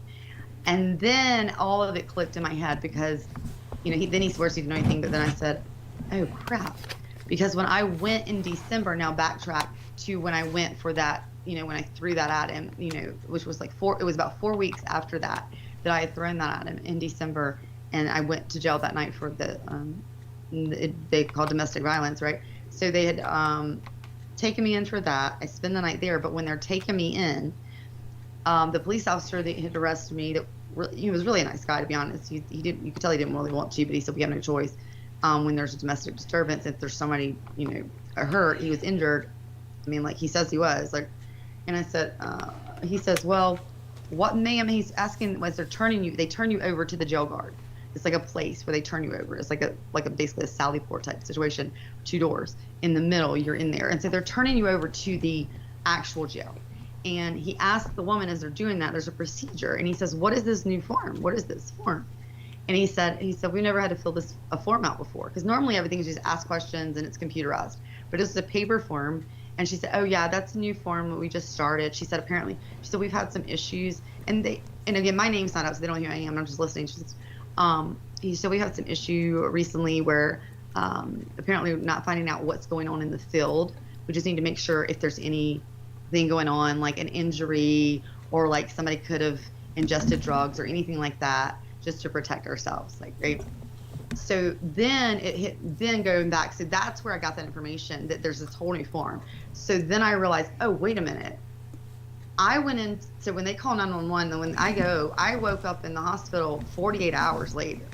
I mean, they put me under like so much Ativan, I guess, to stop, what was going on with the cardiac arrest and all that, that they, I didn't wake up until Sunday. I thought it was Saturday morning when I woke up. It was Sunday. So I've missed, a whole 24 hours to this day. I have never gotten back, to my knowledge. I mean, I don't know what happened to that. I've never gotten back. I remember leaving as they're wheeling me out of the jail and kind of getting me into the ambulance is blurry because they had to give me like 2 shots Ativan. And then, I go black. So I don't remember anything until waking up.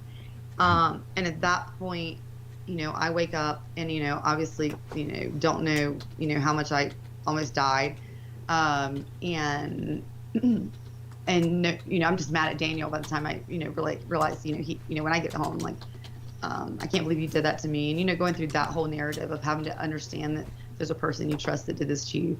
And so now, then it became about, wait a minute, there were 3 officers that had to uphold the law, that had a duty per, not only ethically, but in the Greenville County Sheriff's Office, in the Sheriff's Office guidelines, to seek medical attention for me. Yes. And they can't say they didn't know because each one of them told me, point blank, we don't want you to die.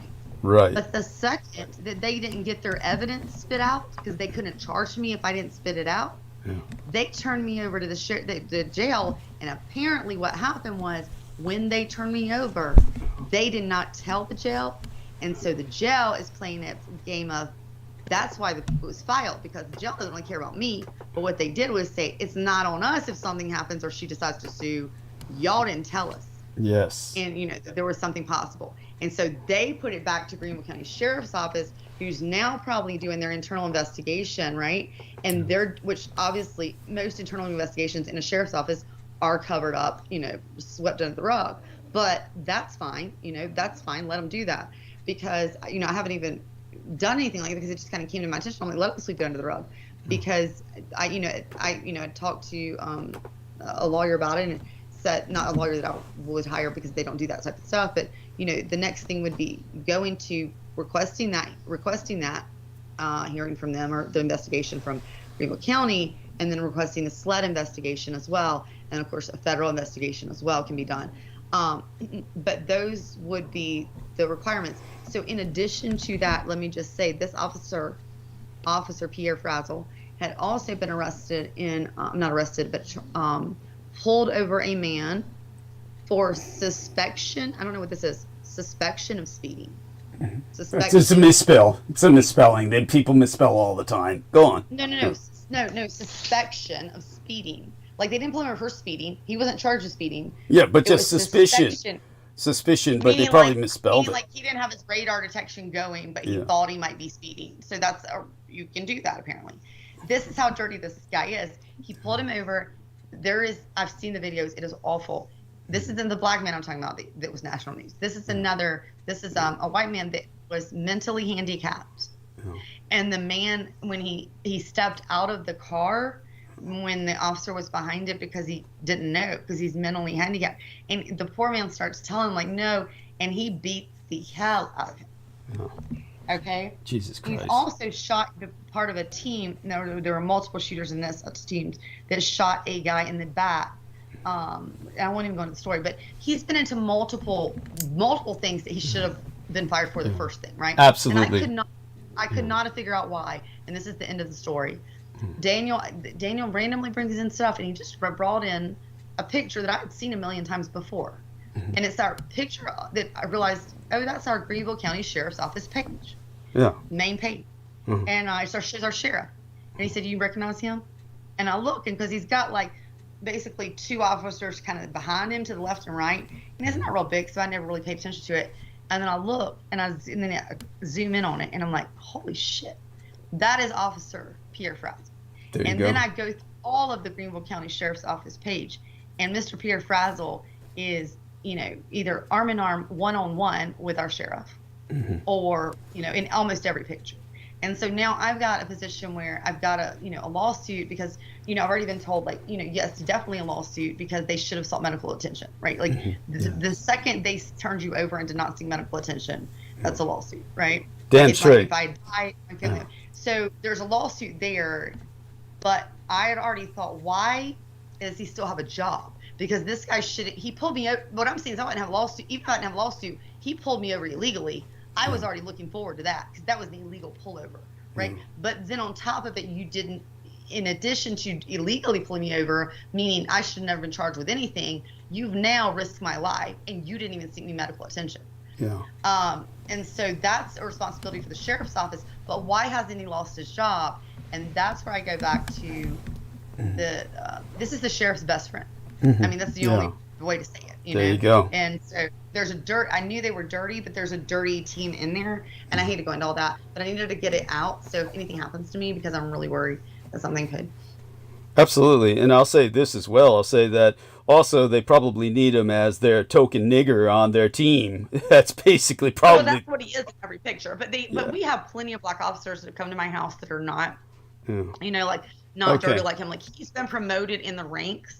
Yeah. And he was driving, when he took me downtown, I was in an $80,000-$90,000 Yukon, brand new, sporting it like undercover. So he's up, and he called his wife, which came up on his little phone like boo boo honey, boo boo cheeky or whatever. So he said, hey honey, I'm just taking somebody down, he's the whole team, because the female that was on it, like all I can get is we've all been around people that we know are dirty. It just is like that shady feeling. Yeah. Like before I knew any of this, it felt shady. Because when I went in there, I remember right before I was, when I was going to be booked and they brought me out, and he was standing there filling out papers. And I mean, again, he had the opportunity to tell them anything. He never did then. But he says, I looked at him, I said, hey, you don't really believe him that I threw drugs on him? Like, I'm still trying to process. See, I still was trying to process that Daniel was who he was. And that Daniel had I still to this day can't. I will never be able to process that. Like I will never in 1,000 years be able to process how somebody that you are covering for, that you are the person, and that they then turn around and. He's a true criminal, and you can tell his lack of care by the way he's sawing wood behind you or beside you. I mean, I can hear that. That's Hunter. No, he's not with me. No, he's not allowed to sleep in the street. That's Hunter, Mike. Oh, okay. Sorry about that. Sorry, I didn't know you could hear Hunter. I apologize. Hunter's my little old dog, and he's fighting for his little life right now. He's a good boy, but I apologize. No worries. Anyway, no worries. did you hear snoring the whole time I was talking? I'm sorry. That's okay. It's all right. So I'm glad you got that on record. And so like you said, you need to get some rest and defend yourself. But we will. Yes, I'm gonna go do that. I apologize, George, for taking up your time and giving all that information. I wouldn't have. In case something happens to me. We have it on record. Yeah. Yeah. Honestly. I mean, and I wouldn't exaggerate that. I know it sounds like kind of crazy far-fetched, but it is, a really, just one of those stories, like it's a really bad officer scene. But what scares me is that it could be why would a sheriff? It is, honey, for all we know, the sheriff's office, and I'll say this is not Brooke saying it, for all we know, the sheriff's office could kill Brooke. And then we have this on record as backup that they have motivation. So I mean, that's my mother, people that know about the situation are very worried about, they could do something to you, or especially if I was to get arrested again, which is what God forbid, I don't think I'd come out of there alive. For you see what I'm saying? There's just not a situation where I don't think there's not a whole slew of bad officers, but if it's representing the sheriff, now you've got pull in a direction that I don't think. You always hear about those stories on the news. They're like, oh, what? But they are there. In Alabama, they just had the sheriff kill the judge. Yeah. So you just never know what somebody's willing to try to risk stupidly, just thinking, oh, I'll get away with it.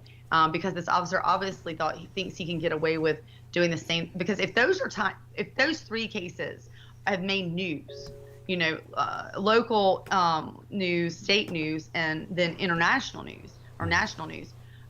What has he gotten away with that we don't know about? Absolutely, absolutely. So, like Brendan says in the text box, that's why you have to get rid of that scumbag then mind your P's and Q's. For God's sakes, Brooke, yeah, obviously our thoughts and prayers are with you. We support you wholeheartedly on this, and believe me, you're not being paranoid. No. Sheriff's office is they do things like that, kill people and then hide the evidence. Your life is so, as Brendan says, your life is at stake on the whim of a lowlife, but really her life is at stake now on the whims of this crooked police department. And so she didn't say that, I did.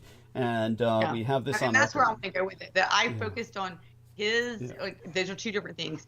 What the reason I was, I mean, you could go three things. The reason I was there was ultimately my decisions, right? I always go back to me, right? Yeah. I choose to be where I'm at. I choose to do what I do, right? So I'm always going to put it in, you should judge yourself at the end of the day. But then, did someone that I trust betray me? Yes. And that's where he's calling a low life. And I believe that is about as low as you can go to betray someone that should have ultimate trust in. Yes. It was a betrayal. Absolutely. And then, but then on top of that, when I'm discussing what? Do you have any defense for yourself? And then at the end of the day, I would love to hear it. And then at the end of the day, then let's hear it.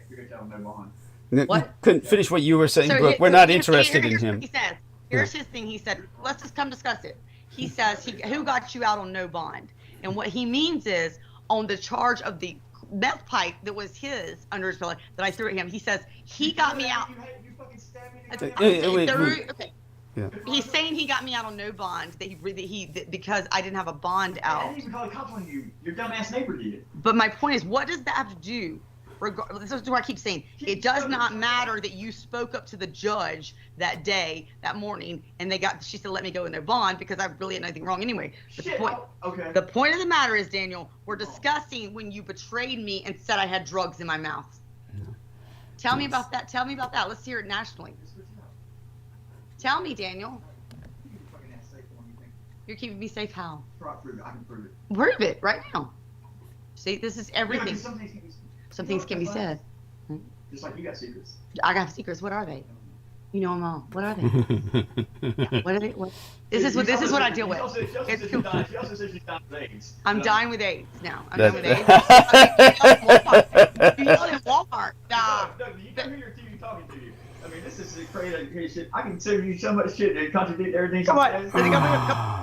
Do it all day. Well, we don't need to hear him, honey. We don't need to hear him. And so get yourself some rest, honey, and I'll be calling you again as soon as I can. And don't be afraid to call me. Reach out to me, for God's sake.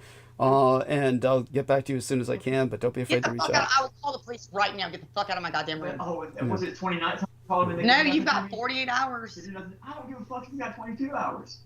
At any rate, just ignore him. Ignore him. At least he slammed the door, and yes, just ignore him. What the fuck was wrong? Why did I? Yeah. So, honey, get yourself some rest. Ignore him, and make certain he leaves as soon as possible. And we've got that on record. We want He's him in out. the final stages of he Denial got his 48 hours. Yeah. Yeah, he's in.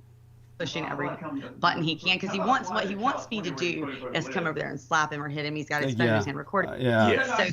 So don't fall for that. Yes, don't let him provoke you. Don't let him provoke you. Yeah, this is Douglas Dietrich. Leave her, for God's sake. Yeah, get out of the room, Daniel. You're being recorded, Daniel. Get out of the room. I have to go one way or one way. Doesn't matter to me. Everything he says is nonsensical. So thank you, Brooke. Daniel, he's next door, Daniel. It's what you say, and he's all these same people talking. You run out the door and say, I'm gonna have him call my window tonight too. Can you please leave my room? Got you. So regardless, so anyway, yeah, that's what happened, and and so I was so focused on this kind of shit, right? Or like, wanting an answer that can't. When you want an answer. Yeah, don't let him bait you into an argument. Don't let him bait you into an argument or a fight. Just go to sleep. Okay. Leave my room now, Daniel. Yes, you're being recorded, Daniel. Leave the room. Yes. Yes. I'm recording you too. On your video. Leave my room. They told you again. Leave the room. Yes. Hey, Ben, we'll come just right leave now. the room, Daniel. Leave the room, Daniel. Yes. There we are. So you had to say 911 and call it. Like it literally has to call before you freaking leave. Oh. That's what I've been doing. So yeah. So my report, but regardless of me being an idiot in that regard, I also didn't recognize the point of the police officers and what they had done. And so then as I recognized it, it's just been a thing of, finding, how deep it went. And so then when I realized it went to the sheriff, I'm like, could I, because Daniel's one of those people, as you said, like he just lies through his teeth, as you just heard, but he throws so much to the wall to see what sticks. And so he'll get enough in your head, he's like, you don't know, we're listening to you, they're listening to you. And then I'm like thinking, okay, wait a minute, because he's like, oh, I knew something, or I'm protecting you. He's not protecting me. We know that, but I do believe he has worked with the police when he's been charged before. That's what I have now realized. And so he has worked with them, whether he was part of that pullover because he thought that it would be the person we were dropping off or not. Regardless, he knows that they're dirty. He knows they're dirty. And so he's aware of that. It's just he won't admit the fact that he's responsible ultimately for the reason I almost died and my children almost didn't have a mother and my pets almost didn't have someone to take care of them. Because you're a meth addict. Okay. And so there we are. There we are. Okay, well, he's gone silent, so hopefully he's left the room. He walked through the room. From my deodorant, actually. Yes. Yeah. God, we're so sick of you, Daniel. We're just so sick of you, Daniel. We're so jealous. So sad. Yes. Yes. Yeah. Daniel, shut up and go away, Daniel. Just shut up and go away. Nobody wants you. Shut up and go away. You've proven yourself to be unworthy. Okay. So there we have that. And you get some sleep, Brooke. Okay, we'll take it from here. All right. All right. Thanks. Okay. Sorry to take over. I'm sorry to deal with that. All you guys, I'm sorry. No sorry, worries. George. Don't apologize at all, Brooke. Thank you. Yeah, yes, you're doing fine, Brooke. I love George. Thank you. No apology, but no reason to apologize. Yeah. And if you get a call from the police and needing some verification of this, you know what it is. Yes, that's right. Right. We do. Yeah. All right, honey. Don't let him bait you into anything. Okay. Yeah. Don't let him drag you down into anything. It's what he'll try and do. He'll try and drag you down with him to make certain you never escape this nightmare. So just understand. I mean, that's what a friend of mine made me realize what had happened that night when I threw that at him. He had baited me then. And so she said, when, how long ago, so it was, he's got a charge on him and he's baited that because he's got, for hurting me. And I didn't push the charges on him. The police did. I never said anything other than the 911 call. But they had offered him 1 year, and they thought it was undercharged because of the marks on me. And so that's what he is trying to get a charge on me. He had tried to do apparently because it would help him. And so you don't realize you're working with a master manipulator. Even though they're stupid, they're smart. You see what I'm saying? Like he comes in and he's stupid, but he's a manipulator of emotion. What he does is he say stupid things that he wants to, and you don't realize what in the moment that you're being angst for the emotional draw or whatever it is he needs.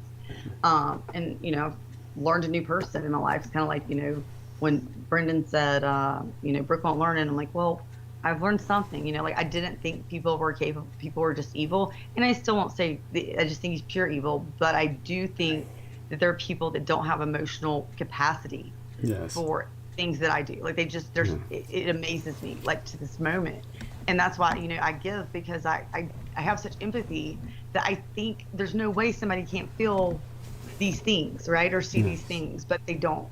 And that's been a long, hard road for me this year, but it's been a gift. So whether it was Peter Moon or whoever, I look at it as a gift because I've learned so much from it. So at the end of the day, it's been a hard road, but I wouldn't know what I know now without it. So, it is what it is. But I will let you guys go. Thank you so much for loving me through this, and I hope to be with you in better conditions. And just read the text before you go. Read the text from Brendan before you go, because I can't read that out loud.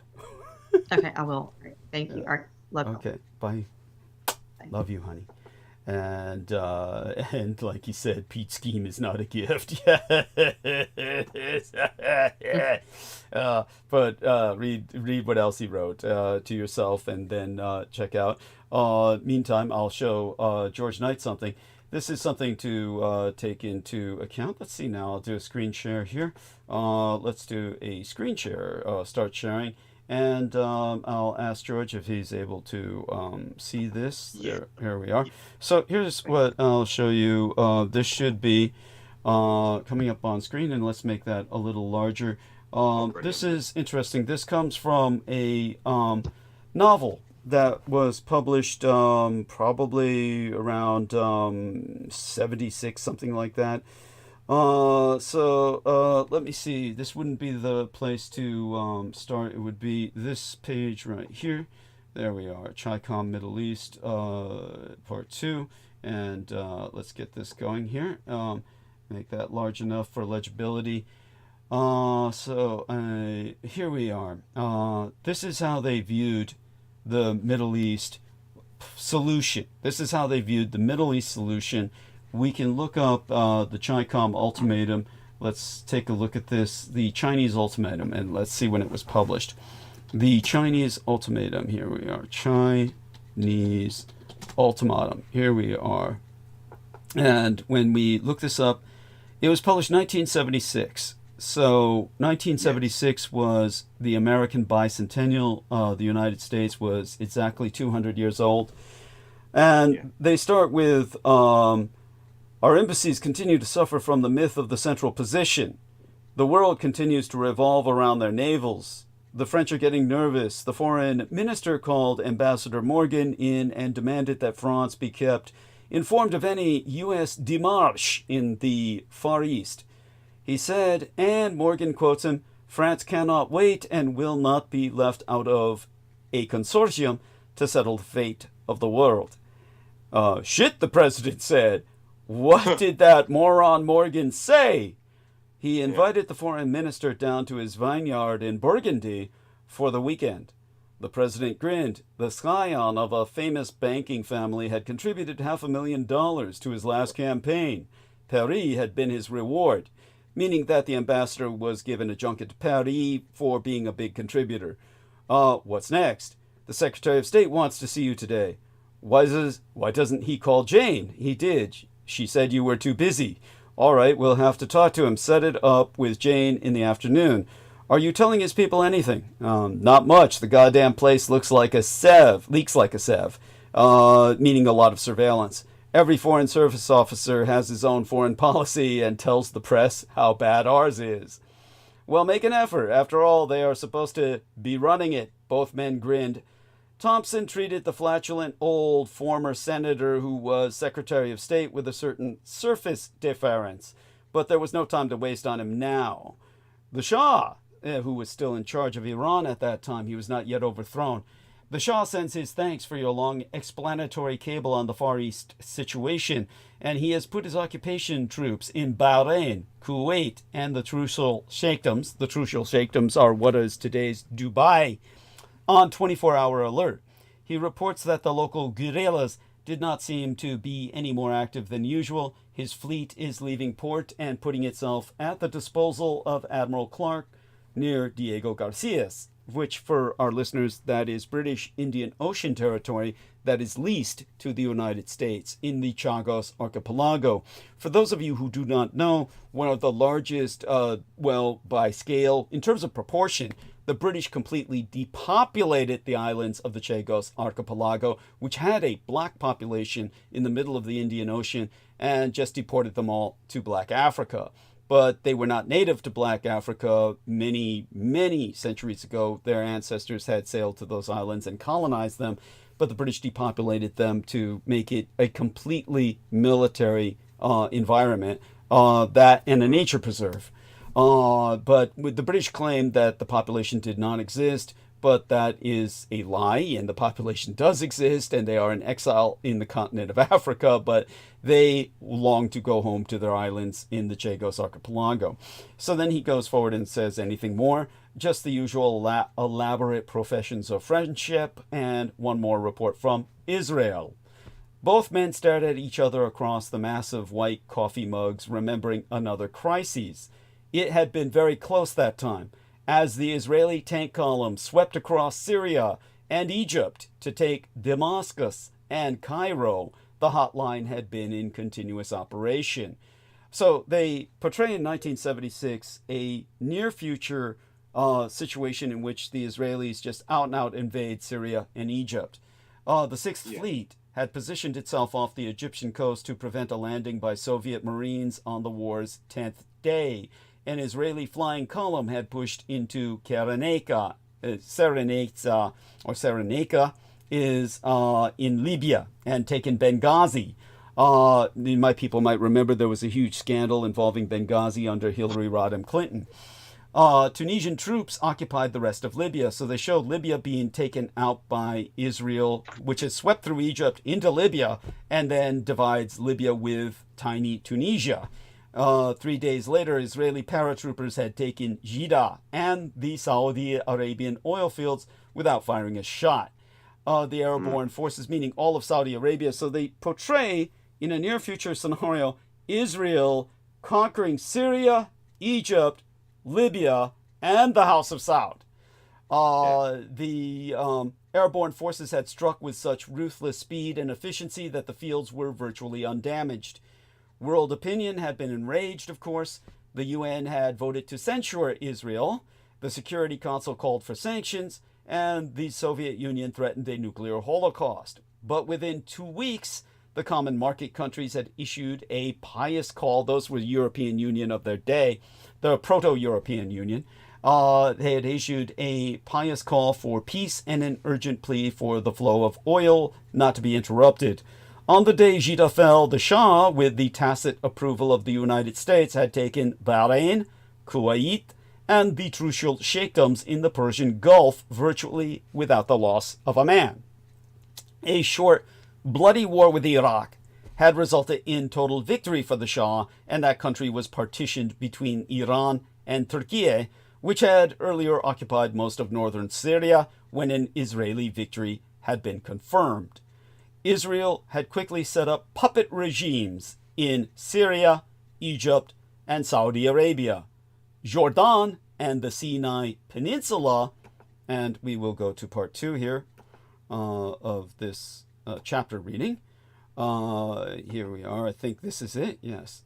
Click that right and make certain that we can enlarge that. Basically, Jordan, the Kingdom of Jordan, and the Sinai Peninsula had been incorporated into Israel. In other words, the Kingdom of Jordan ceases to exist, and Israel is now Greater Israel, Eretz Israel, that also occupies all the Sinai Peninsula, which means they have, well, effectively, they're very close to the Suez Canal, if not controlling it. The forced resettlement of the Palestinian refugees, as well as Arabs occupying the Israeli heartland, had begun almost immediately. Now, a year later, there were none left living in camps, meaning they're either exterminated or immigration. Now, that means not people going out of the camps. That means people coming into Israel. Immigration, meaning Jews leaving the United States to move to Israel or leaving Russia to move to Israel, etc. Immigration had raised Israel's population to nearly 5 million. Today it's over that. It's 9 million. And, U.S. economic aid plus the revenues from the captured oil fields had financed the resettlement efforts, ridding the country of almost all its former Arab inhabitants. So in 1976, they're preaching the final solution about how America will help Israel depopulate Jordan and Palestine with American aid. Israeli occupation troops, now reduced to token forces, fraternized freely with the Arab populations of the puppet states of Syria, the House of Saud, and Egypt, which would include or integrate half of Libya by now. Now, the regimes maintained themselves without great difficulty with the help of efficient Israeli-trained secret police and small indigenous paramilitary detachments that brutally repressed any occasional demonstration or terrorist outbreak. A network of highly paid informers repeatedly infiltrated resistance organizations and led to their destruction. The Iranian occupation of the Persian Gulf had been much messier. See, they're portraying the Israelis as ruthlessly efficient, whereas the Iranians are more apparently lackadaisical. Several dozen sheikhs and traditional religious leaders had been liquidated by the Shah in the initial period, only to be replaced by much more efficient Marxist-oriented guerrilla groups, some supported by the Soviet Union and others by the Chinese Communists. A continuing low-level political fever enveloped the region and had begun to infect the Iranian mainland as the Shah's losses mounted, in here predicting the overthrow of the Shah. There were rumors of disaffection in the middle levels of the army. The CIA had already uncovered 3 plots and reported them to the Shah, who crushed them ruthlessly. Now, they're talking about the Jews. What does Lev have to say? Lev being, of course, whoever's in charge of Israel. Be careful, we are with you, Thompson said, grinning. In his years as National Security Advisor to the President, he had managed to win or get a draw in just about every international encounter except with the Israelis.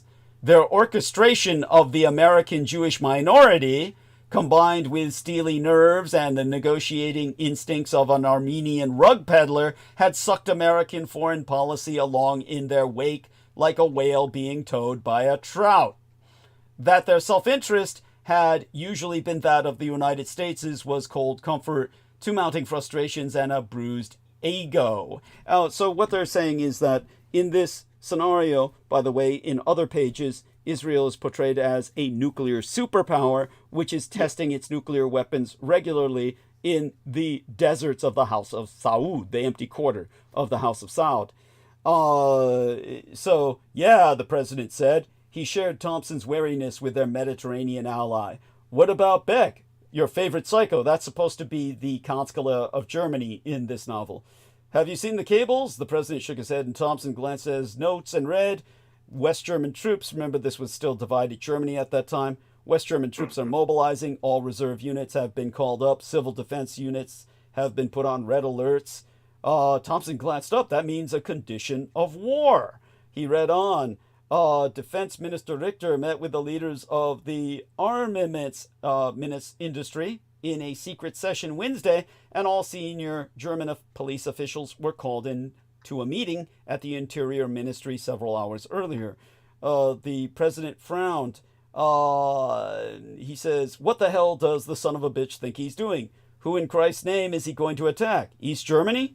Thompson shrugged. Doesn't seem very likely. We've got another report that his chef de cabinet, Bohm, met secretly with East German Party Chairman Gerhardus yesterday. Gerhardus. Anyhow, what's your feeling, Alec? And basically, Germany reunifies. In this novel, they predict in 1976 the German reunification. So you can see here the prediction of the U.S. helping in basically quote-unquote resettlement and camps, what the Israelis are doing right now. So this is something I read, of course, when I was young. I was only 10 years old when I read this book. I was born in 1966, late 66 at that, so I was actually 9 when I read this book. So, as you can see, it influenced myself greatly and turned out to be quite prescient. So it brings us back to the point where we're at today, and you might explain to our listeners what you understand about Netanyahu's plan and what Netanyahu plans to do with NEOM, and how that works in conjunction with Trump helping him clear the Gaza Strip. So take it away from there. Oh, yeah. No, thank you, Douglas. Yeah, I was going to ask you for a favor, if you can go back to the original page so I can take a screenshot. I did of the second page of that. It's only for my archives, for my documentation, but no, we can do that. Oh, well, I'll just I'll just send them to you. I'll just send them to you right now in your private messages. So, yeah. Yes, that'd be much appreciated. Yeah, because I took a screenshot and it was very small, but no, appreciate that, Douglas. If you can send those to me, that's vital and important. Yeah, as you said, that was in 1976. That was outlined back then. So, yeah, the predictions actually came, as you precedented, they transpired to be quite true. But, yeah, from my understanding, from when I first, So what started me in my pursuit was the fact that I knew that 9/11 was not what they said it was. So this led me to go down, the road of investigating who was behind 9/11. And after discovering several people who Michael Aquino promoted, or who he certainly, you would say, like what you said earlier, Douglas, certain people like Richard Dolan, Richard Dolan was another individual who he promoted. Christopher Bolin, the man who investigated 9/11, he outlined the Israeli involvement in that. And this was all part, it was outlined back in the Odignon plan, outlined in the author Odignon. He outlined in the book, and that was back in, if I can remember, that was in the 1970s as well, the Nignon plan for the Great Israel Project. This was Eretz Israel, to expand the nation state of what was outlined in what you just read, Douglas. They call it the heartland of the Jewish people. Right. And by the way, you've got both those pages now, just so you know. You've got both those. Thank you so much for sending them to me, Douglas. And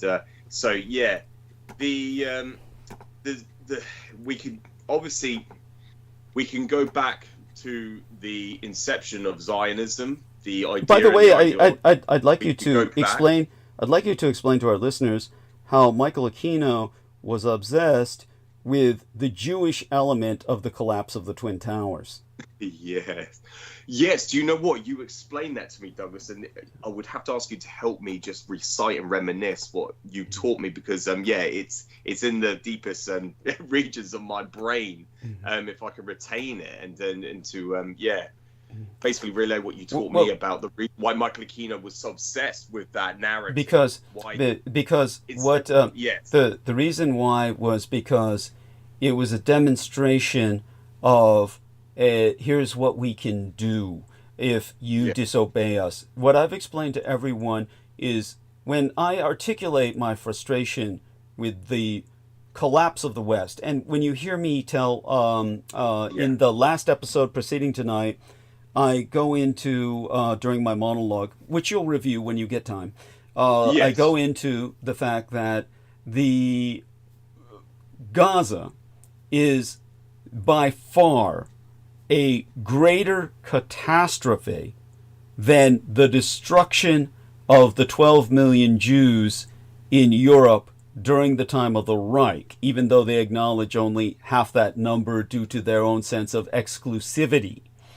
But the reason it is far greater a catastrophe than what happened then is because it has happened in front of all of our eyes, and no one has done anything to stop it. No one had that capacity in World War II to be aware at any public level of what was going on in occupied Europe.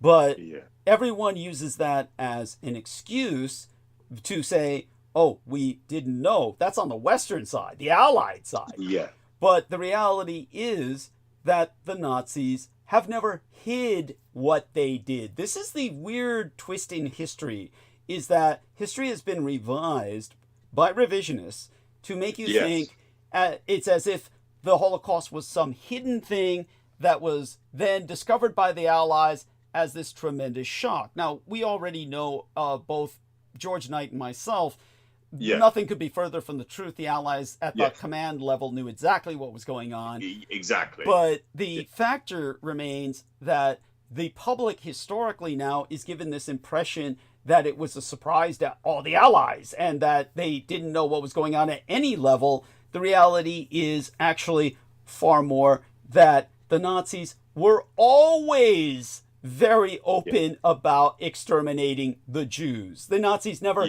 hid what they were doing. Everything is on record. Everything they had is on record. They recorded it. Half the footage you see of camps is Nazi footage. That's any footage you see of the camps when they were in operation, or the exterminations that took place in Ukraine, the actions. It's not like the Nazis didn't film what they were doing. The Nazis felt they were doing the world a favor. the Nazis were very proud of what they were doing. It was not something the Nazis were hiding. It's simply something the Allies were not showing on their televisions because they didn't have televisions. And it's not something that they were showing in movie theaters or reels because they probably, nobody cared at the command level. Nobody at the command level of the Allies, Churchill or Roosevelt, nobody really cared about that. That having been settled, or that having been articulated, we come now to Gaza. Everyone could just turn on your cell phone, turn on news about the Gaza Strip, and you could see Gazans being mass murdered in front of your eyes. Every time the Israelis struck. They're blowing up buildings. Their snipers are shooting babies in the head. I'm not saying this for drama's sake. This is actually what they did, what they're doing now. The Israeli soldiers who ran across all these women, stripped them and put on their lingerie and danced a burlesque in this grotesque form of entertainment that was extremely popular on TikTok. So you know I'm not making this up, because it was one of the highest rating things on TikTok was Israeli troops dancing in Palestinian lingerie that they had stolen from all the women they had raped. And that was the biggest hits it got was back in Israel. So the reason that Gaza is a far greater catastrophe than the destruction of European Jewry in Europe is because the Western public could legitimately claim they did not know. Where, in this case, everyone knows. And nobody condemns Jews. He's doing a thing. Nobody attacks Jews. Jews walk around proud and claim they're victims while their people kill people in front of our eyes, proudly, happily, dance to the death that they've caused, dance in the clothing of the people that they've raped and killed, and they're literally dancing on people's graves, and the West applauds them and says, you have every right to do this because you're the great victim people. Yeah, here's my money.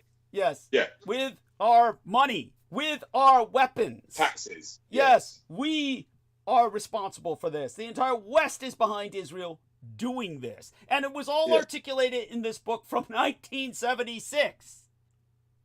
Yeah. That Israel would do this. And it's been planned all this time. But why? Ask yourself, why is the West behind them? Why is this great moral failing here? As I said, this is a great moral catastrophe. It is a far greater catastrophe than the destruction of European Jewry in Europe, because the world could claim, in general, an ignorance. Because their governments did not share with them what they knew. In the case of Gaza, we all saw it. We see it every day. We see it now because it's restarted, the genocide. But everyone still supports the Israelis and say, oh, you cannot lift a word against them. And those who do, Trump puts in jail, as is epitomized, exemplified by Mahmoud Khalil, the individual who was placed in jail for being a Palestinian protester in America, a student who participated in pro-Palestinian protests on Cambridge University grounds. So he's in Guantanamo Bay, being beaten half to death simply because he's spoken out against the genocide. And Trump says that makes him a terrorist. So the West now will oppress you, suppress you, indeed arrest you if you speak out against this genocide that we can all see in front of our eyes. Now, why? Why is the West doing this for a minority population of psychotics?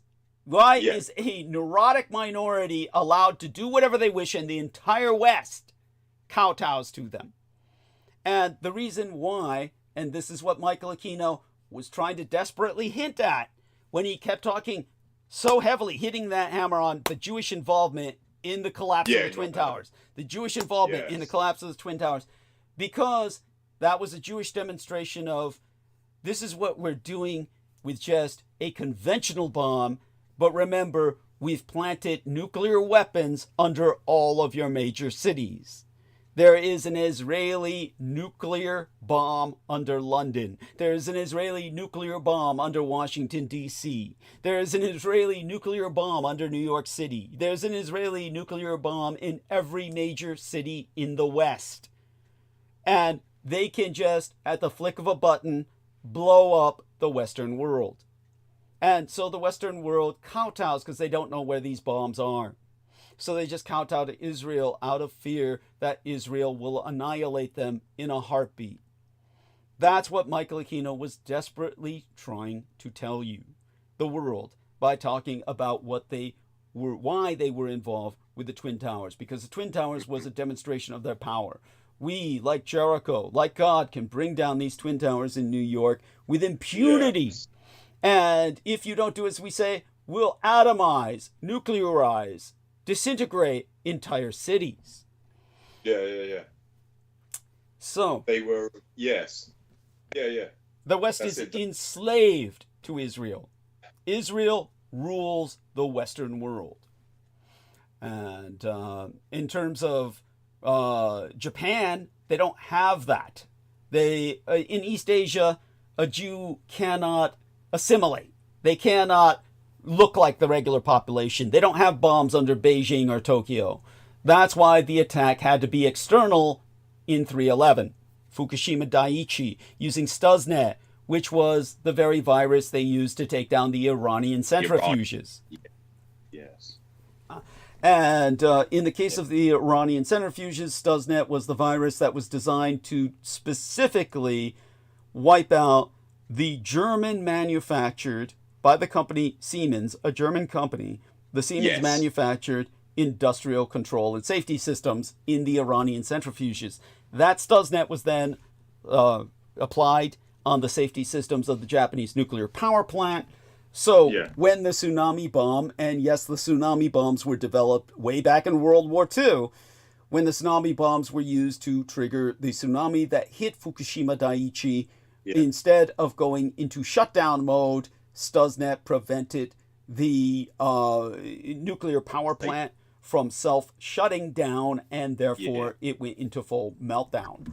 And that was their version of nuking Japan, because Japan was heavily integrated economically for oil with Iran. And this forced Japan to stop supporting Iran. That was the reason for the attack. But it must always be remembered that the Zionists must pay for that at some point in history.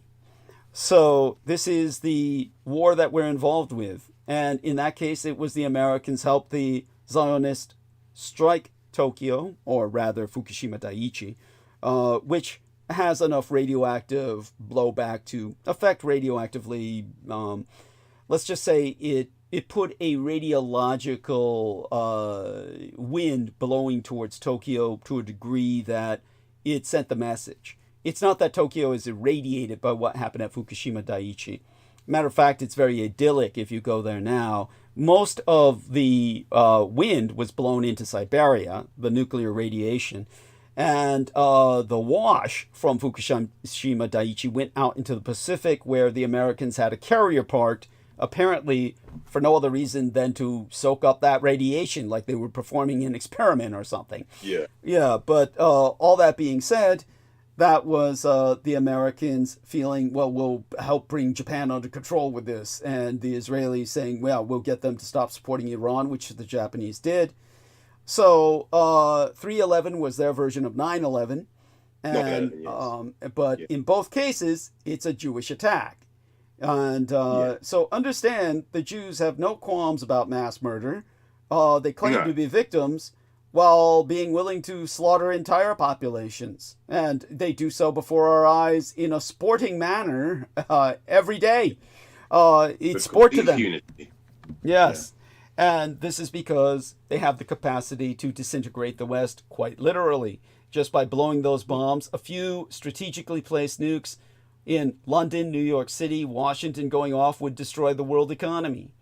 Capital, in the capitals. Thank you. And of course, one is placed under Brussels, the capital of Europe, and Berlin, another.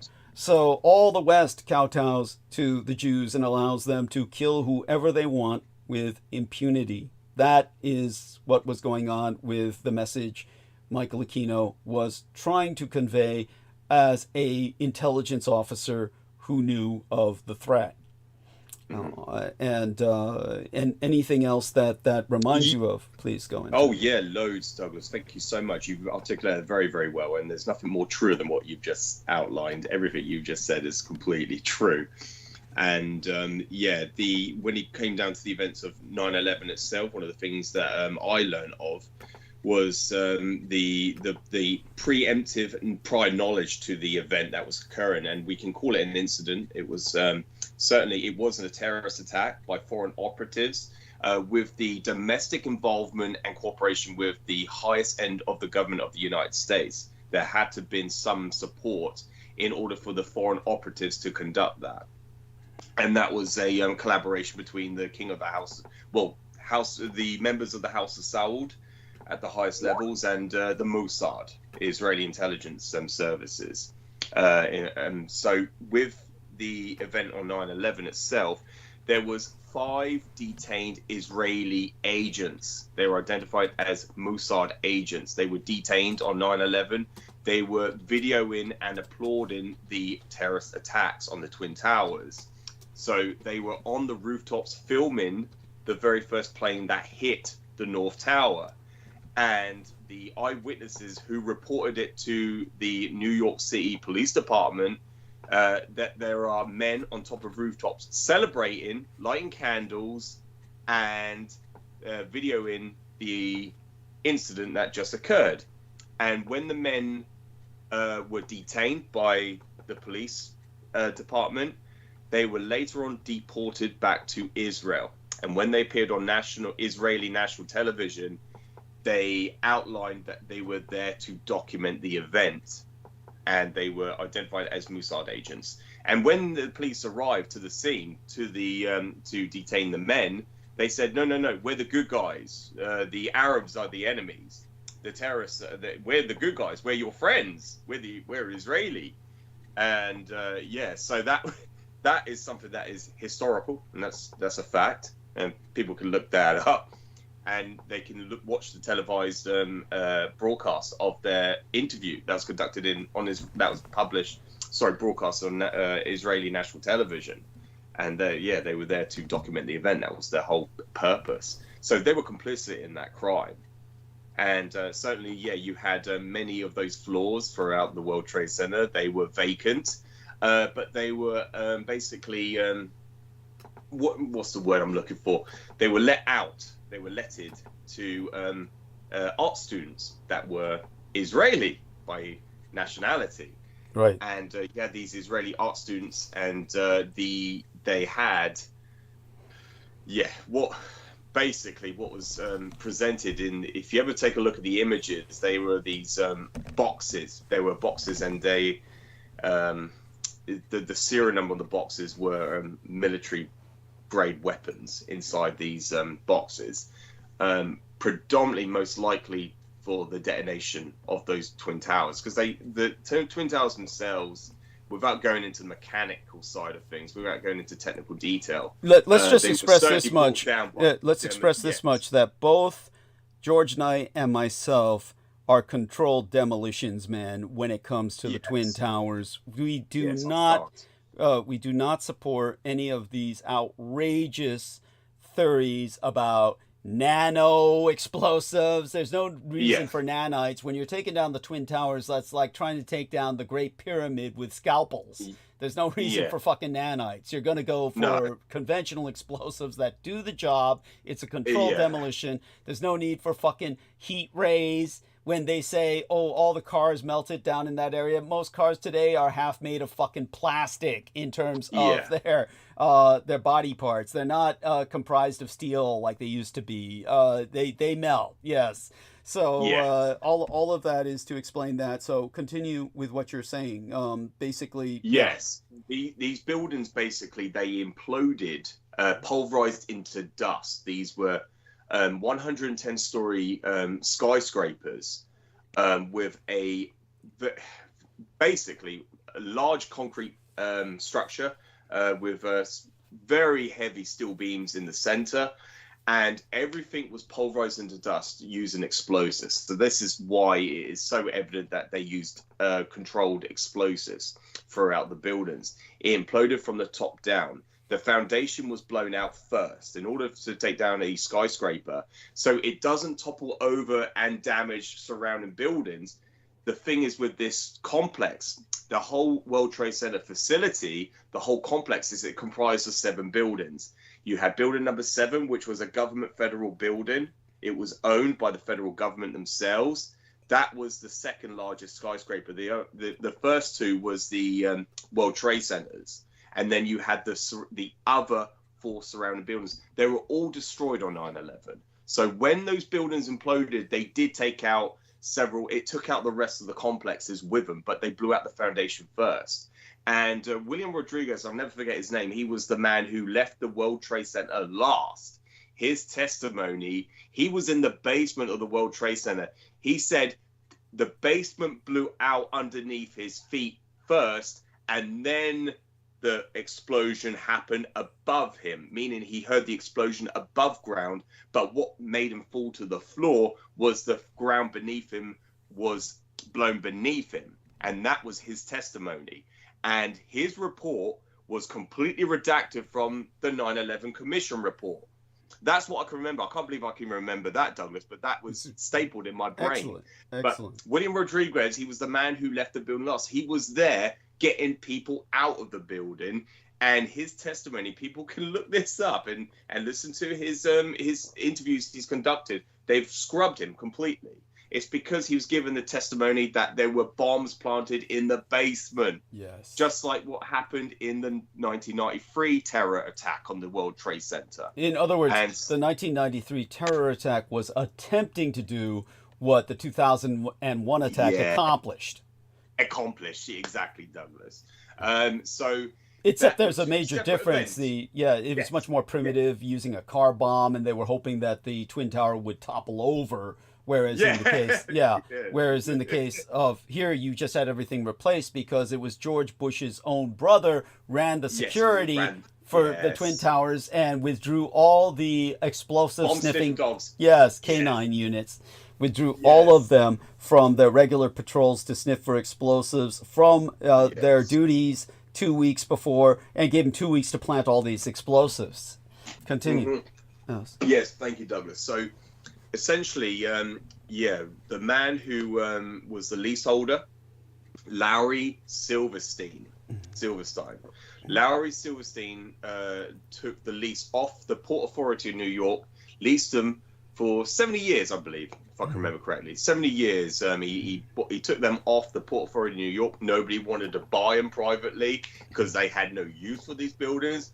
They were very expensive to maintain, and to basically get rid of all that asbestos that was ubiquitous throughout the buildings as fireproof retardant to prevent office fires. It would cost billions to remove the asbestos. So nobody wanted to touch those the Twin Towers and the whole World Trade Center complex, but Larry Silverstein did.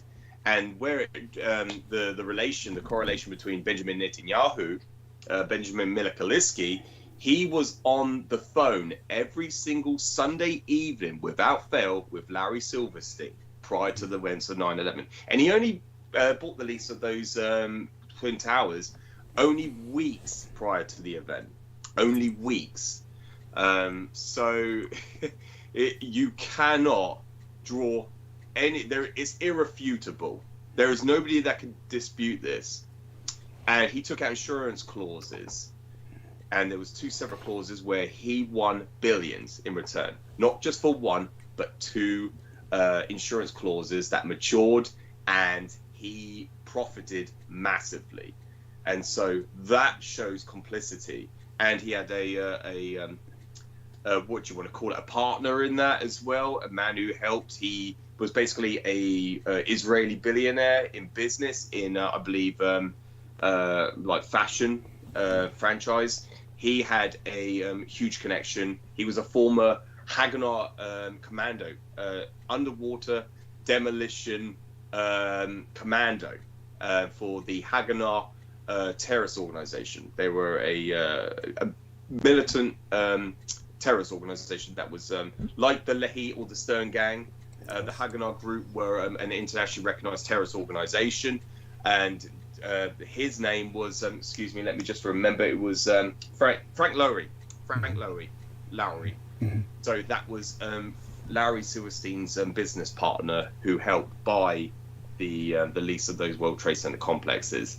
And he had always franchises and businesses underneath in the, because there was a whole underground mall shopping center underneath those World Trade Center buildings, and which blew up before, which basically went underneath the foundation before the two towers were struck by those commercial jet airliners. So yeah, it's we could go into more on 9/11, but it's just to stay on topic and to keep on track with the Israeli involvement with 9/11. Right. And, but the other thing you can say, because what I'm going to do is I'm just going to take a short break, only a few minutes. I'm just going to go to the restroom. I'll be right back. But what you can do is during that time, you can explain to people that your research is into 9/11 and how you found myself. Yeah. No, either that or it was the Holocaust, one or the other. So you can tell people about that. Yeah. So, So I'll be right back. Yeah, okay. I'll be right back. Thank you. I'm going to go mute. I'll be right back. No, thank you. And also, I would like to, obviously, I've reiterated this to Douglas many times, but when he comes back, I will probably reiterate it as well. But the very first time, so it was the year 2005.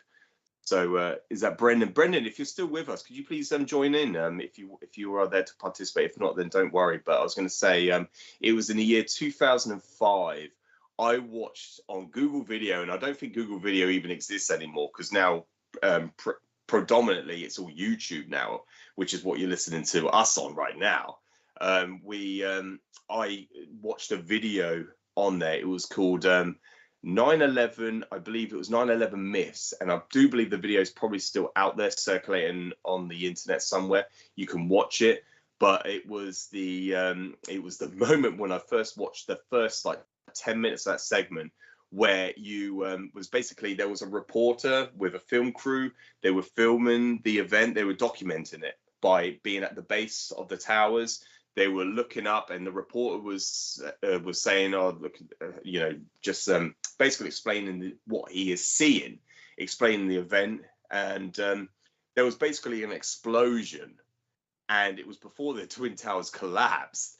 And it was at that moment I was like, "I'm basically been deceived here."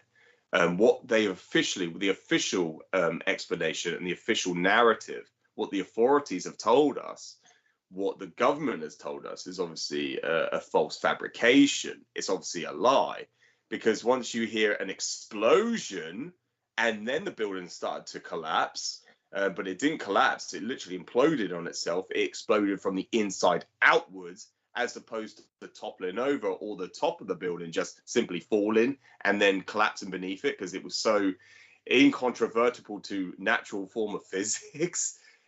It was obvious there is more to this than what we have been told.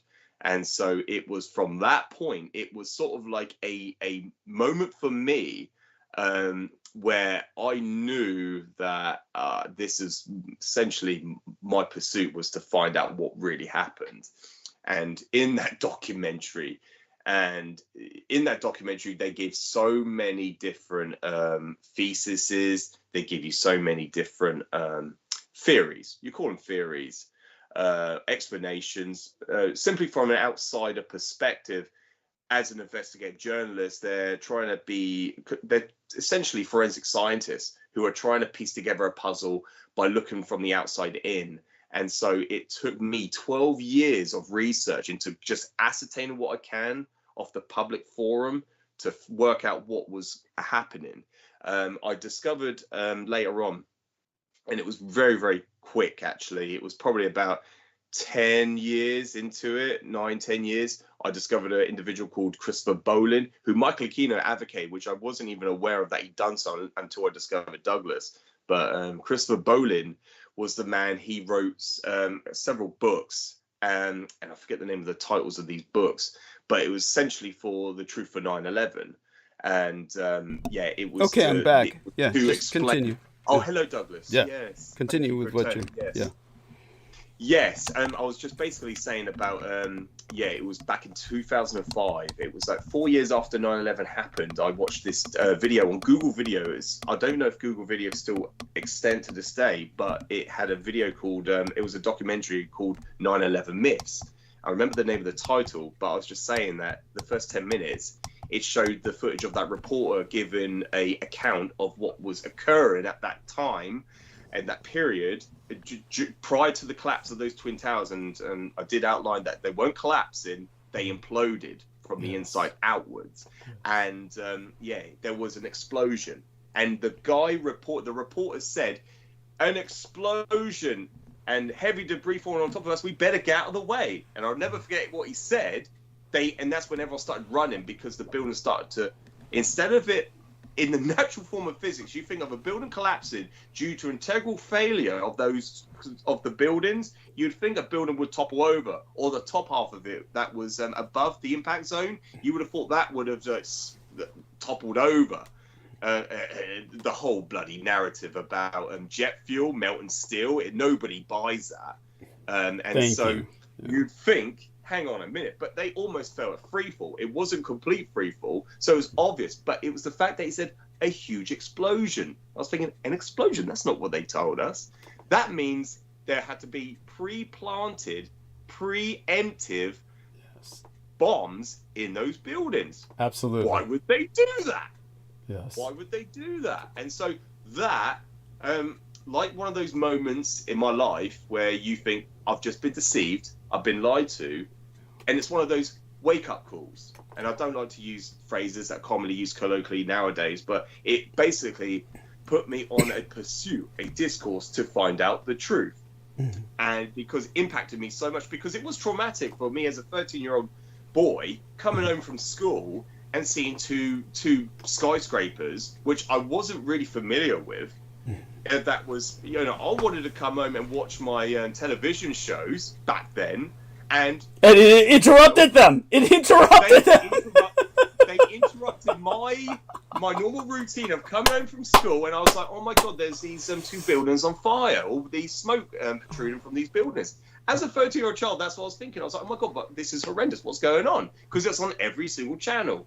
And yeah, when I first looked at it, Douglas, when I was, I actually wrote a, what do you want to call it? For my GCSEs, I wrote a paper on this, my experience with 9/11 when I got home, and I actually got an A grade, grade rating for what I wrote, because I basically what it reminded me of is, as a child, I used to watch manga cartoons because my older cousin would share those with me, but there was one called Guyver. And people can look at it as, the Bio Booster Armor Guyver. I remember the series, but I used to love that as a child, much younger than that. But there was bomb in one of the episodes, one of the earlier episodes, there was a bomb inside the building that went off, and it just looked like that. It reminded me of that so much. So I initially thought a bomb had gone off in that building. Right. That was my first impression as a 30-year-old child. It turned out I was completely correct, but it wasn't. It was a plane that actually caused that. Initially, and it was the plane that hit those buildings. There was no holograms, none of that shit that you hear online. There was all this, and like I said, Douglas, to deconstruct all the conspiracy theories out there, there is the reality, and there was all these theories that came out. See, this is where, because Brooke left a little note thanking us for bearing with her. This is where we can tell Brooke, this is where the issue comes from, where she said, like when Trump said, draw your own conclusion, and she thought, well, why not run with that? Why can't we all draw our own conclusions? Because most people are incapable of drawing any reasonable or logical or sensible or even remotely sane conclusions. Exactly, Douglas. Exactly, Douglas. No, exactly. People are the majority of people are incapable of doing such. Yeah, and we're not elitists. It's like I said, it takes 100% literacy rate before you can trust a population with democracy. So right. So but that's where we're coming from, not any sense of elitism. So go on. this is where you get people that go off on the tangent. They promote Project Bluebird, not Project Bluebird, Project Bluebeam. Is it Bluebeam? Yeah, you remember it's Bluebeam. It's these Bluebeam. conspiracy peddlers that would promote Project Bluebeam? They said this is a projection of Project Bluebeam. Oh God.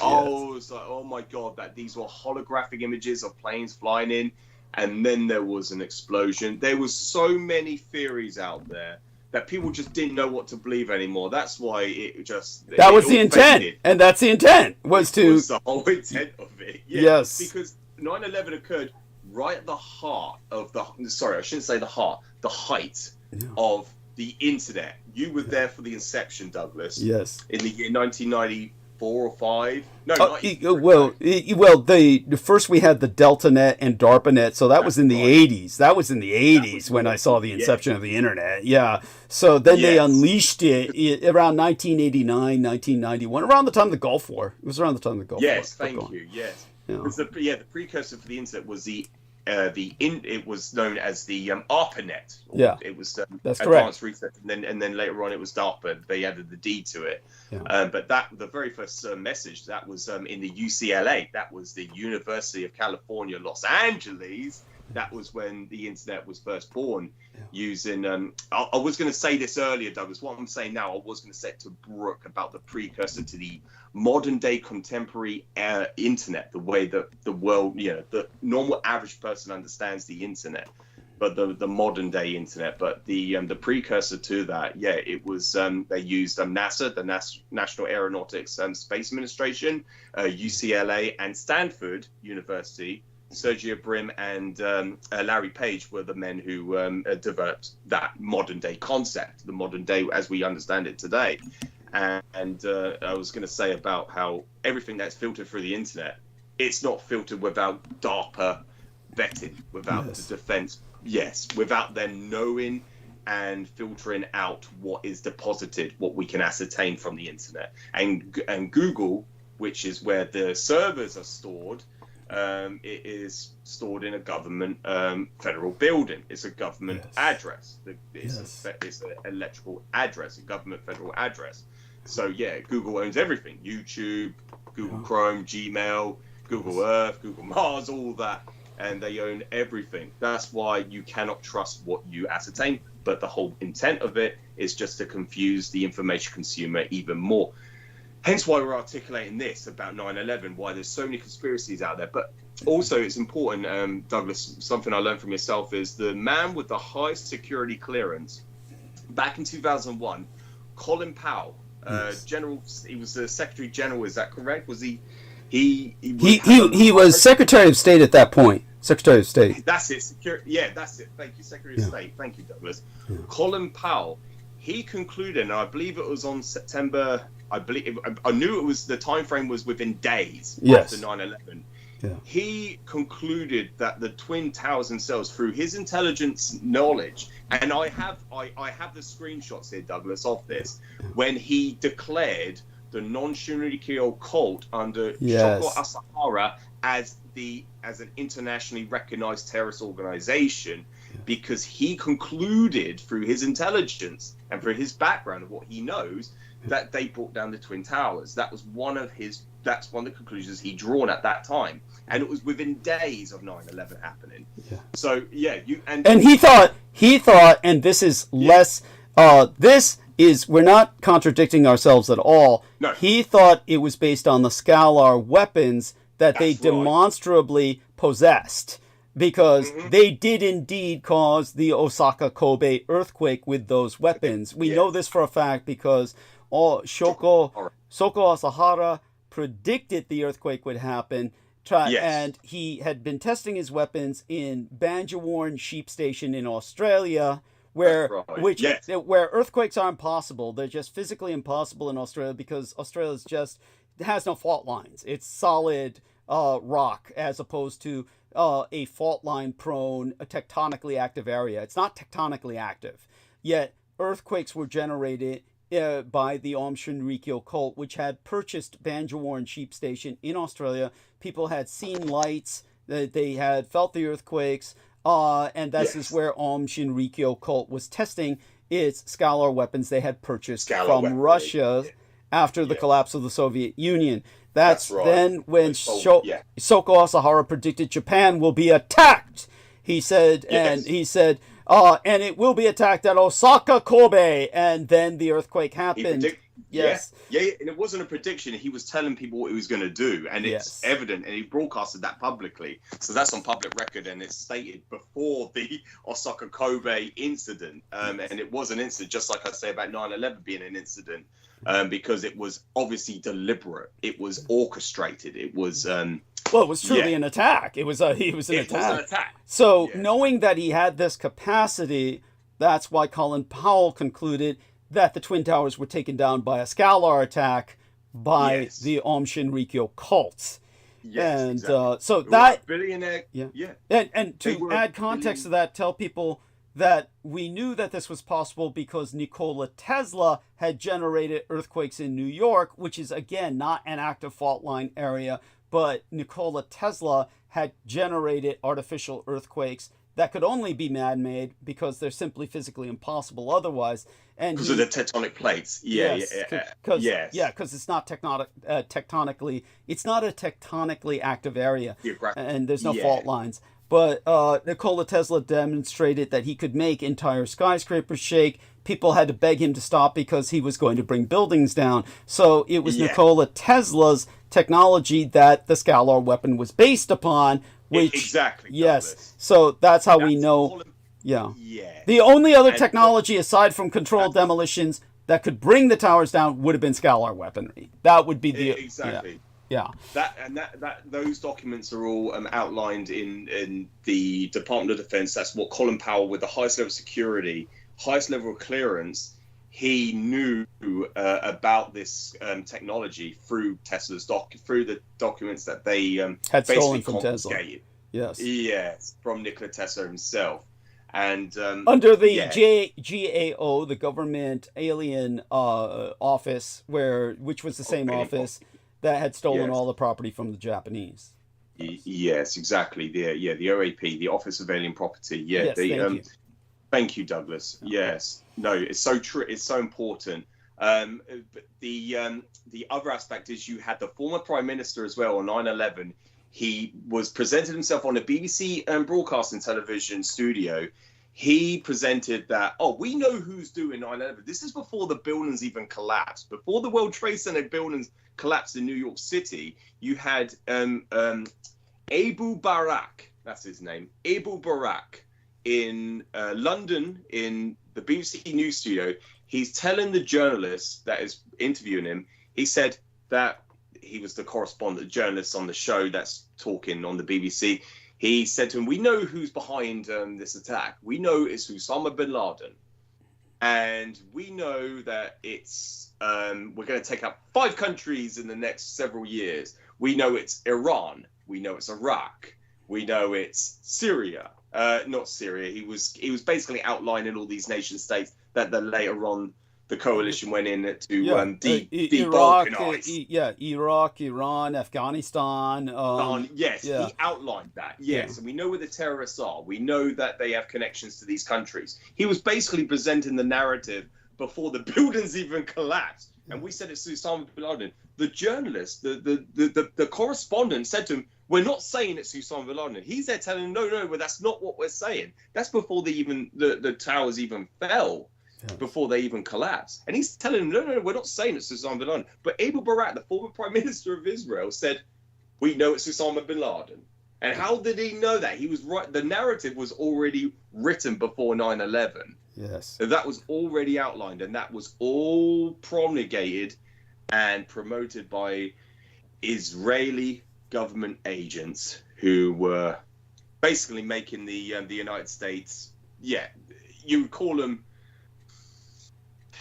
you would definitely call them infiltration, espionage agents, basically forcing the United States. And Netanyahu was one of, he's basically this.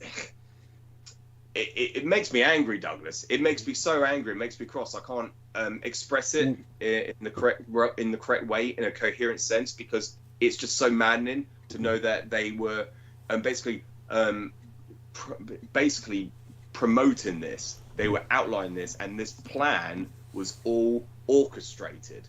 And they've been used in the United States. And Netanyahu has gone on public records saying that the United States is our puppet. We are pulling strings, and we're making them do what we want them to do. And they are fighting for us in the Middle East. Yes. And this is for the Great Israel Project, what they want. And they use this as a tool, a mechanism. They use their anti-Semitic defense mechanism. It's just their way of trying to hide behind their true anti-Semitism. Because to be anti-Arabic is true anti-Semitism. Thank you. So the campaigns in Iraq, these... By the way, the reason that we can say this is because the Arabic people are purely Semitic, whereas the Israeli people, very few of them are Semitic. Only the Sephardim or some other minorities. The rest of them are actually Turkic in their ethnicity. Their genetic structure is actually Turkic because they're from the Khazar converts that came out of Eastern Europe and into Israel, these posers claiming that they inherited the Holy Land or had some religious claim to it, etc. But it's all shit. But yes, so please continue. And also, don't forget the other thing that really should make anyone angry was the man that I was in some level of communications with, a kind of telephonic correspondence, if you will, for a period of time. Was, of course, good God, every time I go blank on this. Do you know what? I can't remember his name either, Douglas. Yes, I think I know William Cooper. William Cooper. Yeah, William Cooper. Oh, yes, William Cooper. Yes, I'm sorry, I do remember. William Cooper, of course, felt an affinity for me because I was half Asian and his children were half Asian. It was thanks to me that he stopped pursuing the ufological angle and began pursuing the conspiracy angle. But he's the one who warned...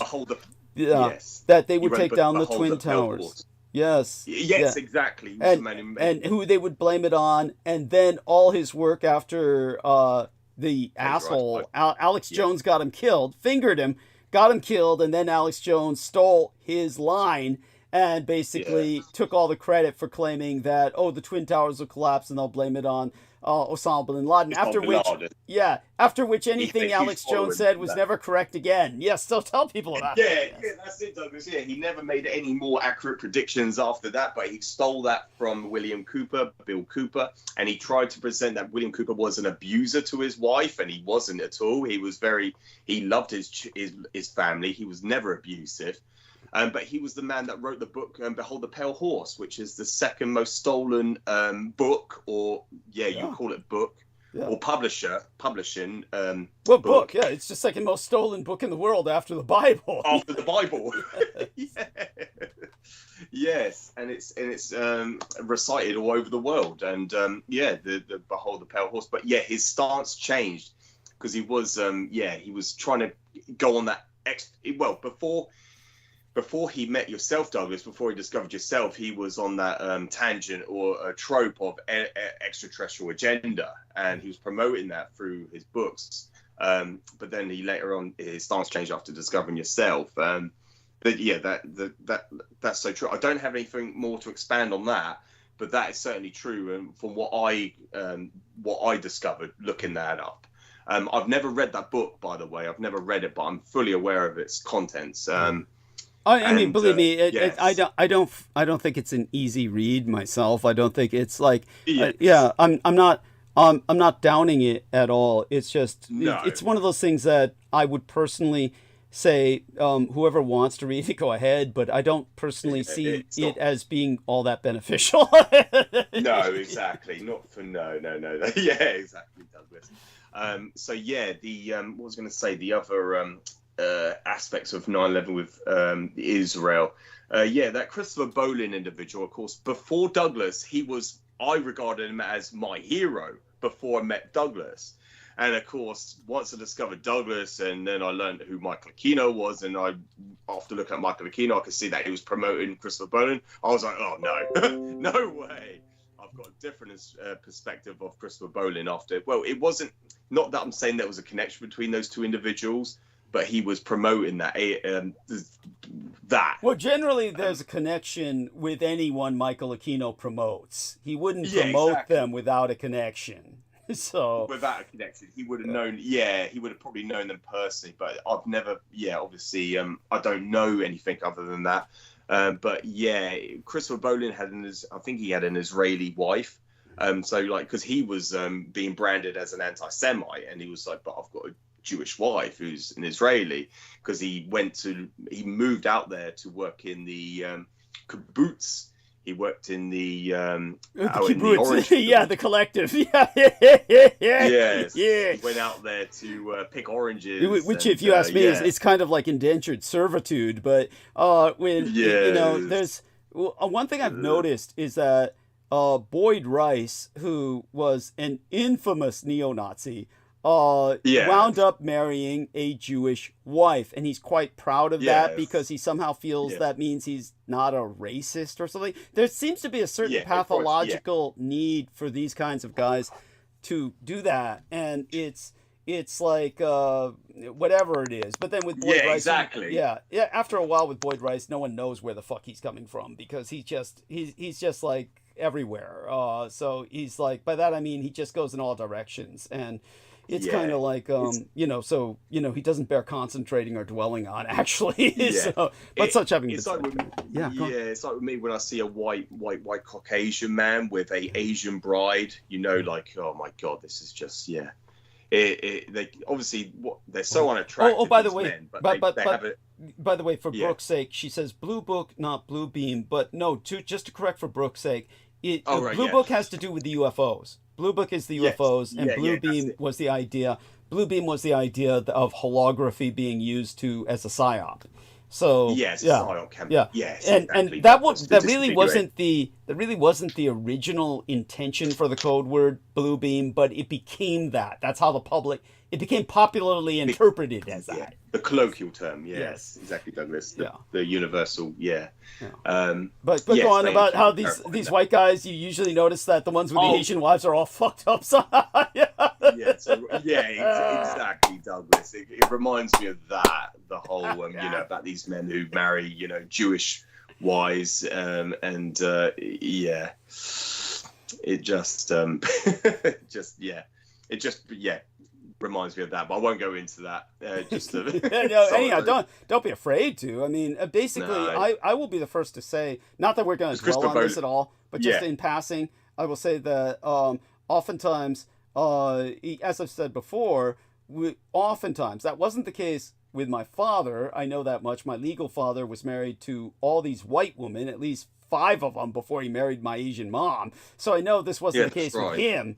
But oftentimes with white men, marrying Asian women, it's frustrated pedophilia. It's that you have, to them, it's like fucking a child that never really matures into a full-bodied woman by white standards. So and they purchase them, they buy them. They buy them, don't they? And oftentimes they're not even from. They're from some of the. I was going to say they're not even technically Asian either. They're not. Not anymore. Not anymore. I mean, it used to be back when Asia was, of course, recovering from World War II. It could be like that, but nowadays it's all Filipinos, Thai. That's what I was going to say. Thai bride. I was going to say that. Filipino. That's what I was going to say, Douglas. Thank you for just confirming that, clarifying, validating that for me. Before I made a a hiccup with what I say. No worries. Appreciate that. But the other thing with 9/11.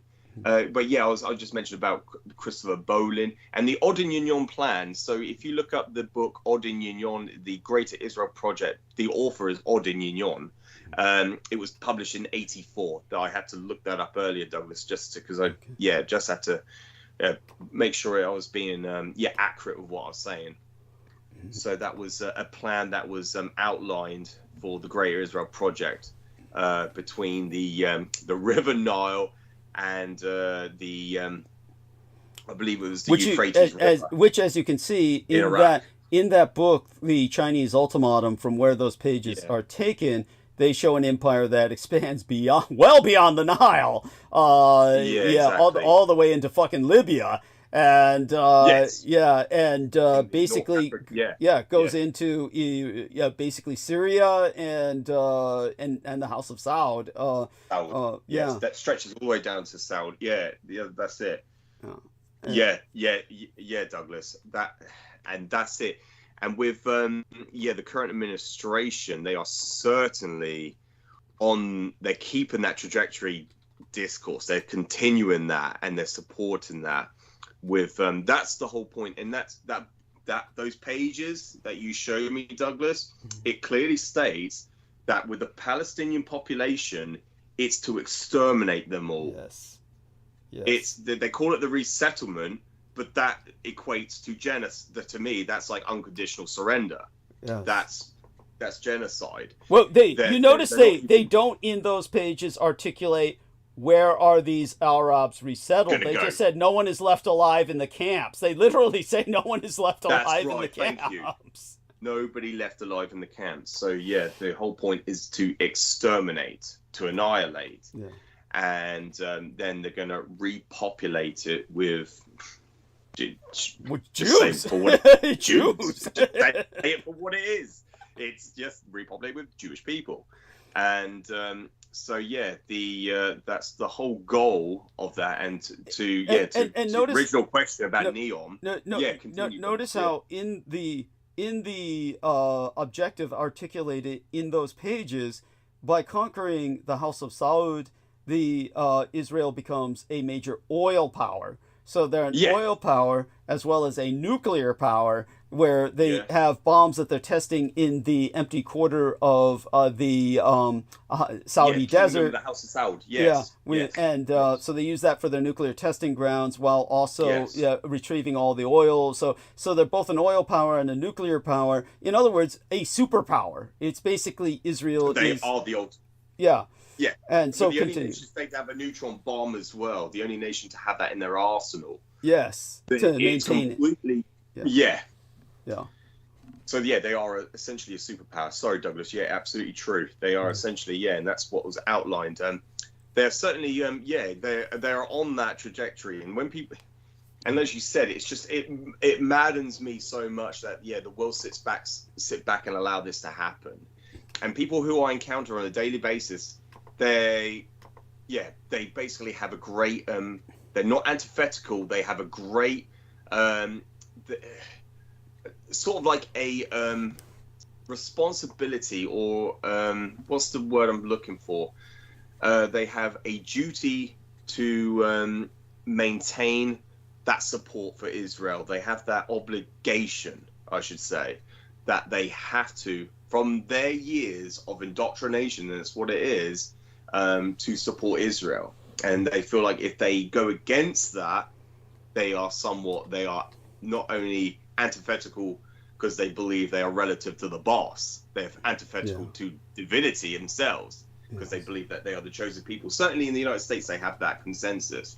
In the United Kingdom, the people who I've been surrounded by, they have a heavy... I remember, to go back to give an example, exemplar gratio of a woman who I was just acquainted with, who was working at the hotel only as a support person for another individual. She was basically, she said she visited Israel several times, and I presented to her the involvement with Israel at 9/11, and she just said, "You're a conspiracy theorist. You're just." That's such a cheap invasion. Evasion. It's a cheap evasion, and it's dismissive. It's a cheap dismissal. Very. Completely, completely. And she got such on a defensive tangent with me. And then every single time she saw me, she goes, "Have you got any more conspiracy theories to tell me about?" What a cunt! What a cunt! Yeah, it was so offensive. And especially when you present facts and when people just automatically dismiss it because you're talking against something. And there is this thing called criticism, and it's constructive criticism.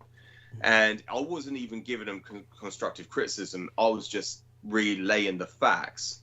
And that was, more than being critical of that nation state. It was basically exposing them as a genocidal it's a rogue and renegade state. Yeah, renegade, genocide. They don't like you saying this. Well, I mean, just tell them Israel is a fucking apartheid ethno-state that's not legally recognized by the majority of the world. Thank you. Yes, Douglas. So, it's not recognized. Yeah, Tel Aviv is the capital. Right. Donald Trump was the first man to try to change it to Jerusalem. That's right. And by the way, just Jerusalem. As the Jewish people would say, Yerushalayim. Yeah, but just so people know, this is why it's always referred to as the state of Israel. It is an occupation state over Palestine. It's not called the nation. Yes. It's not called the nation. By the way, it's not a nation state. This individual... Yeah, nation as a... Yeah, sorry, excuse me. This individual in the chat says, Cassiel is my government name. He says, I'd love to tell you... He says, hi guys, good vibes from Scotland. And he says, I'd love to tell you my experience working in BBC Scotland on 9/11. I saw stuff I didn't understand on the day. I had no understanding of the Great Deception on that day. It became clear years later. And just qualifies. Yeah. So it just brings further credence to everything. Yeah. That we're articulating, Douglas. But yeah, no, much appreciated. Yeah, to that individual for sharing that. Yeah, and it would transpire more. It'd be handy if it was further articulated a bit more from him as well. She's a woman. She's a woman. Is it a she? Sorry, beg your pardon. I didn't know either. No, yes. I've got to apologise for assuming nowadays. You've got to apologise for assuming the gender. It's like, I make the wrong assumption all the time. And believe me, I'm further impacted by dealing with a lot of trans people, so it makes it even more difficult. Yeah. Yes. Yes.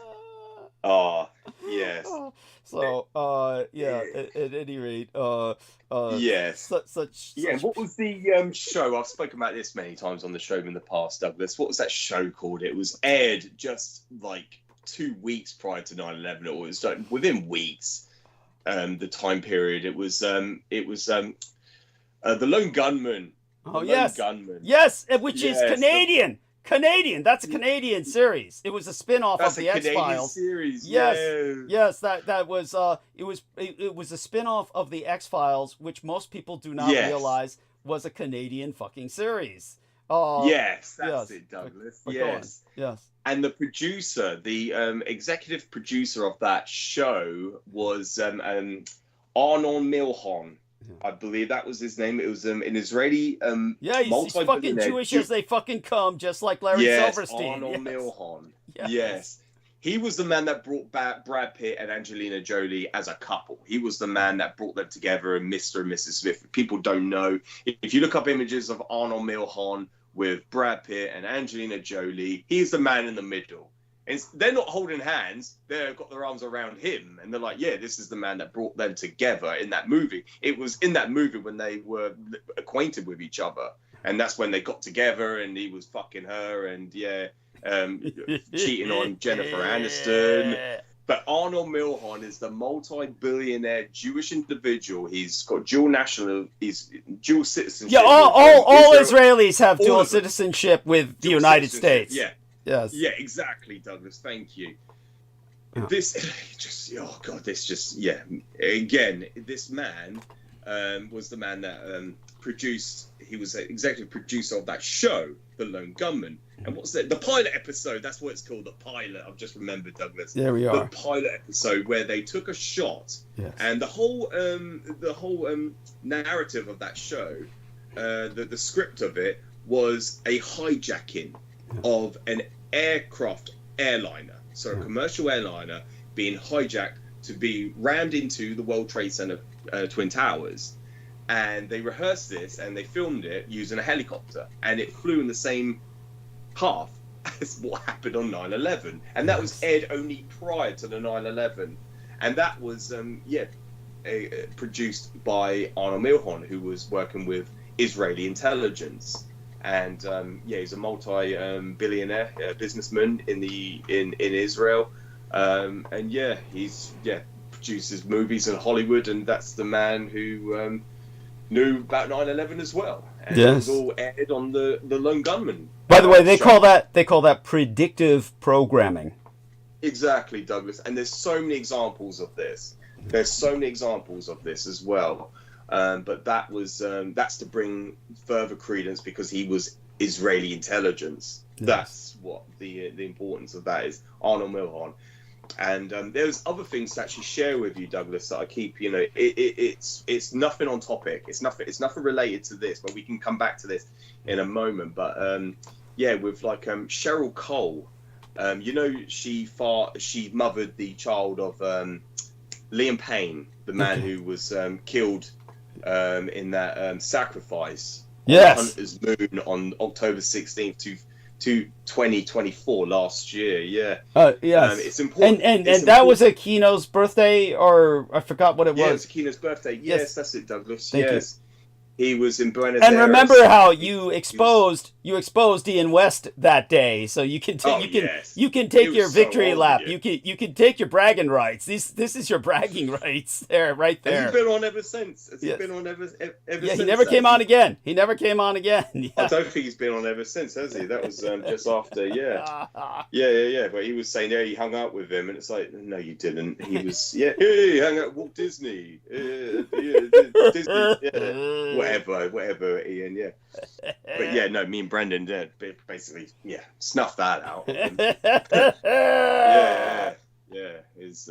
But yeah, I was going to say with Cheryl Cole, the very first time she met him was when he was 14 years old. Jesus. On the X Factor. Oh. She was well, how old is she? She's older than me, and he was 14. And that's what I wanted to share because nobody's ever spoken of that. And it's just, I wish Brendan was here as well to give his like impression of it as well. But also there was this, I saw this other thing the other day. It was this, there's this adult film actress. You call it a porn star. Tell the people, just say what it is. Yeah. Her name is Haley Davis, and she went on this podcast, and it was just on my timeline. And it just said that, when I lost my virginity when I was 14 years old, and in the United States, you have to be, 18 years of age? Is it 18? Yeah. It is 18 Yeah. to have consensual sex. Yeah. Which I think is ridiculous, but go on. Because in the UK it's 16. Yeah. And this Haley Davis individual, she goes on this, I think it was with the man, who allowed his wife to sleep with, what is his name? That black guy. And it was a massive thing going back a couple of years ago. But he was a cock. He was basically what they call a cock. Yeah. And what I was going to say, Haley Davis came on this podcast and goes, I by the time I was like 15, my body count, which is the number of times you've had sex with individuals, different, is 40. I was like, whoa. But by the time she was 14, and she goes, they were all 10 years older than me. They were 5 to 10 years older than me. I was like, Jesus Christ. And they were like, what the fuck? But it just brought to mind with Cheryl Cole, because she first met Liam Payne when he was 14 years of age. He didn't get through to the first audition. He came back later when he was 16, a couple of years later, and then he got through, but then later on ended up married. I think they did marry, I believe, but they had a child together. But it's just amazing how, like, they meet when they're so young, but later on they fall in love, It's just, I wanted to share that because I don't think it's ever been brought up and nobody talks about this. And it's a phenomena that I don't know, it's really bizarre. But it just sprung to mind because do you remember what happened to me when I was catfished? I was 18 and the girl was 16. And then by the time I was 23, she was 21. I realized, fuck, this is the wrong girl. And that's why it came to my mind. But it was like, Jesus Christ. But tell people how that experience is what made you vet and verify everything I said. Exactly. So, it's what's so important is that traumatized me so much. And the other good thing, just to say something as well that qualifies myself more, is that I was in love with this person, and it wasn't the person I thought it was. It was actually someone was impersonating her, and it was ended up being her mother. And that traumatized me so much that I said to myself, because it was so embarrassing, that I'm never ever again in my life I'm ever going to be deceived ever again by an individual. and because I fell for that, but I kind of knew it as well. It's kind of like when you're so infatuated with someone and you want it to be true so much that you turn blind and you just basically ignore all your instincts. I knew, I was like, when I spoke to her on the phone, I was like, you do not sound like a 20-year-old, 18, 19-year-old girl. You sound more like a 40-year-old woman. And I knew that, and yet I was lying to myself. And it was so embarrassing. And I felt so appalled of myself because I allowed this person to take advantage of me and manipulate me, where I was so naive. It was so embarrassing. That's why I didn't ever want to speak of it publicly, Douglas, but it's important.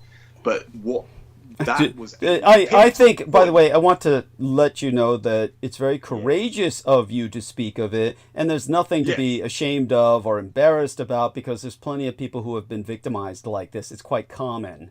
So please continue.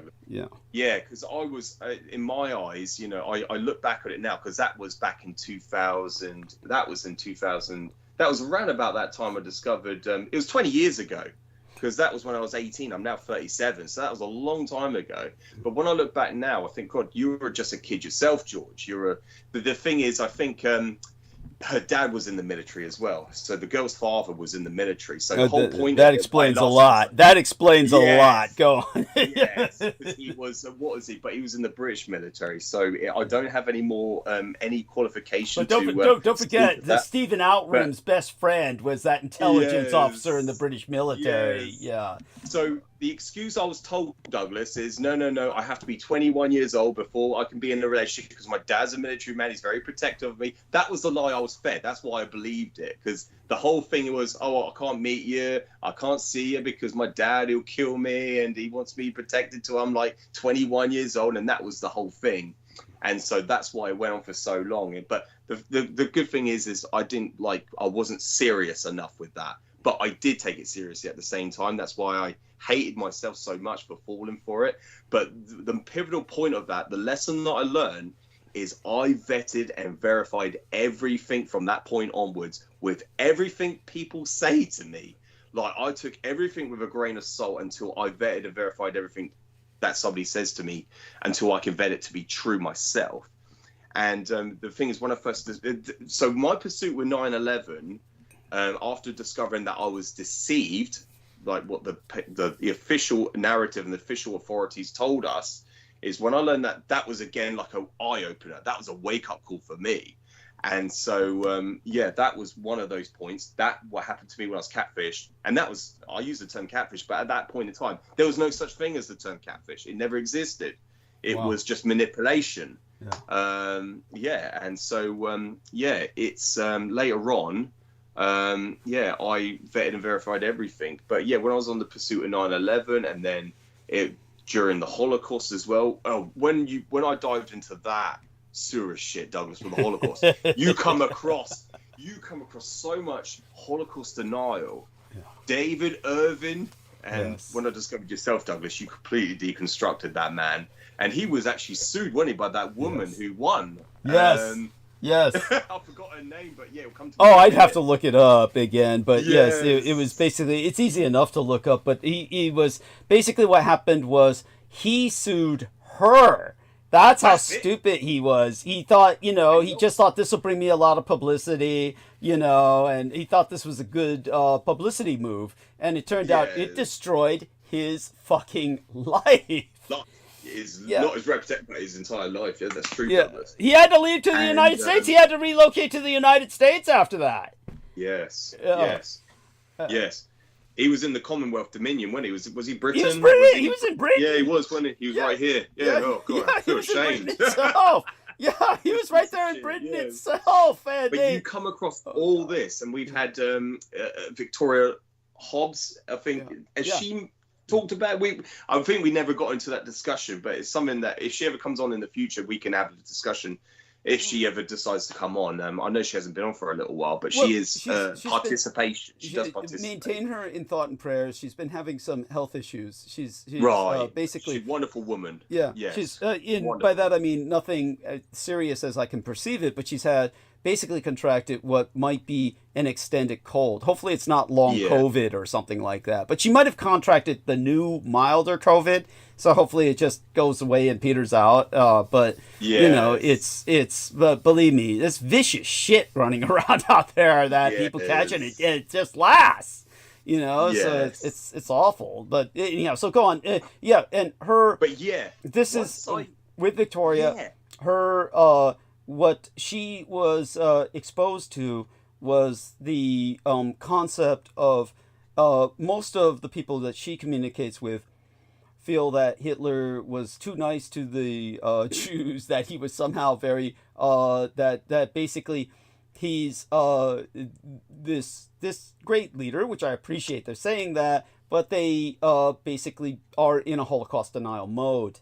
And whereas I, of course, don't perceive it that way, and I try to put it into a perspective where people understand, look, if you understood the history of Zionism, which goes back to the days of Christopher Valbo Buenos, we're talking about 400 years of continuous genocide by the Zionists, where the Zionists have first led to the largest extermination in the history of humanity, so large it changed our climate, depopulating both sides of the Atlantic, both in the American hemisphere and in Africa through the slave trade, and then the fact that they sided with the Confederacy, that the one of the most important men of the Confederacy was, of course, openly Jewish.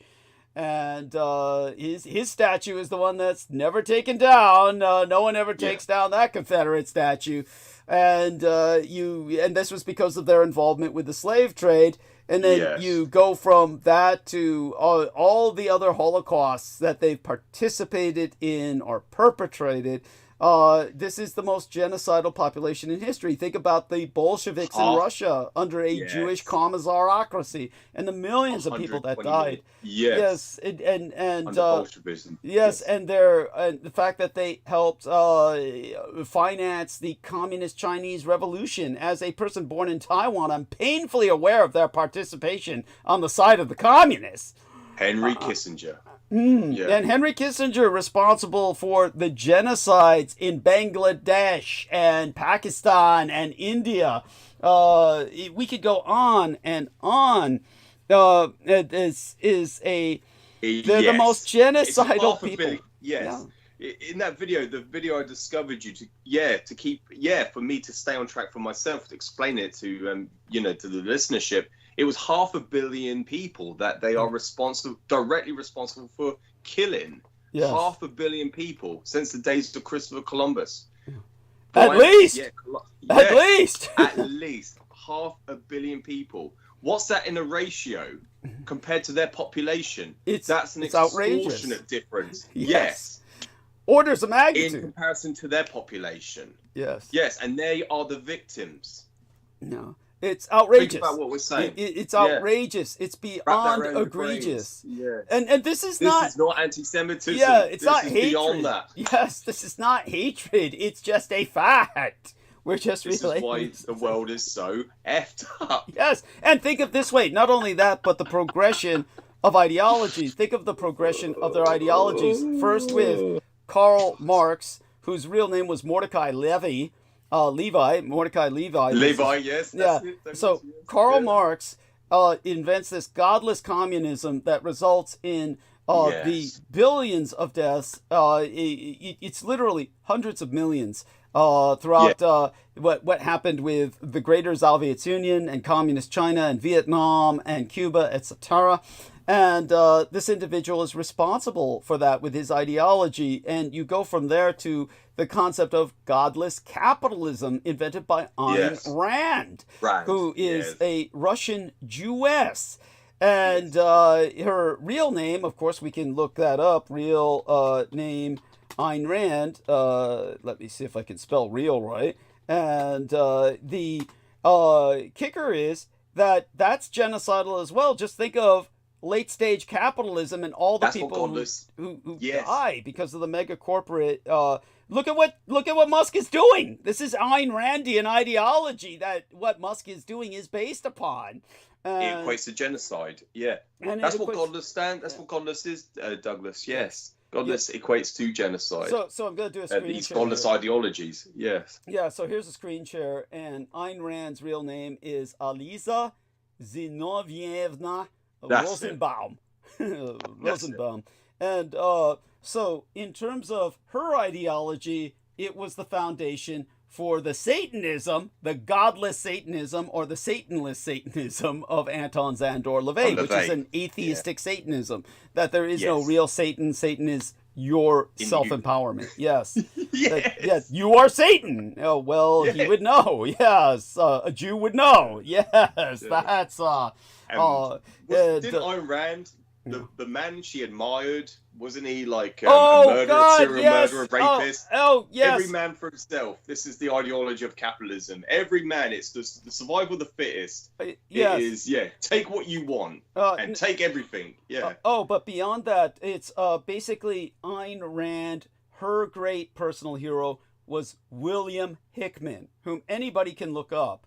And William Hickman was a young boy who was a teenager who kidnapped an even younger girl and tore her physically apart, cutting off her fingers, pulling out her teeth, sending all these bits and pieces back to the parents. So she took weeks to die under his torture. And Ayn Rand said William Hickman should be president. Ayn Rand loved this guy, and she said he was that is the model for the Atlas Shrugged character. So if we look up the main character, Atlas Shrugged, let me look that up because he is the one that everybody thinks Elon Musk is. Atlas and Shrugged. Here we are. Main character is John Galt. He is the model for John Galt, is William Hickman. And so there you go with that. It's hideous. Yeah. And the whole book starts with the sentence, "Who is John Galt?" "Who is John Galt?" is how Atlas Shrugged starts.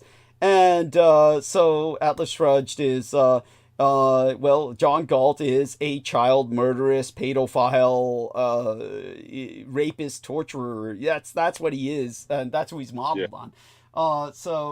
You can see why the Church of Satan took Ayn Rand's philosophy and simply added ritual magic. And so this is what the Jews have gifted us in the modern sense. This is this stream of godless, mass murderous ideologies. Back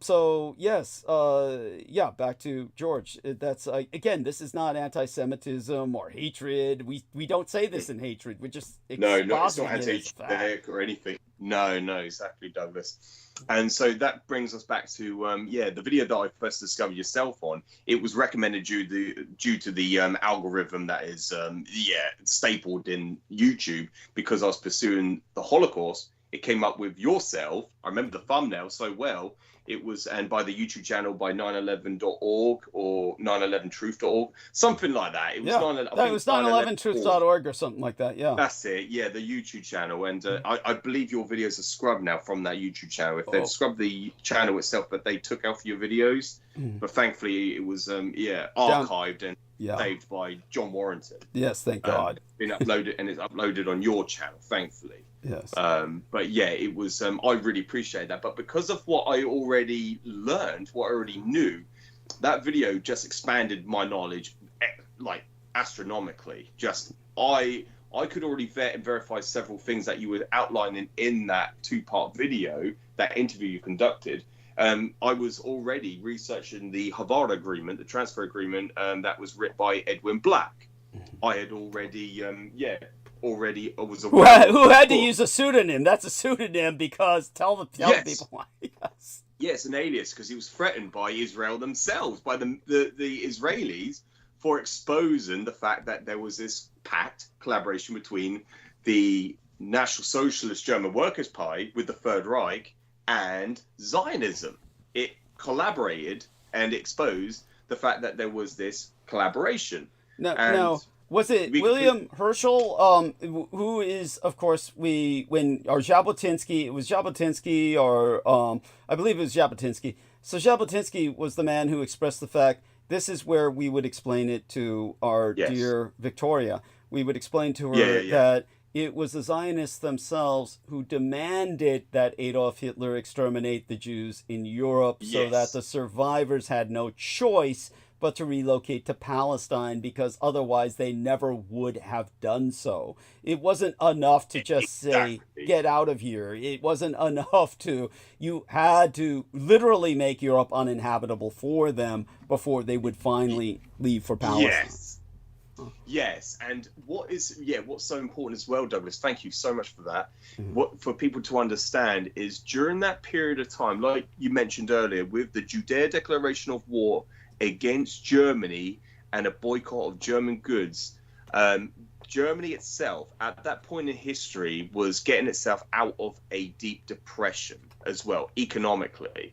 And one of the ways that Germany, when it was democratically elected, the National Socialist Party under a coalition government with the Conservative Party, immediately on the inception of that government, there was a boycott of German goods. Heavy trade sanctions imposed on Germany. They were getting themselves out of a deep depression. So this is why the Third Reich had to resort to collaborating with the Zionist lobby, the Zionist. That's correct, isn't it, Douglas? Yeah. Don't forget the World Jewish Congress, and the Zionist lobby. So Victor Sassoon Cosmetic Dynasty, I believe they collaborate with them. What were they called again? I believe, what was the pact? They relocated Fugu, F-U-G-U, after the pufferfish. The Fugu pact was with the Fugu plan was with Japan, so that they could Japan, settle. Yes. So one of the ways that they were able to get themselves out of that depression was to export Jewish individuals, the European Jewry, so actual individuals with their assets. They could take equivalent to 5,000 United States dollars. So it's equivalent back then of, that's a lot of money back in those days, 5,000 United States dollars per person with them in their, to relocate European Jewry with their assets to Palestine for 5,000 United States dollars equivalent. And that was per person. And at that time, Palestine was mandated by the British. The British regard them as a Nazi insurgency later on. This is because of that pact and that agreement. Yeah. So they were able to take themselves, relocate out of Europe into Palestine in exchange for money along with their assets. This was to help establish the state. This is what was the precursor to the state. This is why the Israelis today have toyed and coined with trying to establish Adolf Hitler as the godfather of the founding state of Israel. If that makes sense. Yeah, they looked at him as the like George Washington. He was what they call it. Is that right, Douglas? The godfather? Am I making that? Pretty much it. That's certainly the father. Yeah. Excuse me, the founding father of the state. Yes, of Israel. And so that was how they were able to help get themselves out of those trade sanctions that was imposed. That was in 1933, the Judea Declaration of War against Germany. People look it up. It was the Jews who declared war on them first. Yes. It was the Jew, and that was when Adolf Hitler himself, as Reich's counselor, he declared an unlimited state of immediate mobilization and emergency, a unlimited state of national emergency. So he had then a unlimited budget to help get himself out of that deep depression. He declared, but basically it was a state of war. It was the equivalent of war, a state of war, and they were trying to get themselves out of that deep depression and to counteract that state of war that was declared on Germany. That's why he consulted with the Zionist organization or Zionist lobby to help establish that pact, and that was known as the Havara Agreement. Havara, Havara, meaning in the Hebrew language it translates to move in house, the transfer agreement. And that's what the book, The Transfer Agreement, is all about. It shows that collaboration. But that was the reason, just to give a brief summary about why that was established. And under Dr. Paul Joseph Goebbels, the propaganda minister of propaganda and enlightenment, he coined the coin, which you had the King David shield on one side, and then you had the Hakenkreuz on the other, to show that pact, that collaboration. Yes. That was minted, and so that just shows that pact. Nowadays, like with people like George Galloway, I've heard him try to say like, oh look, he tried to portray them as Nazis, the Zionists as Nazis. That was not the case. They were taking advantage of the Nazi Party. They were taking full advantage, and they were telling Adolf Hitler himself to exterminate them. And then later on, Netanyahu tried to say that, oh no, it was never Hitler that wanted to exterminate him. It was actually the Palestinians. And what was his name again, Douglas? The man, the Grand Mufti, the Grand Mufti of Yerushalayim, yes, of Jerusalem. Yes. He publicly stated that it was actually, Hitler never wanted, this is Netanyahu's words, Hitler never wanted to exterminate the Jews, he wanted to expel them from Europe. Yeah. It was the Grand Mufti that wanted to exterminate him, and then Hitler said, what do you want me to do with them? And he said, burn them! Burn them all! It's funny. Talk about historical revisionism. Yes, that is what revisionism is. It's true rewriting of historical aspects. Yes. Yeah, Douglas. I hope I've put that into context. Yeah, sorry, I keep hearing noises. Yeah, I don't know what that is. It's probably somebody who's... let's see now. Let's see if somebody's off mute or something like that. Nobody's off mute, so it's probably... We're last time... it was a few episodes ago, like the episode before last, we had somebody in on the call, and it was obviously like one of these federal NSA agents or something. I don't know why they come in on the call, but it was so obvious that I heard his voice. Yeah. He actually responded when I made a comment about, I said, it's National Treasure, the Bitcoin edition, and then he said, this contemptuous laugh, come on, I heard his voice, and then later on he was moving and almost saying something to the point where Brendan heard it, and Brendan was trying to burn bandwidth with Aristides, and it got to the point where Brendan asked him, well, why don't you just speak up? And the guy almost responded before Aristides woke up and rejoined the conversation, and then the guy didn't say anything. But it's probably something like that. The guy is like just making noises because he's off mute, and then when we spoke of it, he went on mute. So yeah, that's definitely... But then again, why do they do that? I mean, it's like, what, they can listen to the show. Why do they have to get in on the Skype call? Yeah, it's very on YouTube. It's very bizarre, but it's like, that's what they do. And so, there you go. We don't call it a round table for nothing. Yeah. Yes. Yes, and we've got company from unwanted guests. Yes. Yeah, the enemy is with us. Yeah, so you hear, so you can't say you can't say we deny the enemy. No. They're say if they really want to talk, they could talk. So they choose not to. They have that. Yeah. Thank you, Douglas. But that was So when Hitler himself declared an unlimited state of emergency.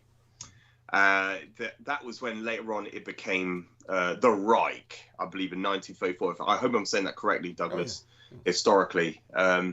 Because he was, just to bear in mind, it's important for people to remember that the Nazi Party, the National Socialist German Workers' Party, were democratically elected into a coalition government with the Conservative Party. So they are a democracy.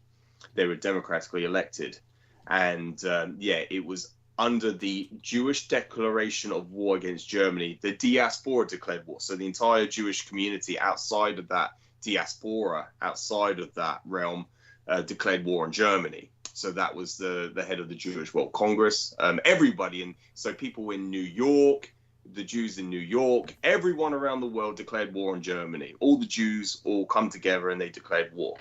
And they were regarded as the legitimate enemy under the Reich. Yes. Under the German parties, because they were the ones who declared war first. Just remember, that's again, the first shot fired. And that's taken out of your history books. That's not taught ever. That's no one's ever even aware of that. When I show people the headlines of the newspaper articles, people are stunned. They are absolutely flabbergasted. They can't even believe what their eyes are showing them. Yeah. But yeah, people jump online and they believe all this Russian propaganda today. Oh, it's but disgusting. Anyway, that's a different tangent. Yeah. Yeah, but not yeah, really, because remember, it was the Judeo-Bolsheviks, the majority, again, so that people understand what happened in the Greater Soviet Union. The fact remained that the overwhelming majority of the peasantry under the preceding Tsardom were illiterate. In fact, they pretty much effectively, demographically and statistically, all were, unless they were somehow taken under private tutelage by their lords, who would teach some of their serfs to read for practical reasons. Your Russian peasant would sign a document with an X or their thumbprint, usually in ink, but at the time of the Soviet Union, usually in their blood. And what would happen was that when the Bolsheviks took over, there was no one who could read or write except the Jews, because the Jews had been the class of middlemen between the lords and the serfs.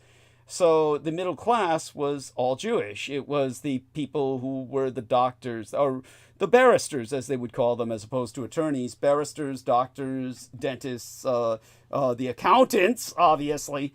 And then what would happen was, when the Bolsheviks took over, the only way they could govern was to make these people the commissars, because they're the only people who could read, write, type, and write letters to each other.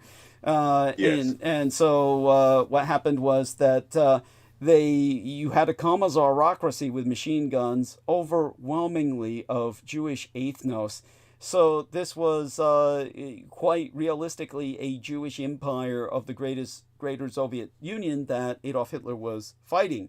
So you think of the Jewish domination of British diplomacy going back to Disraeli, the British Kissinger. Oh, Benjamin Disraeli, yes. And then you think of the incredible Jewish lobby in the United States. And yes, this is why, to the Nazis, the common enemy uniting colonial Britain, capitalist America, and communist Russia, the common enemy uniting all of them is the Jew. And this is why the Jew was viewed as the enemy in Europe. Again, it's not that the Nazis ever hid their extermination of European Jewry. Rather, the Allied governments just never told the public. Even though the Allied governments were well aware of it, they simply never considered it. It's not even that they were hiding it for particularly malevolent reasons. It's simply they didn't think it was worth telling the public about. They didn't feel the public would care. And thus, the public did not know. Again, this is why the destruction of European Jewry is far less catastrophic than what is happening in Gaza. It was not happening before everyone's eyes. The public in the West genuinely did not know. And for what it's worth, even though the Nazis upheld what they did and were proud of what they did, the general German public did not know, because it was not their concern. They were simply, most of these camps, the death camps in particular, were well outside of Germany. And the average German time to be concerned about what happened to a minority.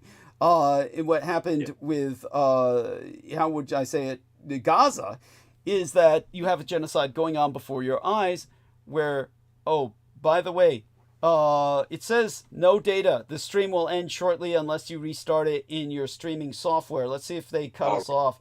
We're still green on the software, but I'm going to do a screen share with you and show you. We're still green on the software, but if we go over to the studio, it says excellent connection now. Okay, so for a few seconds there, it looked like they were going to cut us off, but it reconnected. And by the way, you can see we've got good numbers, and you can see how high. It says we're going to have some buffering though, but you can see how high it was during the night. You see where it's gone up to. You see this number, 30 at a time. Yeah. So here we are, 30 at a time, and so our views are 298, average viewer duration 46, 43, and of course This is orders of magnitude higher. You can multiply that by about 10. And the reason we know that is because when I go to YouTube Studio, what you can see is that we've got 3,400 current subscribers. And last 28 days, we've had 6,000 views. It says my typical range is 5,200 to 6,500. And it says the watch time in hours has been 4.2 hours on average the last 28 days. Typical range is 3,500 hours and to 4.2. This isn't the thousands, it's a K. 4.2 thousand hours is the average, is the watch time altogether of people who have been watching my videos. So there you go. We're doing. You're reaching a lot of people. We're reaching a lot of people, and right. Yeah. So yes, our man Super Clutch in Taiwan. He's in Taiwan. He says I can still hear you. So good. So good. Yeah. So dude, thank you, sir. And so continue with what you're talking about, and take it to wherever you feel. What else must be emphasized? You could talk about Norbert Maser. Norbert Maser was. So Norbert, so Norbert Maser, and people can look up the whole he wrote his account. He wrote and it's published. You can read this off the public domain in the forums. You can see the event that he wrote when he met up with Reichsführer Heinrich Himmler. He rendezvoused with Himmler in Berlin. He was Norbert Maser was the head of the World Jewish Congress out of Sweden. And he rendezvoused with Heinrich Himmler to expedite his escape and the Third Reich. That was the whole intent of it. And in exchange, Heinrich Himmler gave him 20,000 Jewish women. That's correct, isn't it? Yes, out of the camps. Because know what the complaint was? Because all of the Zionists were a bunch of incel neckbeards that we would consider your mass shooter in today's America, or your paramilitary, paramilitia nerd. These were all a bunch of violent, psychotic nerds that couldn't get laid in a morgue. And so there were no women in the new Israel. There were no women in nascent Israel in their Palestinian insurgency because no bitch wanted to sleep with them, and they're just a bunch of weirdos.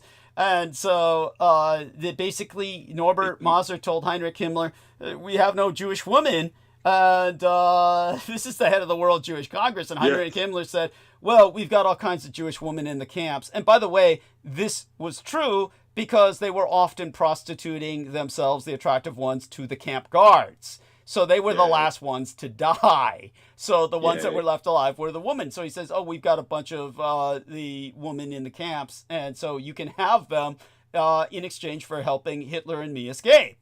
And so the Zionists, who considered Hitler, I would say godfather is actually a better term than founding father. He's really more like a godfather than a founding father. And when you think of that in the Eastern European sense, the godfather is the man who pays for the education of the child, which is what the Nazis did. They taught the Jews how to fight. They taught them agriculture. The Jews were using all Nazi-made weapons when the Jews blitzed all the way through Palestine. In Al-Nakba. Catastrophe, Their early Navy had German U-boats. Their early Navy had German U-boats, and they were using... exactly. Yes, so go on. Yes. Oh, what's his name? I'm trying to think. Was it... what's his name? It'll come to me in a moment, Douglas. It's only because, ascertaining all this information, it is, when he was interrogated in Israel, what was the man who was, he spoke perfect Hebrew? Adolf Eichmann. Adolf Eichmann. That's it. Thank you, Douglas. And sorry, I'm hearing banging again. There it goes. I did as well. That's our NSA agent who's on the call, and he probably has to take notes. Yes. It was Adolf Eichmann, the man. There it goes again. The keyboarding. Yes, go on. I hear it now. Yes, go on. Yes. It's oh my God. But he was the man who spoke perfect Hebrew. He taught the Jews how to, particularly you would call it Zionists. to in column mechanized armored columns. He would train them how to basically he would teach them how to conduct you would call offensive, what would you call it, belligerency, offensive belligerencies, which they were trained in mechanized columns in their wars against the Arabs. Would be modern mechanized warfare. They were trained in modern mechanized combat. Warfare, thank you. Combat, that's what I was supposed to say. Thank you, Douglas. Yes. And this is how they perpetrated their atrocities against the Arabs in their wars against the Arab nation, the Arab people in what was known as the Al-Nakba, the catastrophe. These were the wars prior to the establishment of the State of Israel. And so, and it was ongoing from that point onwards. When they were established under the United Nations resolution, they continued that. But it was Adolf Eichmann that trained them in that. And when he was captured by the Mossad, and then he was later on put under the docks for under question and interrogation. People could look up the footage of him in the dock before he was executed. He spoke perfect Hebrew, but that was the reason why they killed him. Well, also understand that he went to his death with great equanimity, and he said, "I feel no qualms about my death because I can know with peace of mind that 12 million Jews have gone before me," and he said that as an act of pride. He was quite proud of what he did for the ones in Europe that were killed, because these were the ones who refused to leave and would not reestablish themselves in Israel. Yeah, exactly. And you did articulate very well, Douglas, as well, in that two-part segment, that for people that don't understand, nobody wanted to move to Palestine. The Jews didn't want to go there. That was the last place they wanted to go. Not even the lizards, the desert lizards. The way they viewed it was, who the fuck wants to go to a strip of sand in the desert? Fit only for snakes and lizards. Surrounded by Arabs. That's how they viewed them. And, it was a mad idea to them because they were very successful in Europe. With careers, and they were established, and they didn't want to. So that's for the ones that refused to leave. They were the doctors, the attorneys, the practitioners, they were very highly established, and with wealth, they had a lot of wealth to them. And so, they didn't want to go to a little strip of desert in this. They didn't want to live in a Arab country. They didn't want to go to the these were not Wild West frontiersmen. These were not cowboys. That shit was all born overnight. Where does that come from? From a nation of bookkeepers. That comes from the Nazis. The Nazis trained them in combat. The Nazis trained them to farm. These were not farmers. They don't have any farming background. The Nazis trained them to farm and to fight. Exactly, and that's how they established the kibbutz. That's how they learned how to grow crops and grow fruit, is because of that, because they learned that from the Nazis.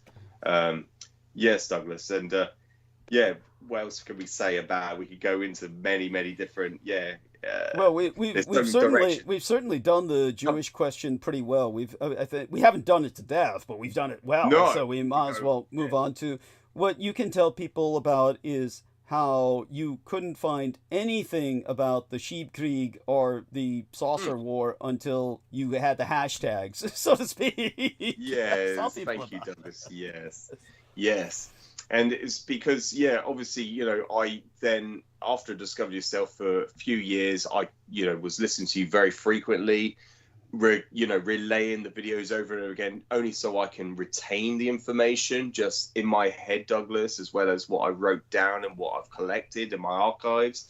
One of the things that I noted, because of the Nexus article, the Nexus magazine that published your interview, that was which censored the part about the Sheepkrieg. The most important part was the combat part and all the pilots. Yes. You cannot, because of the terminology that was used, and it was only from that was the terminology used from the Department of Defense, from your background being exposed to these documents and the reality. They gave special terminology, special code names for these operations. So, like, for instance, the undeclared aerospace war of the 1950s was called the Massacre of the Skies. You can't find anything by typing that in on a normal Google search engine. Or the Schiffskrieg, the Dis War. I hope I pronounced that correctly, Douglas, as well. Yeah, you're fine. The Schiffskrieg war. So Greek is war, like Blitzkrieg is the lightning war. People just think of blitz as in, oh, the lights, and it's not. It's lightning. It translates to lightning war.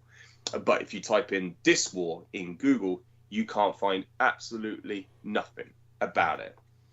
As a matter of fact, to this day, with all these disfo dicks or disinformation, yes, and not to disparage them in any sort of way, not all of them, because most of the people that go on, like Joe Rogan, or they go on all these podcasts, they talk about this publicly on YouTube, and they by the way, if you listen to the earlier part of tonight's episode later when you get a chance, Brendan Ząghет was talking about, he thinks Joe Rogan is completely going senile now, that he just sits there and just grunts. That he just sits there and grunts while everybody else talks. I can't stand him. I can't stand the individual.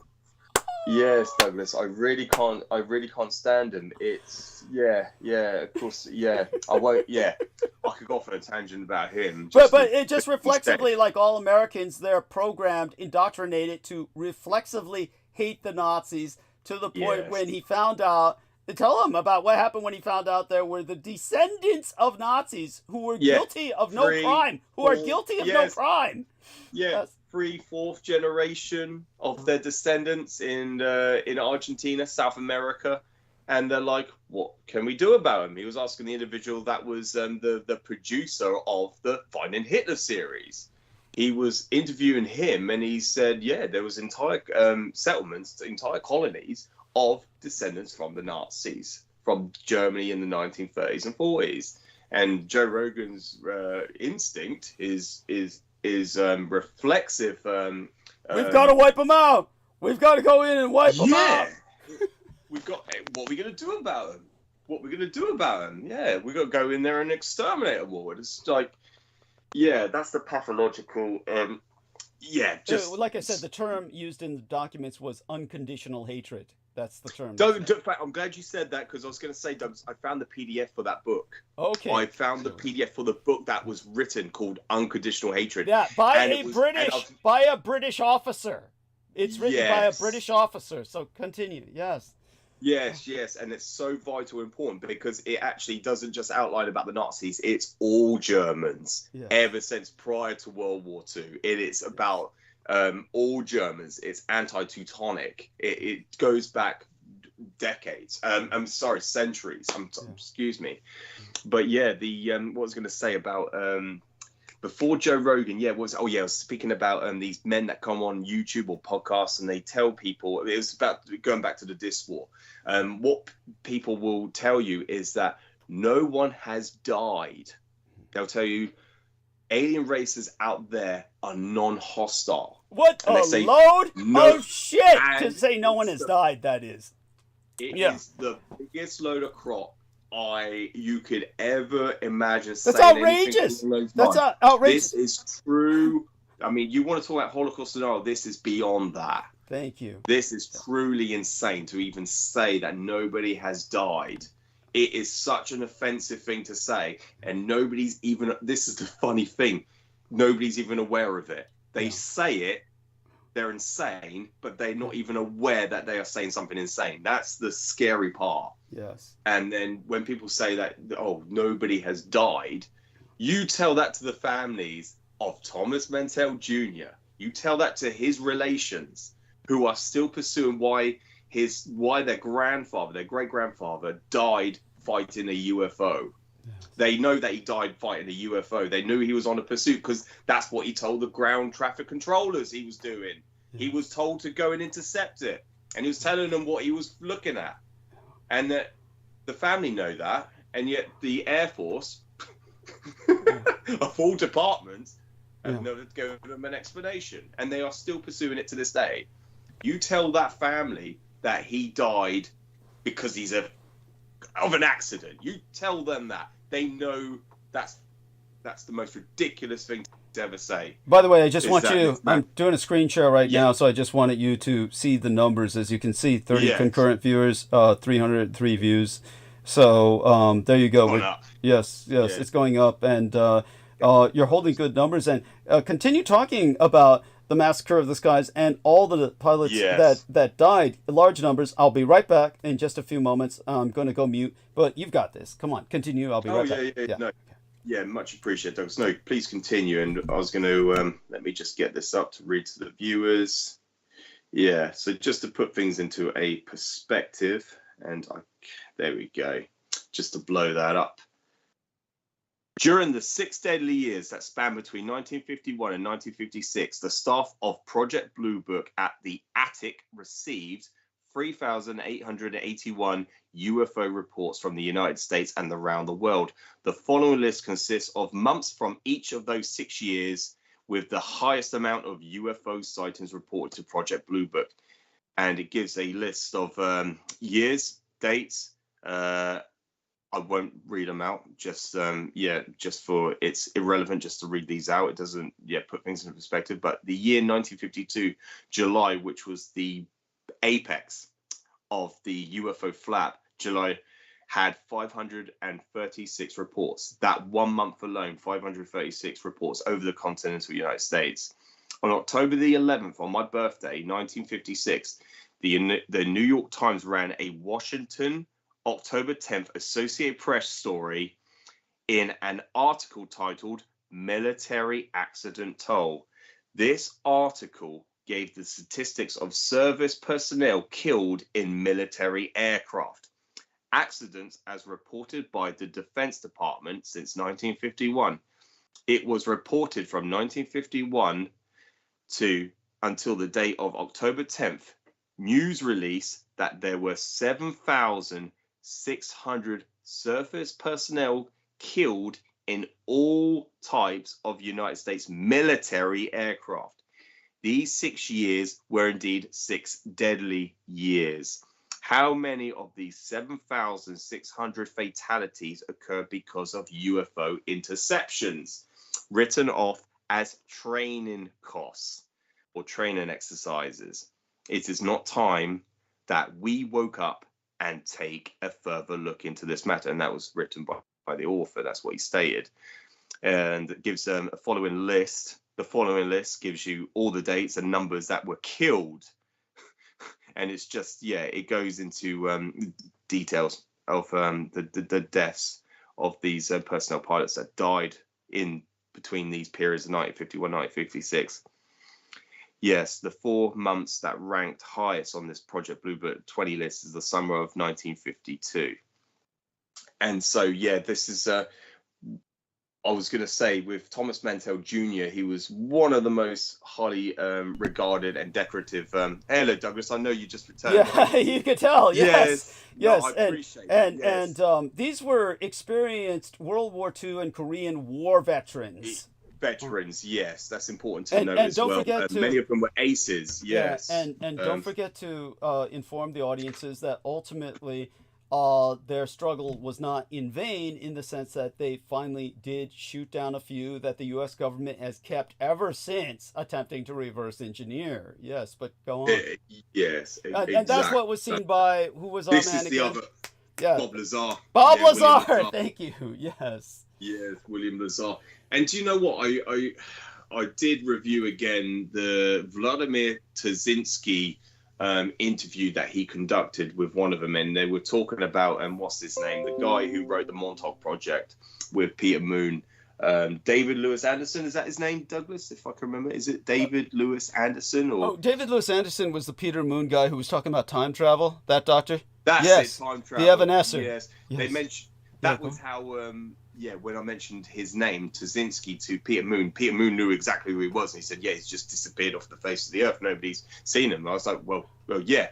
But this guy's a disso dick as well. This Tuzinski guy, he was an investigative journalist that was trying to piece together a puzzle, looking outside in. He was not someone that was acquainted with the inside source or inside information regarding that aspect. He just basically reviewed everything he acquainted was what he read from books in terms of what the Germans were able to develop in their development stages of research and development in their advanced craft. So he was just regurgitating what he read. But at any rate, when I reviewed that, Douglas, what was it that I was getting to a point here with what he said in that interview. I'm trying to remember what I was going to say. I'm sorry, I've lost my train of thought. No worries. It's easy enough. There's an incredible amount of information to keep track of. So when it comes to threading it together, I would say that we were talking about the Massacre of the Skies, how you couldn't find anything without the proper reference terms. Once I provided you with the proper reference terms, you were able to find information from that point forward. And that when it comes to the particular individual that you're talking about, he helped to introduce to the Western world the reality that the Third Reich had advanced technology. He was probably one of the original people to write about that in the West. And otherwise, the West, that was like one of the early exposures. But yes, he was likely a disinformation agent, and I can't remember exactly what angle he took on it. I'd have to look it up to see what angle he took on the phenomenon of the Third Reich. But if we're talking about Bob Lazar and reverse engineering and these few craft that got shot down, yes, go on. Yes, you've jogged me now. Now I know what I was going to say. Yeah, because he was trying to say that Bob Lazar was trying to. Yeah, they were working on reverse engineering, back engineering. Retrieved extraterrestrial craft, and he was basically there, telling the panel, because there was three of them, conducting an interview with him, Tuzinski, who was on telephonically. He was on the other end of the line. This was in the 1990s, in the early 90s. This interview was conducted. He was trying to say that Bob Lazar was basically working with extraterrestrial craft, but what he was working on was one of the retrieved craft that the United States... Okay, so that was his angle. So he was, in other words, he was revising it to claim it was extraterrestrial. Yeah. And again, do you feel that this conflated. Do you think this was malevolent or his ignorance? Just his ignorance? Yeah, probably. I think it's true, yes. Like Bob Lazar, just so people are aware, what they were feeding him, the information they were telling him, this is alien technology. So he interpreted it as truly extraterrestrial. Yeah, understand that was their security precaution, was to tell the engineers that this was extraterrestrial as opposed to Reich's technology. Yeah, exactly. So to basically conform the individuals working on this craft that were working on those programs, they were telling them that this is a high national security issue. You cannot tell anyone, not even your families, your relatives. You can't tell anyone because this is highly classified and it compromises national security. So if you tell them, we can threaten you and your family. So this is the reason why a lot of employees that were working alongside Bob Lazar were informed that, this is extraterrestrial. You cannot tell anyone about this. So they actually took that literally. They believed that what they were working on was something truly extraterrestrial, as opposed to the reality that these were retrieved Reichscraft during the period of hostilities in this undeclared space war. Many of them were shot down, and many of them were retrieved with their craft in its full entirety. I know that. Not too many were shot down. Not too many were shot down, and even less were retrieved. But the fact that they had recovered even a few of them, or even shot down a few of them, was rather miraculous. In other words, the Americans really put an effort into it, and you can tell them the order was shoot them down, shoot them down. Yes. So the United States Air Force personnel were on 24-hour alert, and there was newspaper articles. I have the actual articles saved in my archives of the United States Air Force are on 24-hour alert to intercept unidentified flying objects violating national airspace, and their orders, the standing orders is to shoot them down if they cannot talk them down. In other words, you're not going to get any communication with them. Just fucking shoot them down. Yes. And that's what they were told. Yeah. And when they tried to pursue him, a lot of these Air Force personnel pilots were killed because they were on a pursuit of a malevolent enemy, which was the legal enemy of the United States. And still is. And still is. And still is to this very day. And this is, your ongoing state war with the 1,000-year Reich in exile. The Das Dritte Reich, the Dritte Macht, the Third Power. And you're still legally at war. And these Air Force pilots, they were sacrificed in their tens of thousands between the years of the late 1940s into the 1970s at the very, but from what I can probably gather and ascertain, it was people have been dying for ever since. Even to this day, people will come across, you will still have fatalities even to this day, but very rare compared to what it was in the 1950s, 60s and 70s. That was at the height of the Dis War. But the years that I've just outlined was between 1951 to 1956. There was 7,600 reports, and that was collected from the United States Air Force's own accident report files. So the accident death toll over the United States, the continental United States, was far larger than anything that was overseas during the Korean conflict. Yeah. And so, yes, that's just to put things into perspective. They lost far more people. So you can, the real threat was never the Soviet Union, it was the Third Reich. They used that as a projection for their ongoing mobilization against the ongoing fight against the Reich in exile, and that was the enemy that they are still fighting with today. They're still legally at war with. Which brings us inevitably to time zones and daylight saving. But go on. Yes. Have you started British summertime yet? Yeah, it's coming up, Douglas. Yeah, what's the date today? The 20th today. Yeah, so we're approaching at the end of this month. So in the next couple of weeks, we'll be on daylight saving time. British summertime, I should say. Yes. Yeah. Where our clocks spring forward. That's why I call it springtime. Spring forward. Nothing springy about it. Yeah, nothing springy about it. Yeah. Right about it. That means you're going to be getting up pitch fucking black. It's going to be pitch fucking black when you get up for work. Or it's going to get dark real early or something. I forget. So which is it for you? I guess it's you know what? Yeah, I think that's it, Douglas, because I think it stays light. You still see the blue sky at 9:30 at night, but I think it's Christ. Ends up being really light. Yeah. It's just awful. Yeah, they call it summertime, British summertime. Yeah. What a jolly name for it. Nobody's aware of that. Nobody's even aware of it. I had that one individual who said, "Oh yes, because of the farmers." No, you idiot. The farmers hated the most. The farmers hated the fucking farmers. Hate daylight saving time the most. Yes, they petitioned. They protested against it. Yes. Goodness sake, they couldn't wait for it to. They wanted it to be completely abolished entirely because it messed the whole everything up for their everything. For their, yes. Yeah. People don't realize that. Oh, it's just a myth. Yeah. That's a myth. But yeah, what else, Douglas? There's so many things spring to mind just to just how deluded people are. Well, we can tell people about you. Oh, go on. Whatever was on. Oh, sorry. Yeah, earlier on when Brooke was with us, I was going to mention. I laughed. I giggled to myself. It might have sounded really obscure to anyone. That why is George laughing to himself? It's because what she was saying. I was thinking of the guy at the hotel who when he was when I was mentioning about the American Army and Navy flu during World War One, which was the reason why World War One ended, why Germany had to declare an armistice in 1918 in November. It was in November in 1918. It's because of the American Army and Navy flu that was deployed, and he thought, oh my God, you should be teaching at universities. You should be a teacher for this.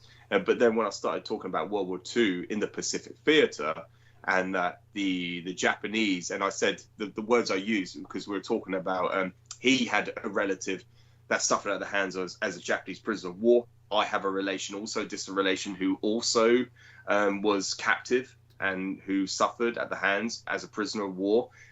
He was starved to death, and then when he was released, he died. Stuffed himself to death. He killed himself by overindulging himself Jesus. in gluttony, just eating himself to death. And so that's how he died. But this man had this individual who I'm referring to at the hotel, he had real utter contentment for the Japanese. He detested them so much that, when I brought up the fact that the Japanese adhered to the Geneva Convention, and he goes, they never signed the Geneva Convention. And he thought he had a one-up on them. Yeah, and how is that a one-up? That doesn't mean they didn't follow its edict. Yeah, exactly. They adhered to it, yes. So they gave their prisoners half the rations they would give their troops in the field. So, yeah, the prisoners would receive food. They would receive it, but equivalent to what the comparison compared to an American diet or even a British man's diet, what the Japanese were eating would be considered bait. As I always say, the Americans would call it bait, mulch. Yeah, mulch or bait. Just nothing, pittance of any sustenance. Yeah, it just not even like, it's not even a snack. And so, yeah, that's why a prisoner of war under Japanese captivity would die at 7 times the rate than a prisoner would in a National Socialist German workers' camp. Yeah. So they died at 7 times the rate than they would in a German prisoner of war camp, because they were starved to death. And it had nothing to do with the Japanese not feeding them anything. They were giving them feed. They were feeding them because they were adhering to the Geneva Convention. They never signed it. They weren't signatory to that Geneva Convention, but they certainly adhered to it. And they gave their prisoners of war half the rations their troops would receive in the field. And that's why they died at 7 times the rate, because they were starved to death. And so this man thought he had a one-up on me. They never signed it. He ran off to his room, and I never saw that man ever again. He ordered all his alcohol. He ordered all his alcohol delivered to his door. Yes. He was a Chardonnay drinker. He would drink 2 bottles at least a night, 2.5 bottles. Holy and he would shit! take the rest. Like, honestly, he was an alcoholic. Like, yeah, you wouldn't believe. So yeah, this man, he would order Chardonnay, and then after that interaction, I never saw him ever again. I used to have to deliver it straight to his door. Yeah. And he would open it and say thank you. But he praised me to begin with. But when I mentioned that really, oh my God, I never saw the man ever again. Never saw him. It's incredible how people can change on a dime. They have their personal fixation. So I'm doing a screen share again, and here we are. I presume you have this quote, and this is, let me see, Jabotinsky, and Jabotinsky says, eliminate the diaspora, meaning the Jews spread all over the world as a diasporic or spread population, or the diaspora will surely eliminate you. This is why they were demanding that Hitler kill the Jews. Yes, because they said eliminate the diaspora because they were afraid all the Jews were going to breed out. By the way, that's a total fallacy. It's like the great replacement theory used by the white supremacists today. The Jews never fucking bred out. They were in ghettos, totally enclaved, ethnically enclaved from the rest of Europe, though many of them had assimilated and were moving into genteel areas more and more. And that's why these people thought, oh, they're going to all breed out. But actually, you know why that's impossible? Because of the Jewish sense of exclusivity. If you really speak to these mixed race couples between Jews, the individual who marries the Jew overwhelmingly has to convert to Judaism. It's not the other way around. So they maintain themselves. It's like, it's not going to be like, a Jew marries some Gentile and stops being Jewish, but you can goddamn well bet a Gentile marries a Jewish person, they stop being what they were before and suddenly become assimilated into Jewish culture. So, it's... exactly. Yeah, a point to be made there. I'm looking for something else that's a very important point. Want to show you. But again, it was one of the reasons they demanded Hitler really start killing Jews in Europe. Make it uninhabitable for them, so they just have to leave. Because like we articulated, they didn't want to leave. They were happy where they were. They had prominent lifestyles. They had everything they wanted.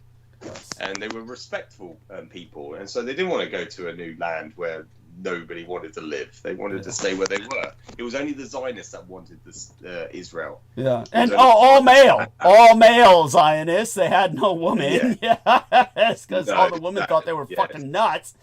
Yeah, and which brings us back to how it reflects to the incels today. But please continue with you know, what you were speaking of, or I could think of other points to be made. I think that you're definitely you've articulated yourself quite well throughout the night, so you might as well continue. You're on a roll. Yes. And yeah. And you yes, much appreciated. Yeah. And please continue what you were going to say, Douglas, because because we could go back onto that we can go back onto the whole stance of whether or not if life is even possible out there, or what you can tell, say for instance, I wish Brooke were here for this, but the next time Brooke is with us, you can tell her about the fact that you had seen something online about Lunestadt and how the Yugoslav government wanted to occupy the German city on the moon. The abandoned German city on the moon, but then that was scrubbed. You can tell. It's scrubbed, because I was relaying it to my my friend who was a former colleague, and he's a close friend of mine. And he's now getting more and more. He's understanding more of what I'm saying, but not only that, he's starting to understand that what I'm saying is true and genuine. I was relaying that to him. Even Sarah understood that. Even Sarah understood that, and because she had seen the Reich with her own eyes. So she'd seen it, but she wasn't aware of what they were. Not until I had explained it to her, and then she reminisced of how her experience with it and with her friends. Her friends were there to eyewitness it as well. And the craft that I've seen with my own two eyes, I was with the guy who was I was driving. He was a passenger. He saw it with his own two eyes. I said, "Did you see that?" And it was a blue bright light, and it just shot straight above us, straight in front of us, over the top of the roof of my car, and it just shone straight southwards. It flew south, so it came from north to south, and it was so beautiful. The light is something that you won't ever see conventionally. It was such a beautiful blue light, and I know, looking back now, that was the Reichscraft, and there was no question about that incident. But he saw it with his own two eyes. And yet he's someone who's been in disbelief of what I've been saying over the years. And he was the man that said, in Vietnam, they should have deployed an atomic bomb and just blew away all the Viet Cong, and they would have won that war. That was the man who said that. The guy who plays talk about simplistic thinking. And that's what I told him. I said to him, bombs don't do anything. I said to him, they are useless. And that's when he walked away. And I said, the Americans learned the hard way. That's why they never deployed them after World War II, because they don't win wars. They don't win battles. Which president was it that mentioned it to? Was it Eisenhower? Was it Nixon? Yes, because it was Nixon. Nixon had approached him along with many other people. I would have to break out my notes, which I can find right now. But if we really need to go for it, I'll go for it. But basically, what happened was that Nixon approached Eisenhower along with a number of very other important people. And as a matter of fact, while we're on the topic, I might as well see if I can recover that.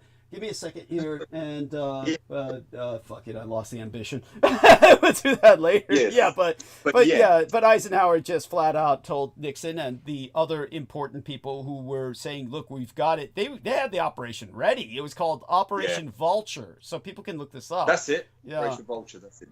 And so Operation Vulture was halfway underway when Eisenhower put a stop to it, and you can take it from there, George. And I was going to just to go back with Joseph Broz Tito of Yugoslavia, the third largest space program outside of the by the way, something for you. I don't know if you've ever seen this photograph. I'm going to do I'll just I'll do a screen share first. So I'm going to do a screen share here. And you mentioned to Brooke, that Marconi's S signal is the first thing at the edge of that bubble. That's Marconi in his fascist uniform. This is Marconi in his fascist uniform. He was amazing. He was a fascist, so Italian. And Thank you. so let me send you that image. So I'll get that image to you. And, Yeah, much appreciated, Douglas. Yeah. It's gorgeous. Yeah. And You know, as in its quality, the quality of the picture, not him. yes, yes, understood. Yes. Though he's a normal looking guy, yes, to continue with what you were saying, and Yes, with Joseph Broz Tito, he announced that in the case, because he was one of the, along with, God, I forgot a lot of the individuals' names. I'll have to look it up. The non-alignment movement. The non-alignment movement. Non-aligned movement. It was called Yes. NAM, non-aligned movement, but it was also referred to as NAN, or non-aligned nations. Nations, yes. Yeah. They comprised a large portion of the United Nations Security Council, apart from it didn't have the Soviet Union or the United States as member states of that, or members of that non-alignment movement or non-aligned nations. One of the mission statements of Joseph Broz Tito was, in an all-out nuclear exchange between the greatest Soviet Union and the American Empire, we will re-establish ourselves on the South Pole colony of the Moon, utilizing the Third Reich in exile's abandoned lunar stock, the lunar city that was basically thwarted, I should say, under the United States' program of Operation Argos, where they used nuclear tactical strikes against the Third Reich in exile in 1958. The mission statement that stated was, if there was an all-out nuclear exchange between the two great states of the Soviet Union and the United States, we will repopulate ourselves using to migrate to the South Pole colony of the Moon, where the Third Reich had established the lunar stock, the lunar city. And I could find that reference on the internet. I could find it even on Wikipedia, and of all places. And yet it was completely scrubbed once I tried to find it. I haven't found it ever since. Right. But that was available. That was on there for anyone. And I wish I screenshotted it or saved that because it was basically referencing his mission statement that we will go to the moon. We will relocate ourselves onto the moon. But it's like, how are you supposed to relocate there without a colony being there already established? And obviously it had been established before that by the Third Reich. Yes. And so a lot of people, a lot of people talk about, moon bases. Oh, there's these structures on the moon. How did they get there? Obviously it was already established by the Third Reich, and potentially relics populations, but most of it, from what I've gathered, is definitely Reich's technology. Yes, certainly. Overwhelmingly. The majority of it is all Reich's technology that was established there on the moon during their you call it exodus into exile. They did try to, for a period, try to establish themselves on the moon, but because of the Operation Argos, that thwarted that operation. It basically compromised billions of Reichsmarks. The space program was completely compromised by those tactical strikes. These were nuclear strikes, nuclear attacks on the Third Reich, conducted by the United States. And people could look up Operation Argos, but they're not going to see anything that makes any coherent sense. It's not until you get this narrative, then it starts to make comprehensible sense why they did what they did. But also they had to scrub all the research that was conducted afterwards, because it started to escalate radiation sickness and cancer throughout the world. Yes. And they started to, because it created an artificial Van Allen radiation belt, which, basically accumulated all around the world. It was detrimental to anything, because in space, in the hard vacuum, there's nothing to absorb radiation. So anything it grabs onto, it absorbs. And so, anything that is carbon-based life forms, but this is why it was so detrimental to the circuitry systems of the Reichskraft, because it rendered it inoperable. It would just fry the circuitry systems, this radiation. It was so lethal, the explosion in the ionosphere, the upper atmosphere of our Earth, that's where it was detonated.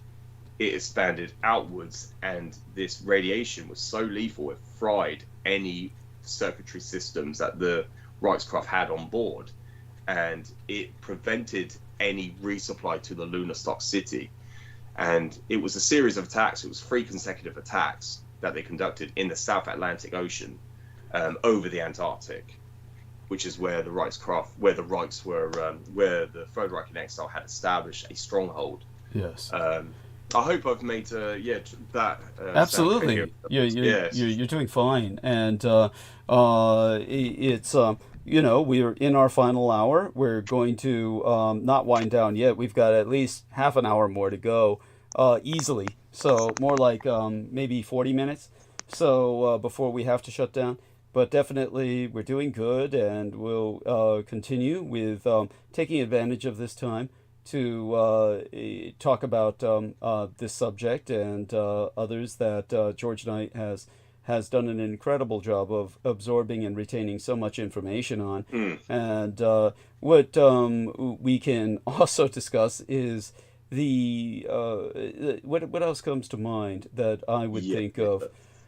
I would think of the oh yes, what was it that I was thinking of the other day when it came to the if I can remember exactly what it was that came to my mind the other day, I'll bring it up. But you're doing well. Let's see now. It's in times like this that we come down, take our breath, and just kind of decide which direction we're going to go. One of the things that when you're confronted with, as you say, obviously you tend to have people who listen to you, and then other people who simply shut down. But when it comes to discussing these topics, how would I say this? Who would you say who would you say is most receptive among the people that you speak to? It's just the I know where you're going with, Douglas. It's the response I get.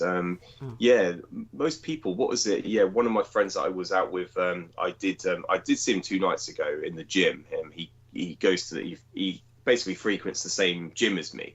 I saw him, and I said, we need to have another night like we had a few months ago, where I went round on a Friday, and we spent several hours talking about the UFO phenomena. And I was explaining to him about the different categories of UFOs, the Third Reich in Exile, as well as the biological and the natural, more so the mechanical, which is the Third Reich in Exile. I was explaining that, and the proactive prosecution of hostilities that are still ongoing to this day with the Reich in Exile, and just basically presenting them the fictitious, basically deconstructing that narrative that nobody's died, or these are a very friendly, non-hostile race. I mean, if that was the case, then there would be no such thing as abductions. There wouldn't be all these Air Force personnel that were shot down fighting them fighting this government in exile. None of this would have happened, and so it's documented. It's so inescapable. So nobody can dispute this evidence that we are presenting at all. But he was. What did he say to me 2 nights ago? He calls himself a conspiracy theorist. So I think these are the people that are more susceptible to being more open-minded. He regards himself as a conspiracy theorist, or guy who pursues that. And so, like a lot of people that maybe come on this show pursue that, but me and Douglas are not that. We disambiguate ourselves as we are someone that only speaks about facts, as opposed to a person that peddles conspiracies as a conspiracy peddler. We don't do that. We only stick to substantiated facts. Thank you. And hard documents, hard objective facts, and hard objective documents. So we're not telling you anything that it's nothing. None of this has come from me or Douglas. This is not something that we have comprised or implemented ourselves. This is all evidence that has been ascertained and obtained by your government, who you're paying your taxes to. So when you're calling me or Douglas a liar, you're not calling us a liar. You're telling us your own government is lying. The biggest problem with that is most people nowadays do have that cynicism.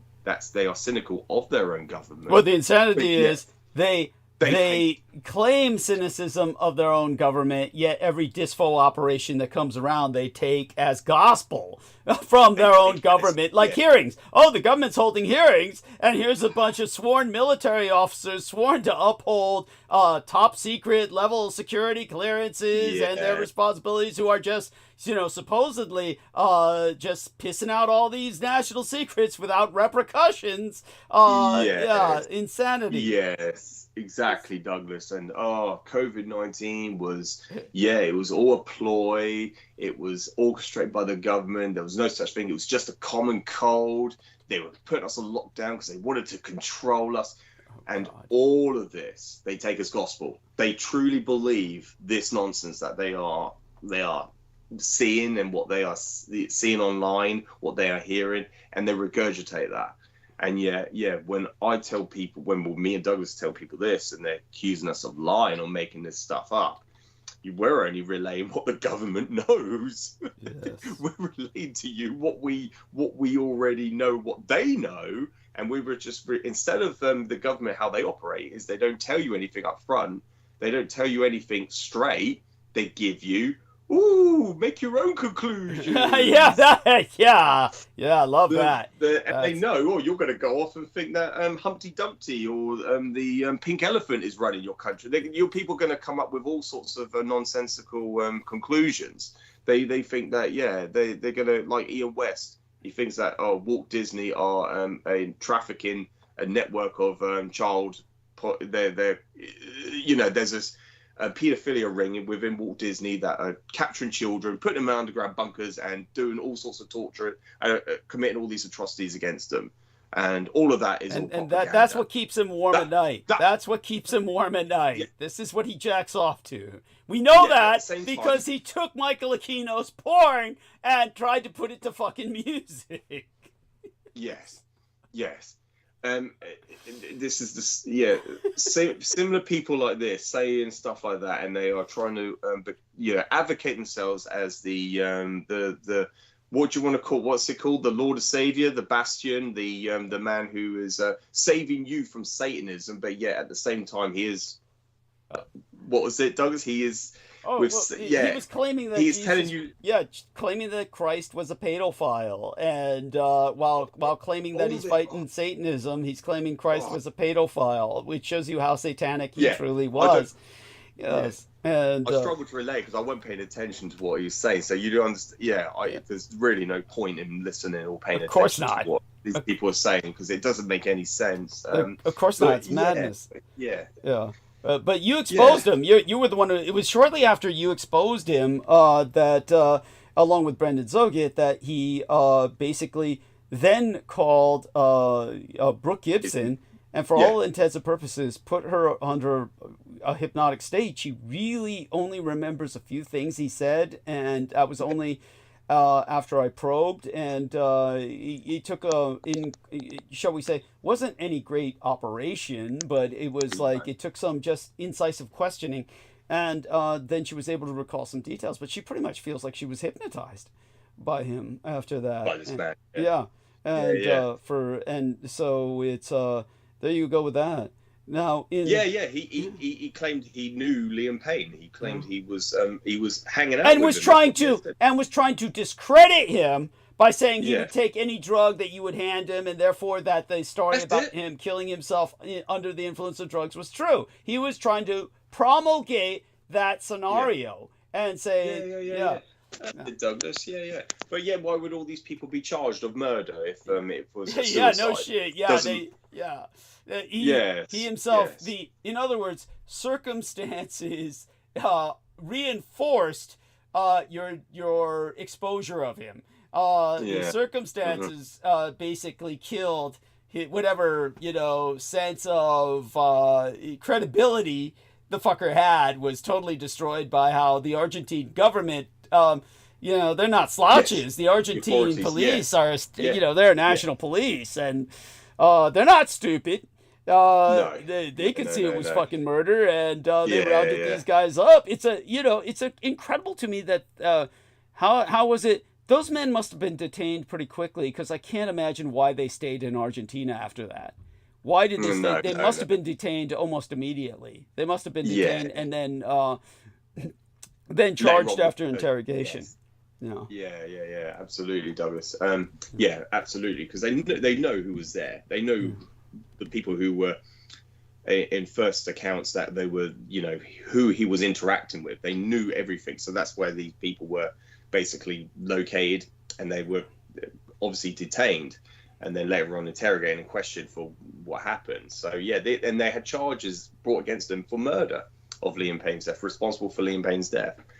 But the fact is that he died on the 16th of October, and that's why I brought it up on the show. I mentioned it, you know, privately off air first, and then we mentioned on the following show that I appeared on later on, and that's when Ian West was with us, and he tried to claim that he was hanging out with him. He goes, yeah, that's my boy, and he was taking all the drugs. But he sounds like he should be arrested along. He should have been arrested along with the guilty party. With the rest of them. Yeah. He was covering for them like he was the escape driver or some shit. Yeah. And the autopsy report actually stated that the man sustained injuries before the fall. So he was in confrontation. He was in a traumatic state, and he suffered with sustained internal injuries to his very severely to his organs and stuff way before fall. It was the equivalent of someone falling down multiple stories of stairs. Yes. That's the injuries he sustained. That's more than just falling from a third story balcony. Yes. That's what took his life, but he sustained injuries before that. So it's just preposterous for people to think that he took his own life. It's just it doesn't make any. It's just ridiculous. But also on the date, which is irrational. We've always said that it's always irrational when it comes down to these dates. Yes. But that's the logic behind irrational religious warfare, religious in the occult sense. Yes. This is an insurgency of evil that we are facing, the Edomites. Yes. And that's what I was going to say earlier, Doug, as well. Using that term insurgency. So that was how the Third Reich regarded, because the war against the Allies was a war against the Jews, and that's how he presented it in that two-part video, because they had such an establishment throughout Bolshevism, throughout communism, throughout the West. So to wage war against the enemy was to wage war against the Jews. So the Allies were a Jewish insurgency during World War II, and that's how they viewed them, and that's a fact. And so that was why they were waging war against the enemy. They were waging war against. That's why the Jews were the enemy to Germany. Or Europe. They viewed them as an enemy to Europe and to. That's what they're fighting. Yes, to protect. Yes. And rather, that is certainly what the European national forces were fighting to protect. But as we've always disambiguated, the SS fought for the race. The Wehrmacht and other national forces fought for the nations, but the SS fought for a higher ideal, cosmic ideal of the Aryan race, and the and so so with that having been stated, we got approximately, I'd say, 25 minutes left. Good, almost half an hour. 25 minutes. So it's usually around this period I have to drop off, so I'm just being cautious, Douglas, at this point. So Yes, I get it. I get it. Yeah. Well, it's amazing we lasted this long. Hopefully we'll hold. Yeah. It's amazing we lasted this long. And I feel good. Usually I'm drained at this point in time. We've been on for so long. I think having Brooke, I think having Brooke here for a period helped that. Well, you had a chance to take a rest while she she talked. You had a chance to just kind of take a rest, so you weren't talking nonstop. That's why. It was quite funny. It was quite funny because before she arrived, I was thinking, oh God, it would be nice if somebody came on. It was sort of like I ushered her in, so to speak, because I was thinking, it'd be nice for someone to come on to then just ask questions. And Yes. so, yeah, when she did, I saw that. I noticed you had the opportunity to go, oh, yeah, Brooke, do you have any questions for George? Because, you know, you've been good in the past to ask questions and then George answers. And, yeah, she handled it very well as well. Because I know in the past, if we talk about life out there, you know, oh, sorry, Brooke. Well, you know what happened was she, after a tremendous occult assault by Peter Moon, that really changed. That really changed her. That really the dynamic. Yeah. Not to mention the horrible experience. The occult assault with Peter Moon has culminated in the asshole she's with. That is a direct result of the occult assault. Yeah. And in fact, we got on that on record. I felt kind of like, and I wasn't going to say anything, but like when he was like talking, when you could hear his voice in the background, it sort of brought back bad memories for me. Yeah. And so it was kind of like I was like, I feel so sorry for her, and I hope she's going to be okay.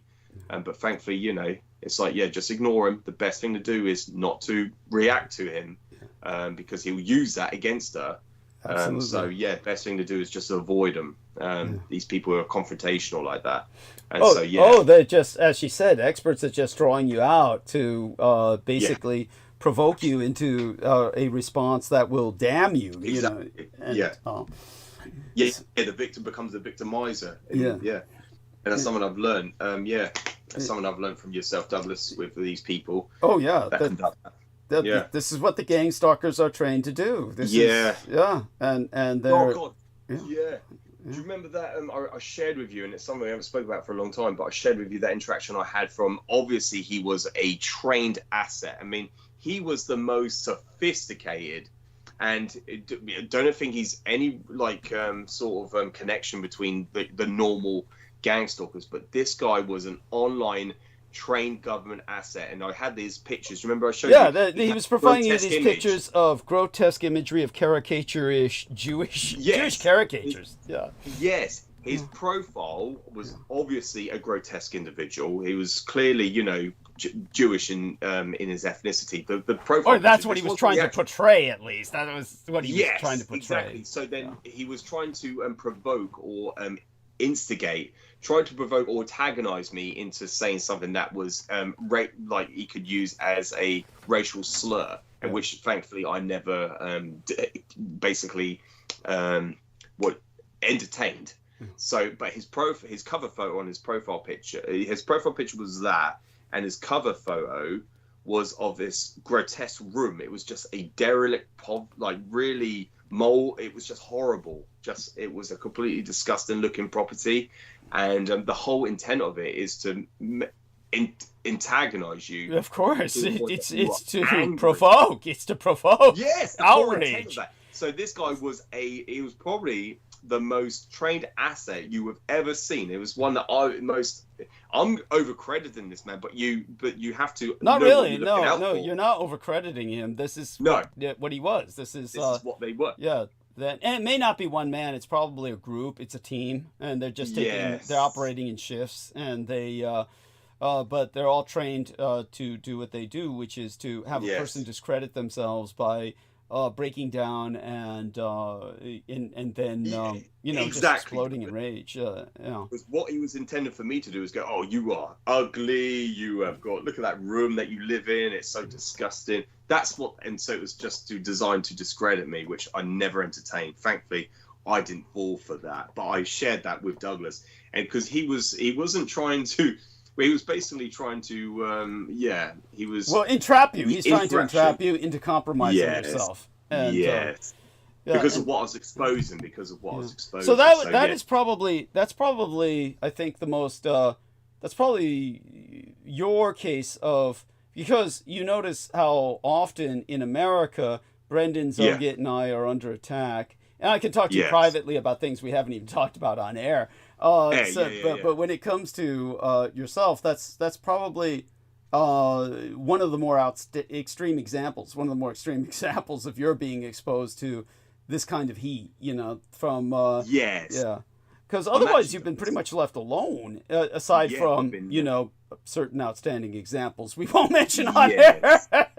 That's all right.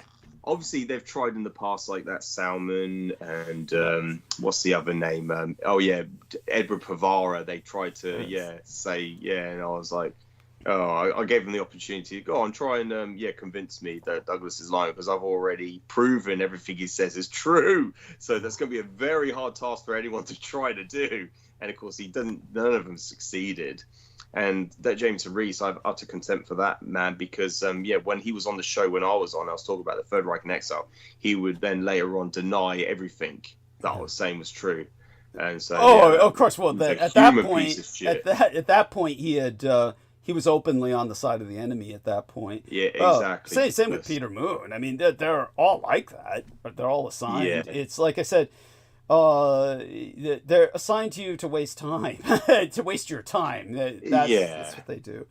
And so I'm trying to find that image of that guy. I'm trying to. Oh no! Don't do that to yourself. No, I know what it is, and there's no point in looking. You've for seen it before. Oh God, yes. You remember what I'm talking about? No, it's simply like it's simply the classic caricature of the Jewish merchant wringing his hands, but it's molded in 3D wax or used by CGI or just that's it. It's like early AI art. It's like early AI art to caricature that into a 3D effect. Yeah, so exactly. It's actually almost a physically impossible face. So yes, it is. Yeah, because it wasn't real. Yeah, exactly, Douglas. Yeah, no, much appreciated. Yeah, there's no point trying to find it. Yeah. And but it goes to show that you did come under their radar. You came under their radar. But, yes. We know that you came under the radar in other ways as well. We don't need to go into that. Yes. Openly. Thank you very much. Appreciated. All such being said, we've got it's 11. We've been on for 11 hours and 33 minutes. The show has. So we've got about 20 minutes left. 20. We wouldn't want to drag it past 20 plus minutes. That's about it. So in the last 20 plus minutes, if you could summarize, say for instance, what in terms of current events you feel would be something we need to pay attention to. Say, for instance, the world affairs going on right now. Just emphasize what you think needs to be paid attention to by our listeners. No, much appreciated, Doug. So I'm actually, I was scrolling through my archives and I've come across like things like Operation Argos that I've saved. The nuclear explosions in August and September 1958. 3 nuclear explosions were detonated by the United States as part of Operation Argos over the South Atlantic between 38 degrees and 49 degrees south, between 2,280 and 3,500 kilometers north of Antarctica to the southwest of South Africa. These were high altitude bursts, and as might be expected at the time, at the height of the Cold War, were shrouded in secrecy, though they were reported soon afterwards in 1961. That's what I saved there. Inception of Operation Argos, introduction in the late August and early. So I've got all these references to it. Mm-hmm. In the late August and early September of 1958, Navy Task Force 88, is Task Force 88, and consisting of 9 ships and approximately 4,500 men, secretly conducted 3 high-altitude nuclear tests in the South Atlantic. The operation was conducted under the codename Argos. In each of these tests, the task force launched from the missile trial ship, the USS Norton Sound, a specifically modified X-17A and 3-stage ballistic missile carrying a low-yield nuclear warhead, which was detonated high in the Earth's upper atmosphere. Upon completion of these launches on the 6th of September, the task force departed the operating area for the Rio de Janeiro, Brazil, and then to home ports in the United States. Not until March 1959 did the United States government acknowledge that Task Force 88 had been sent to sea to conduct those nuclear tests. Argos was unique among U.S. atmospheric nuclear test operations in a number of respects. It was one of the most expeditionary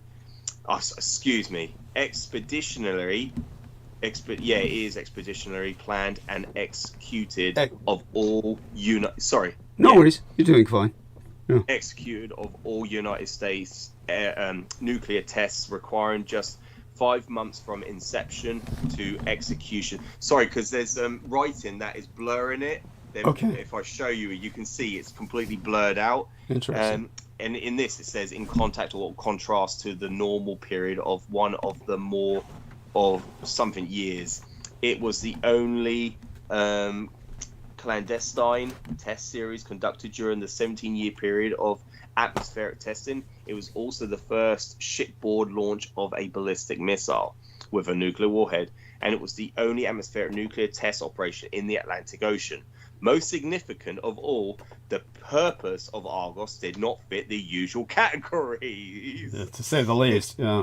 Yes, the Argos shots, strictly speaking, involved neither diagnostic tests of a weapon design nor effects tests of military systems. The objective of Argos was to establish the practicability of a theory. Practicability. Yes, practicability of a theory postulating that a very high altitude nuclear detonation of proper yield would produce phenomena of potentially significant military importance by interfering with communications and weapons. That was that little explanation. I've got some newspaper articles. I thought that was important because I haven't seen that for a little while, Douglas. Yeah. Yes. Yeah.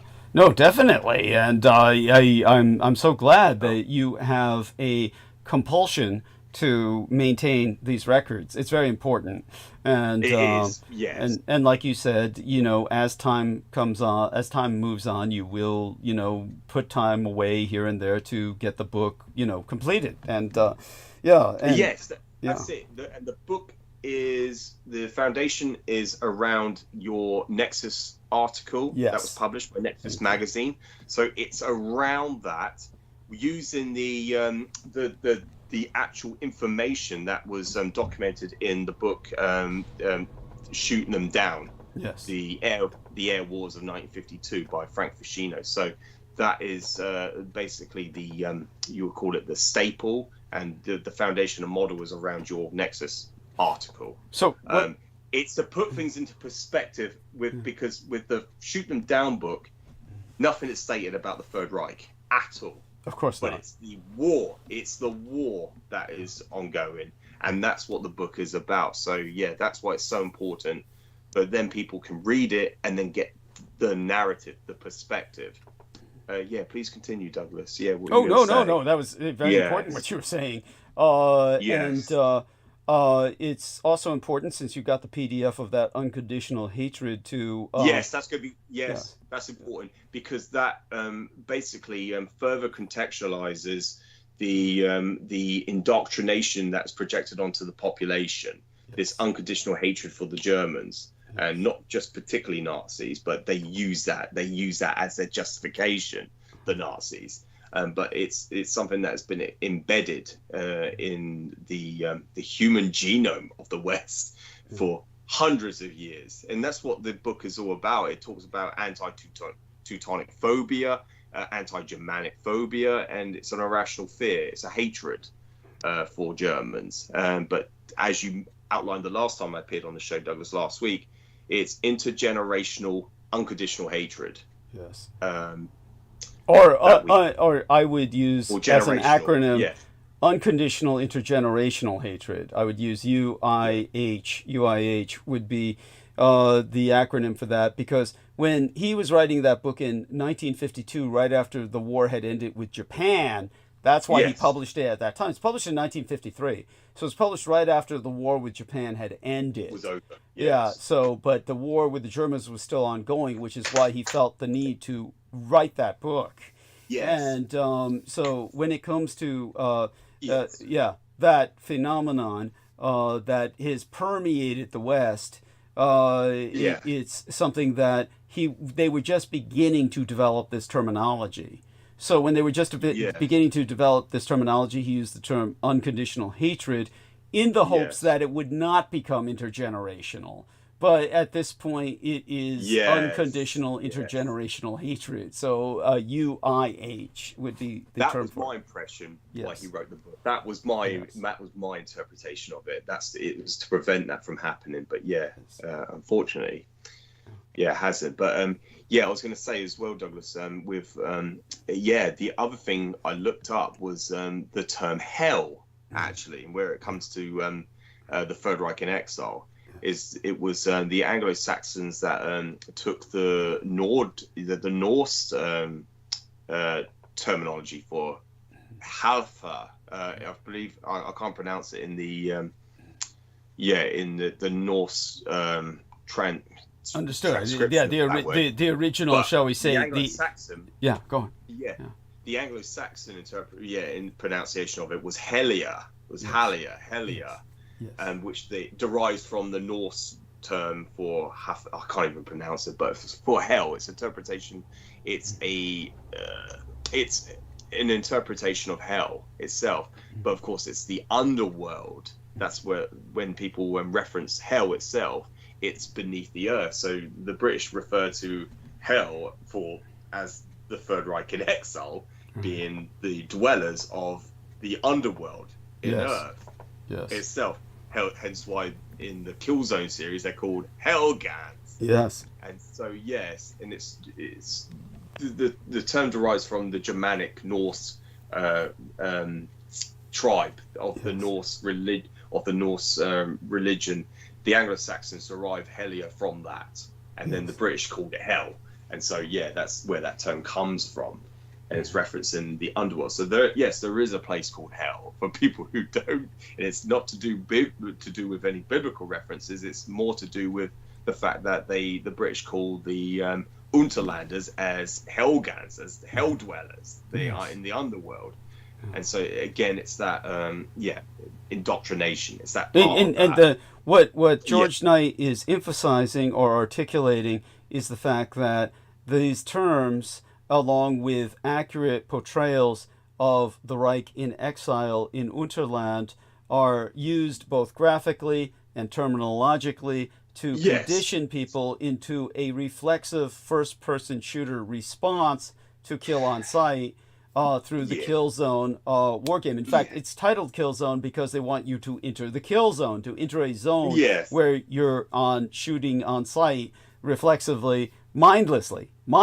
Yes. And you're supposed to be the good guy. And this is, of course, barbaric. You're engaged in the invasion of another culture's homeworld, which is what's portrayed in Killzone. And you're ultimately expediting a bomb that destroys a great deal of their population. You're expediting the delivery of this bomb that destroys a great deal of their population. But you will notice that the so-called good guys, or the forces in the game that are the player characters, that these are just they're bland, plastic, no personality. Their culture, there is no culture to them. That they are not culturally defined. They are not culturally defined. Whereas the Helgan culture is fully culturally developed to the point where they are what I would call a culture that is a living culture to the in that game world. But that's because they're based on a real culture. That's why. And so there you go. And all of this was meant to kind of program the population for what they believed was an inevitable conflict, and which, as I pointed out, may yet still be inevitable because of what the new technologies they have for drilling to try and assess geophysical energy. Yes, that. I didn't even further research on that, Douglas. Look up anything other. When you last made me aware of that, I wasn't even aware of that company. I can't even remember what the name of the company is, to be honest with you, Douglas. I'll write it down for you. Let me enter it for you here. And that was one of my agenda. That was on my agenda to do, to just look that up. Just look at that even further. Mm-hmm. But I didn't get around to doing that. But I certainly did with hell. I certainly did with it. Excellent. Where the origins of that term, where it came from. Mm-hmm. Because you get all these people that say, there's no such thing as hell. It's like, well, you have no idea. That's what they reference. The Hinterland. Yes. Thank you. Quite so. And yeah, well, it's amazing what people, everybody these days, it's the more cynical they think they are, the more gullible they are. That's the incredible aspect of it. They are, they want to be fooled. Yeah. They want to be fooled. Yeah, they want to believe in all this nonsense. Yeah. Here we are. I'm going to cut and paste this and then put this in your private messages. And what we are referencing, and let me get this to our man George Knight's private messages here. Here we are. What we're referencing is quasi energy, like quasar, but Quaise. I knew it was going to be a Q. Yeah. Thank you. So now, isn't that strange? It begins with a Q. Yes. Yes, that's right. So quasi energy is that's right. Trying to work with geothermal. So it's they're using this revolutionary drilling technology.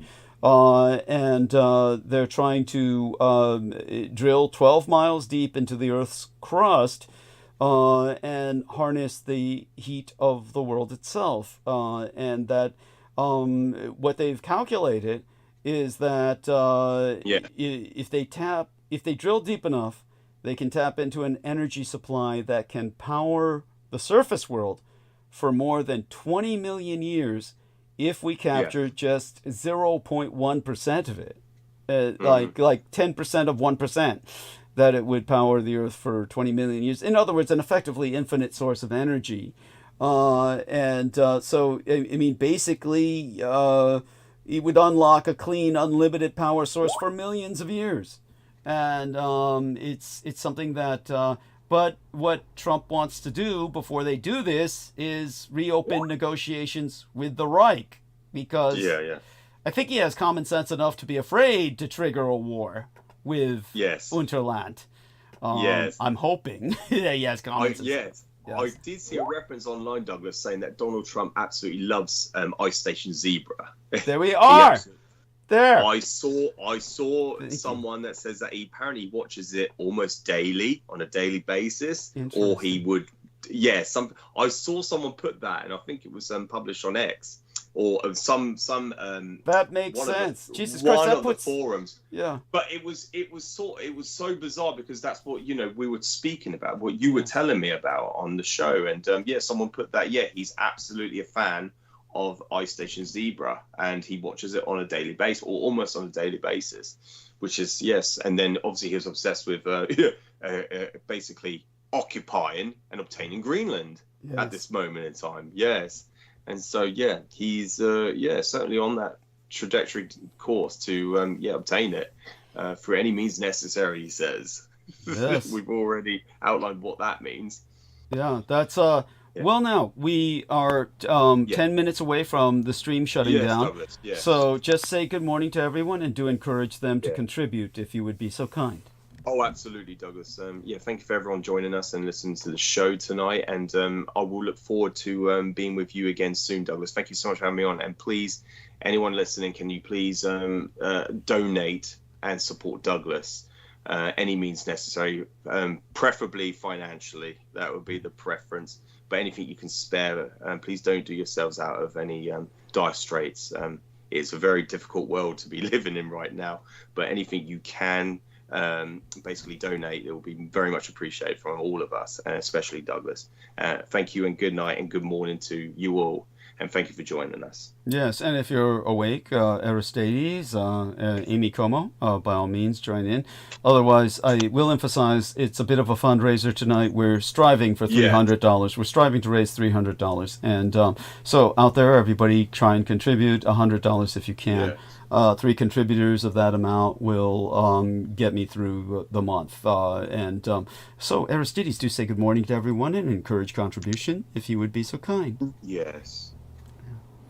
Good morning, and good to hear that George has been on for a while. Enjoy going back and listening to that. Thank you. Looks like Nemo's got the PayPal link in the chat, so I don't have to put it. It's right there. So please donate to Douglas, as he said. He needs your support. Real quick, George, I tried to look for that book, the Shoot Them Down book, but I'm not able to find a a digital copy immediately, but I'm gonna have to try to find that. Unfortunately, no. I've got a hard copy, Aristides. Yeah, shooting down by Frank Ficino, the Air Wars in 1952. Yes. So yeah, you won't be able to find a digital, but you certainly can get the hard book from Amazon. But Yep. Yeah, I found that. Yeah. Thank you. That's how I've got it. Yeah. Mm-hmm. All right. Thanks for that. Yeah. That's right. And thank you, Aristides, for dropping in. And let's check with Amy. How about you, Amy? Are you with us, or she just left the phone on? And that's fine. And okay, then. We're going to end stream. The three of us will be privately on call for a few minutes at least. Obviously, I don't want to stay on too long simply because of I've got a busy day. But okay, my love to all who are listening, who are supportive of us, and join us again on Sunday. And hopefully George and I will be with us again soon enough, and he'll make plans for that, I'm sure, and he'll keep us informed. But whenever you can, George, just drop by, even if only for a few minutes. Yes. On the show. Thank you. Yeah, and so we're going to start by ending stream. Let's do that. And then it'll publish and upload with a safe amount of time. Okay, pressing the button again, $300 trying to earn before the end of the month. I've more than earned it as far as I'm concerned. Everybody send your contributions. Let's fill up those PayPal cards. All right now, pressing the button. And there we go. End. And now we press the third button. It's a triple